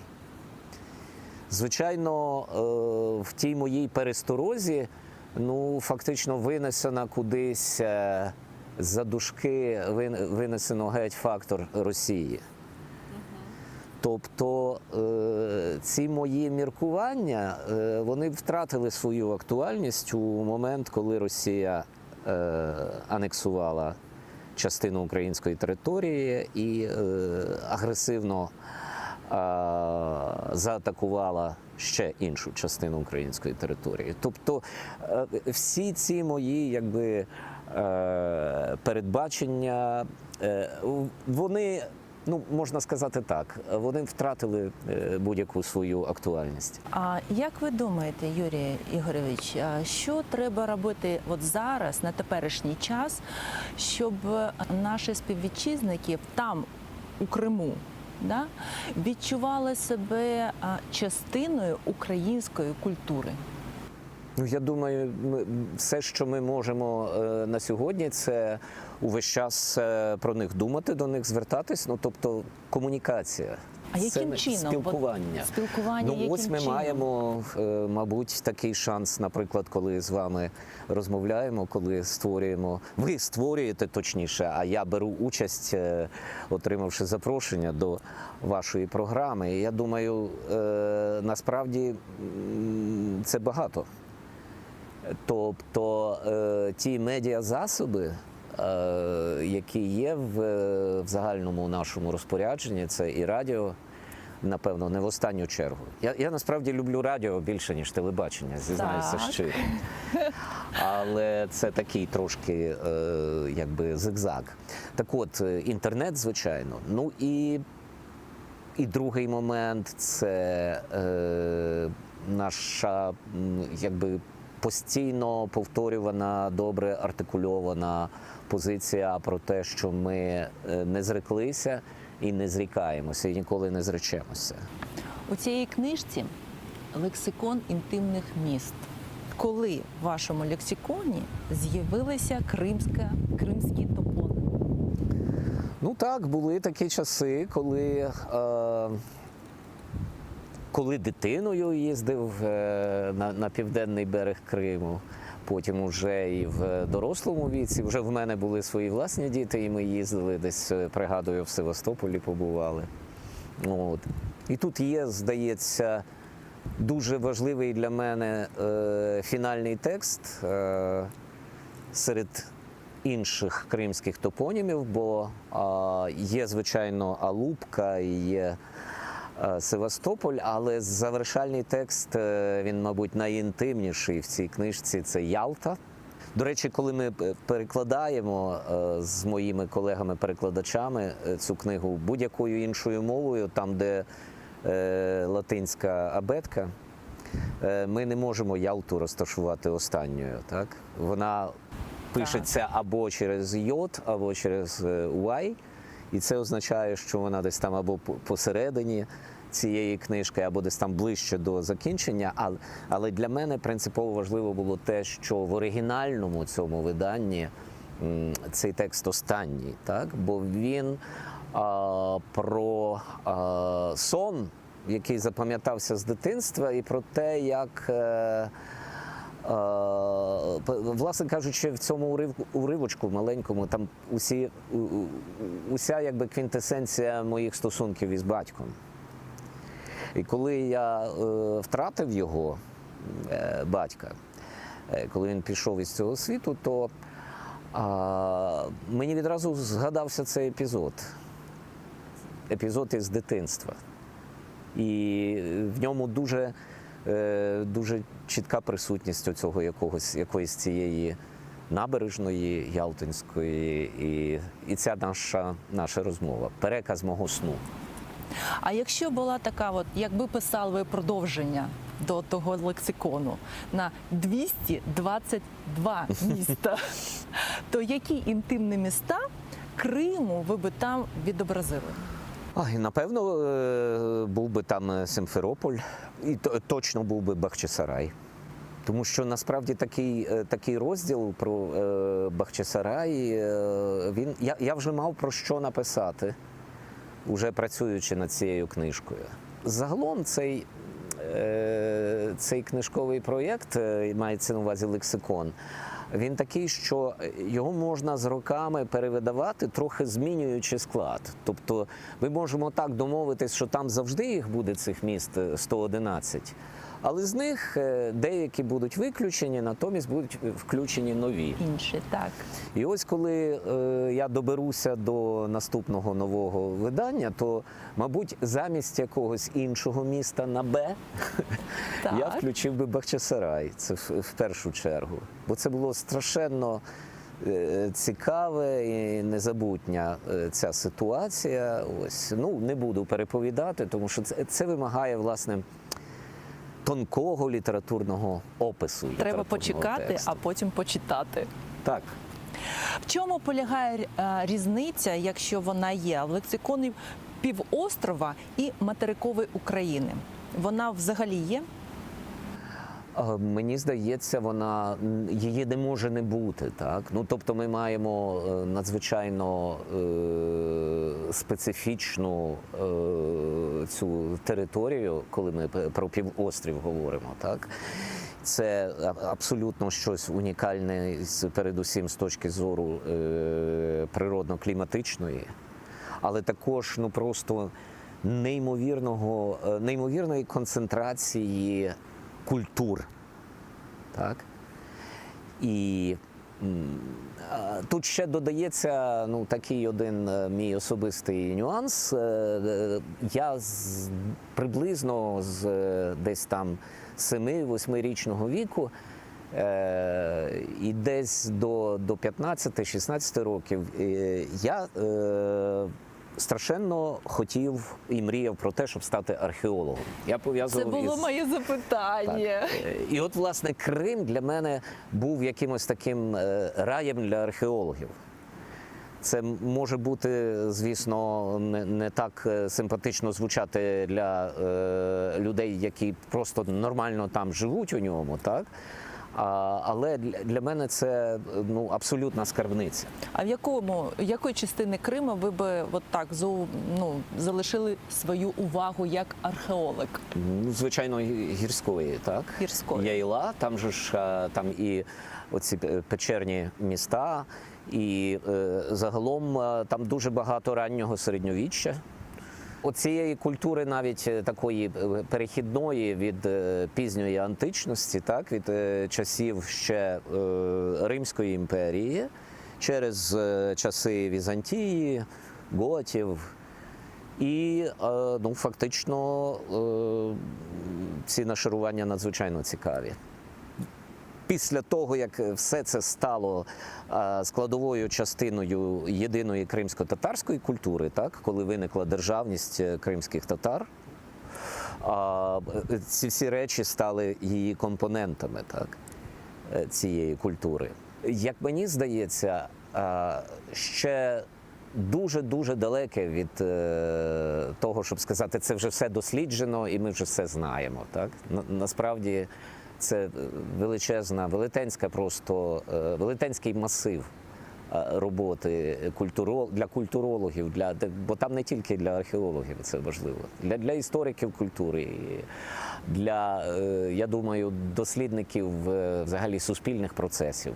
Тобто це можна і цим зацікавити і філософа, і соціолога, і, не кажучи про мистецтвознавців, музикознавців і так далі. Чи дійсно українці не розуміють кримців?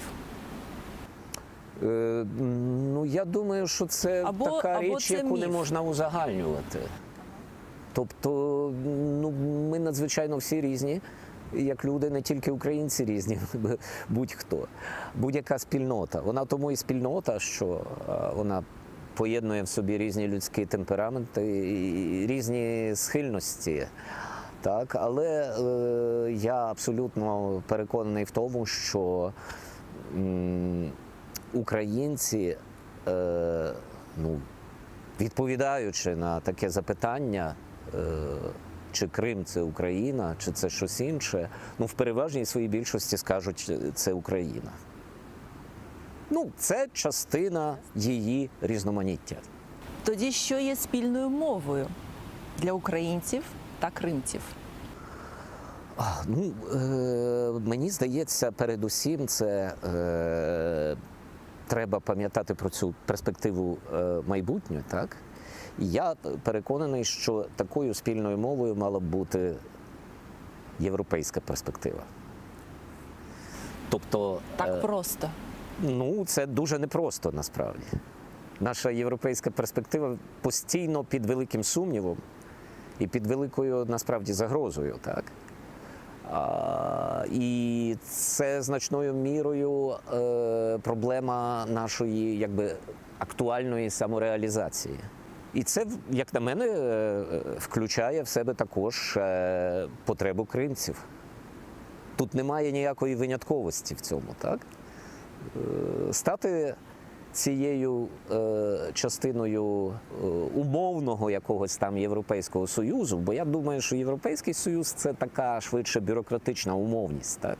Але стати частиною якоїсь європейської спільноти – це, як на мене, набагато захопливіше і цікавіше завдання. І якщо сьогоднішня сучасна українська нація, включаючи і мешканців анексованого Криму, а якщо із цим завданням, історичним своїм завданням впорається, то це буде велетенський крок у бік своєї реалізації, так? Тому що це всупереч агресору і всупереч так званим союзникам, так? Які більше схильні розуміти агресора, ніж жертву агресії. Ніж жертву. А чим вабив і вабить вас Крим? Вабив і вабить? Це така, знову ж таки, історія дещо пов'язана із моїм дитинством. Я про це згадував. Оці якісь там перебування в тому такому дивному, вже навіть якомусь субтропічному поясі, так? Південного берега, але з часом це мало своє продовження, тому що ось, власне, ці мої якісь археологічні, історичні зацікавлення і так далі, а потім знову ж таки мої перші якісь спроби літературні. Ну, я писав вже якісь там пригодницькі оповідання чи повісті, і, слава Богу, я їх усі загубив і не знаю, де вони, але я писав, будучи учнем 7 класу, 8-го. А Крим – це була інспірація. Тобто, от приїхавши туди під час літніх канікул, я протягом кількох днів отримував стільки імпульсів ззовні, так, що в мене просто фонтанували ці історії одна за одною, тільки сідай, записуй. Так, я був просто, я швидше їх придумував, ніж записував. Якесь місце, як тобто батарейка місце для така. натхнення, скажімо так. Місце для натхнення. Я думаю, це відчувала наша геніальна Леся Українка, яка, звичайно, ну, не просто так відвідувала Крим, у неї ж були ще і, власне, медичні проблеми з цим пов'язані, але вона ж також дуже надихалася цим місцем. Або такий наш видатний поет 19-го сторіччя, пізнього 19-го сторіччя, як Степан Руданський, так? Він же ж таки, здається, і похований у Ялті. Там його лікарська практика була в Ялті, і там він створював свої такі, ну, вони офіційно якби в каноні української літератури трошки такі якби другорядні, його ці поетичні речі, але насправді це чудовий, це абсолютно чудовий поет. Декілька років тому ви, зокрема, говорили про те, що масовий туризм може знищити у культуру держави. Було таке висловлення, так? Ну, я процитую. Якщо люди будуть болванами і надалі так поверхово і так споживацьки ставитимуться до міст, які вони начебто відвідують як туристи, так? На вашу думку, процес триває? На жаль, так. Тобто це, мабуть, це така об'єктивна річ, коли це мусить досягнути певної критичної межі. Я не знаю. Тобто є відчуття таке, що ну, це насправді трошки призупинено, але, на жаль, це причина в цьому просто пандемія, так? Тобто і на світовому рівні оцей, даруйте за вислів, туристичний ідіотизм, так? Це така тенденція, може, останнього десятиріччя, але і, відповідно, ми нікуди теж від цього не поділися. Ми як країна, як організм також, на жаль, переживаємо, ще не до кінця усвідомивши таку, ну, тенденцію негативну, так? Коли, ну, загалом, коли люди подорожують, це чудово, об'єктивно кажучи. Але, напевно, ну, базовим у цьому подорожуванні все-таки мало би бути пізнання і самопізнання, так? Тобто пізнання інших місць, інших культур, інших людей і так далі, і так далі. Натомість, на моє переконання, ця туристична манія виявляється в тому, що люди їдуть до інших місць, щоб показати красивих себе в цих місцях. Так? Так. Тобто люди їдуть, умовно кажучи, для того, щоб поселфитись. Так. І щоб відвідувачі їхніх сторінок у соцмережах позаздрили. Так? Як їм зараз прекрасно десь там. Ну, і це, на жаль, погано, тому що вся увага зосереджена на коханому собі Так, відповідно, треба зосереджуватися? а треба бути уважним до того, треба бути гостем, тактовним, гостем, скромним, напевно, так, до тієї міри, щоб, відкривши усі свої оці органи, клапани, так, сприймати і вбирати, і пізнавати цей світ. У вас була ще одна мрія, і ви її здійснили. Угу. Це стати рок-зіркою. Ну, аж так не здійснилося. В гурті Карбідо здійснили. Чи довго опиралися в такому своєму потягу до співів? Ні, це треба було, і це по-іншому. Це треба було продовж кількох десятиліть долати певний страх перед сценою і публікою. Якби я, скажімо так, у середині 80-х років не почав виступати зі сцени як поет, а для цього знову ж була своя передумова, бо для цього треба було, щоб виникла наша поетична група, яку ми назвали «Бу-Ба-Бу». «Бу-Ба-Бу», так, є. І виявилося, що можна вийти на сцену і читати вірші незнайомим людям. Те, про що мені страшно було думати ще якийсь час перед тим. Оце от долання себе, своїх певних якихось ніби природних рис, змінювання себе, це було дуже важливо. І також важливим був, звичайно, цей фактор успішності, так? Оскільки, якщо б я просто вийшов почитати зі сцени свої вірші, а публіка мене б засвистала і заулюлюкала, я б ніколи більше і не виходив, і тим більше не думав би про спільні виступи з музикантами. Так. Але публіка аплодувала, публіці подобалось, вона це приймала. Нам в Бу-Ба-Бу дуже щастило із публікою. Коли ми починали під кінець 80-х, у нас переважали прекрасні молоді люди. А коли минуло потім 20, 25 років, 30, ми повторювали іноді свої виступи, десь там поверталися на сцену, то в нас знову ж таки переважали молоді люди. Тільки це були діти тих, які у 80-ті на нас приходили. Так. Ось. Тобто в цілому це така доволі тривала практика, і з рок-музикантами я вже довший час із багатьма із них якось там товаришував. Я завжди з радістю погоджувався із тим, що вони будуть створювати музику на мої вірші. От. Але коли дійшла ситуація вже до цих моїх польських друзів, то це вже, ну, вважайте так, клієнт созрів, так, кажуть російською мовою. Тобто, дивіться, 85-й рік, можна сказати, виникнення Бу-Ба-Бу і перші такі спроби читати вірші зі сцени. А мій перший виступ із польськими музикантами гурту Карбідо – це 2005-й. Тобто ми маємо рівно 20 років. 20 років, так. А чому Бу-Ба-Бу? Давайте перекладемо. Бурлеск, балаган, буфонада. Буфонада.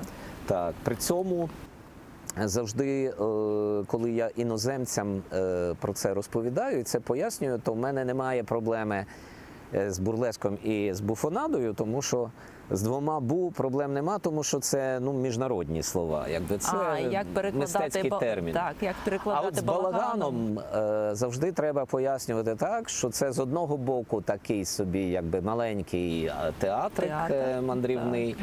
Може трошки нагадувати цирк якийсь, такий трохи, значить, з ухилом в комізм.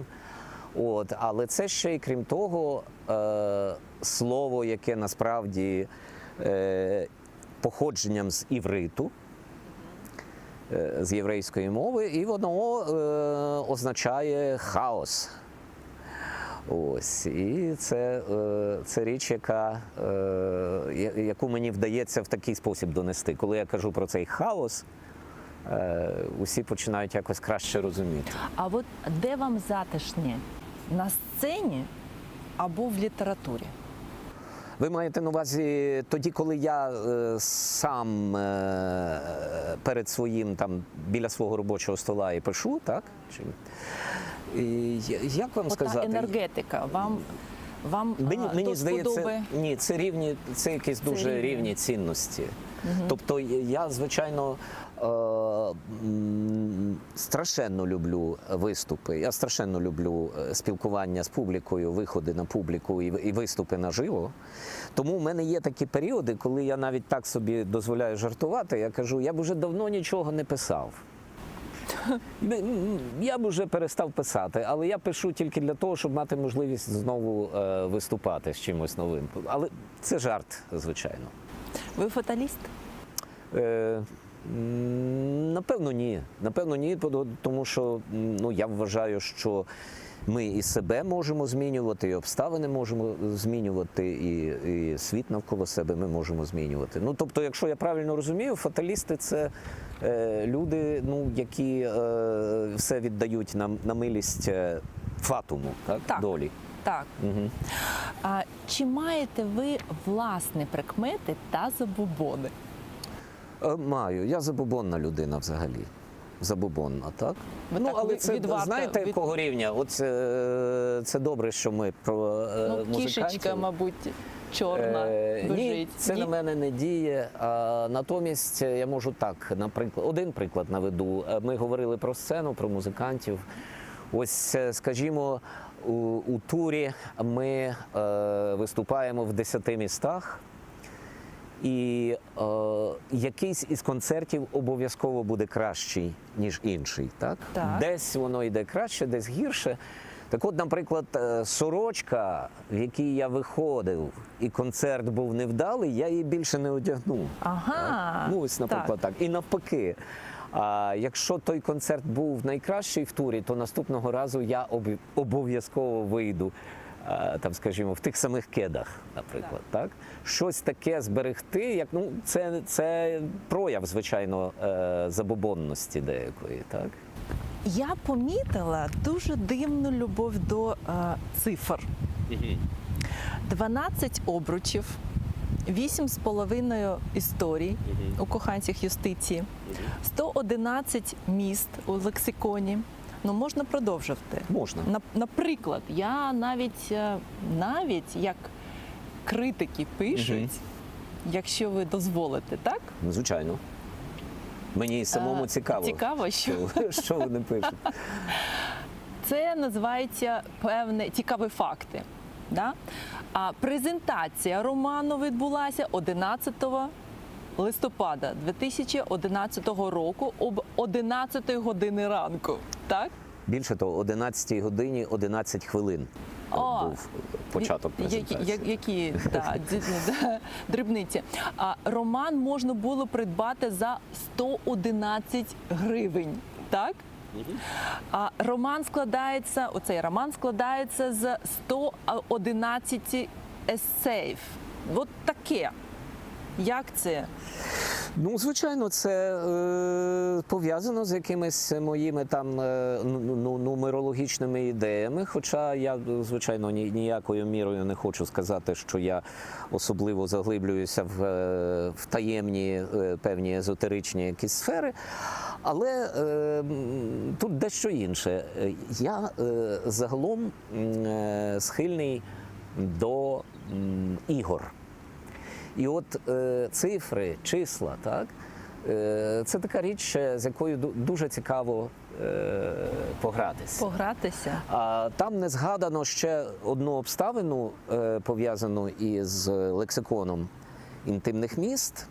І це вже не було якось продумано наперед і організовано. Так? Цього я не планував, але сталося так, що останні сторінки, коли я дописував, я просто на своєму комп'ютері зненацька усвідомив, сьогодні 11 січня, тобто це 11.01 2011 року. Знову ж таки. Ось тут клянуся вже, це так вийшло. І коли така річ трапляється, коли раптом усвідомлюєш, що там, і всюди, то стає якось невимовно радісно. Андрухович перекладається на різні мови. Польська, немецька, іспанська, їх багато. Їх 21. Так, і навіть ця мова, яка зважається, як есперанто, так? Есперанто, так. Але тут я відразу додам, що мені особисто ніколи жоден мій переклад не траплявся цією мовою. Десь про це комусь відомо, і в загальнодоступних джерелах, як кажуть, про це пишуть. Так. Так, але ось просто мушу чесно визнати, я не тримав в руках і не читав, не бачив своїм зором, очима не бачив жодного такого тексту. Ну, але добре. Це штучна мова. Напевно, особливої літературної цінності переклади на мову есперанто не мають. Але не кожного письменника перекладають на есперанто. І моє запитання таке, чому не так багато сучасних письменників перекладають на інші мови?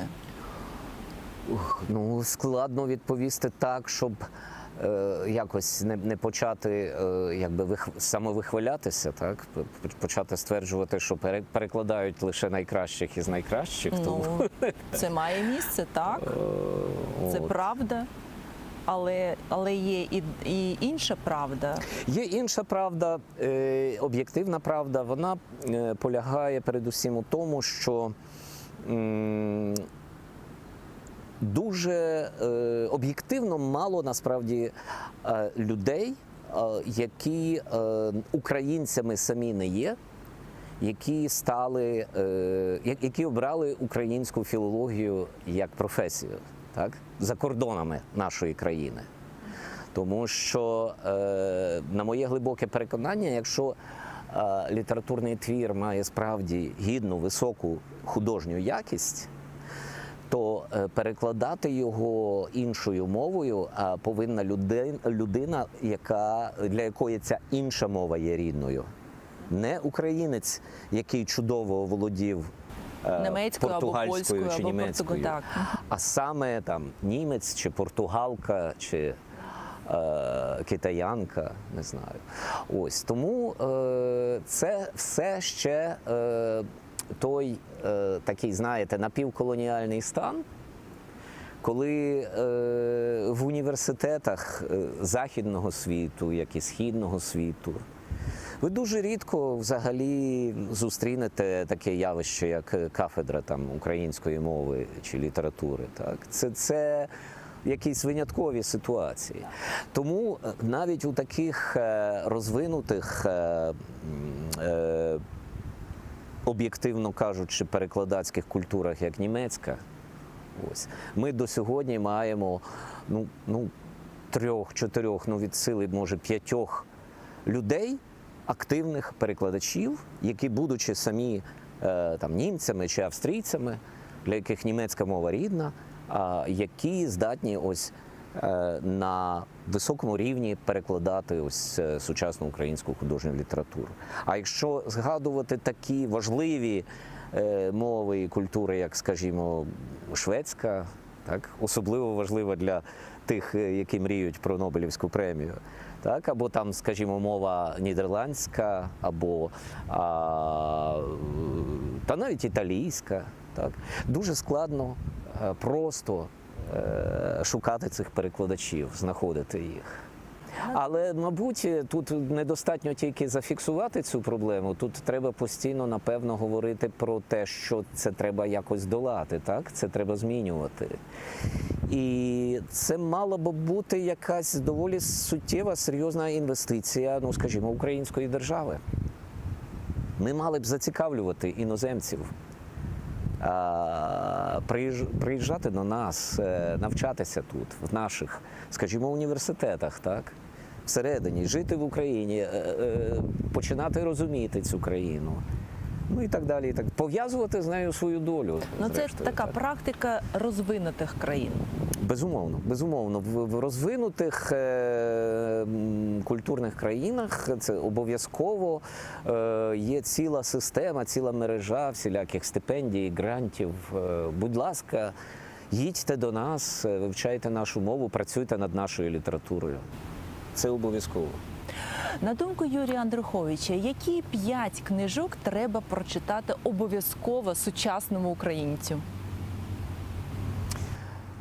Ну мені доведеться зіграти роль скромного такого чоловіка, який виключає свої власні.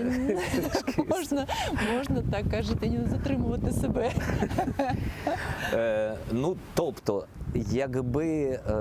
якщо ми від моєї особи абстрагуємось, так, тобто пам'ятаємо, що якусь одну із моїх книжок варто було би прочитати, то я б назвав серед 5, я б назвав безумовно роман Сергія Жадана, хоча б один, але, наприклад, Депеш Мод. Тому що найновіший його, на сьогодні ще найновіший роман «Інтернат», ну він, мабуть, найширший має розголос, або, скажімо, попередній перед «Інтернатом» був «Ворошиловград», який я вважаю теж надзвичайно потужною річчю. Але «Депеш Мод» – це для мене особисто це той улюблений такий Сергій, той молодий прозаїк, молодий поет. Ну, він вічно молодий, як і всі ми, але отже, Депеш Мод. Я б, звичайно, нескромно назвав романи моєї дочки Софії Андрухович «Фелікс Австрія» і «Амадока». І таким чином ми маємо вже 3 книги. Я б також обов'язково включив прозові твори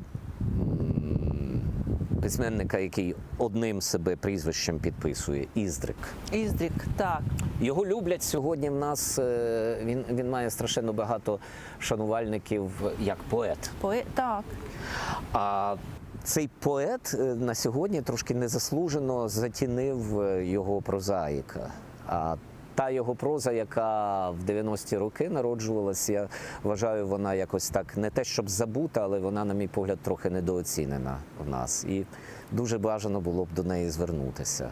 Ну і хто ще? Ну, напевно, Тарас Прохасько зі своїм таким романом, невеличким, компактним, він називається «Непрості».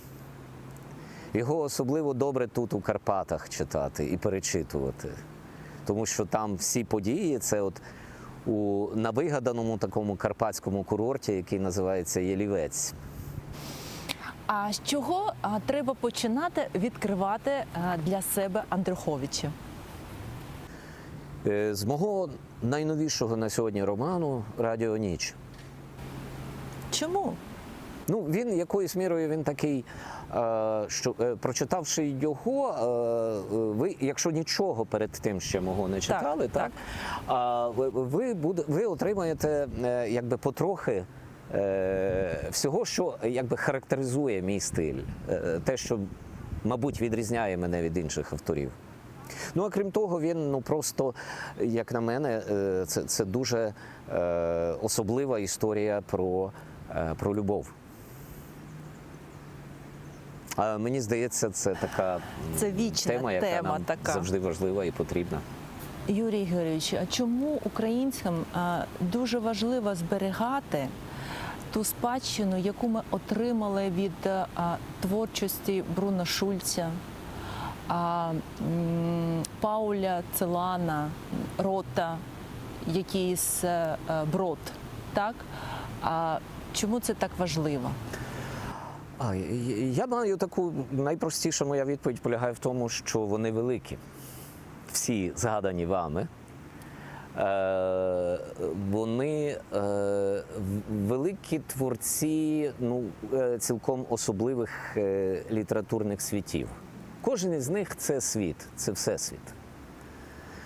Жоден із них не працював із українською мовою. Хоча всі, безумовно, можна сказати так, вони є нашими почесними співвітчизниками на сьогодні. Я б наважився назвати їх почесними українцями ось у цьому розумінні, що вони народилися ось на цій землі. І значною мірою їхнє творче «я» сформувалося ось завдяки такій, а не іншій атмосфері. Чи там культурній атмосфері, чи як у Бруно Шульца, наприклад, це атмосфера цього провінційного міста в Галичині, яке на певний дуже нетривалий період своєї історії раптом вибухає цими нафтовими родовищами і стає містом багатих людей, багатих підприємців. Отже, це має безпосередній стосунок, кожен із них безпосередній стосунок до нашої з вами країни, до України. А те, що ми маємо в їхніх особах, ми маємо великих майстрів інших мов. Ну, Йозеф Рот і Пауль Целан – це німецька. Бруно Шульц – це польська. Так. Це також абсолютний виклик для нас, щоб їхні твори, зазвучавши українською, не втратили ані трохи від тієї своєї геніальності, яка закладена в оригіналі. Тобто це дуже така важлива гуманітарна місія, можна сказати. Додати їм ще однієї мови, і плюс ця мова – це мова їхньої батьківщини. Або одна з мов їхньої батьківщини. І нам, ну, крім усього іншого, нам це важливо саме як українцям, саме в теперішній Україні, в теперішній нашій ситуації історичній. Тому що ми завдяки цим людям ми отримуємо шанс переосмислити себе загалом, як певну історичну тяглість і як оцей потенціал, як оцю ж знову ж таки європейську перспективу, про яку я казав. Ми все ж таки повернулися до європейської перспективи. Немає другого шляху, як ну справді тільки так. Це об'єктивно так. Угу. В чому запорука позитивних змін? Особистих, локальних, державних, глобальних? Ой. Ну, передусім, напевно, в тому, щоб ніколи не віддавати те, що в нас є всередині. Насправді, от скажімо, нас можна забрати якусь частину свободи. Але в нас неможливо забрати оту частину свободи, яка всередині нас, якщо самі її не віддамо. І ось, мені здається, і в цьому запорука. Тобто бути вільними людьми, тобто поставити цю свободу, насправді, ту, яка в тобі, і ту, яка ззовні, як найвищу цінність в нашому існуванні. І не дозволяти ні собі, ні іншим забирати її. Тому що найпродуктивніший стан людського роду – це спільнота вільних людей. Тільки в такому разі ми можемо щось творити і щось змінювати. І локально, і глобально. І зрозуміло, що і на рівні там якогось державного облаштування. Це само собою. Юрій Ігорович, от зараз ми на Кримсько-татарському каналі з вами. І я б дуже хотіла вас попросити сказати теплі, такі добрі слова нашим співвітчизникам, які, можливо, зараз нас бачать на телеканалі АТР і чують. Я хотів би передусім висловити просто свою вдячність свою вдячність за те, що ви є і що вас неможливо забути і про вас неможливо не думати. І я хотів би, щоб ця близькість за будь-яких несприятливих обставин, щоб ця близькість перемагала. Я дуже бажаю вам і свободи, і любові, і творчості, і всього, що вам так потрібно. І без чого нас немає. Дякую вам велике. Дякую.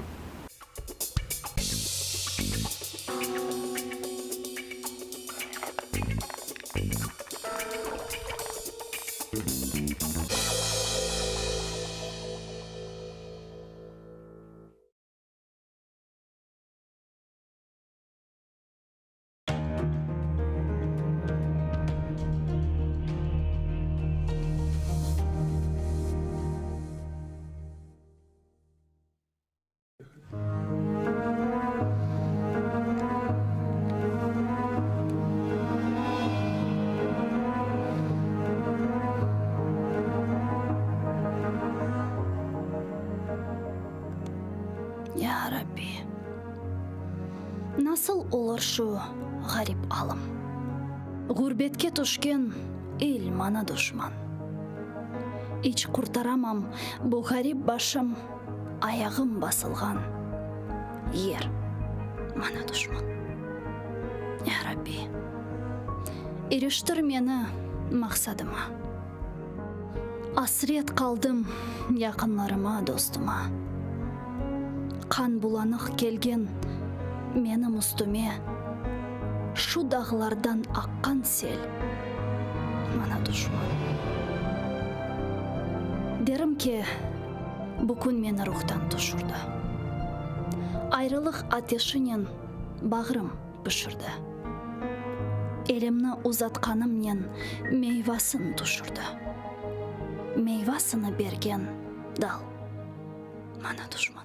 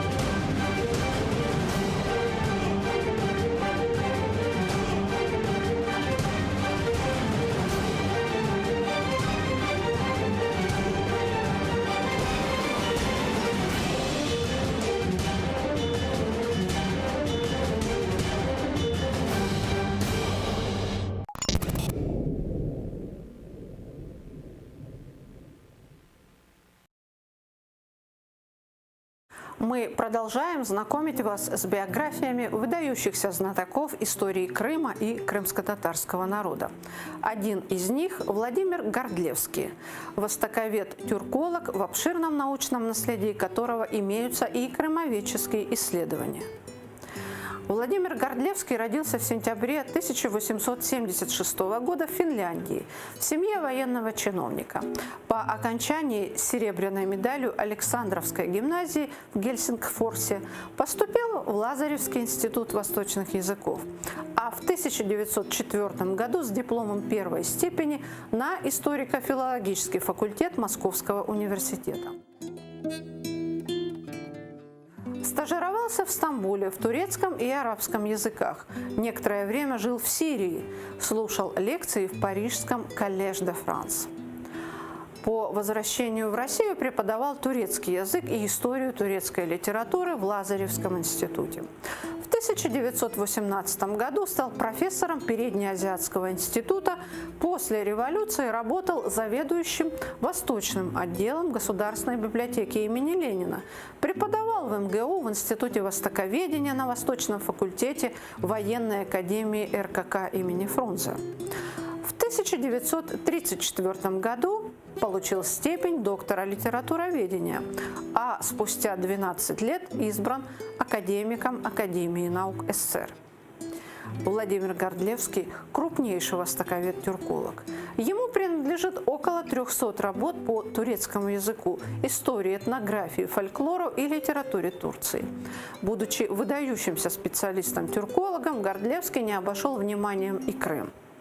Он высоко оценивал значение крымско-татарского просветителя, издателя Исмаила Гаспринского для развития мусульманского сообщества своего времени.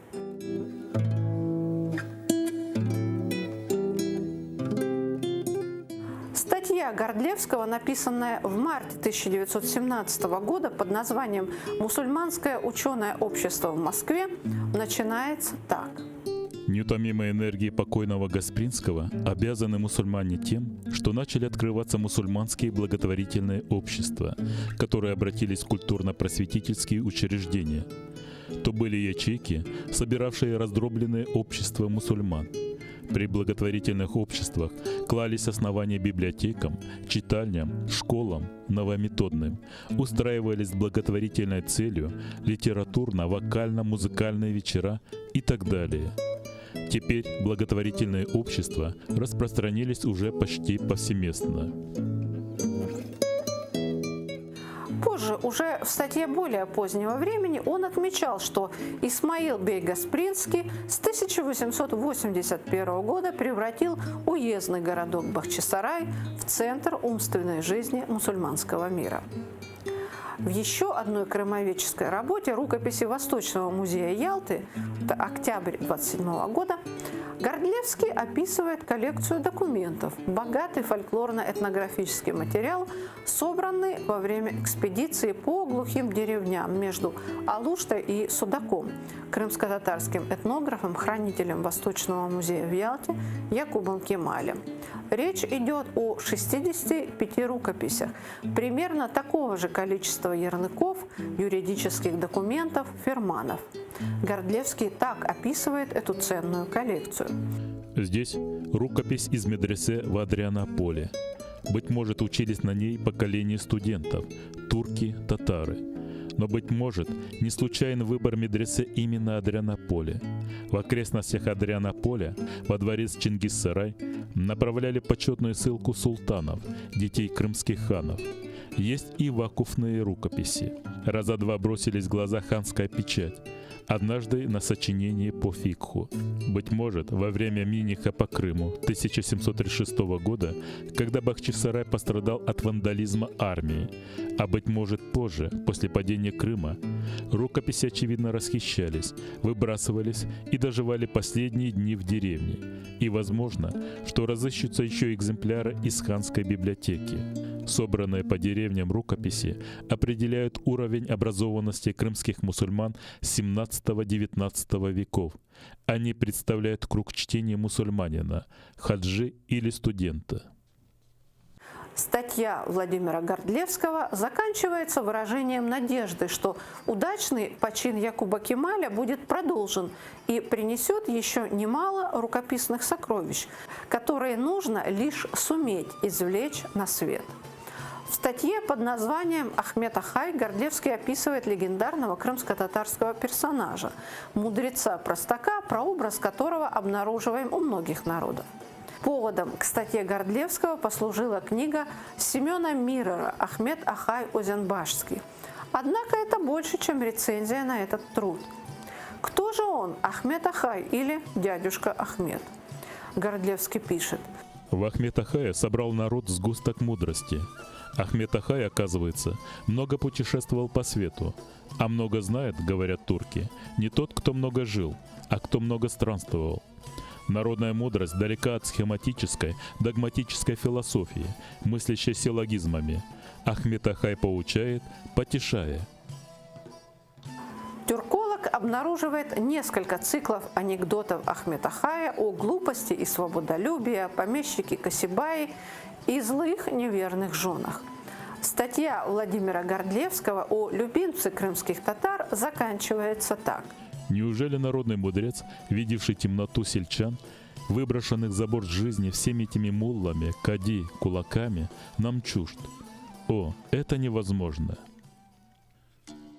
В статье замечания на пословицы крымских татар, изданные Фалевым, отмечая в целом позитивно работу автора, Гордлевский ставит своей целью устранить ошибки, вкравшиеся в издание, объяснить некоторые пословицы и ввести таким образом собрание в оборот для будущего исследования.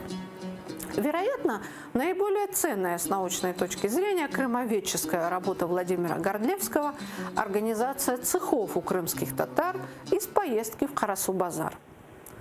Она была опубликована в 1928 году. Во время пребывания в Карасу-Базаре, былом центре ремесленно-цеховой жизни, автор общался с мастерами-кустарями. Он собрал материал среди представителей цехов, обделывающих кожу, сапожников.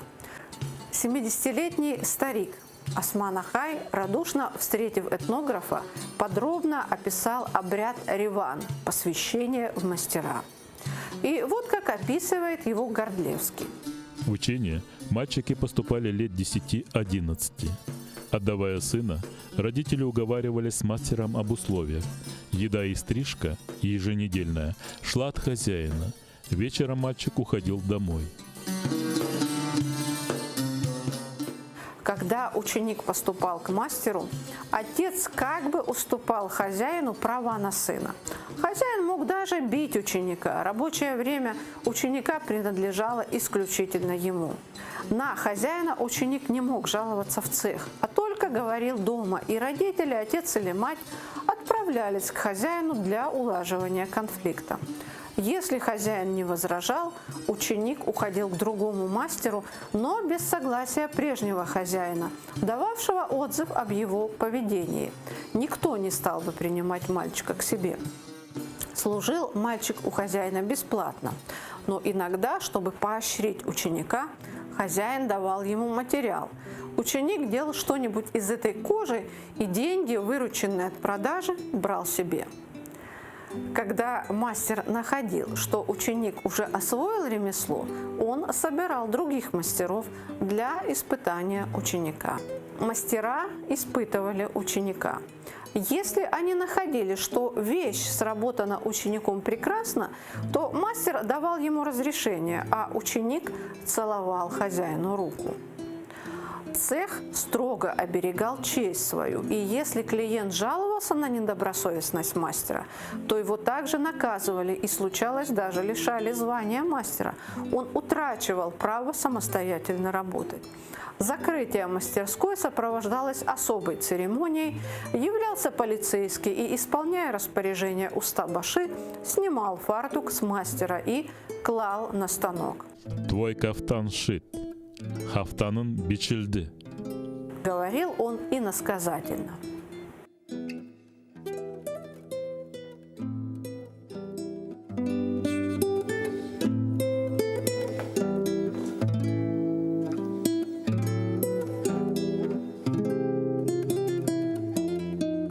Выдающийся ученый-тюрколог Владимир Гордлевский скончался 10 сентября 1956 года. Похоронен на Новодевичьем кладбище в Москве.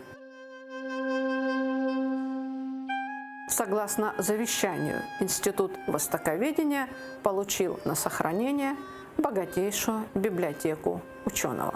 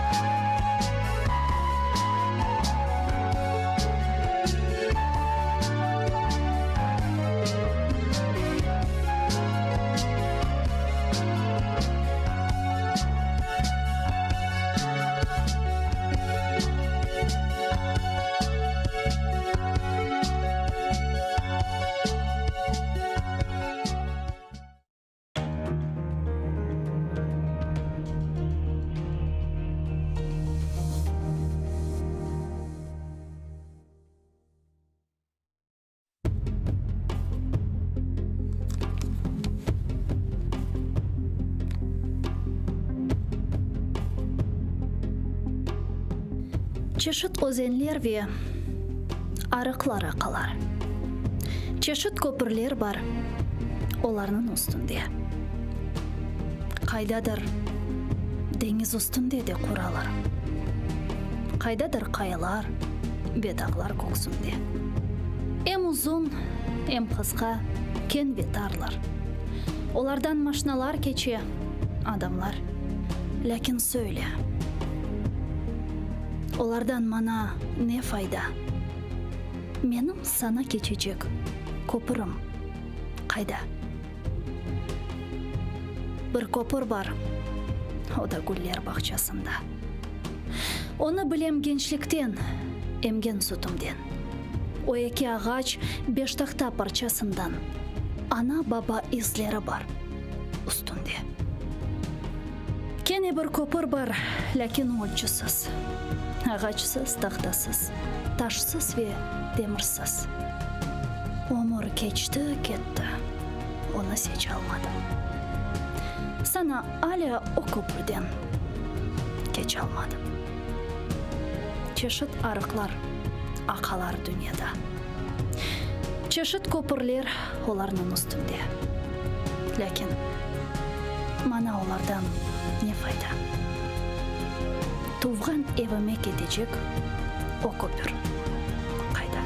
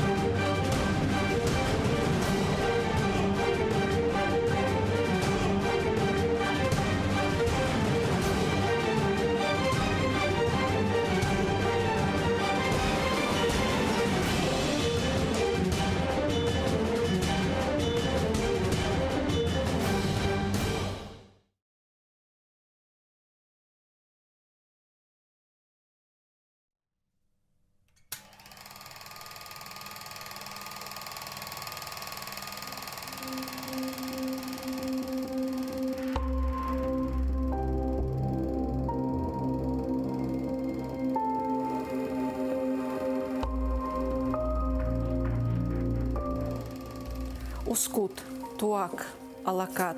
Эти слова звучат как музыка, а эти места в Крыму подлинно прекрасны.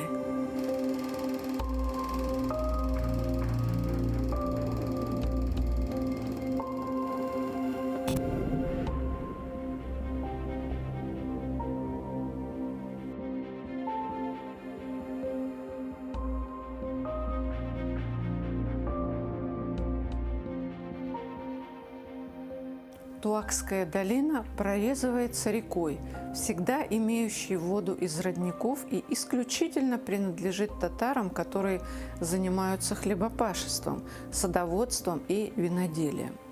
Так писал в XIX веке краевед Василий Кандараки, пораженный обилием в здешних местах черешневых гигантских дерев и множеством виноградников. Под стать Туаку было и соседнее селение Ускут. Оно располагалось в глубине долины, перепоясанной рекой по обеим сторонам, которой тянулись богатые фруктовые сады.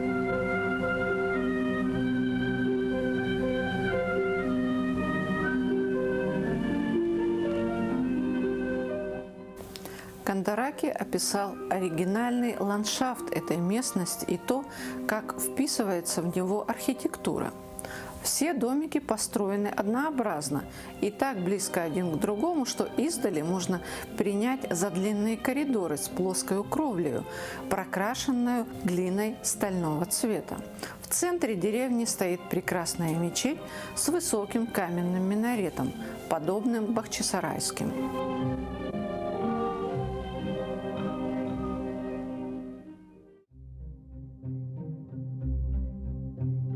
Российская аннексия Крыма 1783 года драматическим образом коснулась многих крымских татар. Из-за религиозных преследований и потери земли они были вынуждены покидать родину. Однако жителей Ускута и Туака это практически не коснулось. Крымовед XIX века отмечал зажиточность здешних татар. Здесь редко встретишь бедняка, нуждающегося в дневном пропитании. Все имеют свои виноградные и фруктовые сады, свою хлебопахотную, сенокосную и лесную землю на пространстве около 8000 десятин. Он отмечал дружелюбие и гостеприимность жителей Ускута, а также их набожность. В Ускуте я впервые встречал хаджи, по несколько раз бывавших в Мекке, и это убедило меня в зажиточности здешних жителей.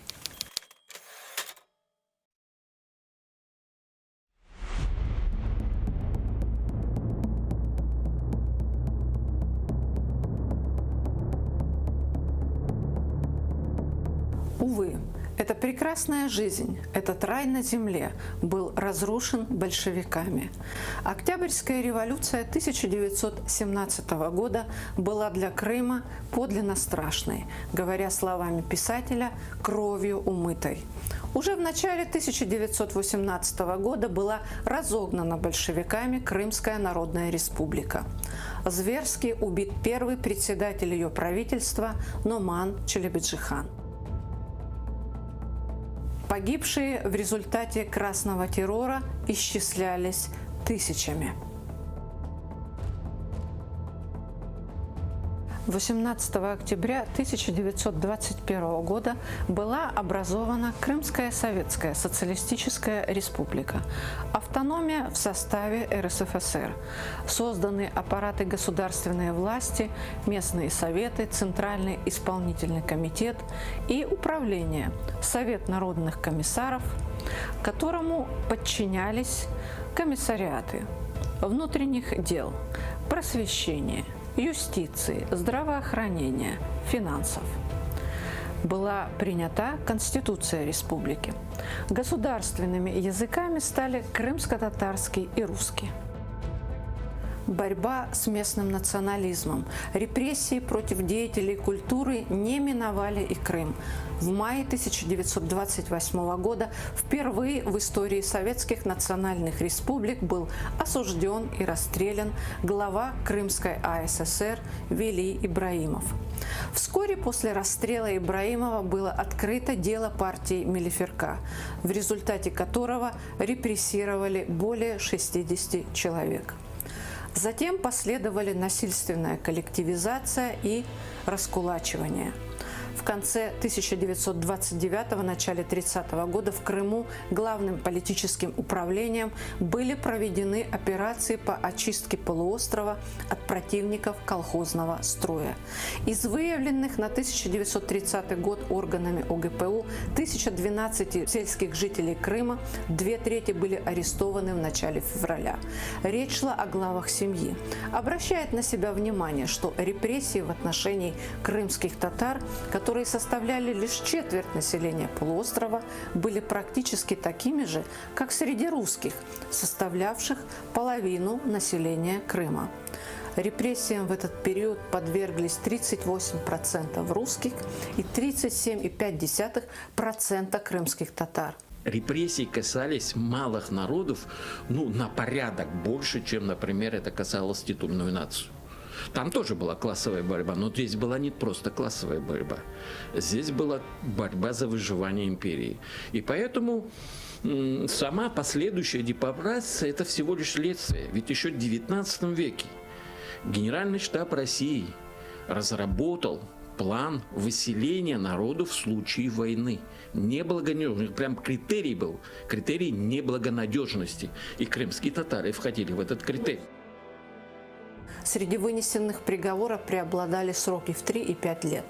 Наиболее социально опасные элементы, по версии ОГПУ, приговаривались к 10 годам концлагерей и даже к расстрелу.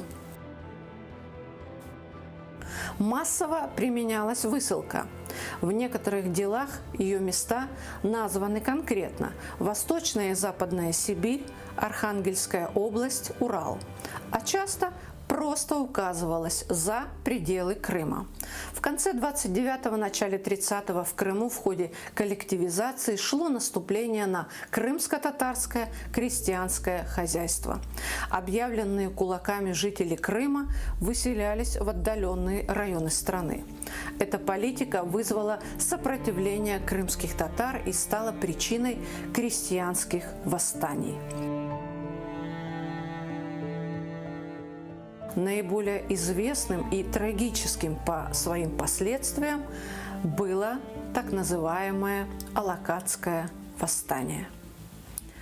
Оно было жестоко подавлено и повлекло за собой новые волны репрессий. Видный деятель крымско-татарского национального движения Джафер Сейдамет сохранил для нас рассказ очевидца событий. По его словам, началось с того, что в декабре 29 года в селах Алакатской долины появились незнакомые люди. Под верхней одеждой их якобы была форма польской армии, причем с погонами. Как позднее оказалось, это были агенты ОГПУ. Незнакомцы уверяли местных крестьян в том, что германская и польская армии вскоре перейдут границы Советского Союза, чтобы освободить его от власти большевиков. Они также сказали, что из Турции начнет поступать оружие для крымских татар. Эти люди пытались организовать всеобщий подъем, побуждая жителей отправляться в села, расположенные между Ускутом и Алуштой, и распространять в них подобные сведения. Сложно сказать, связано ли было с этим выступление на собрании Ускутского сельсовета в январе 30 года местного жителя Куртамета Картасана, который критиковал большевистскую политику в крымско-татарской деревне. Люди имели представление, что такое колхоз. Там практически люди голодали. И поэтому, наверное, протест был осознанный. Наверное, протест был очень такой организованный, потому что часть людей проходит как организаторы этого протеста. Из Ускута, из Алушты организаторы, и из Симферополя происходит как организатор.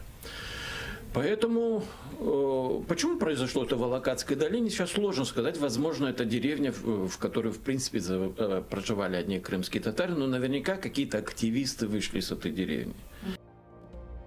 Историк Валерий Васгрин пишет, что ускутцы составили на собрании обращение к турецкому послу в Москве с просьбой содействовать переходу населения деревни Ускут в турецкое подданство и получение разрешения на выезд в Турцию. Вскоре был собран многочисленный митинг. И оказалось, что градус недовольства был высоким, а возмущение людей вполне обоснованным. Антиисламские гонения властей на мусульман и мул, усиливающиеся репрессии, судебные расправы, высылки за пределы Крыма, непосильные налоговые тяготы, которые были для крестьянства просто невыполнимы. Таковы были претензии крымских татар к властям. Однако выполнять требования людей власти не собирались. Последующие события были подлинно трагичны.